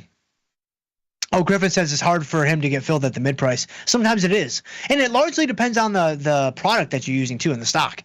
I mean, if you're trading SPY, you're trading Apple, you're trading, Meta, whatever, then you're going to get filled at the mid-price, no problem. But you start trading other things, it can be more difficult to get filled at the mid-price. And it's also a product of how wild the markets are. Keep in mind, I mean, we had a hard time getting filled at the mid-price on SPX just a couple of minutes ago. But SPX is a $5,000-$6,000 product. It's not SPY. Like, SPY is much tighter because the underlying basis price is only $600 or whatever, and so that makes a huge difference. Let's see. 2- is talking about Powell going for another term. Yeah, he might. Again, it's not really his call though, I don't think. Let's see. Dav is digging it. Scrambler, everything says we know we target B minus humor here at the From Theory to Practice Dr. Jim show chat, and you guys are on point, man. Like, you guys are on point. Like, I read through it after the show. I'm reading through it on the show, of course. And I mean, you guys are right there, very consistent, very consistent. It is rare that you guys get above B minus. Very, very rare. You guys are just peppering that 80% range, much like myself. And so that's, I mean, we're meant for each other. Like, we were absolutely 100% meant to be where we are right now. And so let's see. Griffin says I rolled my out of the money XOM covered calls that got challenged up and out for a debit. But hey, $1.25 debit to get more time and move the strike $5 out of the money. It's worth it for me. The order chain is still green. Yeah, that's something you can do. Like, if you have a covered call and, you know, the short call gets tested or it goes in the money, you can roll the strike up if you want to. You're just going to have to pay for that. Which, again, I mean, you laid it out pretty clearly. You knew what you were doing. You knew what you were signing up for. You wanted the additional runway. You wanted the additional time, and that's totally fine. I mean, whatever you paid in terms of a debit is working against your basis. But maybe you've built up so many credits from yesteryear, from all the calls that you've already sold against your shares, that it's worth it to you to give up some of those credits to kind of restore the runway that was gone because the short call went in the money. That's how you have to think about a covered call. It's going to constantly be that gimme gotcha balance between collecting credits on the calls that you sell, and then when they get tested and they go in the money, now when do I start pulling triggers on some debits? Like, when do I start finally kind of pulling the ripcord on this and saying, all right, I'm going to pay a debit to kind of restore and bring this thing back into balance, because it's not quite as feng shui as I would like it to be. But guys, I got to go. I'm out of time. Man, we made it past, 2-3 questions today. That's pretty good, I think. If I can ever help you guys in any way, please shoot me an email. I'm jschultz@tastylive.com, or we can connect on Twitter. I'm at jschultzf3. I would love to hear from you guys on there as well. But stay tuned. We do have Tim Knight coming up next with Trading the Charts. In the meantime, guys, trade them small, trade them heavy, and stay generous. We'll see you guys tomorrow.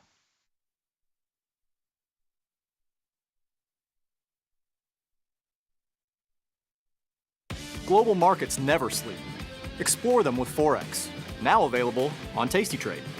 Get in on over 80 Forex pairs, 24 hours a day, 5 days a week, with the Forex platform that adapts to your style and speed. FX marks the spot. Trade it on tastytrade.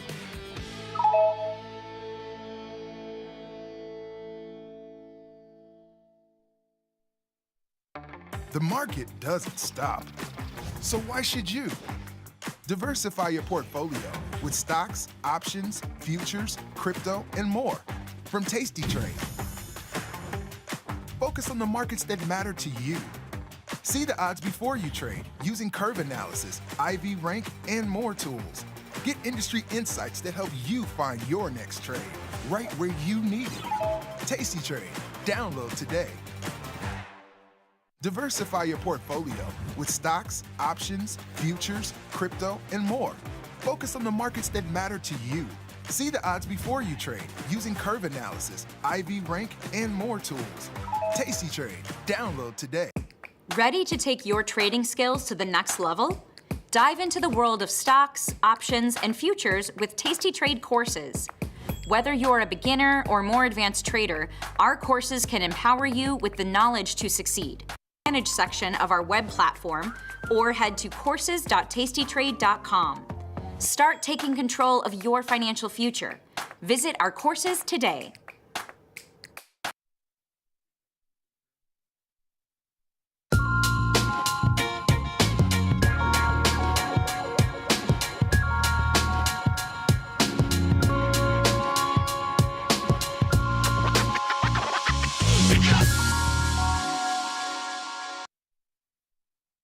Hello, everybody. I caught the tail end of that. I have no idea what all the brown pie business was, but I found one. Let's do something I haven't done in 25 years, which is put on a tie for work while I talk about the market. We'll see how this goes. Without a mirror, and with actually 25 years, no, 35 years. 35 years since I've had to do this. I remember I used to work with an engineer who had a clip-on dangling off the back of his door just in case some executive showed up. But, for once, I'll play the part of financial analyst and really look snazzy. So if I can give nothing but buy recommendations, they'll be ready for Wall Street at that point. So there, all right, brown tie, pull it off. I'm sure this looks fantastic with a polo shirt. All right, we're ready. Is this better than my Beatles outfit? I doubt it. Okay, there. Worst combination ever. A sartorial nightmare. Anyway, there you go, Dr. Jim. All set. See if I'm blocking my microphone. Anyway, we've got some charts besides the fashion tips here for you. It's an interesting day because we're actually seeing a little red for a change. And tomorrow, of course, is Powell's shindig. And the big question is, will he bend to the will of the man who thinks he's this master, Trump, and drop rates by Trump would like 100 basis points. That's not going to happen, but 25 just to shut the old fella up. I don't know. Kind of hardly doesn't matter. And as I've been saying, so this is why I stopped wearing them. As I've been saying, the idea would be for him to drop them and for the market to eventually shrug it off. The tricky thing about tomorrow is that usually I like to wait till Thursday morning to see the market kind of digest the news and see how it interprets it. We have a holiday on Thursday, which is a little unusual, and so that reaction will get busted up, and we'll have to wait till Friday to see what the cash market really thinks after it's had some time to chew on it. Anyway, let's jump into the charts and make my face and tie smaller. Here's the spider. We peaked on this last Wednesday and have been slowly edging away from that. It's still been like 8 days, more or less the same price, really not going much of anywhere. But I'm relieved, at least, that I've moved away from there. The diamonds are down about 0.75%. They've been falling a little more firmly. We peaked on this one Wednesday as well, moving away from that dashed red line. Oh, good Lord, I did it again. You've done this long enough to know better. Let's go back to the beginning of my charts. It's a lot, huh? Okay, IWM, very important. This one's been down more strongly than the others all day. The RTY is down about 1% right now. IWM is about down 1% naturally. I've got a tightened stop on this one to yesterday's high. This is the one I really want to see drop. Really. And I keep talking about the ideal scenario. The nightmare scenario for the bears, since we might as well be fair and balanced, is irrespective of what Powell does, for us to cut above those highs that we saw on last Wednesday. That would be doom at that point. Let's hope not. But yeah, I mean, let's say he does drop rates and the market responds up as you might expect, and it keeps going up and cuts above last week's high, then Sal throwing in time. That's the end at that point. No more bearish hopes for a long time. Should be an interesting day. And the cubes are also down about 1%. And these found perfect resistance at the trend line. We bumped up against it Wednesday and have sunk away from there slightly. So in all these cases, it's not like time per victory lap, we're totally in the clear. There's no way they can get us. All I'm saying is that the key resistance levels have not been violated. And in celebration, I'm going to take this ridiculous thing off because this is absurd. Okay. Now, oil. Oil is going bonkers because of Iran and Israel. And we have been exploding on this. Here is USO, which is up big time, another 5%. And if you'll recall, what I was obsessed with here was this right triangle. Had we broken below it, and we'd pushed up against resistance here, but instead of falling away, instead it slipped above it. And the chart still worked because we beat resistance. It became support, and it went flying higher. The interesting aspect of this now is that we're at the top, getting near the top of the same pattern. So here's the top of the pattern. Here's the trend line dictating the base. And we have gone whoosh up almost to the vicinity of this line. And this line, it's a little bit mushy. I think we get a little bit higher than it here and so forth, but this is more or less where resistance is. So if there's something enormous that's going to change, and we get way above there, then we're in a very different ball game as far as crude oil goes. But so far, I mean, it's, luckily I fled oil last week after all that on Friday, but this has been a tremendous rally. Here's crude oil itself. The same kind of uncertainty here, because this has been in the downtrend for years, and we are at this moment exactly at the trend line. I mean, right on there, right to the penny. So it could well be that we're going to do nothing but fall from here, if like peace breaks out or something. But if we just keep pushing, if we fully escape that triangle pattern, then it could be a whole new market for this, and the first time in decades that the pattern has been followed by, a big rally. Let me correct that, because as I'm glancing at it here, this was followed by a hard fall. This was followed by a hard fall. This was followed by a very hard fall. But the twist here, of course, is that all the COVID trillions kicked in, which it started to fall away and then it exploded higher. So yeah, imperfect track record on this one. As far as Bitcoin goes, this one also peaked last week. We're still in the six figures, but it hasn't exactly been a great performance. And in turn, MicroStrategy and Tasty sent out a very interesting newsletter today, a note about what an expensive way to get Bitcoin strategy is. You pay a huge premium. But MSTR has stayed below its gap, and we've been just trading below this gap for weeks and weeks on end. So, very expensive creature, and a extremely luxurious way to get into Bitcoin, because you're paying for far more than just their stock, their holdings. Ethereum is a little bit on the red side, and my point here remains the same. So long as we stay underneath that trend line, I think that'll be a pull down for the cubes. It will keep the cubes also below the trend line. One other kind of side note is that this company here, SharpLink Gaming, SBET, they were the ones, I couldn't remember them when they actually did the launch, but they were the ones which a few days ago, between here and here, announced that they were going to be the MicroStrategy of Ethereum. So Michael Saylor's done his Bitcoin thing. These guys are going to do the Ethereum thing. And as you can see, the market did not respond well to that. The stock collapsed on news that they had bought a bunch of Ethereum and were sort of aping his strategy. So, yeah, interesting. Over in semiconductor land, they were extremely strong yesterday, and they continued their strength today for a while. At the moment, we are banging around the trend line here. It's sort of struggling.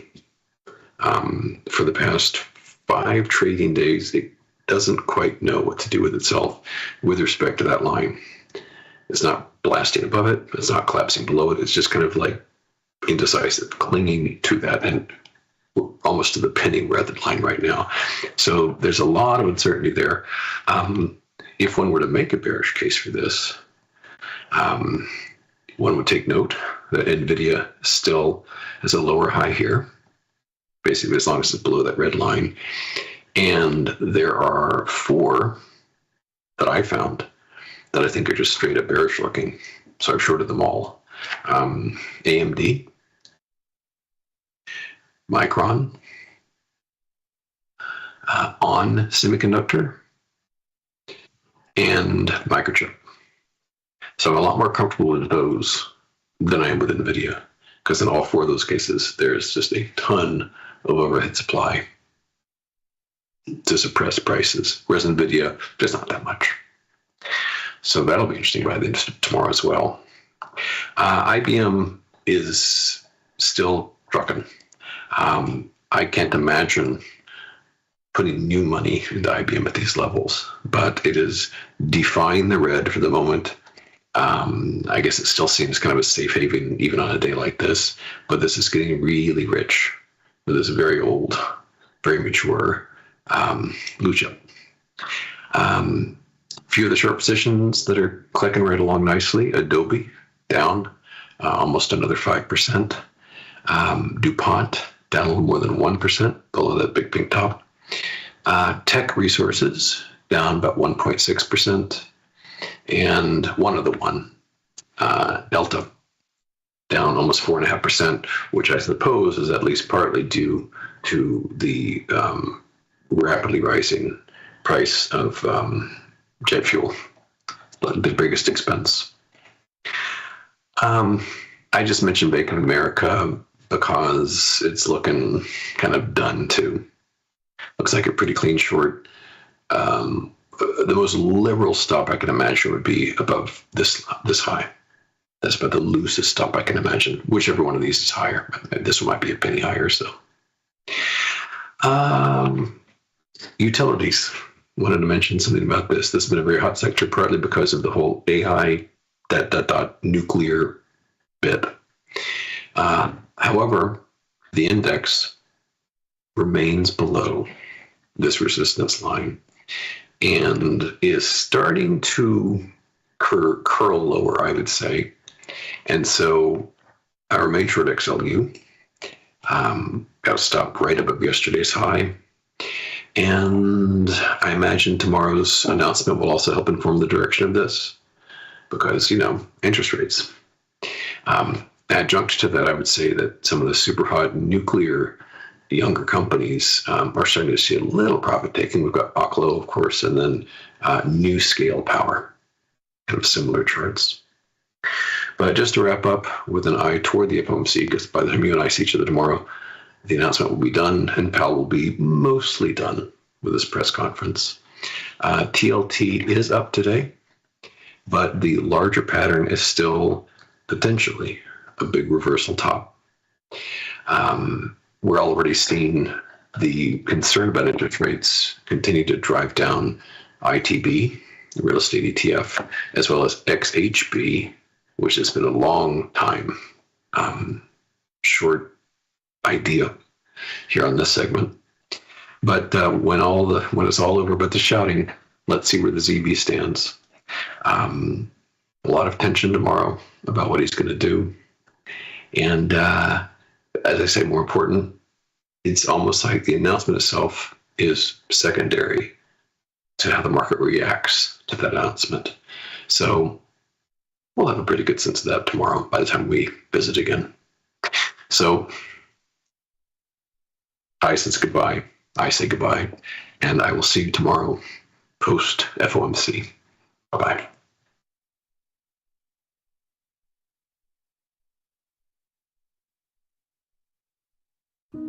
Dear Karen, thank you so much for the relationship advice. Of course, since you met your husband in high school, I should obviously just go back to high school.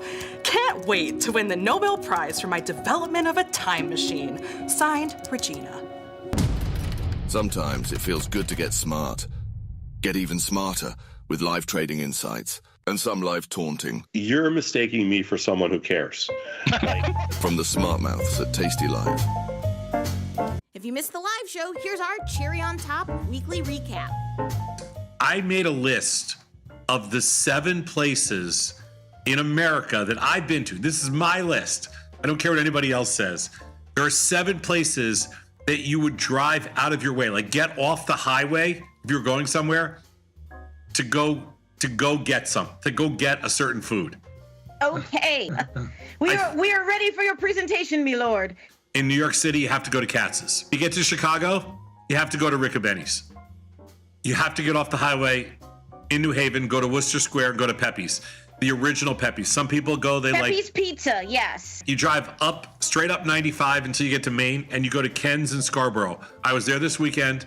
I put it easily among the greatest meals I've ever had. Then my 2 final stops are actually both in Texas. Pecan Lodge in Dallas, and then you go to Austin, and I'm a Terry Black's beef rib person. It's the best I've ever tried. We're going to be in Pilsen. I'm going to buy you a Rico Benny's after the show. I don't want you to buy me a Rico. Well, that's nice of you. It's very nice of him, but I don't need him to buy me a Rico Benny's. I was going there when you were pooping yellow. Oh my God. I introduced you to it. The first time you saw it, you were buying it from the truck outside the CBOE. God. Sorry, SIBO. You got to stop. No, you know that's true. Sadlov, you know that's true. My God.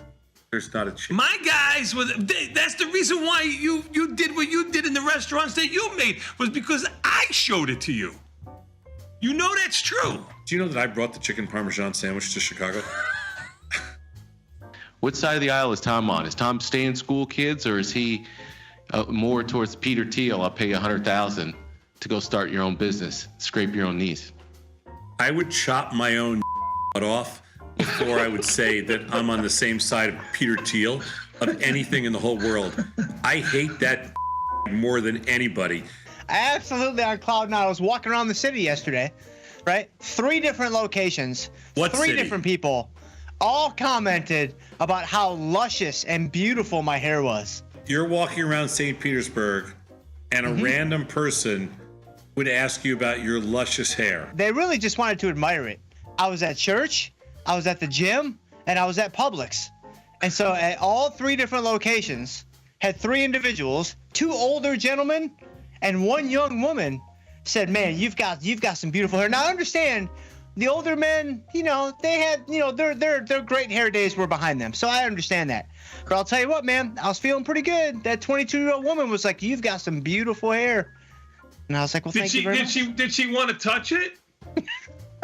No, not necessarily. I turned into the aisle, and she's standing right there, and she saw me. She did like a triple take. Well, she probably thought you were a Manny, since you were doing the grocery shopping, and she was probably looking for a Manny herself. She that could do her probably grocery needed shopping. somebody to reach the top shelf to get something And she to. picked Jim. There was nobody else in the store. Exactly. I'm 5'10", so it makes sense. Get the full scoop by checking out the archives at tastylive.com. You can get up to $4,000 when you open and fund a new account with Tasty Trade. That's 4,000 buckaroos, 4,000 bills, 4 large, 4K, 4 grand. Get on the platform for traders who just want to trade. Tasty Trade. Make your move.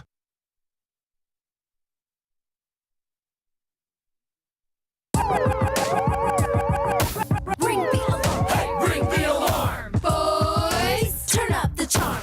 Listen up, y'all. Get out the damn stall. It's the last call. Hey, the last call. The last call. The last call. Mikey, my friend, we are back. E-mini S&P 500 futures off about 15 from the lows of the session here, trading at 60.45. NASDAQ down 179. You got the Dow down 288 and the Russell down 18. Everything off about 0.75% to 1% here. Oil catching a big old bid here, up almost $3. High of the session or near the high, 73.21. Volatility futures at 21.33, back to where we were at the start of yesterday. Bonds up a full point. Gold down $15. You got silver up 71 cents and Bitcoin down at 105K. It's been a little bit of volatility here with all the kerfuffles happening in the Middle East right now. You got oil volatility off the charts. Only thing really bucking the trend is gold here. What say you? Yeah, we were talking about that earlier, that oil is going to be kind of the first look at what's going on. We saw oil up a little bit earlier, but now it's up pretty big here, almost 5%. Yeah. And yesterday we had a huge intraday range, bigger ones we've seen. But yeah, oil volatility off the charts, higher than even the tariff stuff that happened in April. So yes, just looking at that, I think is all telling. But still, the E-minis and NASDAQ down 40 is not nothing. That much. Yeah. Buy the dip is still alive and well. Yeah, I mean, it's interesting to see such a disconnect in the oil futures market versus the E-minis and NASDAQ. Like I would have expected to see the E-minis down 150 and with a move like this in oil. Yes. We're not seeing that yet. Yeah, one of the things we highlight during our segment. OVX, which is the oil volatility. If you type in OVX :CGI, this is how you pull it up in the platform. CBOE changed the ticker for it, so you got to type it in like that. Oil volatility at 69 got into the 70 handle. This is a VIX style implied volatility for oil futures. So it gives you an idea of just how high volatility is relative to the last year. It's through the roof. The Ivy rank in oil /CL 134 and change here. So we're busting through the upper bounds. One of the crazier things that we were looking at earlier today was just how skewed the option prices are. So if you go to the trade page and you look at like a 16, 17 delta option, on the downside, it's trading at about 63, 30 days out. If you go to the upside, the 16 delta strike is going to be basically up at 100. So what that tells you is the skew being way to the upside. I mean, we're talking about $27 of upside in terms of where the one standard deviation is relative to the downside at 63 is only $10 out of the money. So there's a massive skew in the oil volatility in the oil markets, which is not a shock because you typically do see that when you have big moves to the upside in oil, but also with everything that's going on geopolitically.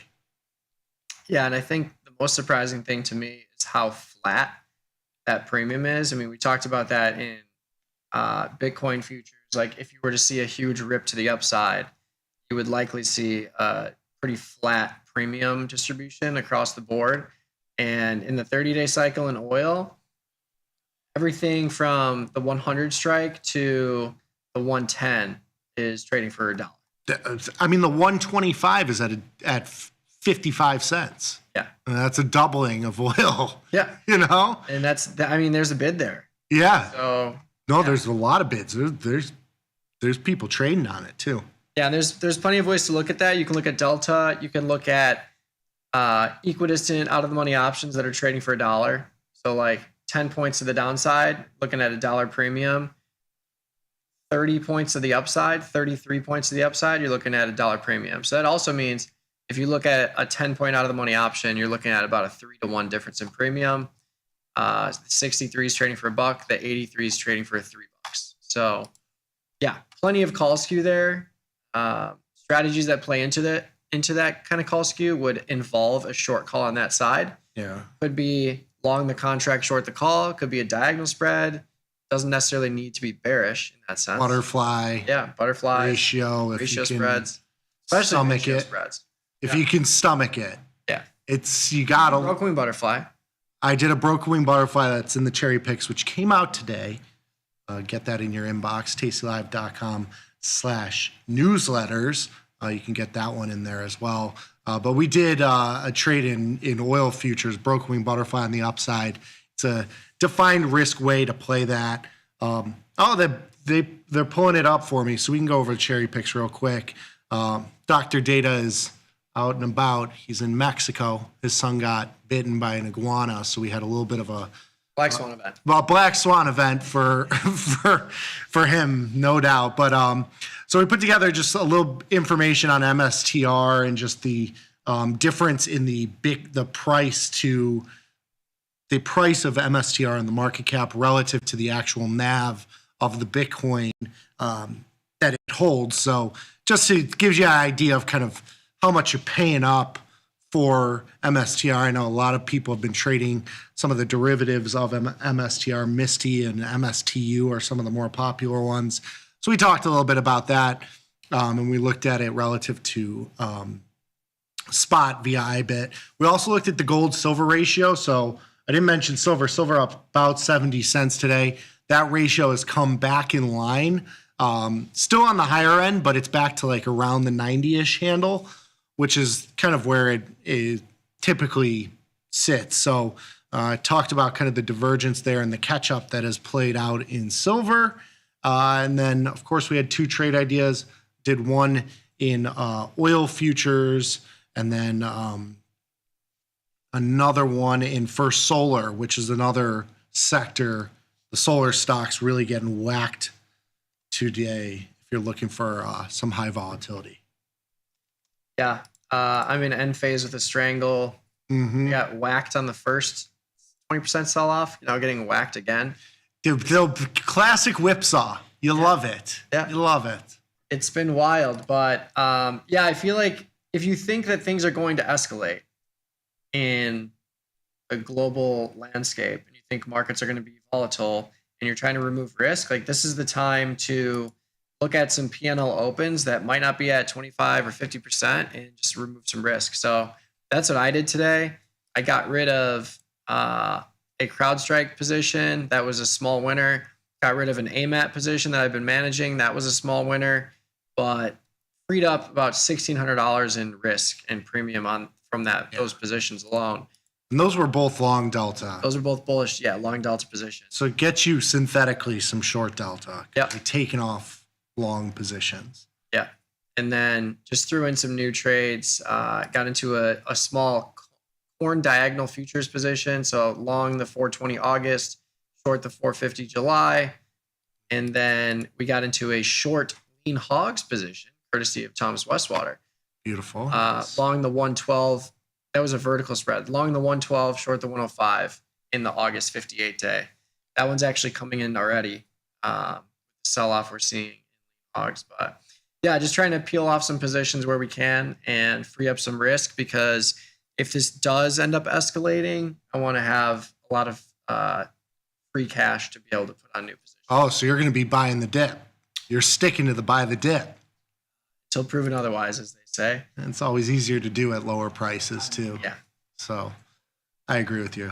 A lot of stuff coming up tomorrow. You got FOMC, J-Pow taking the stand. Friday, you have expiration. Thursday, holiday. So you got a lot happening in the next 3 days. We also have tomorrow a very special What's Your Assumption? So tastylive.com/assumption.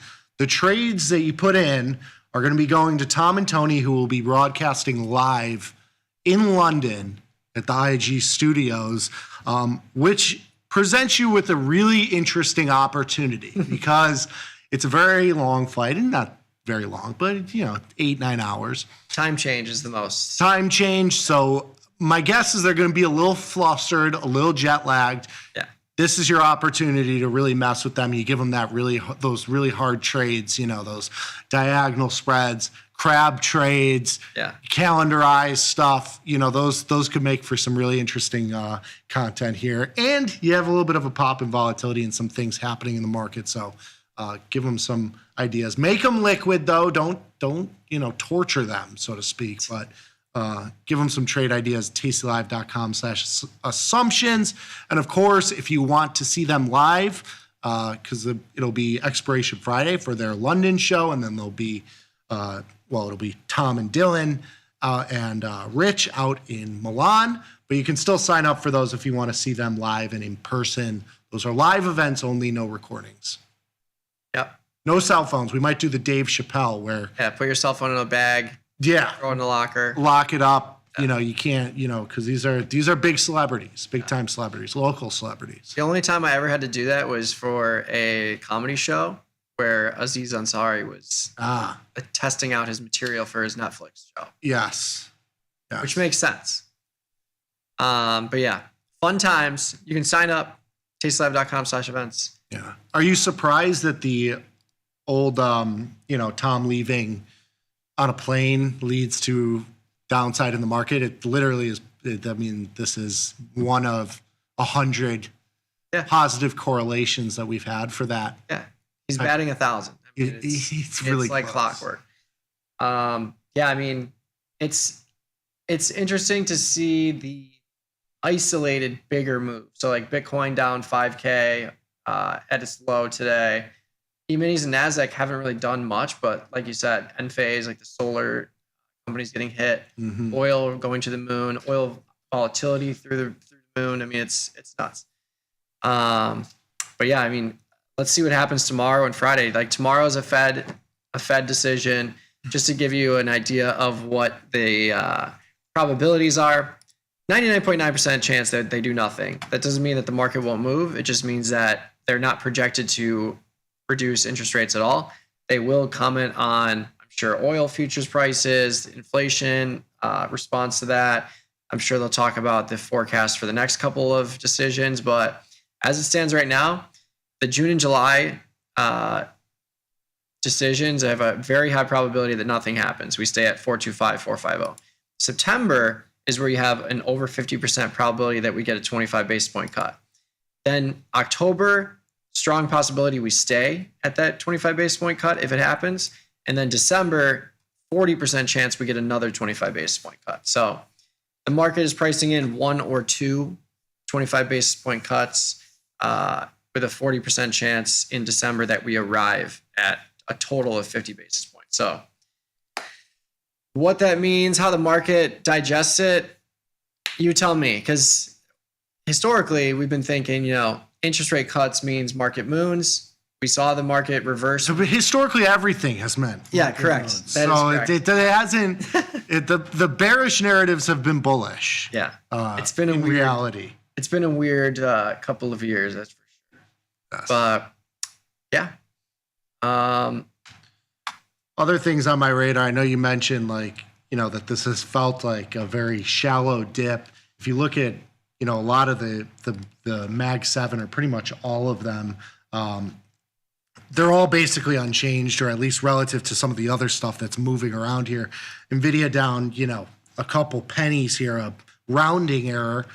Google as well, basically unchanged. Amazon was down like $1, kind of at the lows. Apple as well. The only one really moving today is Tesla, which is down $11 and change. Meta has been pinning 700 for what has seemed like 3 or 4 weeks. It's really been move of all the other stocks. The equal weighted section of the market is really the one the one moving today. We can even pull up what is it, RSP? I believe it's RSP. But yeah, it seems very shallow of a dip. It's not the Mag 7s that are getting killed. But yeah, I don't think we can understate just how big this move in oil volatility is. Mm-hmm. Up 25% just today. OVX, coal and CGI. 5-day change. Yeah. You're looking at. Yep. Yeah, it's doubled. And expanding. It's doubled in 5 days. Yes. But yeah, we are currently significantly higher than the peak of volatility in oil futures from the tariff stuff, early April. So yeah, lots to consider, lots to digest here.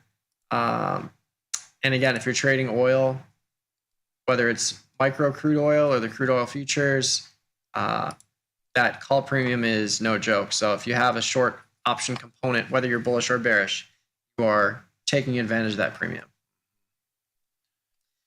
E-mini's down 43 here, chopping around the 60-50-ish range. 60-46 is where we're heading right now. Volatility has come in a tiny bit into the close here. You got a little bit of a covering, it seems like, into the close here. Oil has remained high, 73 and change. Are there any individual stocks you've been looking at today? In some of the war stocks, LMT catching a bid here. Some of the oil stocks, CVX, XOM, these have had a huge move to the upside. Maybe a contrarian trade there if you think that something gets resolved in the next couple days or over the weekend. Can be a quick move there. Yeah, I mean, stocks like Enphase, First Solar, I think those are interesting if you don't have a position in there, just because this move is so aggressive. You did see a similar type of move happen, and then it rallied back closer to where the drop was. Doesn't mean it's going to happen this time, but I mean, Enphase is trading below the lows of the year, pretty significantly below the lows of the year. And the premium in there is pretty aggressive. I mean, the 35 strike is $350 in premium. It's 10% notional cost basis reduction for a 30-day short put. So those are the kind of trades I think I would be looking at if I didn't have a position in there. I'm already in there, so I will be hodling. But yeah. Yeah, First Solar is the one that I lean towards. I sold the 125 strike put here. I did it at $4.45. It's come in about 50, 60 cents, and the stock has not moved really anywhere. I put this on when it was at 143. It's basically there. Still very high implied volatility. I stuck to the July monthly expiration. When you look at volatility, it's very, very high in the front. Of course, you've got earnings coming up in the back month. So if you go into August with 59 days, it's a little too much time for me. So I stuck to the July expiration. But at $1,200 in buying power, $400-ish in premium even right now, it's an interesting play if you don't have a position or if you've avoided the end phase move like some people did, not you. Not me. But that happens. Real quick, some good call-outs in the YouTube chat. E-mini futures volume yesterday, almost 2 million, 110-point range. Today, 1.6 million, only a 60-point range. Mm-hmm. So definitely condensed chop, but still plenty of activity, way more activity than on the 13th, Friday the 13th, where we saw that big sell-off. It was the same thing last week, too. I mean, last week was up until Friday, there was nothing really going on all week. Yeah. It was kind of just a grind fest. And really for the last couple of weeks, it's been low volume. We've talked about it of kind of like the summer trading. Yeah. Of just kind of everybody doing other things but staring at the lights flashing on the screen. Yeah. And Thursday is a holiday. Yes. So that adds to that. And I know a handful of people that are taking Friday off as well. Ooh. So I think everything just combines into lower overall trading this week. But that doesn't mean that the world stops moving or turning, I should say. So yeah, we'll see if there's some low vol fireworks in some of these single names, but we're already seeing it today. I'm excited to hear it. I know a couple people have posted in the chat here the pizza tracking. I'm excited to get Vecchio's update for us on the pizza tracking that's coming through here. I'm sure they have that. Are they there? Oh yeah. I see them. I see them indeed. Should we bring them in a little bit early? What's up? What's the latest on the what is it, Domino's near the Pentagon? We the Pizza, Extreme Pizza, Domino's, pick your choice. Many options. We the Pizza is a pretty good name.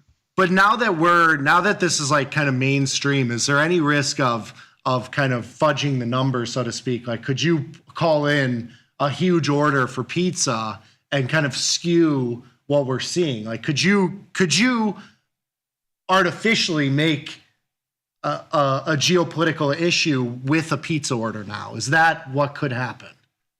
Create a level of activity, as it were. Exactly. There's some important context needed here, guys. Last Wednesday, before this all broke out and the Pentagon pizza tracker became really famous, I sent a little note in the chat. Hey guys, my favorite geopolitical risk indicators flashing red. And Nick responded with a guy in a tinfoil hat. How far we've come. Listen, I put my tinfoil hat on and I'm ready to go. I'm ready for all sorts of things like that. Come on. Dylan, I mean, this thing looks like it's heating up here. I suppose we could order fake pizzas, but the writing's on the wall. Which writing are we talking about exactly? The drums of war that are beating quite loud. You're suggesting that the war drums are beating loudly? I think so. Yeah, the pizza would suggest so. Just based As on the with the market reaction, it's getting very up on dollars and bonds and gold and down on stocks here in the end, and all seems kind of flavored accordingly. And of course, oil is up too. So maybe the president saying we. The president saying what? We? The president said that we, and I quote, we, as in, let's see who, control the skies over Tehran. We could take out the supreme leader. Mike Butler controls the skies over Tehran. Yes. But we won't. We won't yet. This is one. It's interesting that he said we, not Israel. We. Who's we? This is one of those. I thought we weren't involved. I'm kind of happy that Trump really never does what he says. This is one of those ones where it's like, okay, well, he never follows through on anything. But it was supposed to be Taco Tuesday today, and he didn't taco it. He kind of went with it. We'll see. It's still talk. Still talk. SpotFix is going to close higher than it did Friday, for what it's worth. From here? How are you guys thinking? How are you guys thinking about Juneteenth? Because we have the FOMC meeting, expiration, and then a day off, with all this risk in the background. There's a lot of things that can happen. You got that day off. Mm-hmm. I mean, is volatility cheap here? Maybe a little bit. That's what I would think. I would assume that volume condenses into tomorrow versus Friday, if anything. No way, because you got J Powell's going to take the stand. You're going to have That's what I'm saying. Oh, I think vol's cheap here. And plus, global markets are going to keep going. So currencies are going to tell you all kinds of things. If things happen overnight, people are going to get feisty around that. Probably in thinner markets. Yeah. That's not great. Dylan, what are you most excited to expose Tom to in your city of Milan? I mean, well, Tom's whole thing is he saw on Instagram making the cacio e pepe and the giant wheel of Parmesan cheese. And so I think as long as we deliver a giant wheel of cheese with a variety of fine pastas being stirred with various creams and peppers, I belleve he will be a very satisfied customer. that and I need to make sure that the crowd chants "Se Bellissimo" the same way that they did for Taylor Swift when she was here. So he needs I think he needs the adoring love of an Italian crowd and a good pasta and a wheel of cheese. And I might be wine bottles and baskets. I heard also very important. Mm-hmm. And then he needs a high quality tiramisu, I believe, is another necessary item to satisfy his sweet tooth. But again, fortunately, all of those things are fairly easy to come by. Yeah, the cheese should be no problem. I mean, we have the budget for food and drinks. Why couldn't we get like a big wheel of cheese for him? That feels like I mean, I don't understand why he hasn't brought a big wheel of cheese into headquarters there in Chicago. I feel like you guys are getting gypped in this whole deal. I mean, that should be the Tuesday lunch. Well, you Get see, a big wheel of cheese. You see, the CBOE and CME are sponsoring the event, so they got deeper pockets than us on the tasty side. You got the big dogs rolling out the red carpet for rolling out the cheese wheels. Yeah, exactly. E-Mini's closing near the end might get some saffron risotto to go with it. E-Mini's closing near the lows of the day, 60-40 and change here, down almost 50 points. What are you guys thinking for tomorrow? Does J Powell stir the pot with this move in oil, or does he calm the markets with more of his nonchalant speaking?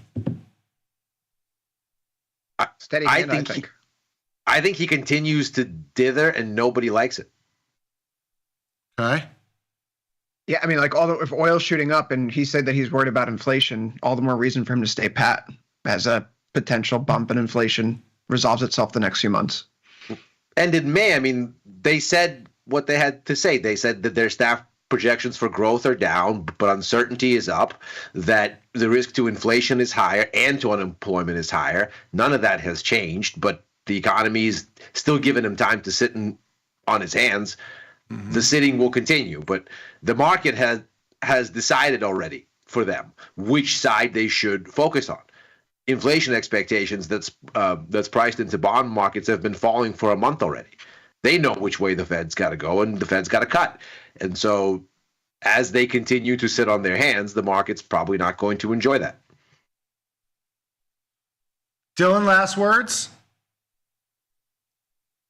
Everything's going to be all right. It's going to be just fine. No worries. Don't worry about the Fed. We're going to be just fine. Everything's going to be all right. You can't read too much into the American president. He's not well. He's not of sound mind. He's not corpus mentis, as Bill Barr once said. So you can't take him too seriously. Beautiful. All right. Well, thank you, boys. We're going to take a quick little 90-second break. You guys stay on, and we'll be on for overtime next. You're listening to Tasty Live.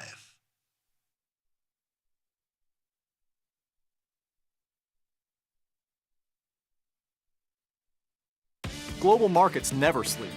Explore them with Forex, now available on tastytrade. Get in on over 80 Forex pairs, 24 hours a day, 5 days a week, with the Forex platform that adapts to your style and speed. FX marks the spot. Trade it on tastytrade.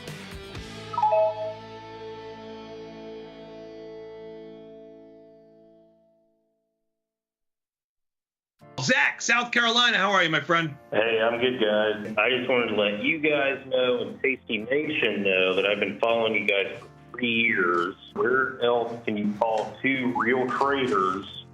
They pick up the phone and answer your question. There's so many so-called traders out there that give you vague strategies and want you to buy their course to learn more, but you guys at Tasty put all your info out for free, and all you ask in return is for us to use your platform. Thanks as always for what you guys do. Love it, man. Thanks. Thank you, man.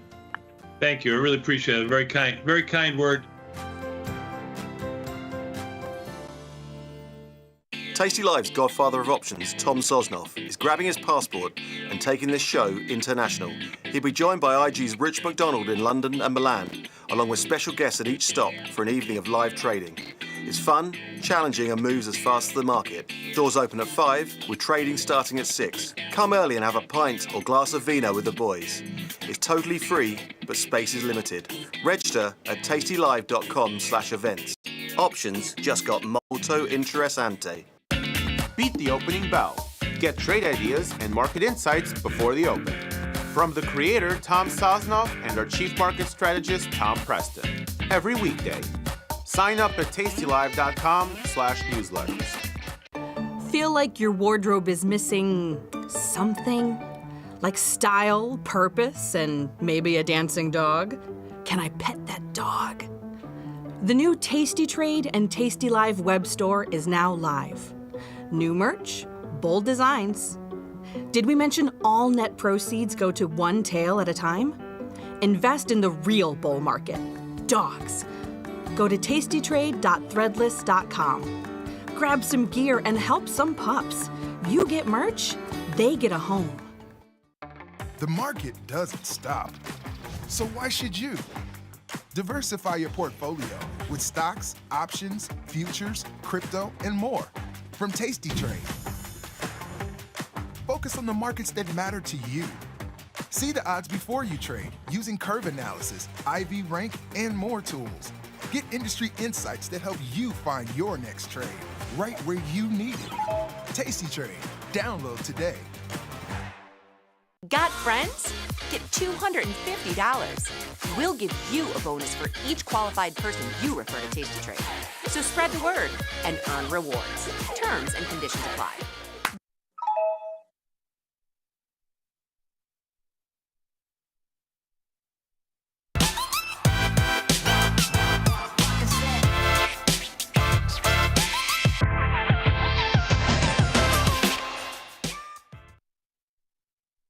Yes, war's coming. It's Tuesday, June 17th, 2025. This is Overtime. I'm your host, Chris Vecchio in New York, Ilya Spivak in San Francisco, Dylan Radigan in Milan. We're here to take you through the next. The rest closes at 5 p.m. Eastern, 4 Central. If you're joining us on tastylive.com or the platform, thank you for joining us. Welcome. Join us on YouTube, though. Join the chat. Tell us what you're trading today, what you think of this market action, these headlines, the economic data, the Fed meeting tomorrow, VIX-piration around the corner, monthly OPEX. There's also a federal holiday this Thursday. U.S. markets closed, everything else open. We have quite a bit of news here to discuss today, as apparently we are now involved in another war in the Middle East. We are controlling the skies above Tehran, and we have decided to let the Ayatollah live for now. Gosh, this really got out of hand ever since I started DMing him. Well, we look at a market that is a little bit weaker today on the equity side. Stocks down just under 1%, right around 1% or so. Russell is your biggest loser, off 1.01. Dow's up 0.66. NASDAQ, S&P in between. Bonds do trade higher today across the curve, led higher by that long end, which ultimately is able to settle in closer to the highs, Ilya, an improvement of where Thomas and I saw them at the halfway mark during Futures Power Hour today. There was a 5-year TIPS auction that was good. A higher bid to cover ratio. Yields are a little bit in, basically what was expected. So this week, the bond auctions, note auctions have been all right. We turn our attention to the commodity sector, though, where gold, despite all of the headlines, does gap open lower and stay lower. Silver, on the other hand, is able to push higher to fresh highs, some of the highest levels that we've seen since 2012. Other than that, all attention today has been on the oil market, and I think that's where we should really begin, because the drums of war, they are abating. For those that weren't scrutinizing, following, monitoring the situation of Donald Trump's Twitter feed today, some interesting comments came out right around the halfway mark of today's session when he said that there was, complete and total control over skies of Iran. And he had a NSC meeting today where he would be meeting with officials to determine the next course of action. The U.S. naval base in Bahrain has been emptied. The fleet has been sent out to sea, which, for those that don't know their maps, Bahrain is across the water from Iran. So things, they are moving right now. Oil up at session highs, another 4.63% gain. Dylan, I couldn't help but notice that there's been a lot of massaging of the narrative here. And I've been tweeting it out, and I've been quote tweeting some of the things the Trump team's been putting out. Last night, the Trump war room, if you will, put out a series of comments that Trump's been making since 2013 about Iran not being allowed to have a nuclear weapon. And it wasn't just one post. It was a dozen, a plus, comments over the past decade plus. J.D. Vance today was saying that there may be a necessity for war, and of course, all the military assets are moving there. Why are we going to war with Iran right now? I thought the whole appeal of the Trump administration was for no more foreign wars. I mean, that is a question I will not even pretend to answer. I'm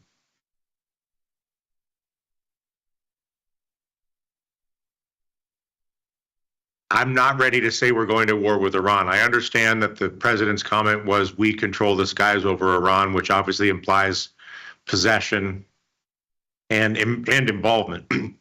So my denial of the involvement is obviously in direct contradiction to a statement from the President of the United States. But again, because I believe the president is mentally unwell, and also doesn't really speak in a way that I think that we're inclined to read more into his words than he even intends to communicate. So I am hopeful that it is simply more Trumpian bluster. I obviously could be very wrong. Why are we going to war in the Middle East? If we are going to war in the Middle East, we're going to war in the Middle East for the same reason that we always go to war, which is for some sort of petty, idiotic motivation of some aged man who has massive insecurities and wants to slaughter the young children of the poor in name of his own glory. And it is one of the most despicable things. It is the most despicable thing that men do on this planet. And I'm hopeful that is not the road, that the road that we're on shall be reversed quickly, and that this is some sort of hyperbolic negotiating tactic. But again,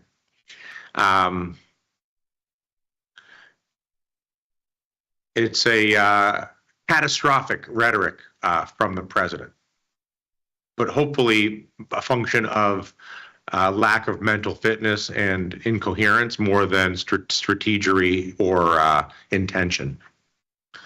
Ilya, I ask why are we going to war with Iran? I think when President Trump woke up this week, and I'm not going to pretend to know what's in his head, but I think when he woke up, Sunday morning, compared to where we are today, for all intents and purposes, if we're going to use a measuring stick of if Israel's goal is to eradicate Iranian military and nuclear threats, then they are moving very fast and very successfully towards those stated goals. Mm-hmm. And so the world that the president finds himself in today is a very different one than he did on Sunday or Saturday or even Friday of last week. Iran's missile exchanges today, they were light. They sent a bunch of barrages over, but I think the biggest one had 6 missiles in it. They just can't get anything off the ground right now. So this is moving very fast. So why are we going to war with Iran? Maybe this is something that actually can be contained relatively quickly, 20 minutes in, 20 minutes out. Why wouldn't the president push this, even though this has been something that is potentially politically divisive and disruptive to global energy markets? I mean, certainly you're right. The progress that Israel has made here has been nothing short of staggering. There was always, of course, the concern, and we were talking about it since they got into an exchange last year, that these are some of the most formidable militaries in the region. And were they to come to blows directly, it would be serious business. Well, Israel has clearly laid the groundwork here for the kind of thing that Russia failed to do when they attacked Ukraine, which is have the element of surprise and leverage it to its maximum effect. Israel is succeeding very much in doing that. I think the explanation for the president's tweets are probably much simpler than we're looking at here. One of the strikes that hit Tel Aviv from Iran's side struck the U.S. embassy. It didn't do any serious damage. Ambassador Huckabee said that there was no casualties and so on and so forth. But Iran maintained from the very beginning of this thing that they did not believe that the U.S. really was not involved and that they greenlit this thing for Israel, and Israel would never do it if the U.S. had not given its blessing. So although the U.S. might not be involved, it made for this thing because it said Israel could go ahead. And so Iran has been, or at least the administration, they have been fingering the U.S. for this since the very beginning, and now we've had a legitimate strike on a U.S. asset abroad. Now, it wasn't a very successful strike, but it was a strike nevertheless. And so, to my mind, what the president is saying here is, you better lay off U.S. assets and keep this thing to Israel and keep this thing to military targets and not civilians, lest we get involved. I don't think this necessarily needs to escalate beyond that. We've clearly had an incident where the president of the United States, whatever his state of mind, has to speak to a U.S. embassy getting hit by a missile. He's going to say some stuff. So in that context, I'm not sure it's time to make any more of this than there is. Well, the market made something of it today, if only to pull these comments up from Truth Social. Yeah, the unconditional surrender bit. That's that would fly in the face of de-escalation and managing expectations. That's certainly so. 11:55 Eastern today, which is right around here, is Trump's first comment. And then we get his second one about, we know the Supreme Leader's hiding. We're not going to take him out, which means kill, in case you didn't know what take him out means. Thank you, Mr. President. I was confused. I feel better now. Trump has a certain panache. Okay. Here's 12:19. So this is the 12:20 candle. Okay. Right. 12:15 into 12:20. And then unconditional surrender, which, unconditional surrender, that's very aggressive. But okay, that's here now, 12:22. The market then spills over immediately thereafter as oil spikes. Yeah. And oil follows the same. So the drums of war, they are beating here. That's where these comments come in on the same exact timeline. Yeah. It could be posturing. Trump's a negotiator, right, Dylan? His whole thing is art of the deal. 100%. More likely than not. And if he's just saying these things, let's just steel man this here for a second. If he's just saying these things, then it's just saber rattling. If he's moving 30 Stratotankers to refuel F-22s, B-2s, B-52s, he's moving an aircraft destroyer group. He's moving, he moves a carrier strike group. He's moving all these naval assets out of Bahrain, it looks a little bit more than saber rattling, right? Because now we have the pieces in place to actually execute on the words if we so desire. But there is still time for negotiation. And I think ultimately that is the consideration here. So, Dylan, we have to ask the question, which is the question that we continue to ask ourselves. It's a 135.4 IVR. IVR, just to give some background here before I ask my question for the audience, IVR, implied volatility rank, is usually 0 to 100. So if it's at 50, it means it's the 50th percentile for volatility over the past rolling 1 year. But when you get above 100, you have to interpret it a little bit differently. Technically, volatility now is 35.4% above its highest point over the past year on a rolling 1 year basis. So right now, this is a huge spike in vol. We're sitting near the top side of multi-month range, near 73, 74. Are we going to fade this and say everything's going to be okay? Yes. Yeah, what gives for you sure. that confidence? I'm short World War. And I am, and every single time oil spikes like this and the IV spikes like this, it's been an opportunity to sell call spreads. And I don't think this time is any different. Ilya, I know that you haven't been a big believer in oil because of the growth conditions on the ground. So I can imagine there's part of you that's looking at this, sharpening his knives. Sure. But I don't think this is that time, and I'm happy I ended up not doing it yesterday, because if you look at a 4-hour chart or an 8-hour chart, you can start to see where the makings of a breakdown were happening yesterday. You had a consolidation range, you broke back under it, and it was very easy to conclude, okay, here we go. But ultimately, I was looking at the volatility readings, and they were of course still elevated, and that made the pricing not attractive from a risk-reward calculus. And so I said, you know what? Why? Let's not. And indeed, that ended up being the right decision. Had I forced it, I'd be upside down on this now. So I'm happy I didn't get in. I still think the thing to do seems to be to fade it. But I think we need a price signal that really suggests that time has come. And that's just not on the board here. Important pivot point, I suppose, to watch is 68. There was a window yesterday when we had that Wall Street Journal report when it said Iran was looking for an off-ramp. Okay, and the market did hit a low yesterday of 67.84.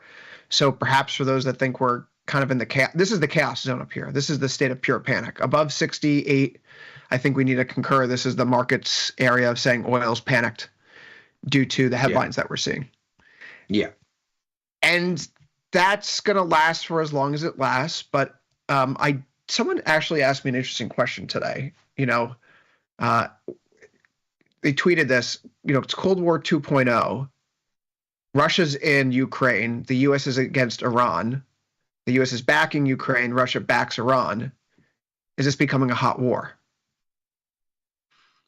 I did a little bit of research this afternoon because I thought that was a good question, right? Is this fundamentally unique, or are there periods in history perhaps that we could look back to and examine what's happened to asset classes during those times and say maybe this isn't that unique? And in fact, if we want to put the U.S. and Russia, giving it credit as the USSR, going back to the post-1945 period, there have been 14 other instances in which the U.S. and Russia have been engaged in conflict, either directly with one another or through proxies in some capacity over the years. The Indochina War, Korean War, Vietnam War, Six-Day War, Laotian Civil War, Lebanese Civil War, the Suharto coup, Iran-Iraq War in the 80s, the Salvadoran Civil War, Nicaraguan Contra War, the Angolan Civil War, the Mozambican Civil War, right?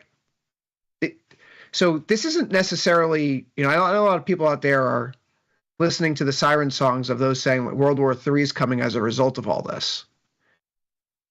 But Dylan, I think you have the point there. There is that very simple mindset right now of the market is trading as if a real significant conflict is coming.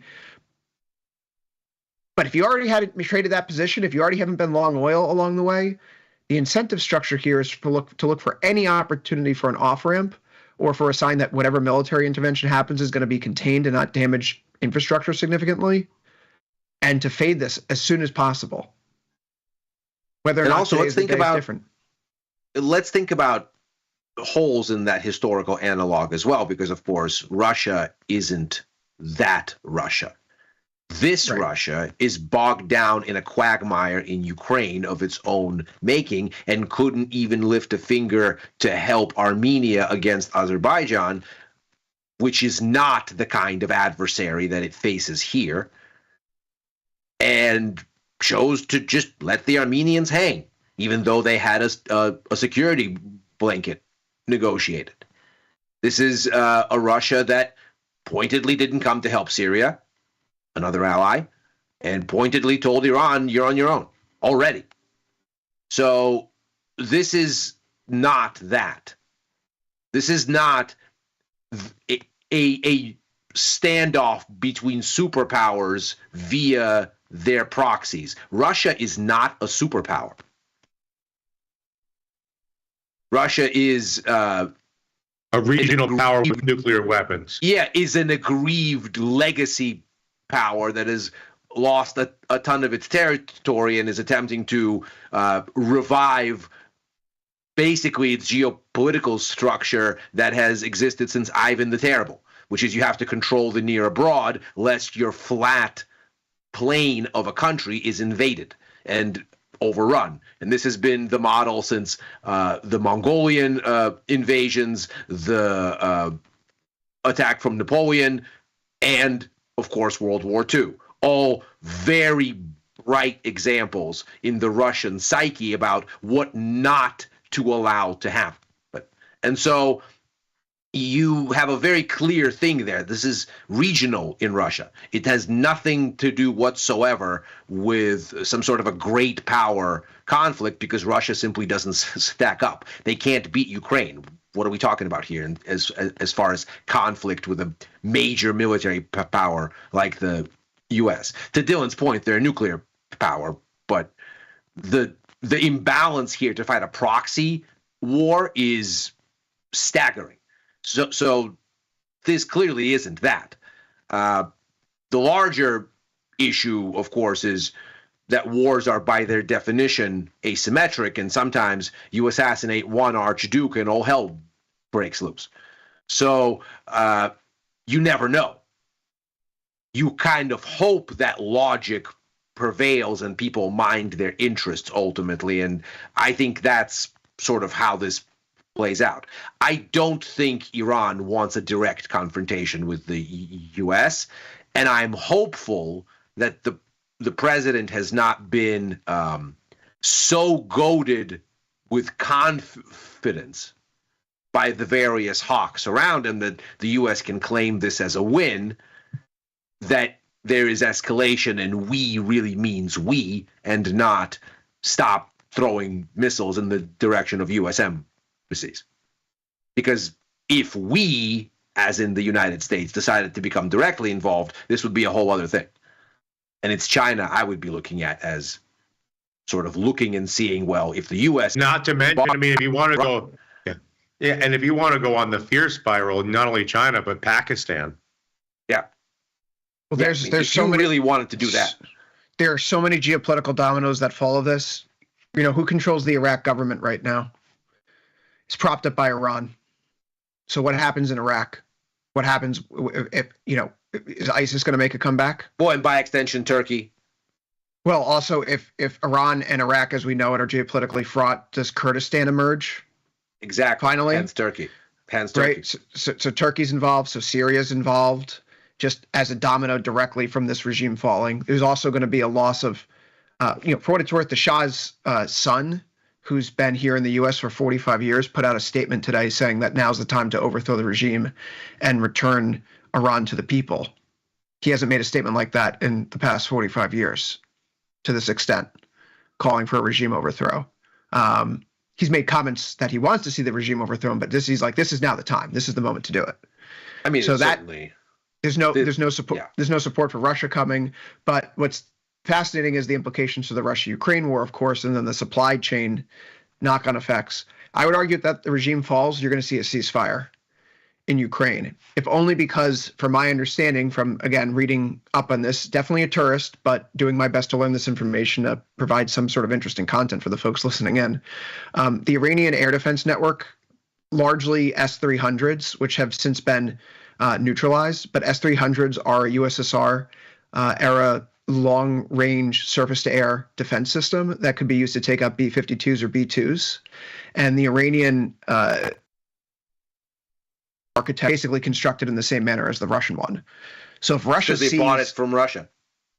So if Russia sees Iran fall and our long-range bombers are able to go in there and decimate Fordo, their nuclear facility, and the Ayatollah is overthrown, right? One would have to think that, okay, this theater is wrapped up. We're not putting boots on the ground.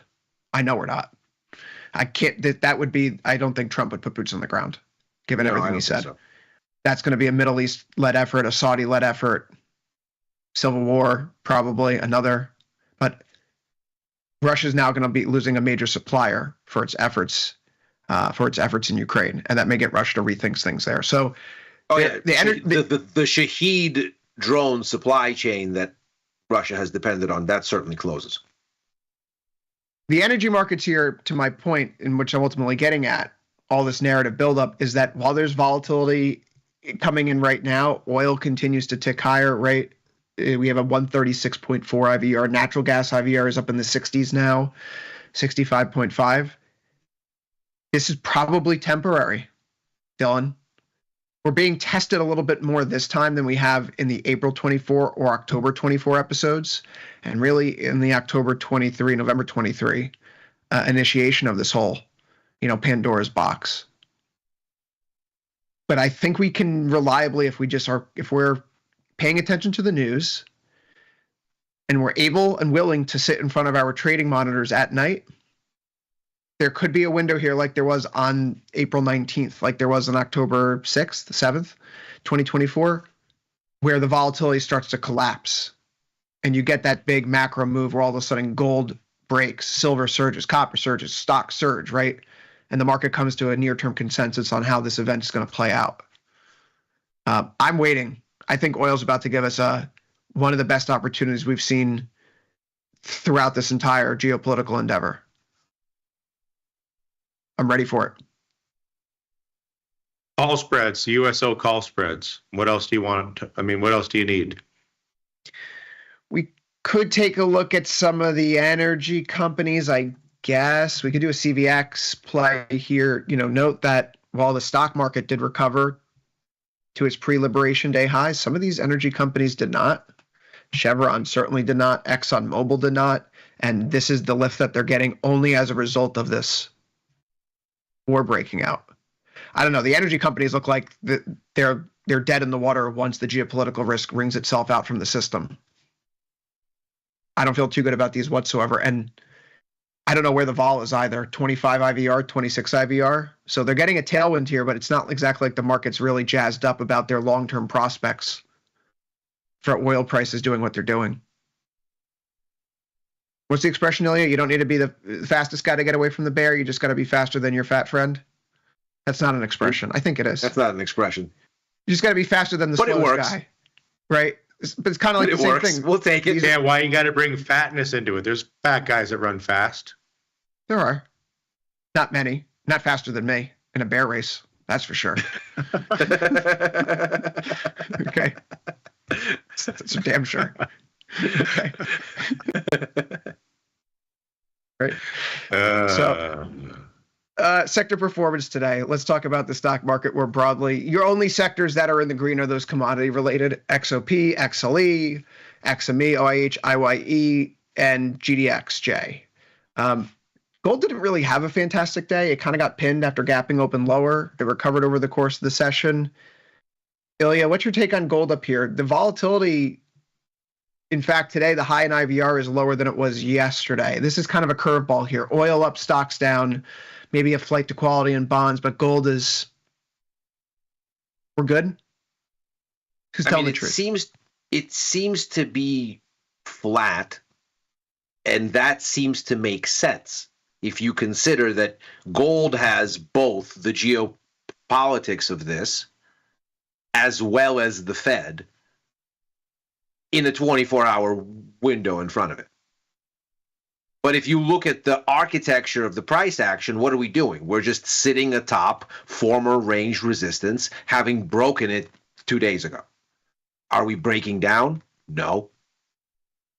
We're just holding, and the trend is up. If you look at the trend from the May swing bottom, I mean, probably the easiest thing to do here is to be a simpleton about it. It's higher highs and higher lows. You have not invalidated that. You're holding at previous resistance becomes support on the dot. I don't think there's a need to overthink it. You ran into a meaningful high there around 3,500 where you'd tested unsuccessfully twice before, once in April, once in May. Why would you have conviction to break that level in front of a Fed policy announcement? It makes all the sense in the world that you wouldn't. And so in my mind, there's no reason to break anything here. The trend is up. I'm staying long. I'm expecting the Fed to do nothing. I'm expecting the market to not be happy with that and to say, well, then you're going to have to cut more later because you're already dithering too long. And for that to be gold supportive, and as long as there's not an incredibly rapid off-ramp from this war talk in the next 24 hours, that only amplifies and doesn't diminish. So I don't think there's anything to do here. I think if you're not long, you probably don't want to do that here just because you're facing a lot of event risk all at the same time. But if tomorrow after the Fed you get a clearing of 3,500, I'd be a buyer. I'm already a buyer, but I'd probably add. Dylan, just a quick correction here. The quote is, you don't have to run faster than the bear to get away. You just have to be fat. You just have to run faster than the guy next to you. So want to make sure that we're keeping it. And then you just went into the whole slowness, fatness routine.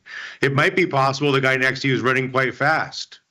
As someone who went through their growth spurt horizontally first, as opposed to vertically, and earned the nickname Meatball, which is just incredibly awesome to call a little fat Italian kid. I reserve the right to make those kind of comments. Okay. I wore that badge for a number of years. I shan't deny you that privilege, sir. But also, like, pretty good on those middle schoolers. That's pretty damn funny. They were right there. They were there. And then thank goodness for that growth spurt and going into high school and rowing. That helped fix everything. Dylan, I've been trying to lure you into silver for quite some time. We just set a new high going back to February 2012. Is this the end game here for everything? The international system is breaking down. There's no trust anymore. Everything is chaotic. Things are flaring up. We've been at 6,000 in the S&P for the past 6 months, and during that same time span, gold's up 30%. Silver's surging. Is that just the future right now? Should we just look to everything metals related because no one has faith in our U.S.-led fiat system, or at least deterioration of the trust in the system? I mean, for sure. I mean, yeah. I mean, these are all symptomatic of the catastrophic decay in the competence of American leadership, whether it's the surge in commodities or the structural decline in the dollar.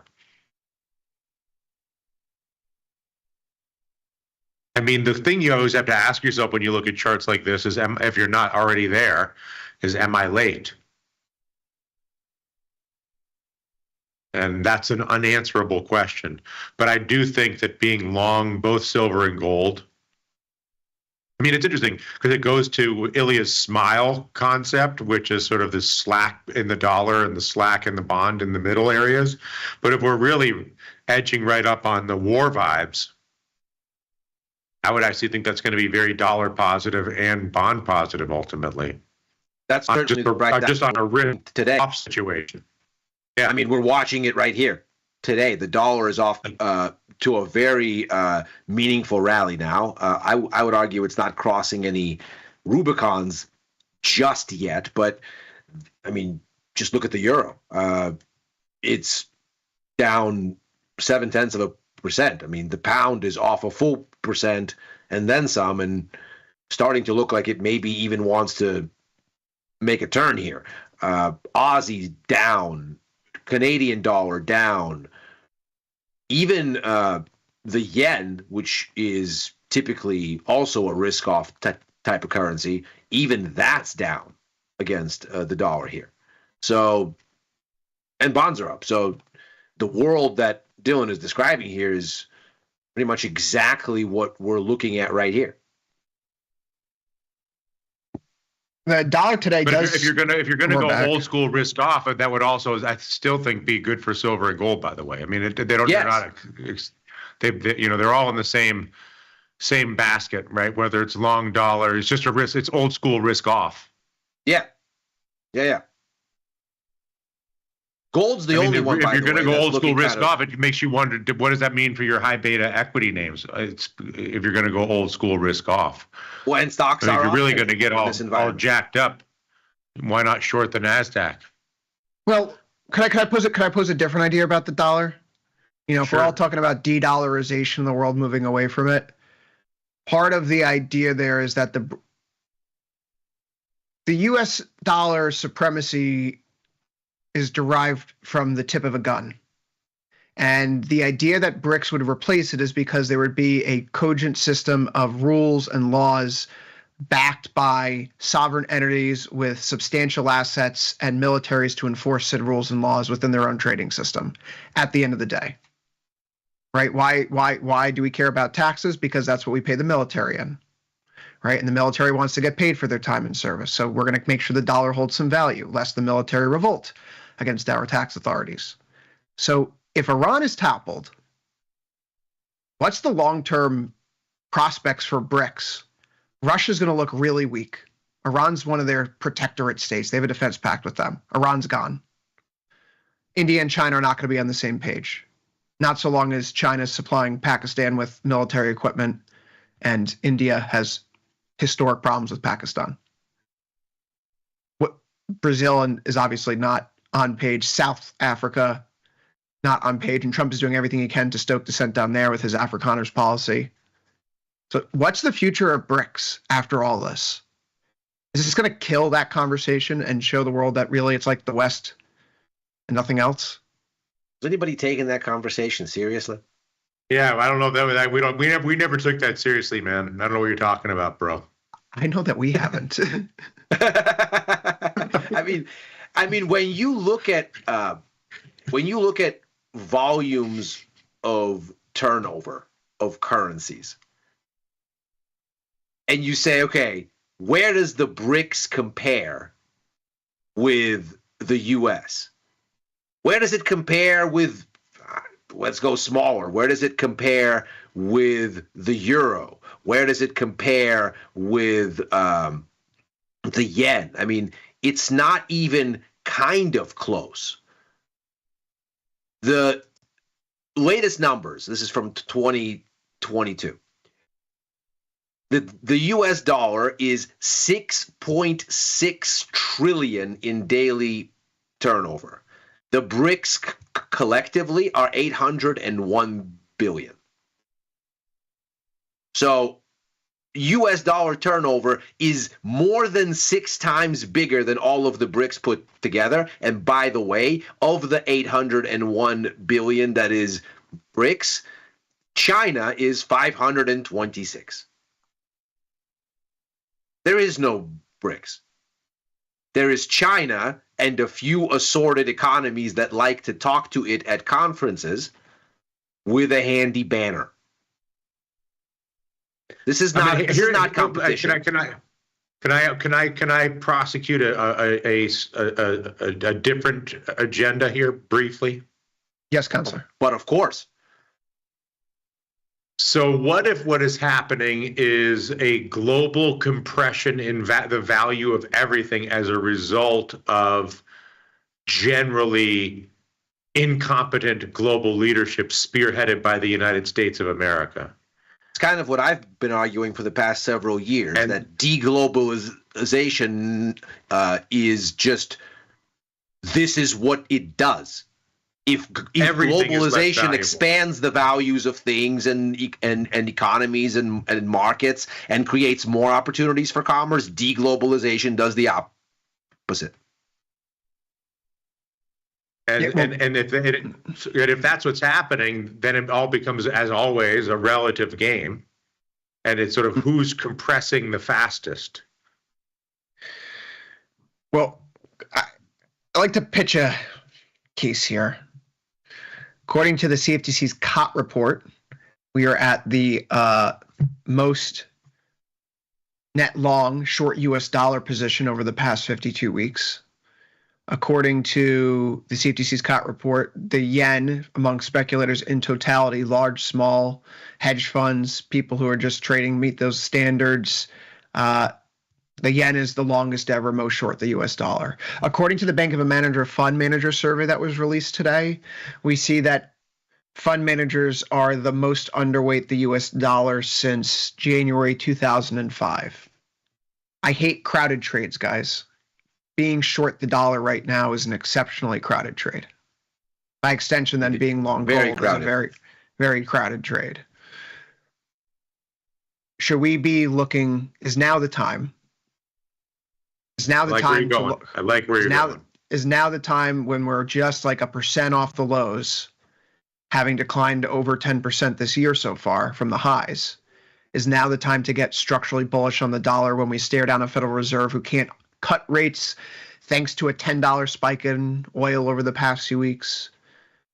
As other central banks are going to be forced to reckon with weaker growth and turn the ship around, the Fed is standing pat.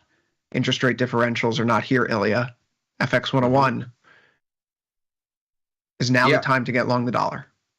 Maybe, or at least to get out of shorts. I don't think we have the confirmation yet, but maybe. This has been a blistering dollar sell-off since the beginning of the year. In fact, it's been my best trade all year long. For all of the issues I've had being on the wrong side of equities after early April, the dollar has been the one that's just paid and paid and paid because I've been just completely, overwhelmingly short against every major currency. This may be a turn. This may be exhaustion. I don't think it's confirmed here yet. I think that it's about geopolitics here as much as it is about the Fed, is maybe something that speaks to the impermanence of this dollar rally. We'll see what the Fed says. I still am of the mind that the path of less resistance is the market gets annoyed with Fed dithering, starts to bake in more easing downwind, and that this is ultimately not good for the dollar, especially when you have the ECB, the real major currency counterpart to the dollar. Forget the BRICS. It's not even a contest. The euro is looking at the end of its cutting cycle. And the ECB is talking about that out loud. So if the Fed is going to be starting so late this year, and if the market is going to think you're behind the curve, when you start, it's going to have to be more. That's going to be a yield differential story that's not dollar positive at all. And so I'm inclined to think that the market hears the Fed's dithering and goes, right, okay. Well, hold on. So more rate cuts later. Do we think at any point during Powell's tenure he's going to be the guy to deliver the more cuts later on? Maybe, yeah. See, I would actually take the other side of that, Dylan.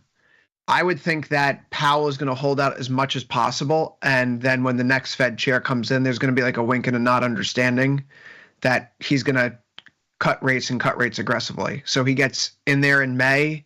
He doesn't do anything in his first meeting in May. And then June 2026, he has his new summary of economic projections, and he can make the case. And I know the FOMC is just not going to give in and do what Trump's appointee wants, but the Fed chair does steer the ship. So when those catch-up cuts come, is my point, I think we're pushing those out until the second half of next year, if and when they come. I mean, maybe, but the markets will speculate on there being catch-up cuts. And that's really the important bit as far as the price action right here. It's do the markets hear the Fed and go, you're crazy, you should be cutting, we're pricing in catch-up cuts. They'll price them in. Well, they already are. You're seeing the Z5 contract. We're going towards fewer cuts. You go out to Z6, you're seeing actually more cuts come onto the board today. Yeah. So the rate cuts expectations are twisting. Traders are betting that we're going to get a bunch of cuts after Powell leaves office. I mean, that's my interpretation of this, that Powell's the one who's standing in the way of the cuts. And once Trump gets his guy in there, the cuts will come. Yeah, I mean, so I think you wear on long dollar. I mean, I just think that I feel like we're drifting. I like the long dollar trade right now. Well, I like the long dollar trade on risk off. I like the long dollar trade on relative global compression, and I like the long dollar trade on crowded trade. You know, I think that's all of that. I like sense. Long dollar, short oil. Is 45 in, 21 out before or after when Powell's leaving next May?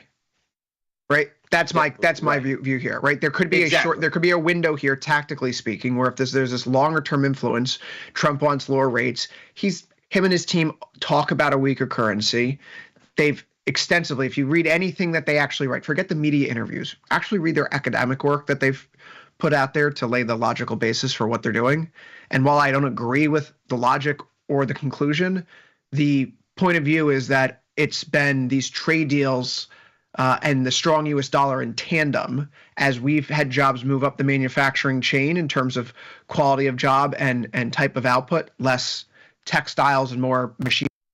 Okay. The dollar itself has been problematic and hasn't effectively weakened enough in order to keep things in balance for the American worker. And so a specific policy goal of Trump's advisors is to engineer an outcome where the dollar actually gets a little bit weaker because it makes our exports more attractive and allows manufacturers to be more profitable if they sell from American shores. So I would think, again, the view here, if the fiscal authorities are going to be steering us that way, and they're going to have a Fed chair ultimately sometime next year who's partial to that view, you really can only be a dollar bull when everything is kind of lined up. And I think we actually have the planets aligning right now for maybe a summer bounce.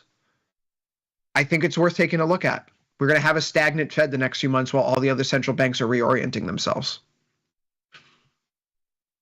And it's not the consensus view. Ilya is not. I mean, because Ilya would be the gentleman among us to poo-poo a long dollar position, and even he is, you know, at the very least willing to take pause and reflect. I'm still in very much a short dollar position. Yeah, no, absolutely right. I'm still in my position, but I am very much starting to think that at the very least, it might be time to exit, depending on sort of what happens in the next, let's say, 24 hours.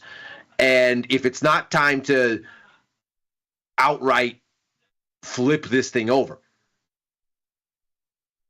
I'm thinking that it's outright time to flip this thing over. I have an order in working right now that was put under in Futures Power Hour. It hasn't been filled yet. If it does, I'll post it. But I'm looking to get short the 118, 117 call spread in the euro and build in a few of these positions here regarding ultimately a short dollar stay. The pound interests me a lot because tomorrow morning we're expected to get UK inflation, which is due to dip in below the prior reading, and it sets up a Bank of England meeting on Thursday when our markets are closed. They will be gathering. A hold is expected, okay? And unlike the Fed, where it for the past several years it's been operating around this idea of consensus, the Bank of England's Monetary Policy Committee is a lot more, I would argue, independent-minded. So much so that it's a point that they publish the vote. That's what traders watch for. So the last vote, the MPC voted to hold rates 7 to 9, 7 out of the 9. 7 to 2. 7 to 2. Okay. This time it's expected to only be 2. And so if you get a soft inflation report and you see an MPC that's no longer so secure in its stance for holding rates, and you think trade's slowing down globally and blah, blah, blah, blah, blah, the pound here is breaking its uptrend, Ilya. Right? Yeah. This has been over the past several months. The pound may be in a better position for a pullback than the euro here right now. This maybe, right? You talk about a horizontal line breaking. It looks heavy. So I think this may be the action, right, for the dollar, given the calendar here the next few days. UK inflation, Bank of England, Wednesday, Thursday. If we're looking for something to move, the pound's probably going to be the mover outside of this geopolitical news. Yeah, I mean, I'm certainly looking at both. I'm looking at the euro. I'm looking at the pound. You can see the pound here is sitting at the bottom of its range, testing former resistance as support. So this is really the line in the sand. You see something similar in a variety of currencies. In fact, now that we have FX spot rates on the platform, we can take a look at dollar Swiss, which looks exactly the same as all of these things. So there's all kinds of reasons here to think that maybe what you're looking at is a dollar turn. I just don't think you have it quite confirmed right here, right now. But you're basically at the deciding line. You're at the point where if you breach this resistance on dollar's strength, you're off and running. And so at that point, I'm quite literally flipping all of my exposure the other way around. It would give me consternation about being such a metals bull in the short run. It would certainly pose a problem there for those best laid plans for gold and silver. Gold here off by 0.3% today, not nothing. Silver up by 2%. Really nice performance. Copper here behaving a little bit better. One thing that I did today, guys, in copper, did it get filled? Yes. No, did it not? Bummer. Did not get filled. Okay. So copper right now has an IVR that's in the mid-60s.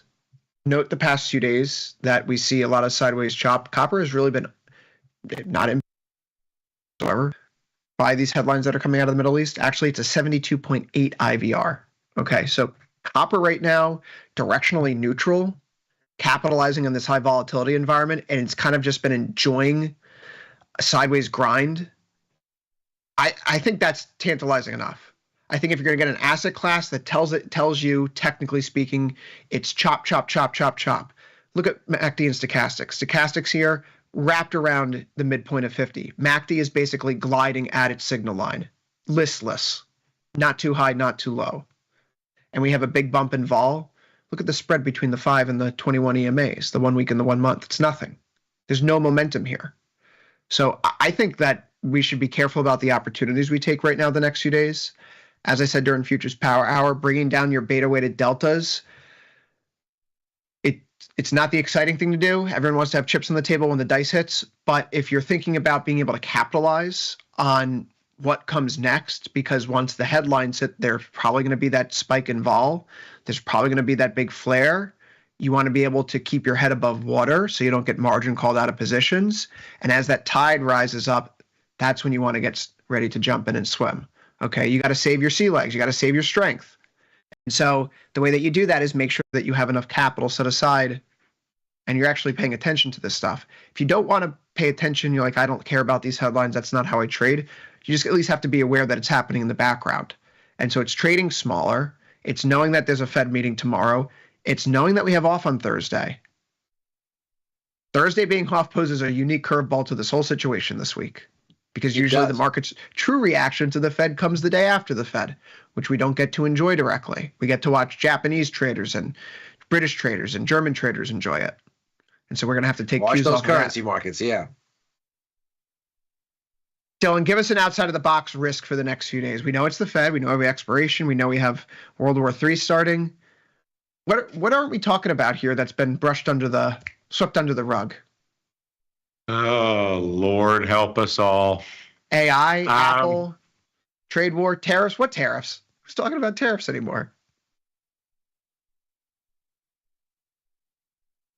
I think that the thing that is sort of the risk I won't say it's a risk that's not being talked about, but I don't think it's a very secondary consideration right here.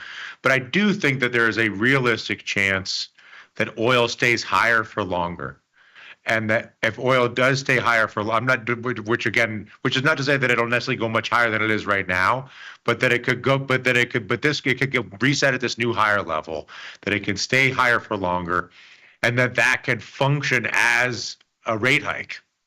That there's an underlying economic drag that kicks in here because we end up with an unintended rate hike by way of oil prices being higher for longer, that it will be specifically painful for all the obvious energy intensive aspects of our lives, meaning anything and everything having to do with transit and logistics and power and all the rest of that. And you don't need to close the Straits of Hormuz for this to be a disaster.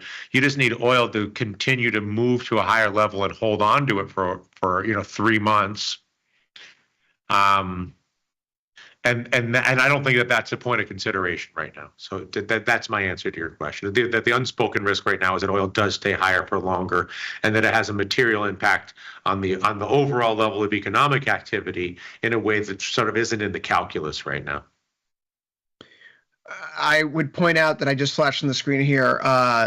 Israeli media is reporting that Western sources say that the U.S. will be joining in with the attacks against Iran soon. I haven't seen any other confirmation of that, Ilya, but that looks like that could be coming in the next few hours. So I know that for myself personally, I will be trading tonight. I'll be sitting in front of my computer right here, get the kid to bed, get dinner, shower, dinner, kid to bed. It's like, why am I going to sleep at 5:30? It's like, so we have oil markets to trade, honey.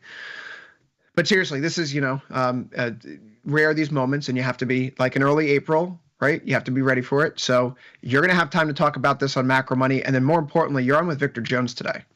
And I know that he has some very strong opinions about what's happening here and the movement in asset prices around all these headlines. So sure. I wish you luck for that conversation, because I'm sure it's going to be entertaining. I'll be tuning in.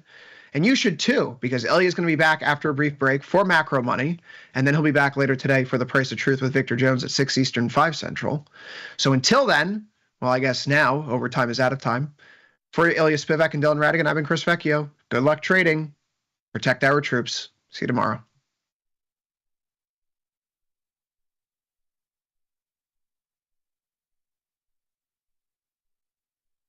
Forbes called us best online for options trading. Investopedia, best for options trading, period. With stockbrokers.com, we're #1 for options and futures trading. The Motley Fool really likes us. And so does Business Insider. So what else can we say other than boom? Trade like a trader. Tasty Trade. Make your move. You can get up to $4,000 when you open and fund a new account with Tasty Trade. That's 4,000 buckaroos, 4,000 bills, or clams, 4,000 in dough or cheddar, not the cheesy kind. 4 large, 4K, 4 grand, which is no small thing. Open and fund a new Tasty Trade account and get on the platform for traders who just want to trade. And did we mention a bonus of up to 4,000 smackaroos? Tasty Trade. Make your move. We built Tasty Trade's web platform for today's traders. See it, click it, trade it.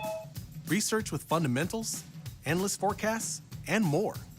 Drill into data, find opportunity, and track the action with hundreds of indicators. Track your options profit and loss history over time per symbol. Note your progress and plan your tactics with a trading journal. See probabilities, max profit, and Greeks in one click. Fund your account and start trading right in the app. The tools, the data, the knowledge. See it, click it, trade it. Join the club. Tasty Trade.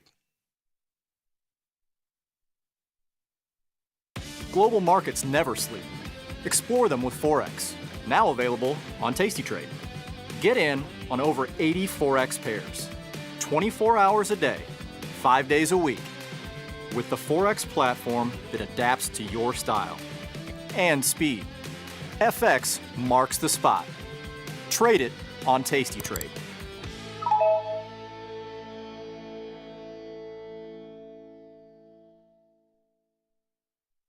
My dad, who was trading options in retirement, introduced me to options trading. He said, you have to check out this tastylive site. The way they taught options was very accessible and easy to pick up. I think a lot of people think that options trading is gambling, but it's not.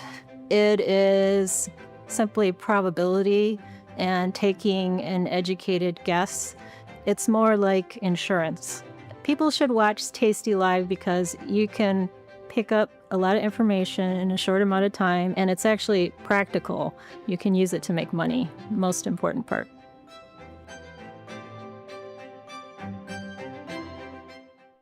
Calling all traders.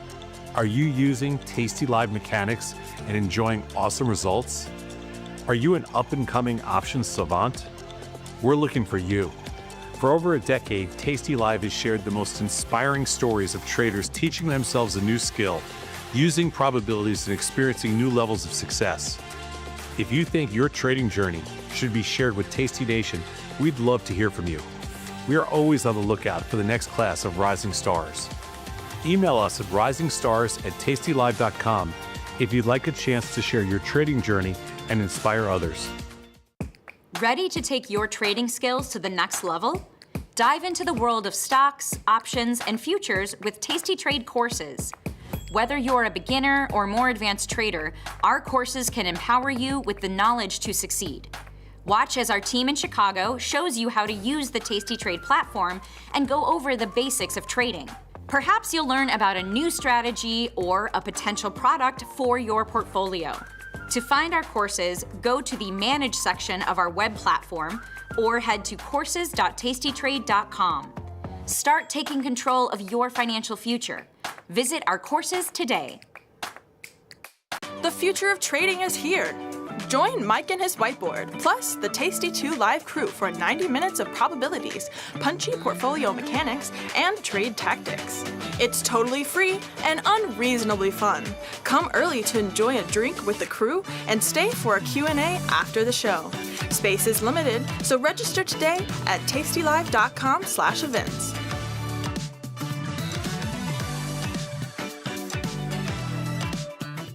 Got friends? Get $250. We'll give you a bonus for each qualified person you refer to Tasty Trade. So spread the word and earn rewards. Terms and conditions apply. Class is in session. Dr. Jim Schultz is bringing the heat to Options Crash Course Live. This 90-minute show features Dr. Jim in his professional prime. All of the gimmies, none of the gotchas. Come early and grab a drink with Dr. Jim before class and stay for Q&A. The event is free, but space is limited. Register today at tastylive.com/events. It's not a lecture, it's a lifestyle. What do you do to keep emotions and psychology out of trading? Do you have any specific strategies on that front? Yeah, I coach little kids in baseball. No, really, actually, it's interesting because you can see them get frustrated at things that aren't going their way, especially in a hard sport like baseball. To help coach them through that, it kind of makes me check myself and keep my emotions in check when it comes to trading. Something I talk about on the road a lot is having a game plan before you actually get filled on the trade. I like having an internal conversation with myself of, okay, if this is what I can make on entry, this is what I can lose on entry. If I'm doing a more static position, like buying a micro future or something like that, I like to use a percentage of the buying power as my profit target. So if like a micro future is like $500 in buying power, I'll say, okay, I need to get out when I'm at like 250 max profit or loss tops, and trying to stick to my guns. That usually works, but that's kind of my typical approach to how I do. You use stop losses? I do not. Diversify your portfolio with stocks, options, futures, crypto, and more. Focus on the markets that matter to you. See the odds before you trade using curve analysis, IV rank, and more tools.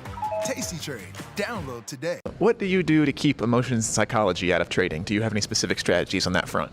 Absolutely. I try to get away from the screen a few days during the weekend, try not to look at the markets, let my mind reset, come back with fresh eyes on Monday. I guess I don't.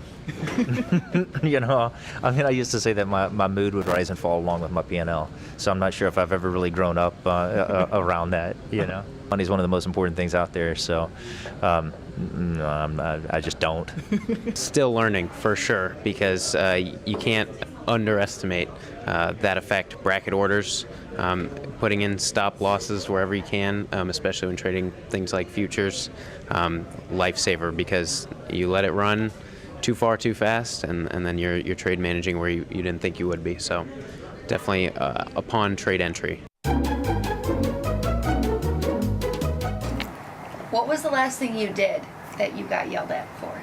I get yelled at. I mean, somebody says, Tom, be nice every day. Yeah.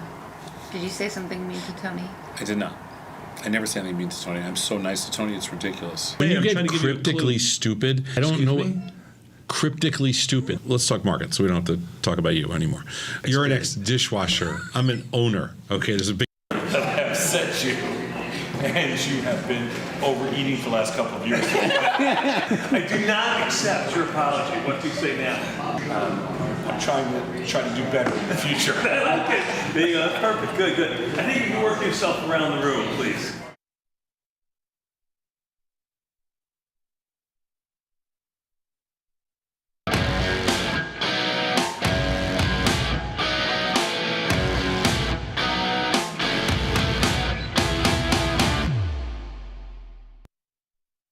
Well, the markets have no shortage of catalysts today, and we are going to get another big one in the next 24 hours. I'm going to try to figure out what it all means and where things go from here. I'm Ilya Spivak, head of Global Macro here at Tasty Live. This is Macro Money, and we are going to start here with a look at the way that the markets performed today, because, of course, that should tell us just how we are responding to those catalysts on the board. Not surprisingly, a complicated mix here, looking at, first and foremost, the influence of what appears like worries about geopolitical escalation in the Middle East. Of course, the situation began last week with Israel launching a strike directly against Iran's nuclear program, related personnel and assets. That still continues, but today, comments from U.S. President Trump that, quote, we control the skies over Tehran, even suggesting that we, again, in quotes, would at this point leave the Ayatollah be, but that the supreme leader's location is known and he is not an impossible target. Of course, the way to categorize this in saying we implies that the U.S. is directly involved. And some U.S. military assets have indeed been moving into the region. Now, maybe this is related to a missile from Iran aimed at Israel that appeared to graze the U.S. embassy in Tel Aviv, although no damage or fatalities were reported, no damage of substance, that is. Nevertheless, this is a U.S. asset being hit by an adversary, and so maybe this is saber-rattling and a warning not to escalate against U.S. assets further. But then, of course, the president's comment calling for unconditional surrender, that seems to suggest something else. So lots of mixed cues here. But if, in fact, the U.S. is becoming involved directly, or at least the markets perceive that risk, it becomes understandable how you have equities down, yields down as bonds catch a safe haven bid, crude oil, again, spiking higher. Gold has interestingly stayed, which perhaps reflects the combination of catalysts here, but the dollar is on the risk aversion as well, down significantly against both the euro and the yen. It does seem to suggest that there's some intermingling of catalysts here to see that the dollar is up and gold is being kept lower, which, if you had a haven kind of a dynamic, you might suspect that gold would be up in this environment. even alongside the dollar, because this would be a conversation about geopolitical risk and not about relative yield. But of course, things are complicated by there being a Fed monetary policy announcement, and indeed one of the big quarterly ones with a forecast update in the next 24 hours.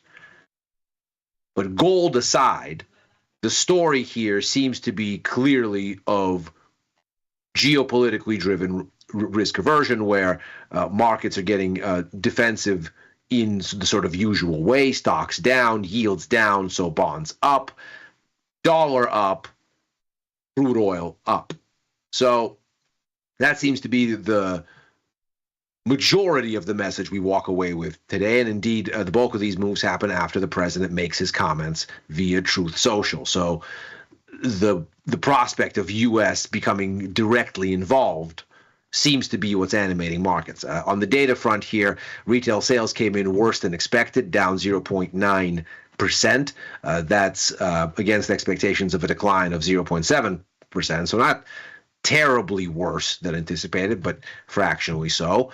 Looking at the components, there does seem to be a little bit of a give and take here. Of course, in March, we saw this dramatic front running of auto tariffs give us a very big jump in motor vehicle sales. And that's, of course, significant because motor vehicle sales account for about 20% of the whole pie here. So this is a huge category. There was a huge spike in it. And in this latest data for May, you're down almost 3.5% in that huge category. So perhaps what we're seeing is normalization, just somewhat to a greater extent than anticipated. But nevertheless, if we look at the overall retail sales number, there was an uplift of 1.5% in March, standstill in April, now a more significant 0.9% decline in May. So the direction here not encouraging, although there is some fuzz in the data. And indeed, the consumer confidence numbers that we just saw from the University of Michigan last week, they point to a much more encouraging picture, a very spirited rise in consumer confidence as one-year inflation expectations fall back toward 5%. That's, of course, not anything to be terribly encouraged by relative to the sub 2 or the sub 3% expectation going into the beginning of this year. But nevertheless, it is a vast improvement over the spike to 6.6. So perhaps the damage done to consumers isn't all that great yet, or at least there's some recovery, and the data in the retail sales numbers is backward looking. We'll have to wait and see. Of course, the reason this is so important is because frictions around tariffs going on and off and that being reflected in downbeat sentiment, all of that aside, the real question is how much consumption do you get as a contribution to economic growth? And what we saw, of course, is that in the first quarter, it was the weakest in almost 2 years, going back to the second quarter of 2023. So if you were going to get concerned about recession, what you would get concerned about is consumption falling off. Because as we've talked about before, consumption is 68.5% or so of the overall GDP pie. Everything else is an afterthought for the most part. In fact, before we start getting worried about imports and exports, let's remember that they account for less than 5% of the entire GDP pie, whereas domestic household consumption overwhelmingly eats up the majority. So this we would to have concern, and at this point, at least, it looks like that picture is somewhat mixed, which of course sets us up to, directly for a conversation about the Fed, where we are expecting to see that we remain on hold. We can see here for June, the median rate here expected to be unchanged at about 4.4%.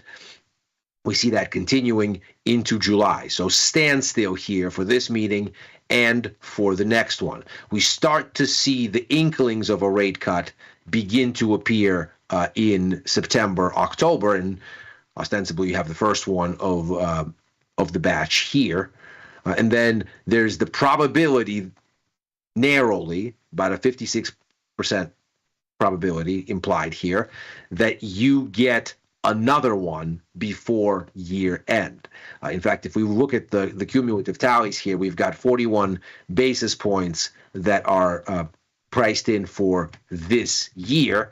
So in simple terms, that amounts to 25 basis points out of 50 already in the market. So that's one cut. That leaves 16 basis points of the next 25 on the board, and amounts to about a 50-60% chance that you get that second cut. So that's what you're looking at here. For next year, we have 59 basis points on the board. So basically 2 cuts with a slight 9 basis point nod in the direction of a third, but the likelihood there is so small that it's way too early to talk about a third cut. At this point, we're very close to the Fed's calculus. They've argued for 100 basis points. This is 99, and there's a slight skew toward the Fed starting late this year and spilling over into next year with a little bit more easing. But the overall structure here for at least 1 cut, probably 2 this year, and 2 cuts next. Now, from the Fed's perspective, they've argued that while they want to be cutting rates, the recent episode with the rushed rollout of tariffs and all of what that's done has complicated their calculus. And indeed, this has been their calculus right here. This is the latest update of the summary of economic projections. We can see here it has not changed in its forecasting of where rates are going since December. So if current rates, as we've just said, are 4.4 on average, down to 3.9 is 50 basis points this year, down to 3.4 is another 50 basis points. So from 4.4 to 3.4, that's 1 whole percentage point or 100 basis points between now and the end of next year.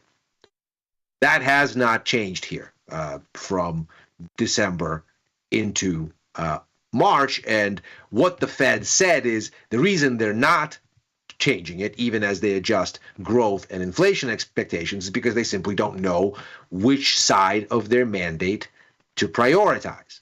In fact, we saw that in spades in their statement, as well as the minutes from May's meeting. So here's the statement. We can see here, of course, a reference to that murky GDP data, but ultimately, uncertainty about the economic outlook has increased. The risks to both sides of the dual mandate here look like they're moving in the wrong direction. So the committee has judged that risks of higher unemployment and higher inflation have risen. That, of course, speaks to what the Fed has argued is the problem with tariffs is historically they have been something that drove inflation but hurt growth, and that puts the Fed's objectives in conflict. If they need to address the hurting of growth, they need to cut. If they need to address the boosting of inflation, they need to, at best, hold still or maybe even hike. And through that, there's a difficult way to figure out which way you're supposed to jump. Minutes from that same meeting show that there is a risk of higher inflation and higher unemployment, but also that the Fed is well positioned to wait for clarity, even as projections for GDP in 2025 and 2026 have been marked weaker since those March projections that we just saw right here. What does it mean to be well positioned to wait for more clarity? Well, the latest inflation data were relatively benign, 2.8% on core CPI versus 2.9 expected, and well within the recent range of outcomes. In fact, the makeup of the data was refreshingly normal, quote unquote. Not a really big swing in the contributions from food or energy. Goods inflation still very, very modest in its contribution, despite worries that the tariffs might create a big boost there. All of the inflation, for the most part, still baked into services out of a 2.4% headline inflation rate, 2.21 percentage points is core services. And then, of course, we got PPI data that gave us the lowest core wholesale inflation since August of last year. So on the whole, the inflation story is not quite at the Fed target, but almost there and generally appears to be benign. And then on the labor side of things, here's the latest set of those numbers. The unemployment rate is, of course, a bit higher than these lows around 3.4, 3.5% that were there 2 years ago, but we've basically anchored around 4.2%, and historically that is very, very low and has been much, much higher. So this is not by any stretch a high unemployment rate as far as the Fed might be concerned. And although job creation has slowed, it hasn't done so catastrophically. If nothing else, in the recent range of outcomes over the recent years, these kind of ranges between the upper 300,000 and somewhere around 100,000 jobs created, that they have mostly held. And so you have this situation here that ostensibly from the Fed's perspective gives them time to think, because neither side of the mandate is flashing a bright red warning sign screaming, you must worry about this, you must worry about that. So when you consider what this means, if there's no actual policy change, we can clearly see on the menu here, if the vector for this to be market moving is really what Powell says in the press conference and the updating of these numbers, it seems like the Fed is positioned to do exactly what it did in March, which is nothing.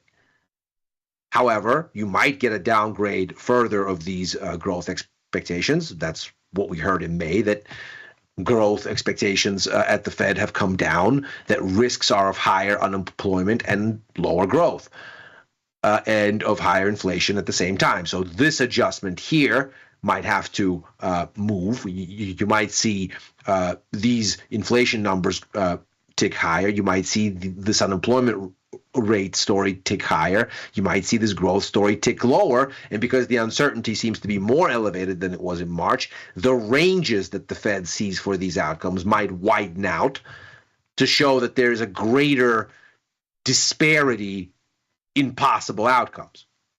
They're less sure and more could happen.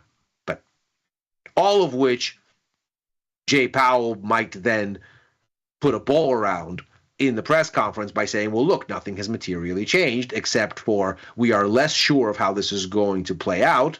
All of the same risks remain. The economy is not materially different in the meantime, so no reason for us to do anything other than what we've been doing, which is let the economy tell us which way to jump, and in the meantime, sit and wait. That's, of course, even more so amplified by there being cliffhangers on this U.S. tariff story that has so confounded the Fed. Reciprocal tariffs for countries excluding China see a 90-day pause expiring in early July, and then for China, it expires mid-August. So, not surprising, really, that the first Fed rate moves are after those things expire. There's no meeting in August, but the easing right now is set for after whatever happens with these tariffs is going to occur. The thing, though, here, despite the fact that the Fed is positioned for continued dithering and ambiguity, is that the market is not ambiguous. The market seems to be making up its mind. Since the beginning of the year, break-even inflation rates implied in the bond market have been falling. And while the stock market, this is the S&P 500 here, while it was responsive to the growth concerns that this thing implied, and so these things moved in tandem until early April, when you had first Liberation Day and then its temporary take-back, stocks have since rallied, but these break-even rates have not. And in fact, for about a month now, since the latter half of May, they have been falling. And what that tells the Fed is that inflation is not the concern. The economic weakness is. Whatever headwind is coming to growth to bring inflation down, that's the issue. And so the Fed really should be cutting.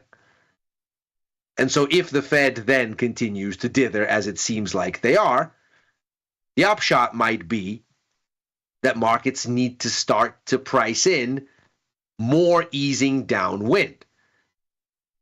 So this idea that you get delay up front, but even more easing later, that might need to start to expand out. And if that happens, then you probably see a little bit more life come into gold, see a little bit more life continue to build into long end bonds, and this rebound in the dollar might get stopped in its tracks as those rate cut expectations start to fan out. And that is macro money for today.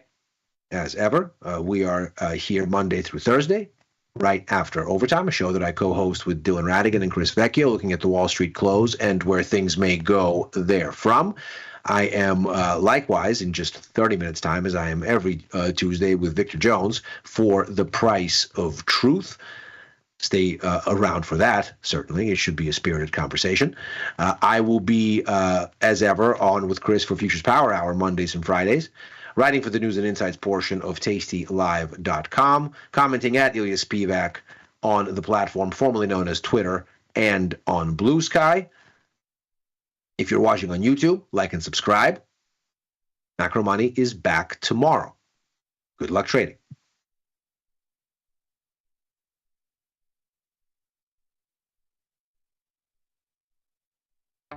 The market doesn't stop. So why should you? Diversify your portfolio with stocks, options, futures, crypto, and more from Tasty Trade. Focus on the markets that matter to you. See the odds before you trade using curve analysis, IV rank, and more tools. Get industry insights that help you find your next trade right where you need it. Tasty Trade. Download today. Tom, when you're scooping the offer, what are you doing? That means when you're scooping the offer, you are buying whatever you can get your hands on at the best available price. What does it mean when something trades by appointment? Trading by appointment is when like you're in a pit back in the day that had like one or two market makers in it, and if they were having lunch, you had to make an appointment to make a trade with them. In the pit, if you said, I'm going to buy your book, what did you mean? If you're going to buy the book, that means you're going to buy everything that is posted in an electronic book. So every resting order that's posted in the book up until a certain amount. If you say take a fill, what's happening? If I'm taking a fill, that means I'm a broker, and if I'm a broker, that means I did something horribly wrong because I'm a market maker.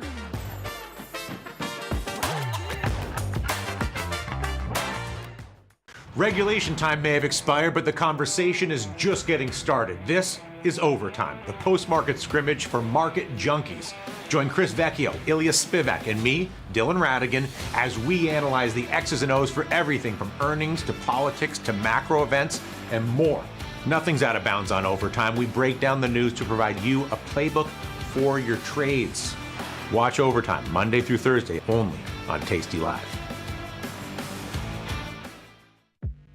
Class is in session. Dr. Jim Schultz is bringing the heat to Options Crash Course Live. This 90-minute show features Dr. Jim in his professional prime. All of the gimmies, none of the gotchas. Come early and grab a drink with Dr. Jim before class and stay for Q&A. The event is free, but space is limited. Register today at tastylive.com/events. It's not a lecture, it's a lifestyle. Got friends? Get $250. We'll give you a bonus for each qualified person you refer to Tasty Trade. So spread the word and earn rewards. Terms and conditions apply. Global markets never sleep. Explore them with Forex, now available on Tasty Trade. Get in on over 80 Forex pairs, 24 hours a day, 5 days a week, with the Forex platform that adapts to your style and speed. FX marks the spot. Trade it on Tasty Trade.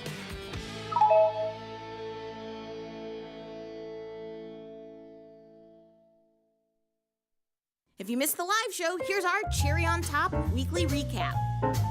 I made a list of the 7 places in America that I've been to. This is my list. I don't care what anybody else says. There are 7 places that you would drive out of your way, like get off the highway if you're going somewhere to go get a certain food. Okay. We are ready for your presentation, my lord. In New York City, you have to go to Katz's. You get to Chicago, you have to go to Riccobenni's. You have to get off the highway in New Haven, go to Worcester Square, go to Pepe's. The original Pepe's. Some people go, Pepe's Pizza, yes. You drive straight up 95 until you get to Maine, and you go to Ken's in Scarborough. I was there this weekend. I put it easily among the greatest meals I've ever had. Then my 2 final stops are actually both in Texas. Pecan Lodge in Dallas, and then you go to Austin, and I'm a Terry Black's beef rib person. It's the best I've ever tried. We're going to be in Pilsen. I'm going to buy you a Rico Benny's after the show. I don't want you to buy me a Rico. Well, that's nice of you. It's very nice of him, but I don't need him to buy me a Rico Benny's. I was going there when you were pooping yellow. Oh my God. I introduced you to it. The first time you saw it, you were buying it from the truck outside the CBOE. God. Sorry, SIBO. You gotta stop. No, you know that's true. Sadnov, you know that's true. My God. There's not a chance. My guys, that's the reason why you did what you did in the restaurants that you made, was because I showed it to you. You know that's true. Do you know that I brought the chicken Parmesan sandwich to Chicago? What side of the aisle is Tom on? Is Tom stay in school kids, or is he more towards Peter Thiel? I'll pay you $100,000 to go start your own business, scrape your own knees. I would chop my own off before I would say that I'm on the same side of Peter Thiel of anything in the whole world. I hate that more than anybody. Absolutely on cloud nine. I was walking around the city yesterday, right? 3 different locations. What 3 city? different people all commented about how luscious and beautiful my hair was. You're walking around St. Petersburg and a random person would ask you about your luscious hair. They really just wanted to admire it. I was at church, I was at the gym, and I was at Publix. And so at all 3 different locations, had 3 individuals, 2 older gentlemen and 1 young woman, said, "Man, you've got some beautiful hair." Now I understand the older men, they had, their great hair days were behind them. So I understand that. But I'll tell you what, man, I was feeling pretty good. That 22-year-old woman was like, "You've got some beautiful hair." And I was like, "Well, thank you very much." Did she want to touch it? No, not necessarily. I turned into the aisle, and she's standing right there, and she saw me. She did like a triple take. Well, she probably thought you were a Manny, since you were doing the grocery shopping, and she was probably looking for a Manny herself. She probably needed somebody to reach the top shelf to get something and she picked Jim. There was nobody else in the store. Exactly. I'm 5'10", so it makes sense. Get the full scoop by checking out the archives at tastylive.com. Look who's back testing. Tasty Trade now has options back testing for free. Test your trades with over 10 years of data for the most popular symbols. See how your trades would have performed in the past. Look back at profit and loss and take the guess out of guesswork. Oh, did we mention that it's free? Get back testing at Tasty Trade.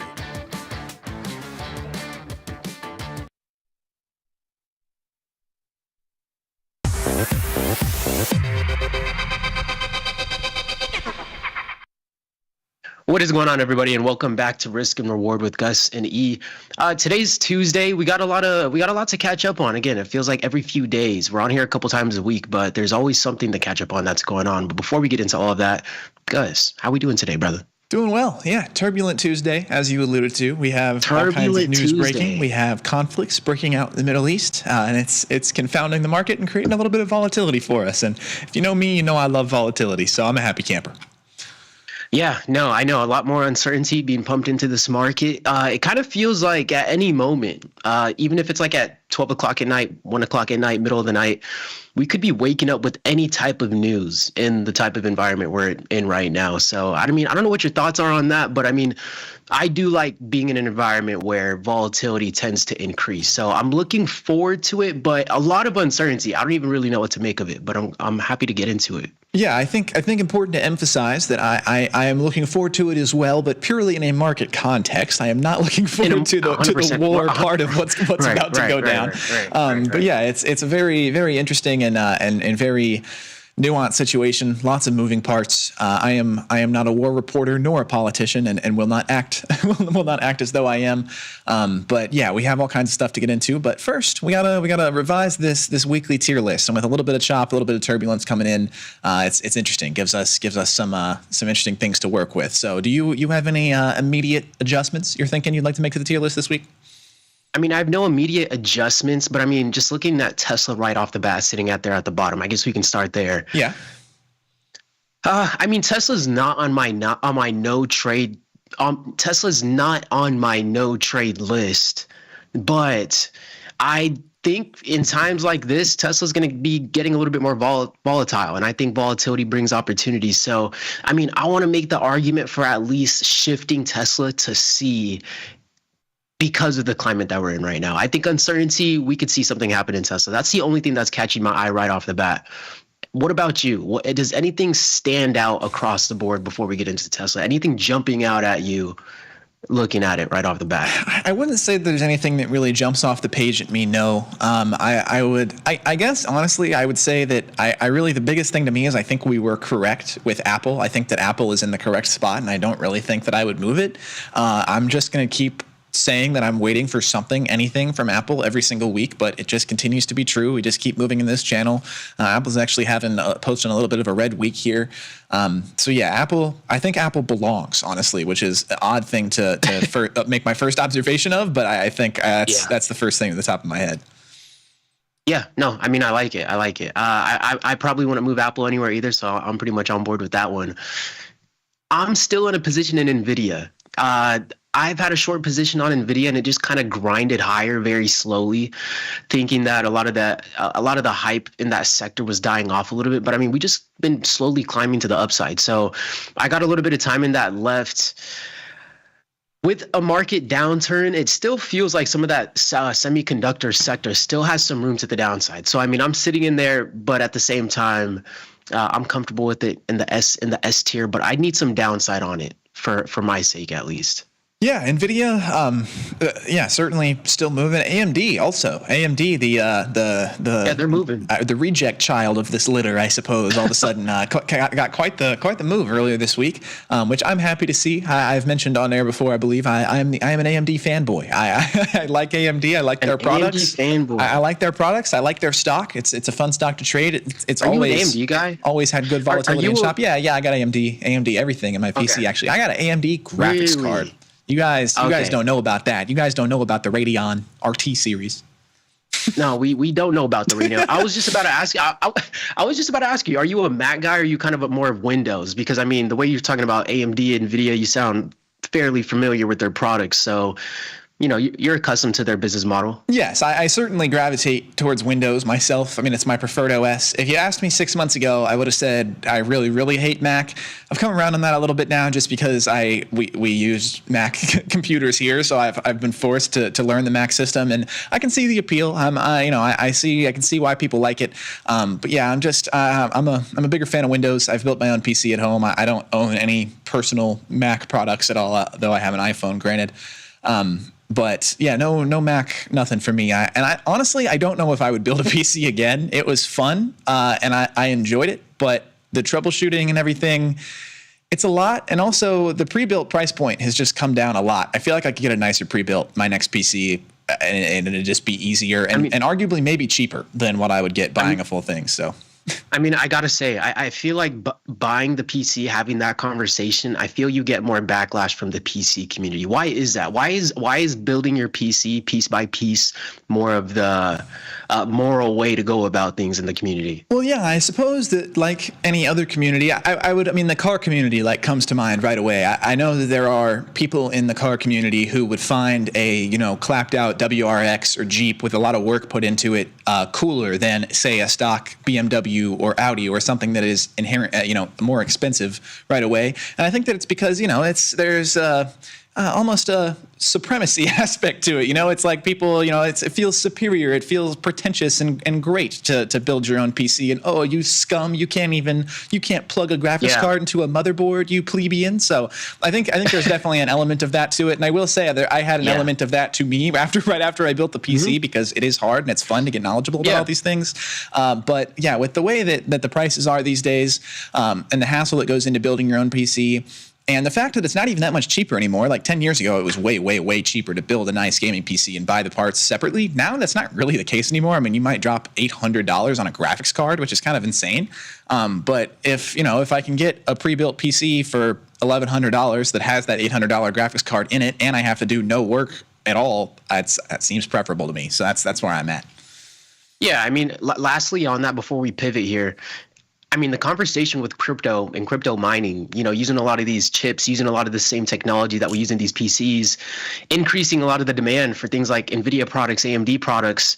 I mean, what was the whole fiasco there? Did you have any thoughts on that? Did you like the crypto industry to kind of come more about? I mean, it just creates a lot more competitiveness and demand for a lot of those products. It's gotten harder to maintain some of those products because of that. It does, yeah. I mean, it certainly drives the prices up for everybody. And AI, AI is a very demanding computational thing now as well. That's requiring lots and lots of hardware. But I mean, I will say though, I mean that demand it breeds competition, and it breeds skill. These companies now are more skilled and have their supply chains better set up to be able to accommodate everybody, the people who are doing the bulk buying and the retail buyers.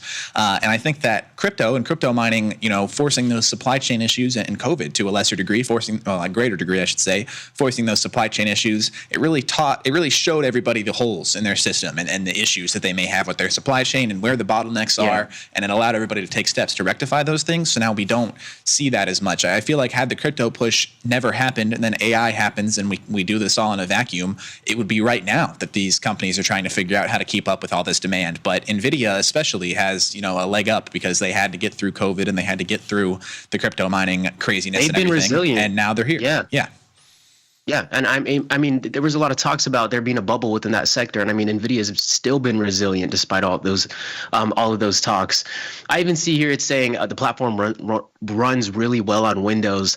I was using a couple of softwares not too long ago, and they were originally built for Windows, and they have some versions being released later. It was something else, but where they're going to get it optimized for Mac. And I'm just like, man, even a lot of these softwares are originally optimized for a lot of these Windows That's a big operating systems. Yeah, and it's like, as a Mac user running into that a couple times, like hearing about those third-party softwares that you can use like Parallel to be able to access and use some of those. It's just like, that's so finicky, that's so clunky. Who wants to use those third-party softwares to access Windows softwares?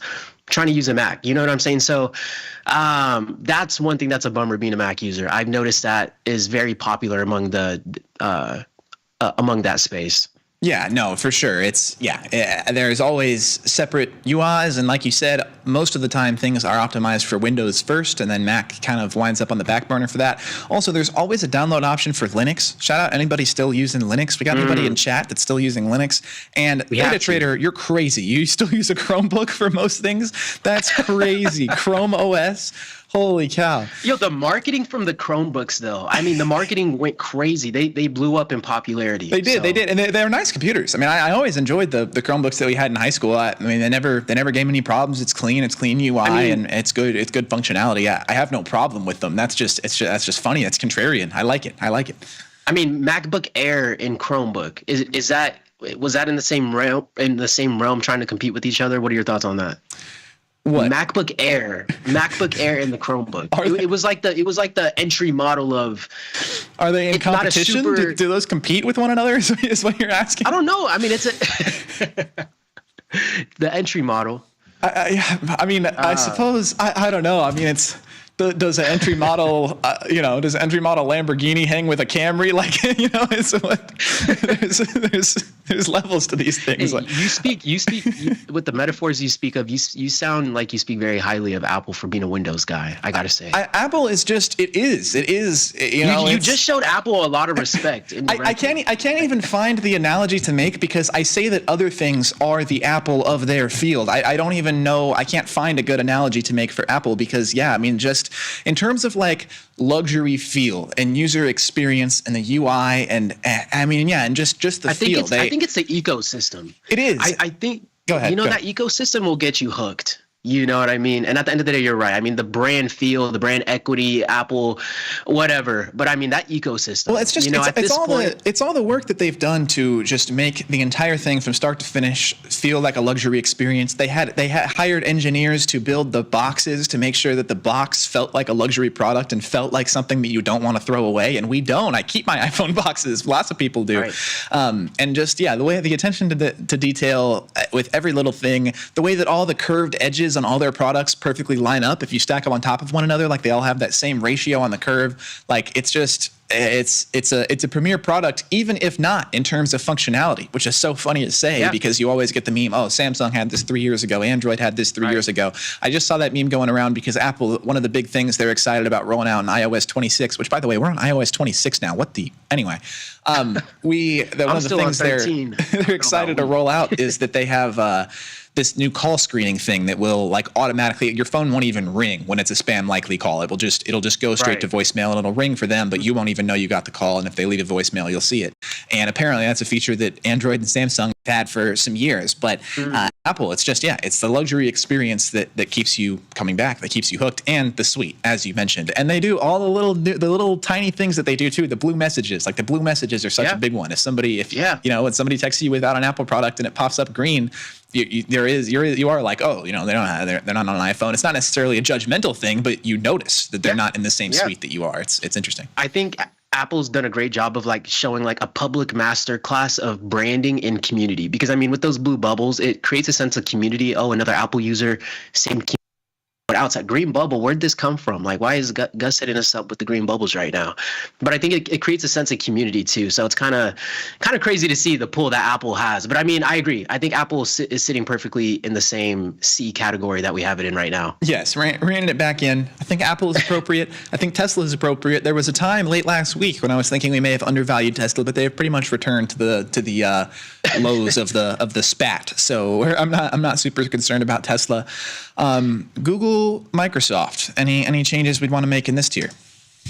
Really not much of a change there. I mean, I was pretty comfortable with having them within that BC kind of region, at least. Yeah, I think I concur. Getting a quick look at the charts here to make sure that's not a baseless claim. Yeah, I'm with it. And then Meta, Amazon, NVIDIA is going to stay S tier. I don't think that we're debating that too heavily. Although I don't know. I mean, maybe we might be in a couple of weeks. We might be starting to talk about NVIDIA moving down. It doesn't have to be an automatic S tier. Honestly, NVIDIA is one of those that's been sitting in my portfolio for a few weeks, where it's like, honestly, once this comes near its expiration, I'm going to be glad to cut the chains from that one and just clean up the portfolio. That's how we're feeling about NVIDIA right now. If you got short NVIDIA in the big 2025, that's on you, dog. Man. Hey, I know, man. I mean, ever since 2024, I mean, NVIDIA was one of those ones that's been resilient. It has. And it's nice too. I mean, it's got nice chop. It's got nice volatility. If you catch these moves in either direction, it's, things will work out for you. You just have to be on your toes, ready to get out of them, especially if you're doing anything short term. Yeah. But yeah, Amazon, Meta, we're comfortable. We can't just make no changes. Something's got to give. I mean, right now, I feel like we're in a state of, like, for example, it feels that we're at a pinnacle point right now. I mean, there's a lot of rumors about war. You know what I'm saying? Like, I feel we've kind of been trading, like we've been moving, but we've been trading just shy of the all-time highs on NASDAQ. So it's like we're kind of in that state of limbo right now where it's like something's brewing, but what is it going to be? Are we going to really have a couple more legs up to the highs and put in some new highs? Or are we going to actually have a sustained pullback? Or are we going to stay sideways like we've kind of been the last few days? Because, I mean, we've been lacking a lot of volatility in the market. So I think this board's going to get shuffled around pretty soon. Let's say this. Let's say this. We're doing this to anticipate the week ahead. Let's say we get involved in this war. Who gets hurt? Which of the Max 7 companies gets hurt? I like that. I'm going to go. I mean, Tesla's kind of been on its butt. I think NVIDIA gets hit a little bit. I think NVIDIA has been extremely resilient, like we were talking about before. So I think NVIDIA still has some room to the downside. So I'm going to go with NVIDIA. I think that's going to be the one that shows us some type of directional volatility, at least. What about you? Which one's going to stand out on your end? I think NVIDIA is a sound bet. I'm trying to think if I think anyone would benefit, and I don't. I think maybe Amazon do supply chains, something somewhere there. Amazon can't get products, something like that. So yeah, I guess we can at least float that. I don't know if we want to move anything at this time.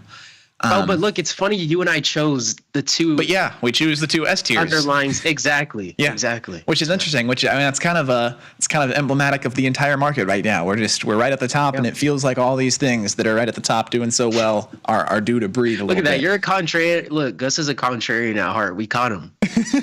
He's a contrarian at heart. He wants to get short. You put on some short delta on this board. I suppose it's true. I don't know. I don't think getting short into war is very contrarian. Yeah, no, you're right. I think that's just logical. I think the contrarian would be the opposite. Didn't they get rid of the blue and green bubbles? kind of discriminatory to separate people by blue and green bubbles. I think they did in the EU or something. Yeah, all I know, we found the Amazon. We found the Android user. Emmett. There we go. I guess we did. We did find the Android user here. Yeah, no, I do think there was some kind of lawsuit though. I think in the EU, and they may not have the blue bubbles anymore in the EU. I'm not 100% certain on that. But to my knowledge, most people in the EU use WhatsApp anyway. So I don't know. Yeah. No, I hear. I think it's also. I think the blue bubbles. I think people grew accustomed to that too, because I mean, you can see when your message says delivered, when it's red and whatnot. And I think it gives people a sense of it makes them a little bit more comfortable subconsciously. So I think whenever you have a green bubble, you don't know if your message delivered, if it didn't deliver. So I think seeing the blue bubble comes along with that little notification beneath that message. So I think that helps and really got people to want to see those blue bubbles in their phone. Yeah, absolutely. And I mean, it is nice, like blue bubbles aside, the integration of like iMessage and the delivered, the red receipts, the reactions. The reactions are another thing that I feel like we could totally cross-platform if we wanted to, but Apple is like being a dick about it. Like Apple, because if somebody, if you're in a group chat and somebody on Android like reacts on their phone, it'll just straight up say in text, reacted with laughing emoji, like they sent another text that says that. Yeah. I know Apple could fix that. Bro, I know Apple is doing that on purpose.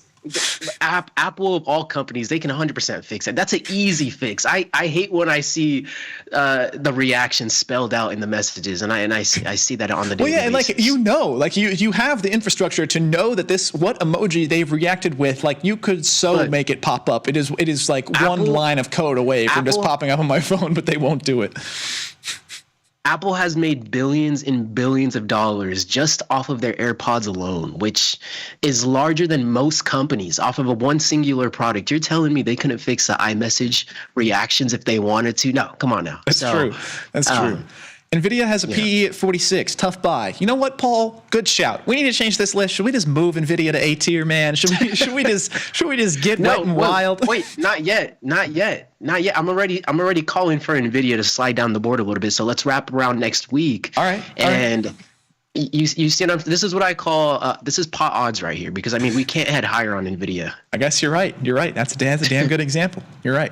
Yeah. All right. Okay. Well, we're just going to leave the tier list as it was last week then, which honestly, that's kind of reflective of what has happened this previous week, which is fair. A whole lot of nothing. Yeah, I think it's fair. Yeah, and we're about to move into what seems like a whole lot of something. So yeah, we'll have some edits to make next week. So yeah, we can. I mean, I was going to bed last night and I was refreshing one last time on Twitter, just waiting for a notification to pop up of something happening in the world.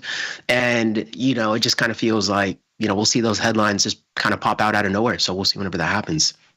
Yeah, Meta going to rule the eyewear. Yes, that's Maiku. That's a great point. And I think that Meta is very well positioned for like the future, like the Back to the Future style crazy future of tech that we are moving into right now.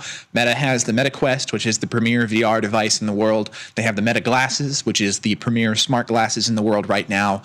Horizon Worlds is built out, and it sucks, but they're working on it. And so, there's lots of things that Meta has going on, and I think that Meta could, feasibly overtake some of these companies in market cap as the years go on, just because of how well positioned they are for the dystopian future. I don't know a good word to give it. I mean, that's kind of what we're talking about. They really are. But Google also, though, Google just partnered with Warby Parker, and they're rolling out some smart glasses of their own. They're not going to call it Google Glass V2, as funny as I think that would be. You remember Google Glass, Errol? I do. I think I'd seen some pictures and some memes about Google Glass looking like some kind of spy kid. It was like a spy kid's, like it had like there was like a second like auxiliary lens that came out around the front, like and sat a distance away from your face. Yeah. Crazy. But Meta hooking up with Oakley now? Is that a thing? Interesting. I do remember that. I know lastly on the Meta Quest, I know they're taking an approach where, if I'm not mistaken, I think they were losing some money on the Meta Quest 2s.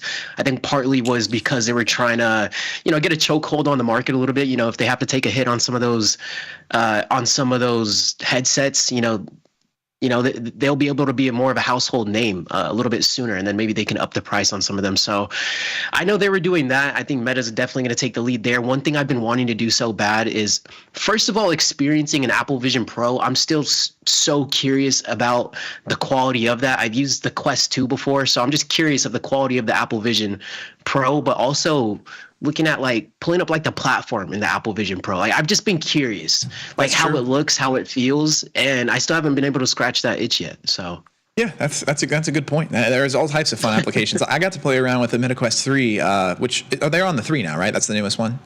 Yeah, they're on the 3. Yeah, I got to play around with the 3 the last time I was home in Texas about 2 weeks ago, and I was in the market for one already, and it only solidified my decision. I want one of those things. It's so cool. The AR aspects of it are what are the coolest to me. I've done a lot of VR stuff before. I had PlayStation VR, and I've played nice VR setups, and the gaming is cool. But the next level of it is that augmented reality stuff. It was pretty amazing being able to sit there in the living room and drag these screens all over the place with your fingers, no controllers. It's really something.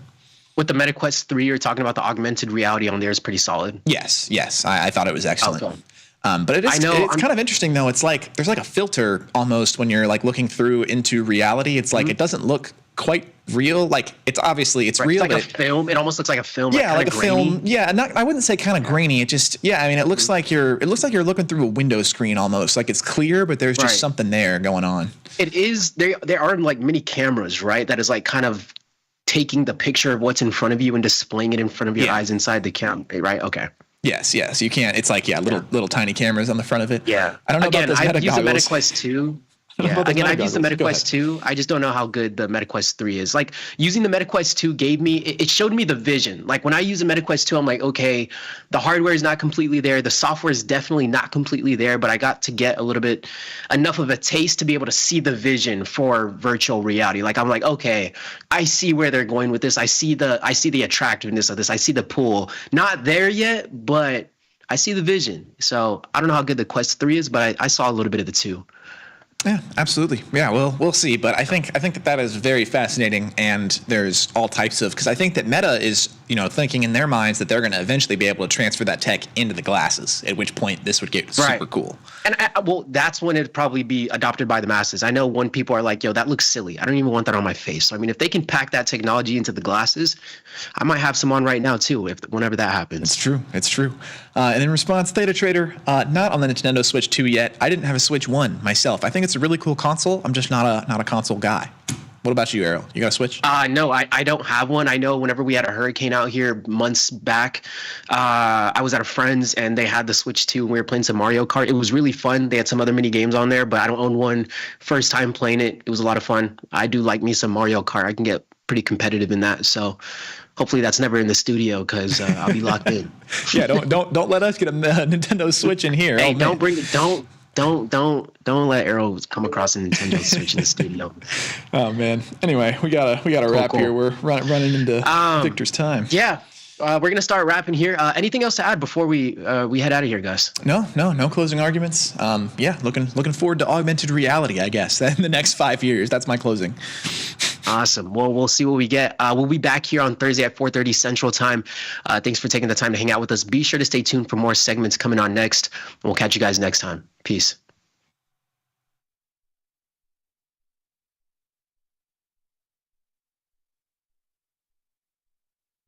You can get up to $4,000 when you open and fund a new account with Tasty Trade. That's 4,000 buckaroos, 4,000 bills, or clams, 4,000 in dough or cheddar, not the cheesy kind. 4 large, 4K, 4 grand, which is no small thing. Open and fund a new Tasty Trade account and get on the platform for traders who just want to trade. And did we mention a bonus of up to 4,000 smackaroos? Tasty Trade. Make your move. The market doesn't stop, so why should you? Diversify your portfolio with stocks, options, futures, crypto, and more from Tasty Trade. Focus on the markets that matter to you. See the odds before you trade using curve analysis, IV rank, and more tools. Get industry insights that help you find your next trade right where you need it. Tasty Trade. Download today. Global markets never sleep. Explore them with Forex, now available on Tasty Trade. Get in on over 80 Forex pairs, 24 hours a day, 5 days a week, with the Forex platform that adapts to your style and speed. FX marks the spot. Trade it on Tasty Trade.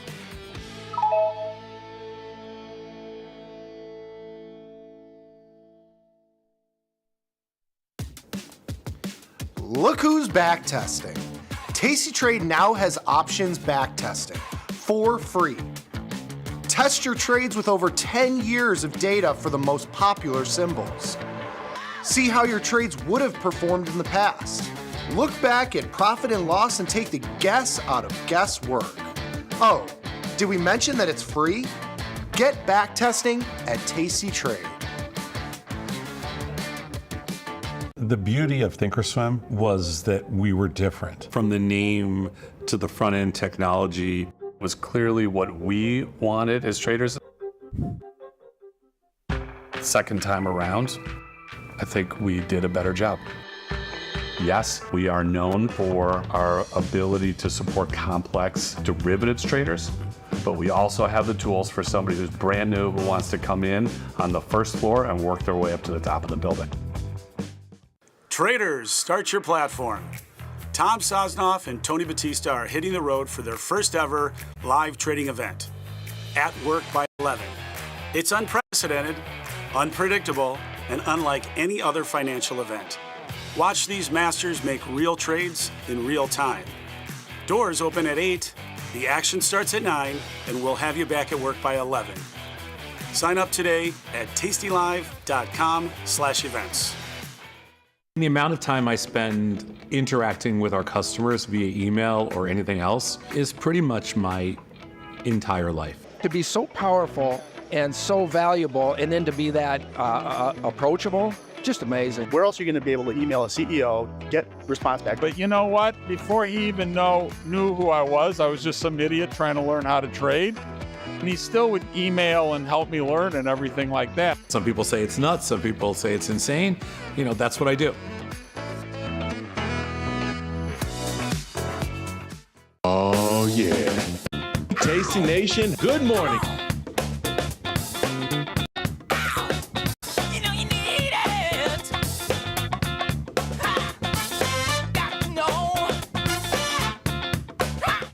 Dear Cheapo Airlines, thank you so much for sending my luggage on a magical side quest instead of my planned destination.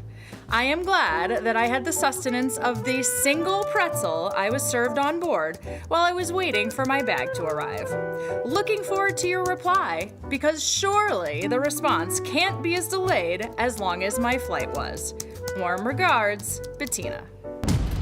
Sometimes it feels good to get smart. Get even smarter with live trading insights and some live taunting. Every day I do God's work here. From the smart mouths at tastylive. If you missed the live show, here's our cherry on top weekly recap. I made a list of the 7 places in America that I've been to. This is my list. I don't care what anybody else says. There are 7 places that you would drive out of your way, like get off the highway if you're going somewhere to go get a certain food. Okay. We are ready for your presentation, my lord. In New York City, you have to go to Katz's. You get to Chicago, you have to go to Riccobenni's. You have to get off the highway in New Haven, go to Worcester Square, go to Pepe's. The original Pepe's. Some people go, Pepe's Pizza, yes. You drive straight up 95 until you get to Maine, and you go to Ken's in Scarborough. I was there this weekend. I put it easily among the greatest meals I've ever had. Then my 2 final stops are actually both in Texas. Pecan Lodge in Dallas, and then you go to Austin, and I'm a Terry Black's beef rib person. It's the best I've ever tried. We're going to be in Pilsen. I'm going to buy you a Rico Benny's after the show. I don't want you to buy me a Rico Well, Benny's. that's nice of you. It's very nice of him, but I don't need him to buy me a Rico Benny's. I was going there when you were pooping yellow. Oh my God. I introduced you to it. The first time you saw it, you were buying it from the truck outside the CBOE. God. Sorry, stop. SIBO. You got to stop. No, you know that's true. Sadnov, you know that's true. God. There's not a chance. My guys that's the reason why you did what you did in the restaurants that you made, was because I showed it to you. You know that's true. Do you know that I brought the chicken parmesan sandwich to Chicago? What side of the aisle is Tom on? Is Tom stay in school kids, or is he more towards Peter Thiel? I'll pay you $100,000 to go start your own business, scrape your own knees. I would chop my own off before I would say that I'm on the same side of Peter Thiel of anything in the whole world. I hate that more than anybody. Absolutely on cloud nine. I was walking around the city yesterday, right? 3 different locations. What 3 city? different people all commented about how luscious and beautiful my hair was. You're walking around St. Petersburg and a random person would ask you about your luscious hair. They really just wanted to admire it. I was at church. I was at the gym. She probably needed somebody to reach the top shelf to get something to. Jim, Jesus, there was nobody else in the store. Exactly. I'm 5'10", so it makes sense. Get the full scoop by checking out the archives at tastylive.com.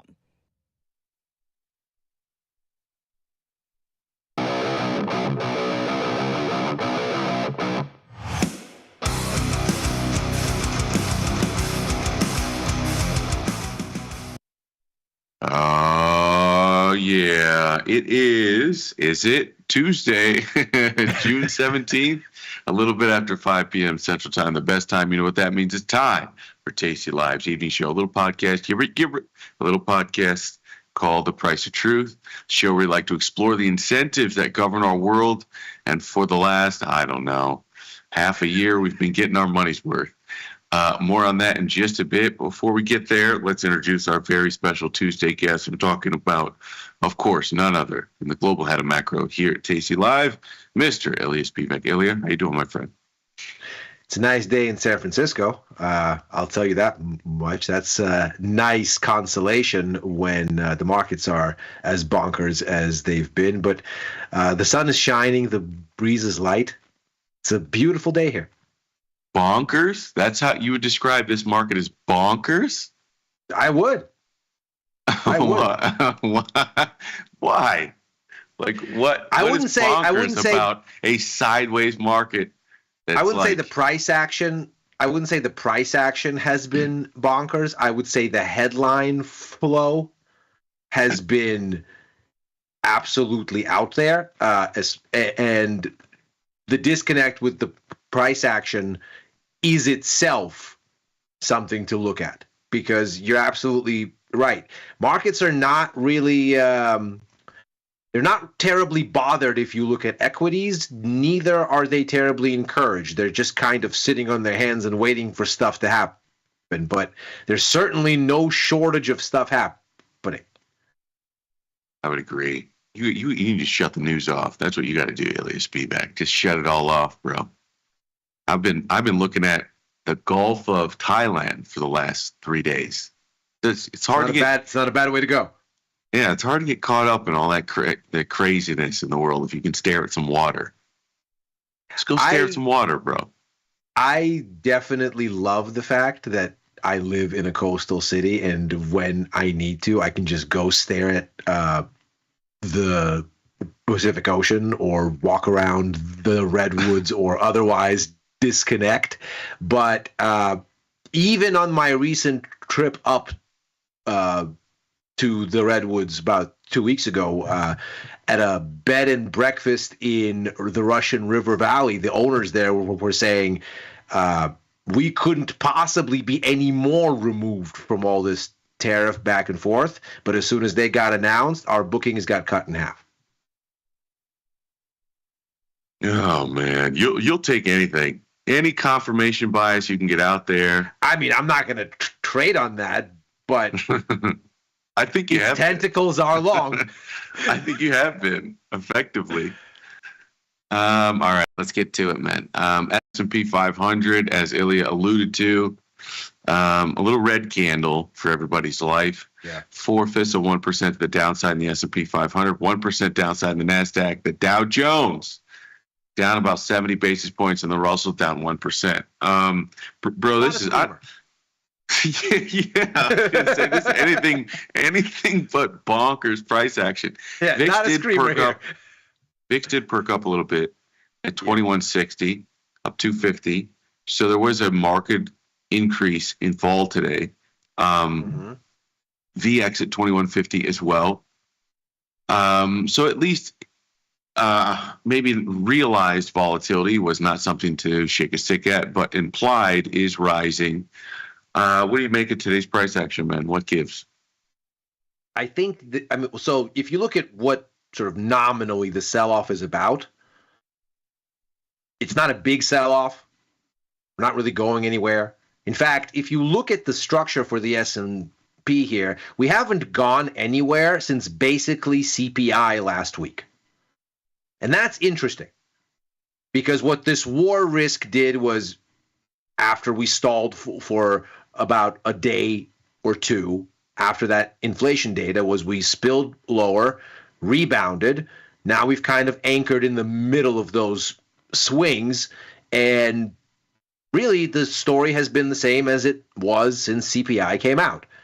And that's really that the markets think we don't have the sort of tariff-induced inflation that the Fed has feared, and maybe it's time to cut rates, or at least start to push the cart in that direction, start to talk differently about these things.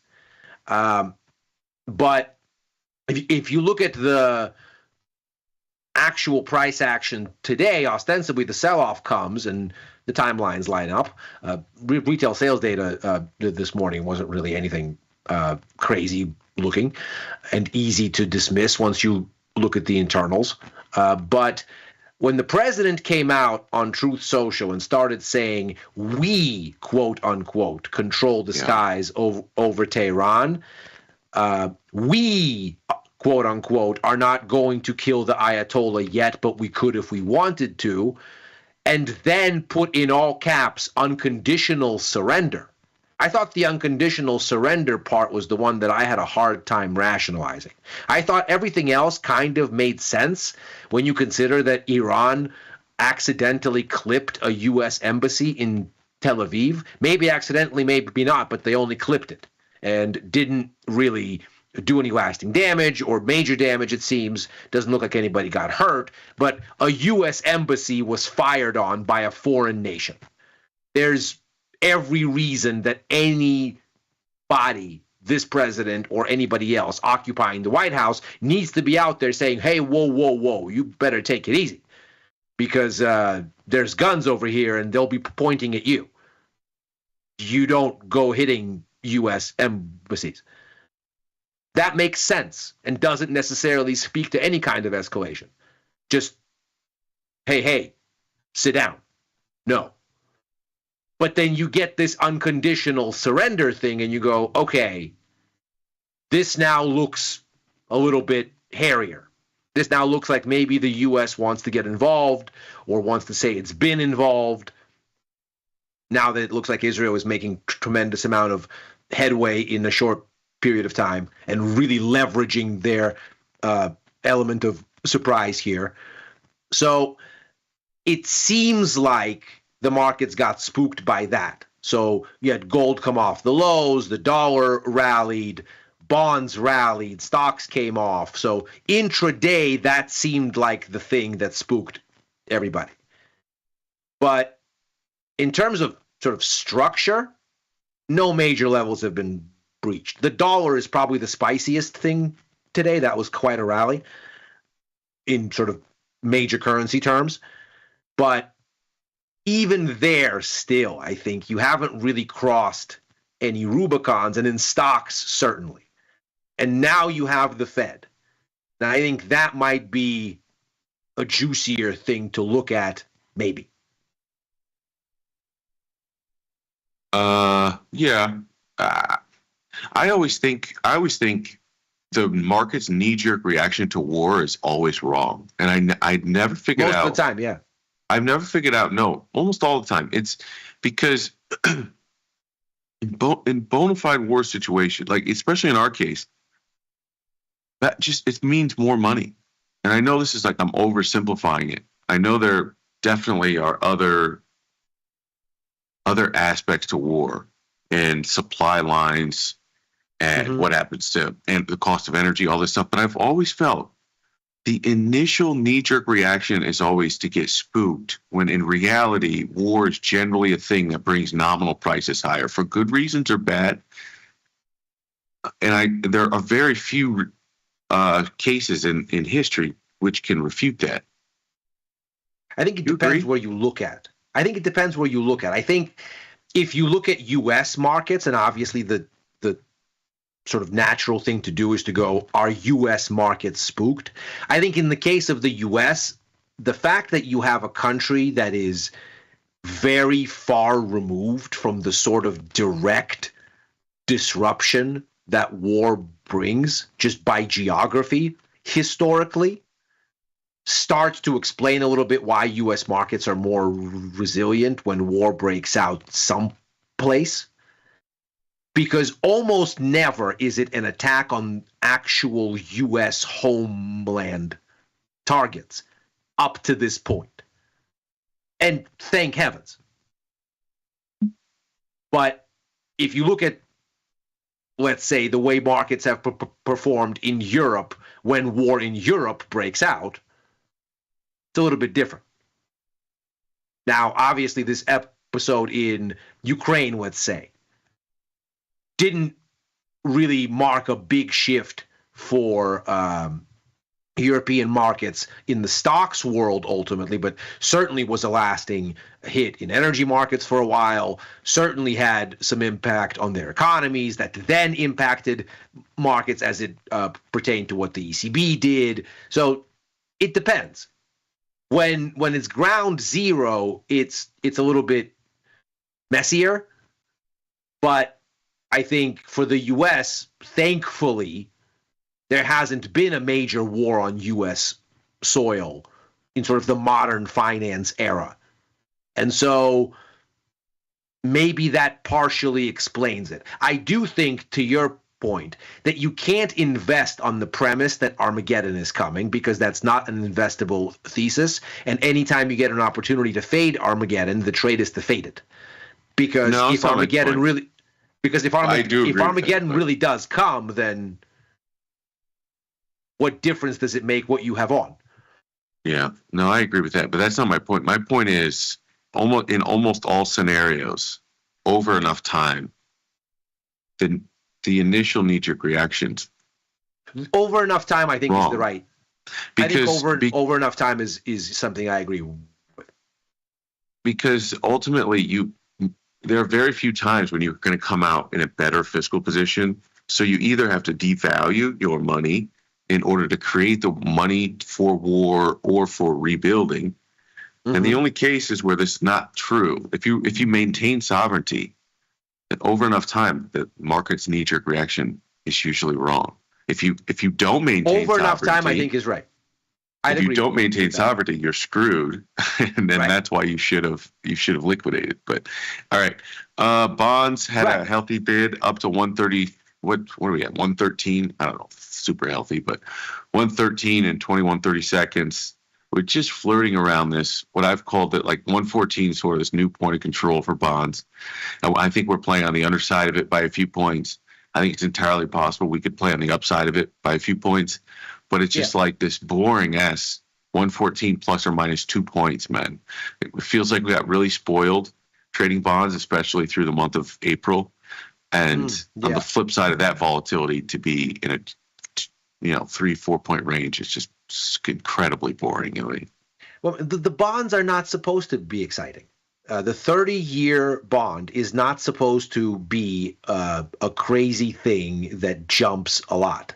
In fact, the essence of the bonds being a quote-unquote risk-free asset, or as risk-free of a benchmark as there is, nothing is completely risk-free, of course, but needless to say, U.S. bonds are easily the benchmark for a risk-free asset for not just U.S. markets, but globally in general. They're eminently liquid, so you wouldn't really expect them to be jumpy, and you don't want for them to be jumpy. If bonds are jumpy, then something is terribly wrong, and we saw that in April, where for a few days there, the markets thought that basically the post-World War II financial order was coming to an end.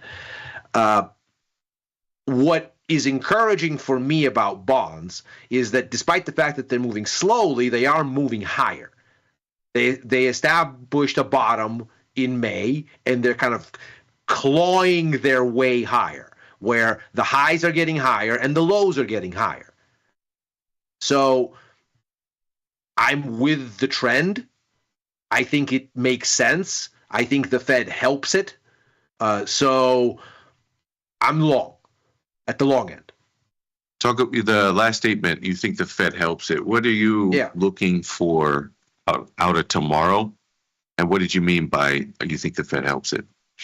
I think the market is losing patience with the Fed's dithering. And I think they're going to start to reflect that in assets. I think if you look at kind of the case that the Fed has been presenting, let's say since March, has been, we had our calculus going in December calling for 50 basis points in 2025 in cuts and 50 basis points in 2026 in cuts. Come March, the rollout of these tariffs has complicated our thinking and has complicated our calculus, because we know historically what tariffs tend to do is be inflationary and bad for growth. So we see risks on the upside of inflation and on the upside of unemployment.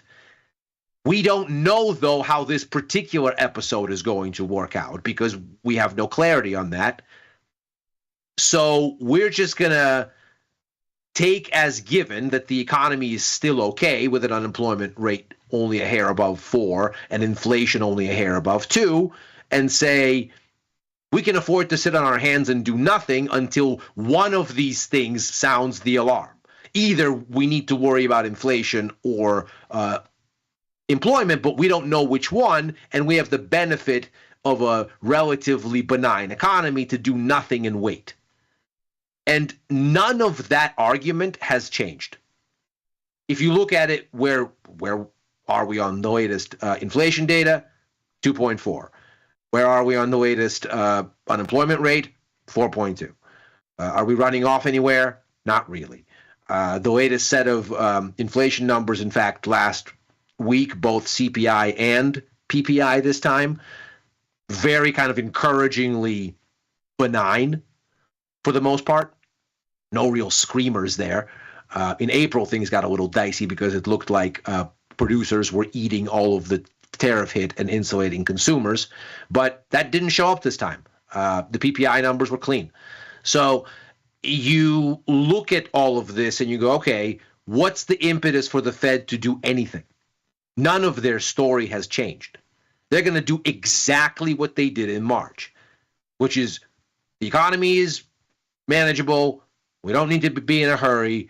The tariffs are still a black box.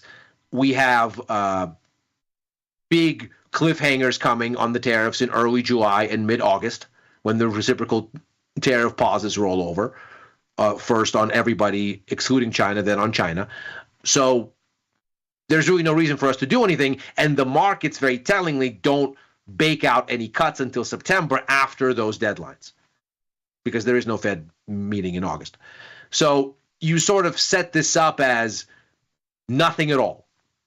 But when you look at the markets, they have made up their mind.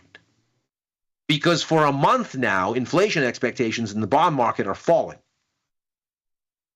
And that tells you that the market knows the Fed needs to be prioritizing rate cuts, needs to be focused on growth and not inflation. And so if they do nothing at all, if they give no dovish nod at all, if they just outright dither again and say, you know what, it's a push, we're not doing anything, not this way, not that, we'll tinker with the forecasts a little, maybe, just not on rates. We'll bring the growth forecast down a little. We hinted as much in May. We'll bring the inflation forecast up a little. We hinted as much in May. We'll widen the bands around them because we're really uncertain to show you we know nothing and we're committing to nothing. We're going to keep the rates outlook the same and do nothing at all. I think the markets are going to be disappointed because the markets know. And so what you'll end up with is more rate cuts in a kind of catch-up thing, get maybe pushed into next year, maybe further. And so I think that ends up giving you higher bonds at the longer maturities. I think it ends up maybe stalling this dollar rebound and pushing the dollar back up. But we'll see. Geopolitics, obviously, is also an input into all of those things in this environment. So I guess I'll reiterate that I guess the way that I think about when the market moves cuts from the front from like 2025 to 2026, to me, I don't think that is a catalyst for why the 10-year or the 30-year would rally. But I do think what would happen is if the Federal Reserve was saying we're going to hold tight with interest rates longer than the market believes right now, you would move towards a flattening of the curve because the Federal Reserve is sort of taking hawkish actions that will protect the purchasing power over the longer term. And so, in my opinion, what you're saying probably doesn't shift the 2-year, and it probably doesn't, in my view of the world, it probably doesn't itself shift the 10 and the 30, but then remaining hawkish could shift to the 10 and the 30. And that means I think if they do the Mr. Magoo thing and they don't do a nod to inflation as you're talking about, I agree with you 100%. I think you see a flattening here.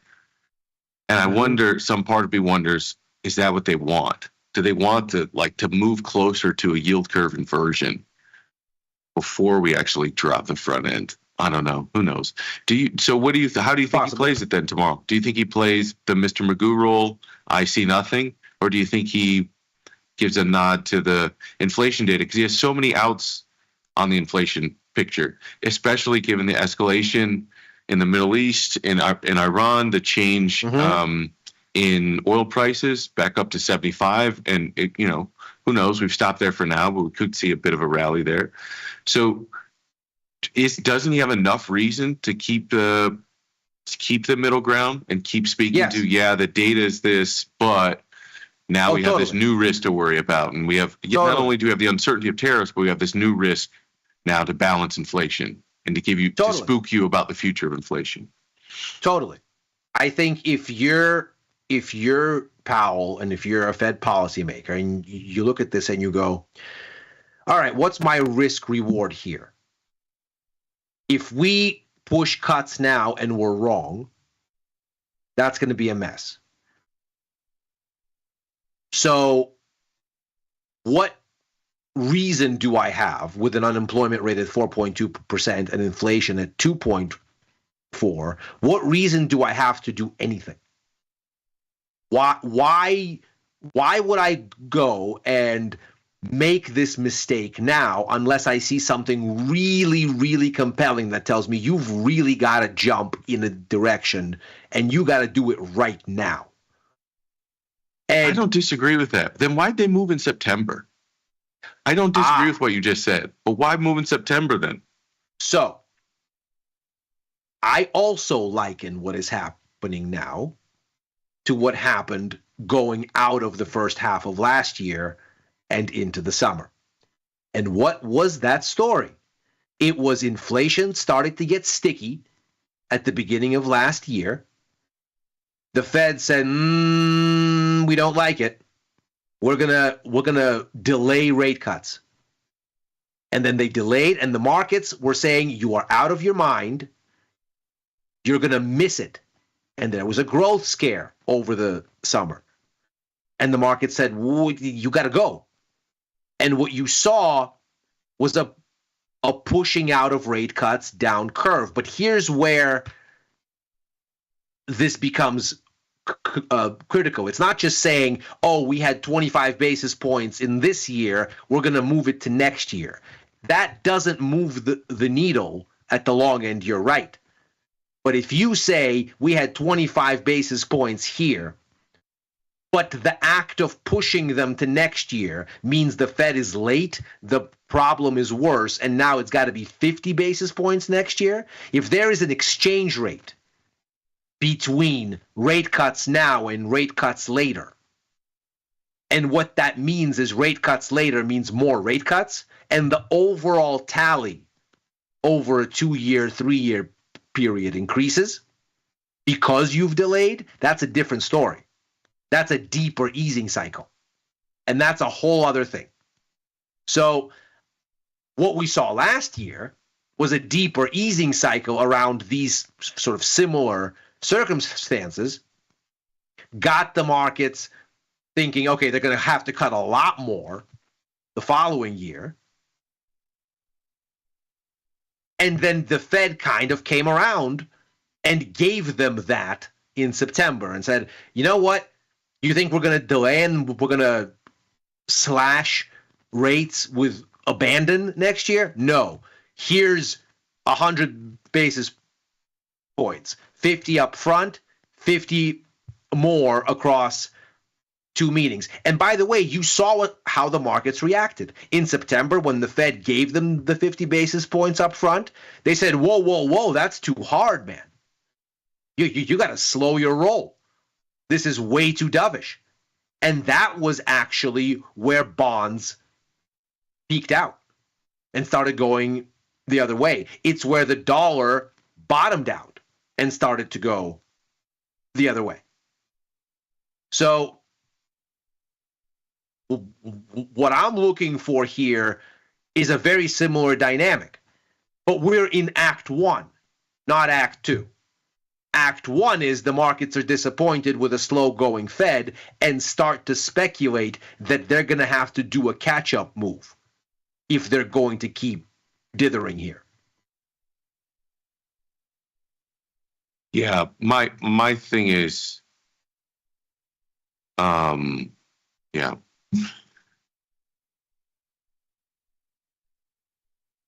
I would think a lot of that is reflected in the 2-year, though. Is what I'm saying. Unless you get an inversion, it's when you get an inversion that the market's telling you it's going to have to do a bunch of cuts.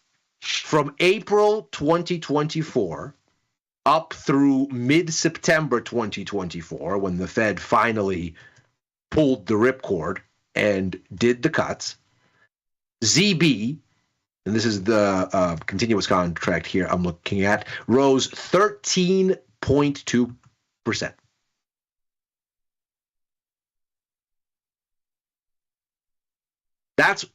I'm looking for that.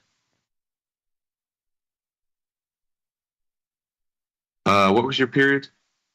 From April, the low in April of 2024, when the market started to say the Fed is dithering way too long and needs to get going, up through mid-September of 2024, when the Fed finally went. Right.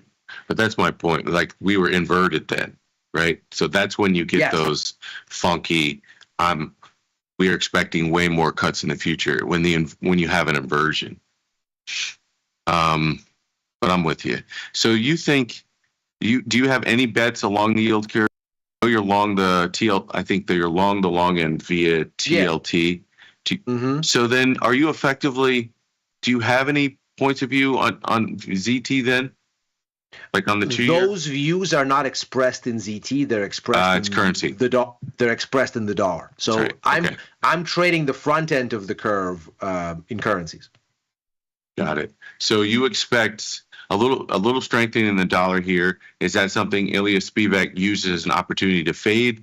Are you still short dollars here? Is that the way that you think this plays out? Yeah, I'm still short dollars here. I'm looking at what the euro and the pound did, and they sustained some real damage today. I mean, these were big moves. But I think they've still broadly held where former resistance is support. And I think it's the same if you look at the yen, it's the same if you look at a bunch of things here. And so I think the market kind of, and this is what makes this bonkers price action, because you look at this and you go, okay, the Fed is not going to do anything dovish. So the market is pre-positioning, but also risk aversion. So the market is buying dollars, and these things get muddy. The Fed is going to delay rate cuts, so bonds go up because they're going to ostensibly do it later, but also risk aversion, so bonds go up. So how much of which thing is where is almost impossible to unpick. In my mind, the currency market is the smarter of the markets, just because there's so much liquidity in there that it's a really, really broad collective opinion. Like the sample space is enormous. And so when you look at that and the dollar strengthens but doesn't break, that tells you, I think, that the market is waiting for the Fed, and it isn't prepared to run away on the geopolitics. In fact, I think if the dollar was gonna run away on the geopolitics, it would have happened on Friday last week, and it resisted that also. So I think the bias is still to a weaker dollar, unless the Fed shows us otherwise, or however in the aftermath of the Fed, we end up going, you know what? They're extra resistant, and the president says something like U.S. troops are going to deploy, or at least may deploy, or otherwise fans the flames of U.S. involvement here, and the dollar crosses some kind of point of real technical break in the structure, and then then I'm going to have to turn all of my positions over. But for me, being short the US dollar has been the best performing idea all year. I've gone here and there on stocks. I caught the sell-off at the beginning of the year. I got back short way too early, obviously. Thankfully, I gave myself tons of duration. And I even played it on the long side off the low for a bit. I just got back bearish way too soon. But in currencies, I've just been consistently short dollar and just rolling it out and adding in. And so it's been a very good idea so far, but I am certainly open-minded to that being over. if this is the spot where the dollar has a rebound, that wouldn't surprise me, and I would roll my trade right the other way around. But I'm still short the dollar for now. So let's talk about crude oil. We did a little bit in the setup, but let's move to it explicitly at 74 bucks. It's been a crazy 3 days. Yeah. That fade yesterday was absolutely sick, and then to rally it all back in, given the president's comments today. How are you thinking about energy specifically? Do you have any positions on CL? Are you fading this? Would you fade this? How do you express risk in CL given the geopolitical escalations over the last couple of days? I haven't faded it yet, but my inclination is to fade it. I was looking at doing it yet. I didn't. When you looked at some intraday charting, like a 4-year chart, 8-hour chart, it looked like yesterday that consolidation near the spike high formulated a range, and we broke that range. So it looked like maybe the fade was already in, and I was actively looking at opportunities to get in, but vol was so expensive that ultimately the risk reward didn't make sense. And doing it in an unhedged kind of risk undefined way just seemed like a dumb idea given what's going on and how asymmetric wars can be. I mean, I sort of always go back to the idea, you kill one archduke one time and all hell breaks loose. You never know. So I look at all of this and I'm glad I didn't jump in, but I think ultimately the direction is to fade this because it doesn't look like Iran has much of a capacity to shoot missiles back. Never mind block the Strait of Hormuz or some such thing. It doesn't look like they have the wherewithal to really disrupt supply in a meaningful way. And I also don't think that it looks like this thing is going to spill out in a way that's disruptive of U.S. energy supply. Certainly, we're at this point almost completely energy independent. In fact, the only reason that we're not is the grade of crude that we produce isn't lining up as neatly as perfect with the grade of crude that we refine. And by the way, an interesting caveat on the drill baby drill agenda might not be necessarily to drill more, but to upgrade our refining our architecture and infrastructure to refine our own grades so that we become completely independent. That's a thought that probably sort of enters the calculus at some point.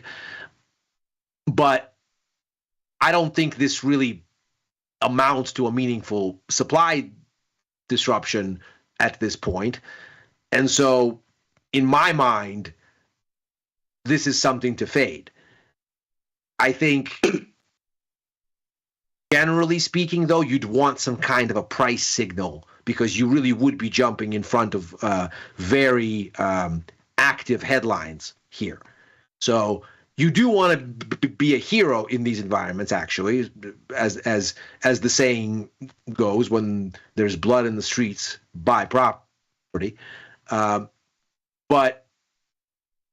I think timing is important. You don't want to be on the wrong end of some errant spike and then end up being right, but at the wrong time and getting shaken out of something painfully when you could have waited a little bit, paid a little bit for the certainty by letting the market come off the highs a little bit more convincingly and sold into that. I mean, the IEA just came out with a report overnight that basically they expect oil demand to evaporate over the next 10 years. So I think the story is there. You want to be careful.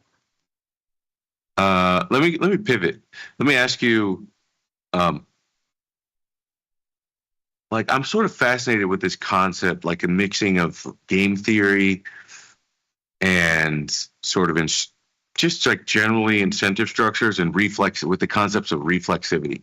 So yes. Here's what I mean. The president running on a platform which was peace through strength. Yes. That's a real hard promise. It's almost like, because what happens is when you're running for president, you're talking to two audiences effectively. You're talking to the domestic audience, and they're hearing the peace part of that.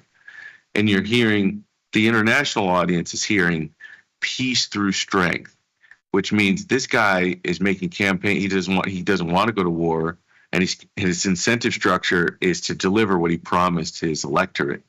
Sure. And I couldn't help thinking that rhetoric in a competition world, like, that's going to get challenged.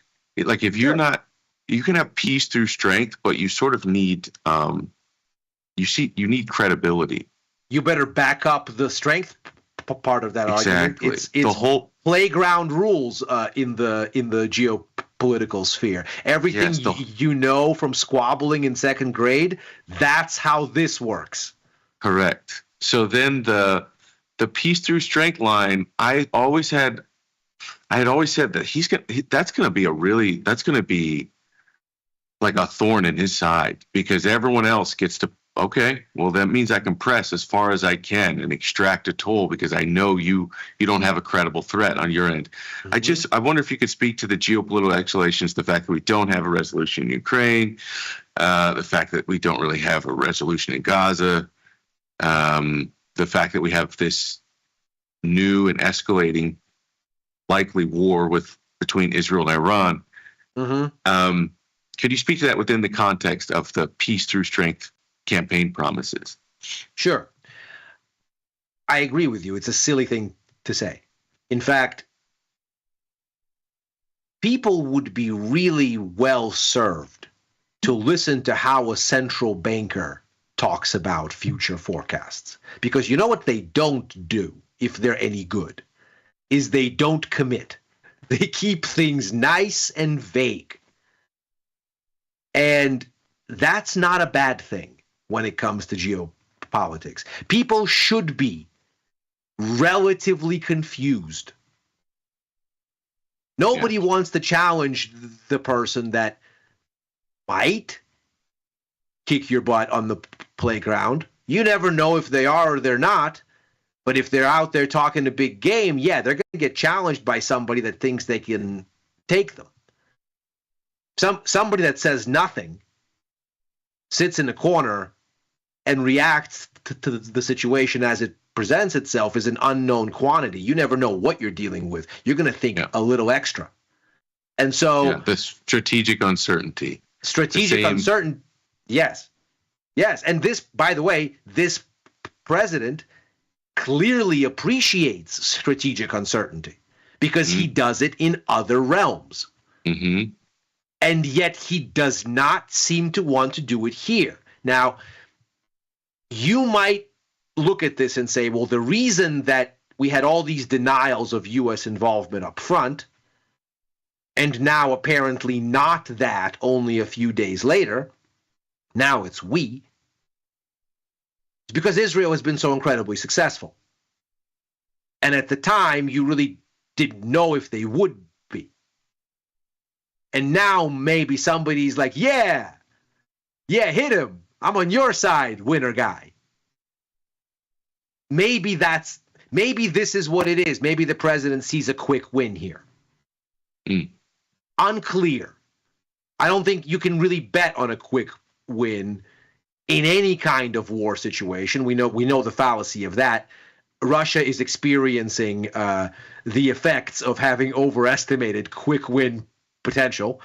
I am reminded of the great words of former Russian Prime Minister Viktor Chernomyrdin, who said, "We tried to do it better, and it turned out as usual." So I think this is. I don't think it's wise to be cavalier with making war forecasts before the guns go quiet. But maybe that's what this is. I don't think this particular campaign promise is any less fungible than all the others. We don't have a border wall. That's certainly the case. But we do, for example, have a very spirited migrant deportation program. So some campaign promises are very clearly in action. Some campaign promises never materialized.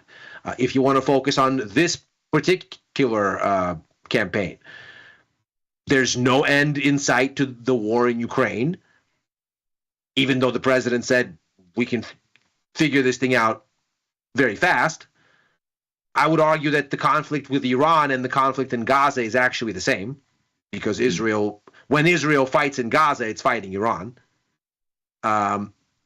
So I would argue that's one conflict, but nevertheless, the president said, oh, we'll very quickly wrap that thing up. That's not there, or close to it. The tariffs have been kind of a mixed bag of he said he would do it, he did them. How he did them, I don't think was how people expected. I think they thought more like the first administration, and it's been not that. So in practice, the Trump administration is turning out quite similar to most administrations in the sense that they keep some promises, they ignore others, and you never quite know which is which, and ultimately every administration becomes a slave to circumstances. And 100% agree with that. That's what we're looking at here. Yeah. I think I'm just so fascinated because the game of politics, you have to pick which issues you're going to sound like you have a differentiating point of view. And then you have to decide which issues you're going to actually have a difference in point of view. Yeah. A policy difference. And in this particular area of war, when we were in the campaign trail, and this particular candidate chose a differentiated view, I was like, I like that view. I do like the idea of peace through strength. I just remember thinking to myself, but the fact that you're telling everybody you want peace through strength means you can't do that. It's like literally Teddy Roosevelt reflexively said, right? Walk softly and carry a big stick. Right. He never said anything about promising anything to anybody or saying anything at all. He said walk and carry, as in keep your mouth shut. Yeah. So then now I see that that's the lens through which, when Trump is saying stop it, Vladimir, or when after Israel attacks Iran, and he's saying Iran still has time to come back to the table. It's like, what world are you in, man? Well, like, and then you go unconditional surrender in all caps. Yeah, you got to pick a thing, man. You got to pick a thing to the here. negotiating table for unconditional surrender. Yeah. That's not the negotiating table. It's just a little airborne. It's still good. What world are you in? What is this? No, so I think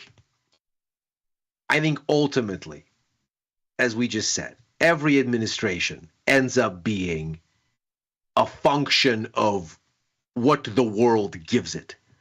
And when you make campaign promises, it's not so much, I think people would do well to stop thinking about this is what the person or the administration will do or could do, and more as a reflection of the kind of person that it is, that they would be thinking in these directions and be prioritizing this thinking, and say, well, never mind what they'll do, this is who they are.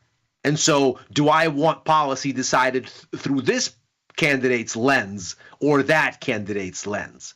But what actually gets done is going to be dictated by global events. You never know what's actually going to happen.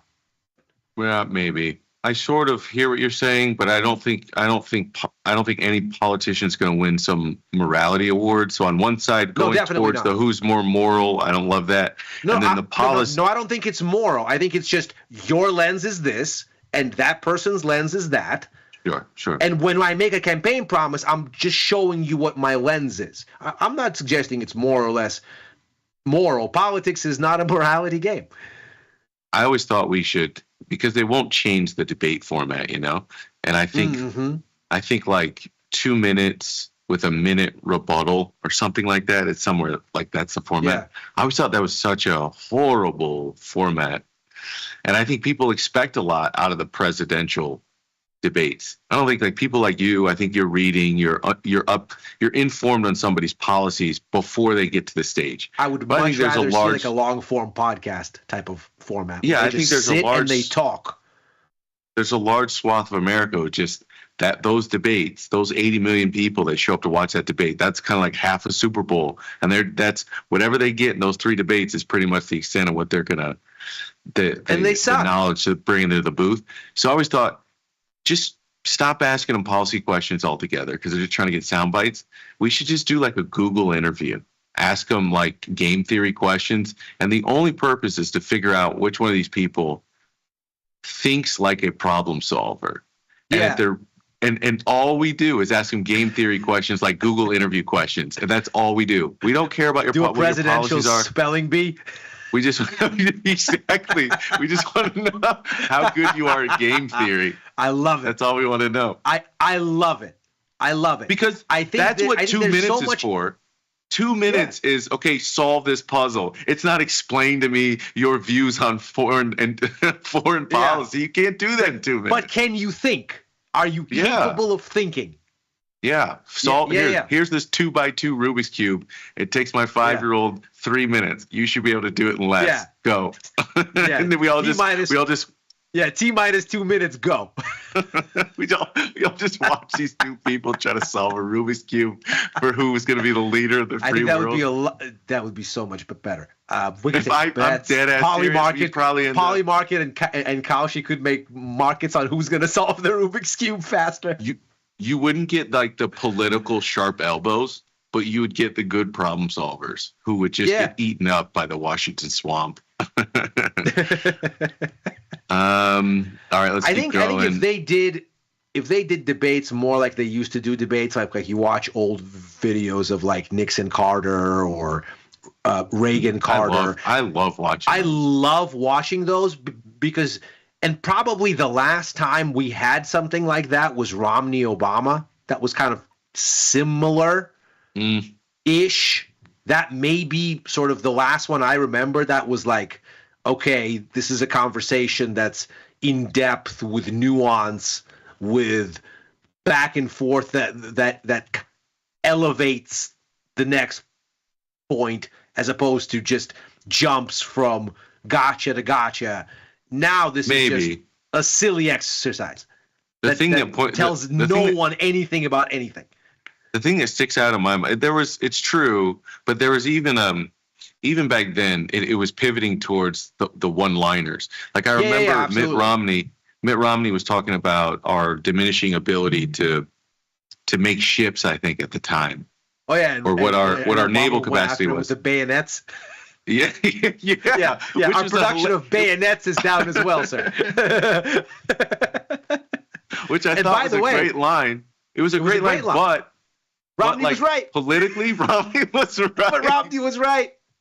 And everybody clowned him for saying Russia is the biggest threat and China is rapidly falling apart on population growth, increasingly diminishing as a viable military adversary if you look 20, 30 years forward. And the problem that we face today is indeed Russia. So Romney was right. But that's sort of my point, that like the one-liner aspect where somebody can bring up a good political point, but you can just spin away from it with a clever line inside of 2 minutes, and then you're off to the next thing. And that was like a town hall, I think. Anyways, 3407 in gold. What do you think, man? Consolidation before a higher rip, or is this thing look tired to you? Some sort of triple top at 3450. Which way do you play this? To me, it feels like it's consolidation before a rip. I think we got obviously in front of some very important resistance at 3,500. We tested it twice before, in April and in May, and we couldn't make it over. So is it at all surprising that going into a Fed meeting, we decided, you know what, we're not going to have directional conviction to take out this huge level before the Fed speaks, which is directly gold relevant in a way that almost nothing else is. Let's make the break now. No, it makes sense to me that they stalled here. But when I watched the pullback over the past 2 days, the pullback yesterday, the hold today, what strikes me is we didn't break back down. We held the previous highs as support. So it looks like we're stair-stepping higher. The trend off the lows in May is higher highs and higher lows. To me, this looks like a retracement before the trend continues, unless, of course, we break lower tomorrow. But in the meantime, I'm holding long. I've been long for a while here, and I still am. So walk me through some cause and effects here. So tomorrow, we get something out of the Fed that plays to the idea of sort of this Mr. Magoo continued state, totally neutral. They play the fence. I'm guessing you think that's bullish for bonds, bullish for bond prices. Yes.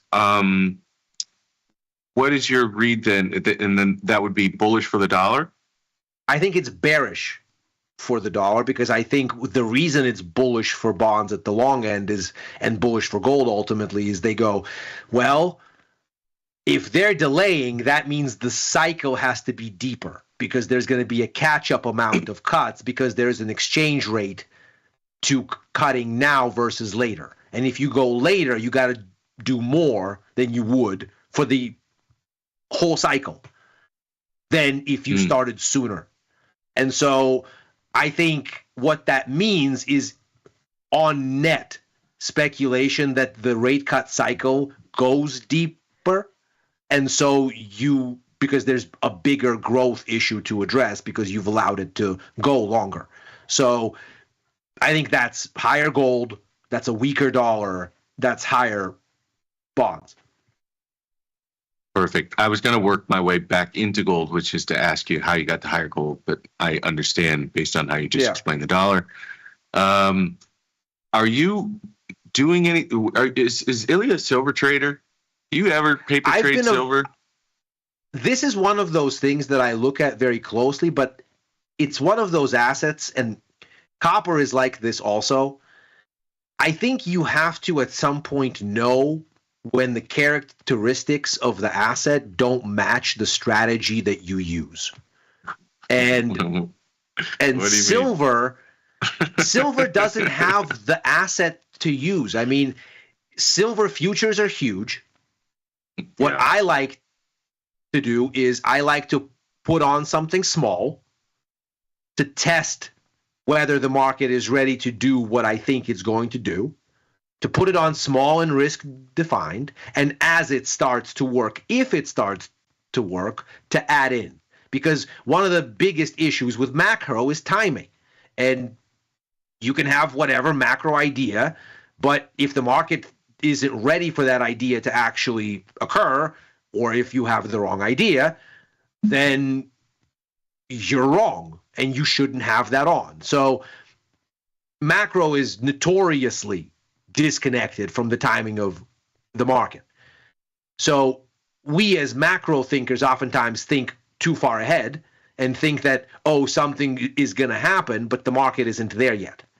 And that's much more often than somebody thinks, oh, well, something is going to happen and the market is already there. Because if it's already there, then that's not what you're thinking as a macro analyst. You're thinking, what's next? What's the price action doing next? And oftentimes you're early. So I like to test the waters. Silver doesn't really give you a way to do that with a neat asset. SLV ETF options are not particularly liquid. They're difficult to get filled. Copper is the same. The ETF SIL. A little bit better. I think it's 1/5. It's a little Still bit better, big. but is there options on this? No. Oh, hell no. So there you go. If there were, you don't trade them. See, No. like if there were reasonably liquid options on this and you could do verticals, okay, yeah, fine. Same thing as you would with MCL, with MES, with MNQ. The contracts themselves are still pretty large relative to, let's say, SPY ETFs or the Qs. But if you can do verticals, then you can reduce your risk that way and you'll be okay. You can structure some things there. SIL, you can't. So this is my issue with the yen. It's why I trade the yen in spot markets and why I'm so happy that we now have spot directly on the platform, because 6J futures are too big for the way that I approach it. So I look at silver. I don't trade silver because I don't think my strategy really works well in this market. It works well with my strategy. Do you want to know what I've named my strategy? In silver or in general? In general. Yes. Let it rip. That's the name. That's the name of my strategy. But what I have noticed, I know you know this too, but when silver moves, it's like wherever it's going to get there in a hurry. It goes parabolic to get wherever it's going, to the up and downside. So it has super high beta. Yeah. And this one I just put on a big future and a bunch of upside calls a while ago, and I just prayed. And sometimes you get lucky. When your prayers are directed from the coast of Thailand, maybe they're more effective. Well, I just thought it was in my mind, and usually whatever reasons you pick to construct a trade, in hindsight you find out you were some way wrong. Even if the trade worked out, you find out how you were wrong. But my whole thought on silver was when the market had priced 70% recession, gold had a monetary premium, and that premium didn't spread to silver, which I thought made sense because the market had sort of been expecting a global slowdown, which wouldn't be great for industry, less silver need, which is a more industrial metal than a monetary one. And so when we go down from 70% recession down to 30%, there was like everything moved except the gold and silver ratio. It's like, well, if that's true, you just took your recession odds from 70 to 30. You have to reprice your industrial output. And if you need to reprice your industrial output, this is the wrong price between these two metals. And it just took a while to get there, which is crazy. Yep. All right, between now and next week, my friend, next Tuesday, when I see you again, what do you think are the 2 or 3 best trades on the board with the best risk to reward, or with the highest confidence level in your mind? I think probably the long end of the curve is the most interesting because it's been so quiet and because it's still near the lows, but it's trying to crawl its way off them. And you don't even need to have a directional bias per se. It's just been so quiet that either this thing has another big rip down and this crawl higher was a correction, and the trend is still down, and we're going to get a big conclusive breakout that way, or this is the beginning of a real rally, which is where my bias is. And what we're looking at more so is something that looks like the move off the bottom in late April last year, where you start to see some real speculation on more easing downwind and just a generally larger easing cycle once it finally gets some legs, because it'll be delayed. I think that's probably the most interesting risk reward, because I'm still begrudgingly bearish dollars, begrudgingly bullish gold, but they're near sort of the recent extremes in those moves. The risk reward isn't great. And so how excited can you really be? Now, if one of those things breaks out, cool. Okay. And then I think the other exciting is the stock market.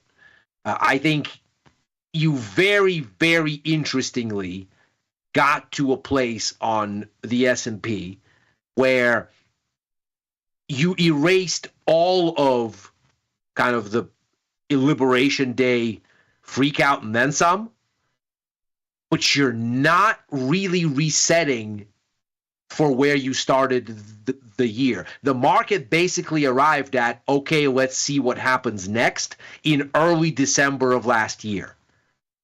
And we're sort of back in the consolidation range there.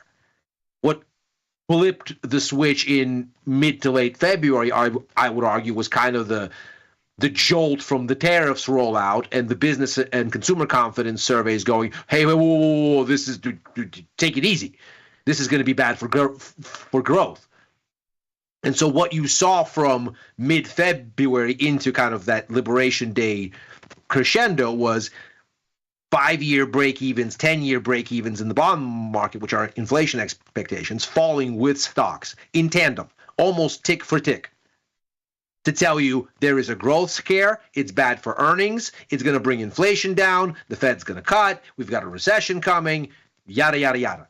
Rate cut expectations exploded. And what you've had since early April, once kind of the bottom got in, stocks obviously rebounded once it became apparent that U.S. self-immolation is not on the menu after all.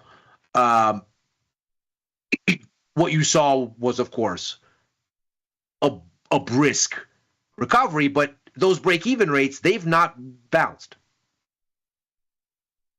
So that tells me that this bounce in stocks is more a sentiment bounce. It's more a sigh of relief, and markets, especially stock markets, they overshoot. And stock markets overshoot on the upside because they're biased that way. Because the biggest participants in stock markets never, ever short. Pension funds don't short. Endowments don't short. And they're the biggest holders of U.S. equities by far.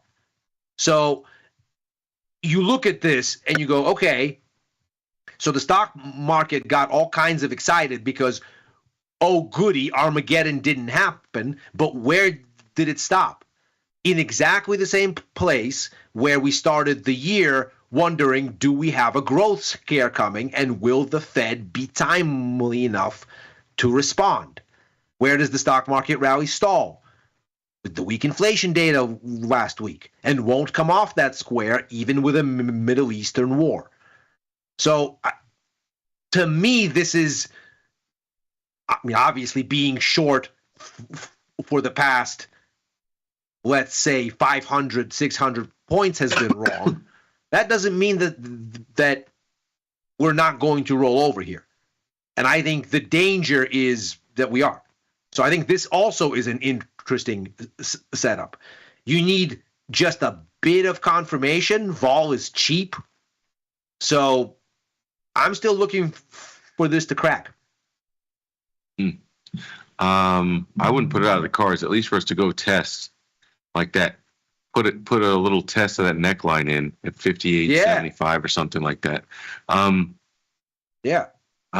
I'm gonna ask you one more question. I don't know if you hear me hacking over here, but I think I'm losing lung capacity. So I'll ask you this: have you been watching the housing market at all?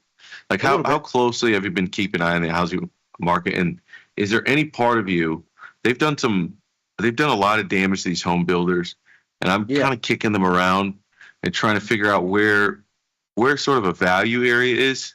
To maybe start acquiring some of this stuff on a longer term basis. I think I saw builder sentiment in June drop 2 points from May to 2 points from May to 32 on the NAHB Wells Fargo index. So basically, that's a pandemic level low in builder sentiment here. Yeah. And a lot of these home builders down 40, 60, some of them 80%, man. So I'm not looking for your feelings on the home builders themselves, but just the housing market in general. Sure. New home sales are up. They've been edging higher. That's something. But new home sales are the minority. In fact, the majority of what's going on is in existing homes. Because, of course, the inventory is about 4-to-1 existing homes. There's not enough construction. Building permits, on the other hand, are down. And, in fact, the latest numbers for April came up at the weakest in a year.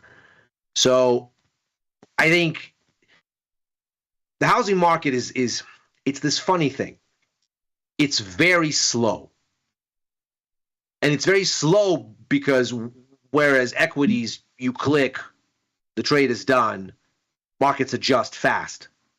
housing, the length of each transaction is forever and a half relative to equities, relative to futures, relative to currencies. So it takes a really long time for these markets to clear.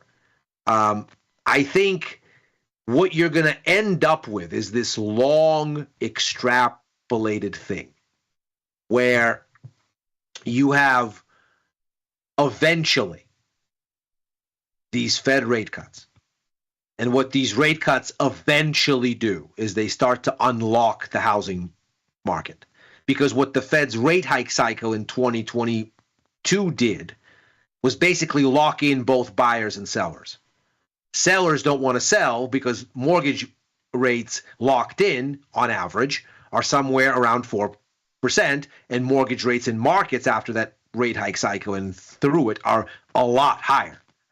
So you don't really want to go sell your house that you've bought with a low interest rate locked in for 30 years so that you can refi something that's way more expensive.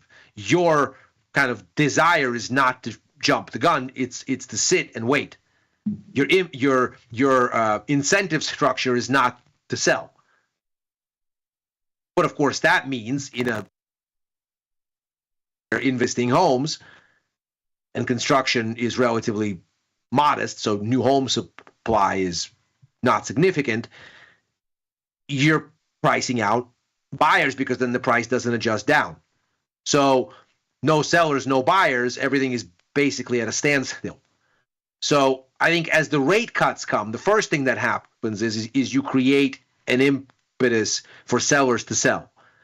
Over time, that starts to bring prices down and helps more buyers buy. It's a very elongated process in housing.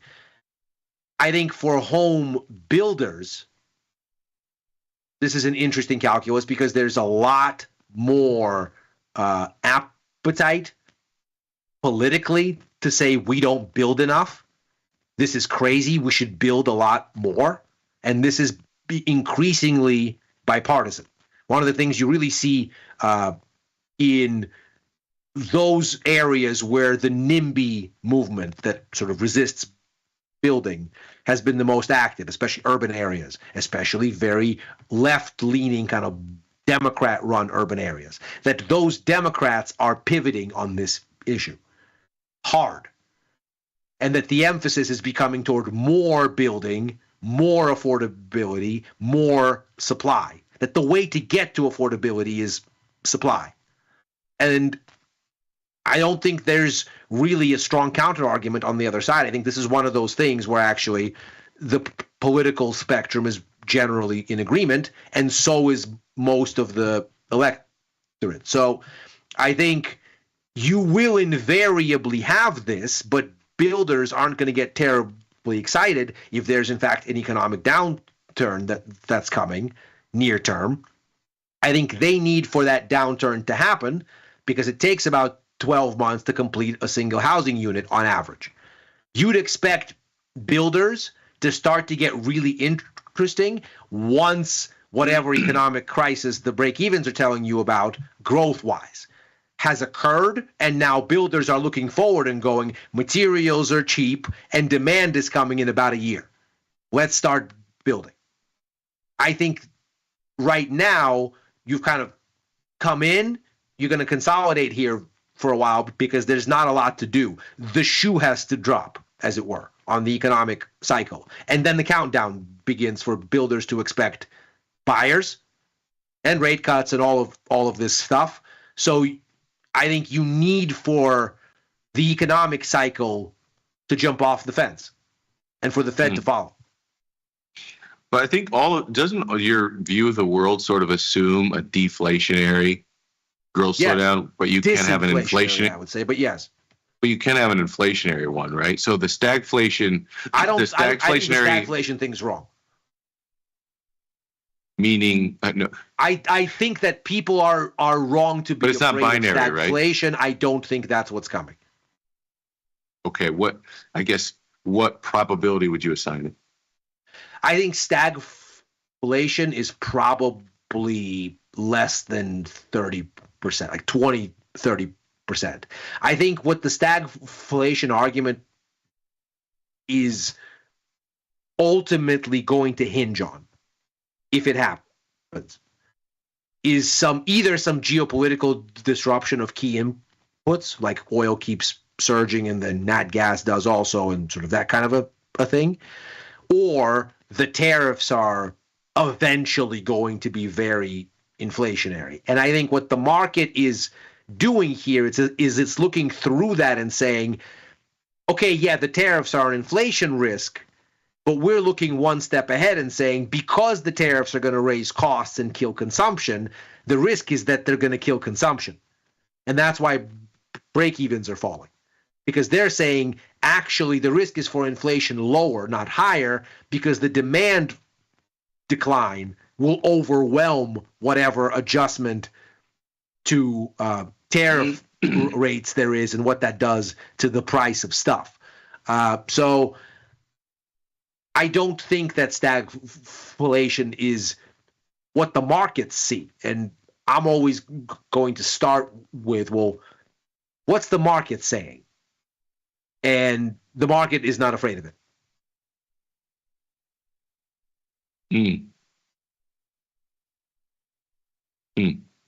I wish I would have asked that question early episode. I don't want to say I totally disagree. I think the markets are fairly handicapping the very real risk of stagflation. And I think if you're at near a 1/3 chance, that's a pretty high risk of stagflation relative to what a normal baseline would be. Let's define the period of time, because I do think that slightly longer term, all of the forces that are sort of coalescing here, be they deglobalization or adjusting demographics, all of them suggest that the Fed's been right all these recent years to talk about maybe the neutral rate needs to be higher because maybe inflation isn't going back to where it was pre-COVID. Maybe inflation is structurally higher in this environment, which is a view that I'm very sympathetic to agreeing with. I've been saying probably since 2019, 2020, if not earlier, that well before COVID, that the issue sort of longer term is there's a increased consensus on deglobalization, and there is an increasing aging of the labor force, which means less supply for labor, which means more expensive labor. So all of that is inflationary structurally. So the 40-year disinflation is probably over. But the question is sort of when those longer-term forces take over versus when does the growth scare arrive in the near term and is worked through. So I think the timeline here matters a lot. Fair. My good friend, I always enjoy these conversations. I always have to watch them back 2 or 3 times to make sure I didn't catch anything or I didn't miss anything that you said. Ilya, if the people want more from you, tell them where they can go. I always enjoy these conversations. They always they help me sharpen my sword as I think about these markets, and that is always a good thing. If you're looking for me, I'm all over the PM schedule on Tasty Live right after the close, overtime, then Macro Money, then this show once a week. I'm on Futures Power Hour Mondays and Fridays midday. I'm writing for the News and Insights portion of tastylive.com. So all of those things that I say on air, I also write down if you want the abridged short version without listening to me go on and on and on with various charts and data points. I am also commenting at Ilya Spivak on the platform formerly known as Twitter and on Blue Sky. And if you're commenting on YouTube, chances are I will reply to your comments. My man. If you want to follow me on X or Twitter, follow me on Twitter at Victor Jones at Owen Jones. They got to name it something. To be difficult. You got to name it something. I'm still a little bit angry at him. Rebrand. It's so stupid. It was just pissing on a fire hydrant. Just a vanity thing. He always wanted to call something X. That is true, but I think it's more like you can almost, if you come into a place and you know a good percentage of people are going to hate you, you do the thing that makes them most angry. So you like tear down this brand that they've spent likely some of them decades building, and you're like, this is the new thing, get down or lay down. And then you're going to get a bunch of people like, can you believe it or whatever? And you sort of realize, okay, these people are too entrenched in a previous mindset of this company. It's not going to work. So I sort of, if that's what you want a clean break and you want the people they're going to go with you. I get it. Yeah. But like for everybody else in the world who's just a user of Twitter, it's a stupid thing to have to change. Yeah, it's like why are you inconveniencing us to make an internal point? Make your internal point. Leave us alone. How long do you think they'll say X, formerly Twitter? Every time I read an article that references X, it always says formerly Twitter afterwards because nobody knows what the hell X is. Still, yeah. I mean, I'm resisting. I don't know how long I'm going to be resisting. It's becoming a mouthful.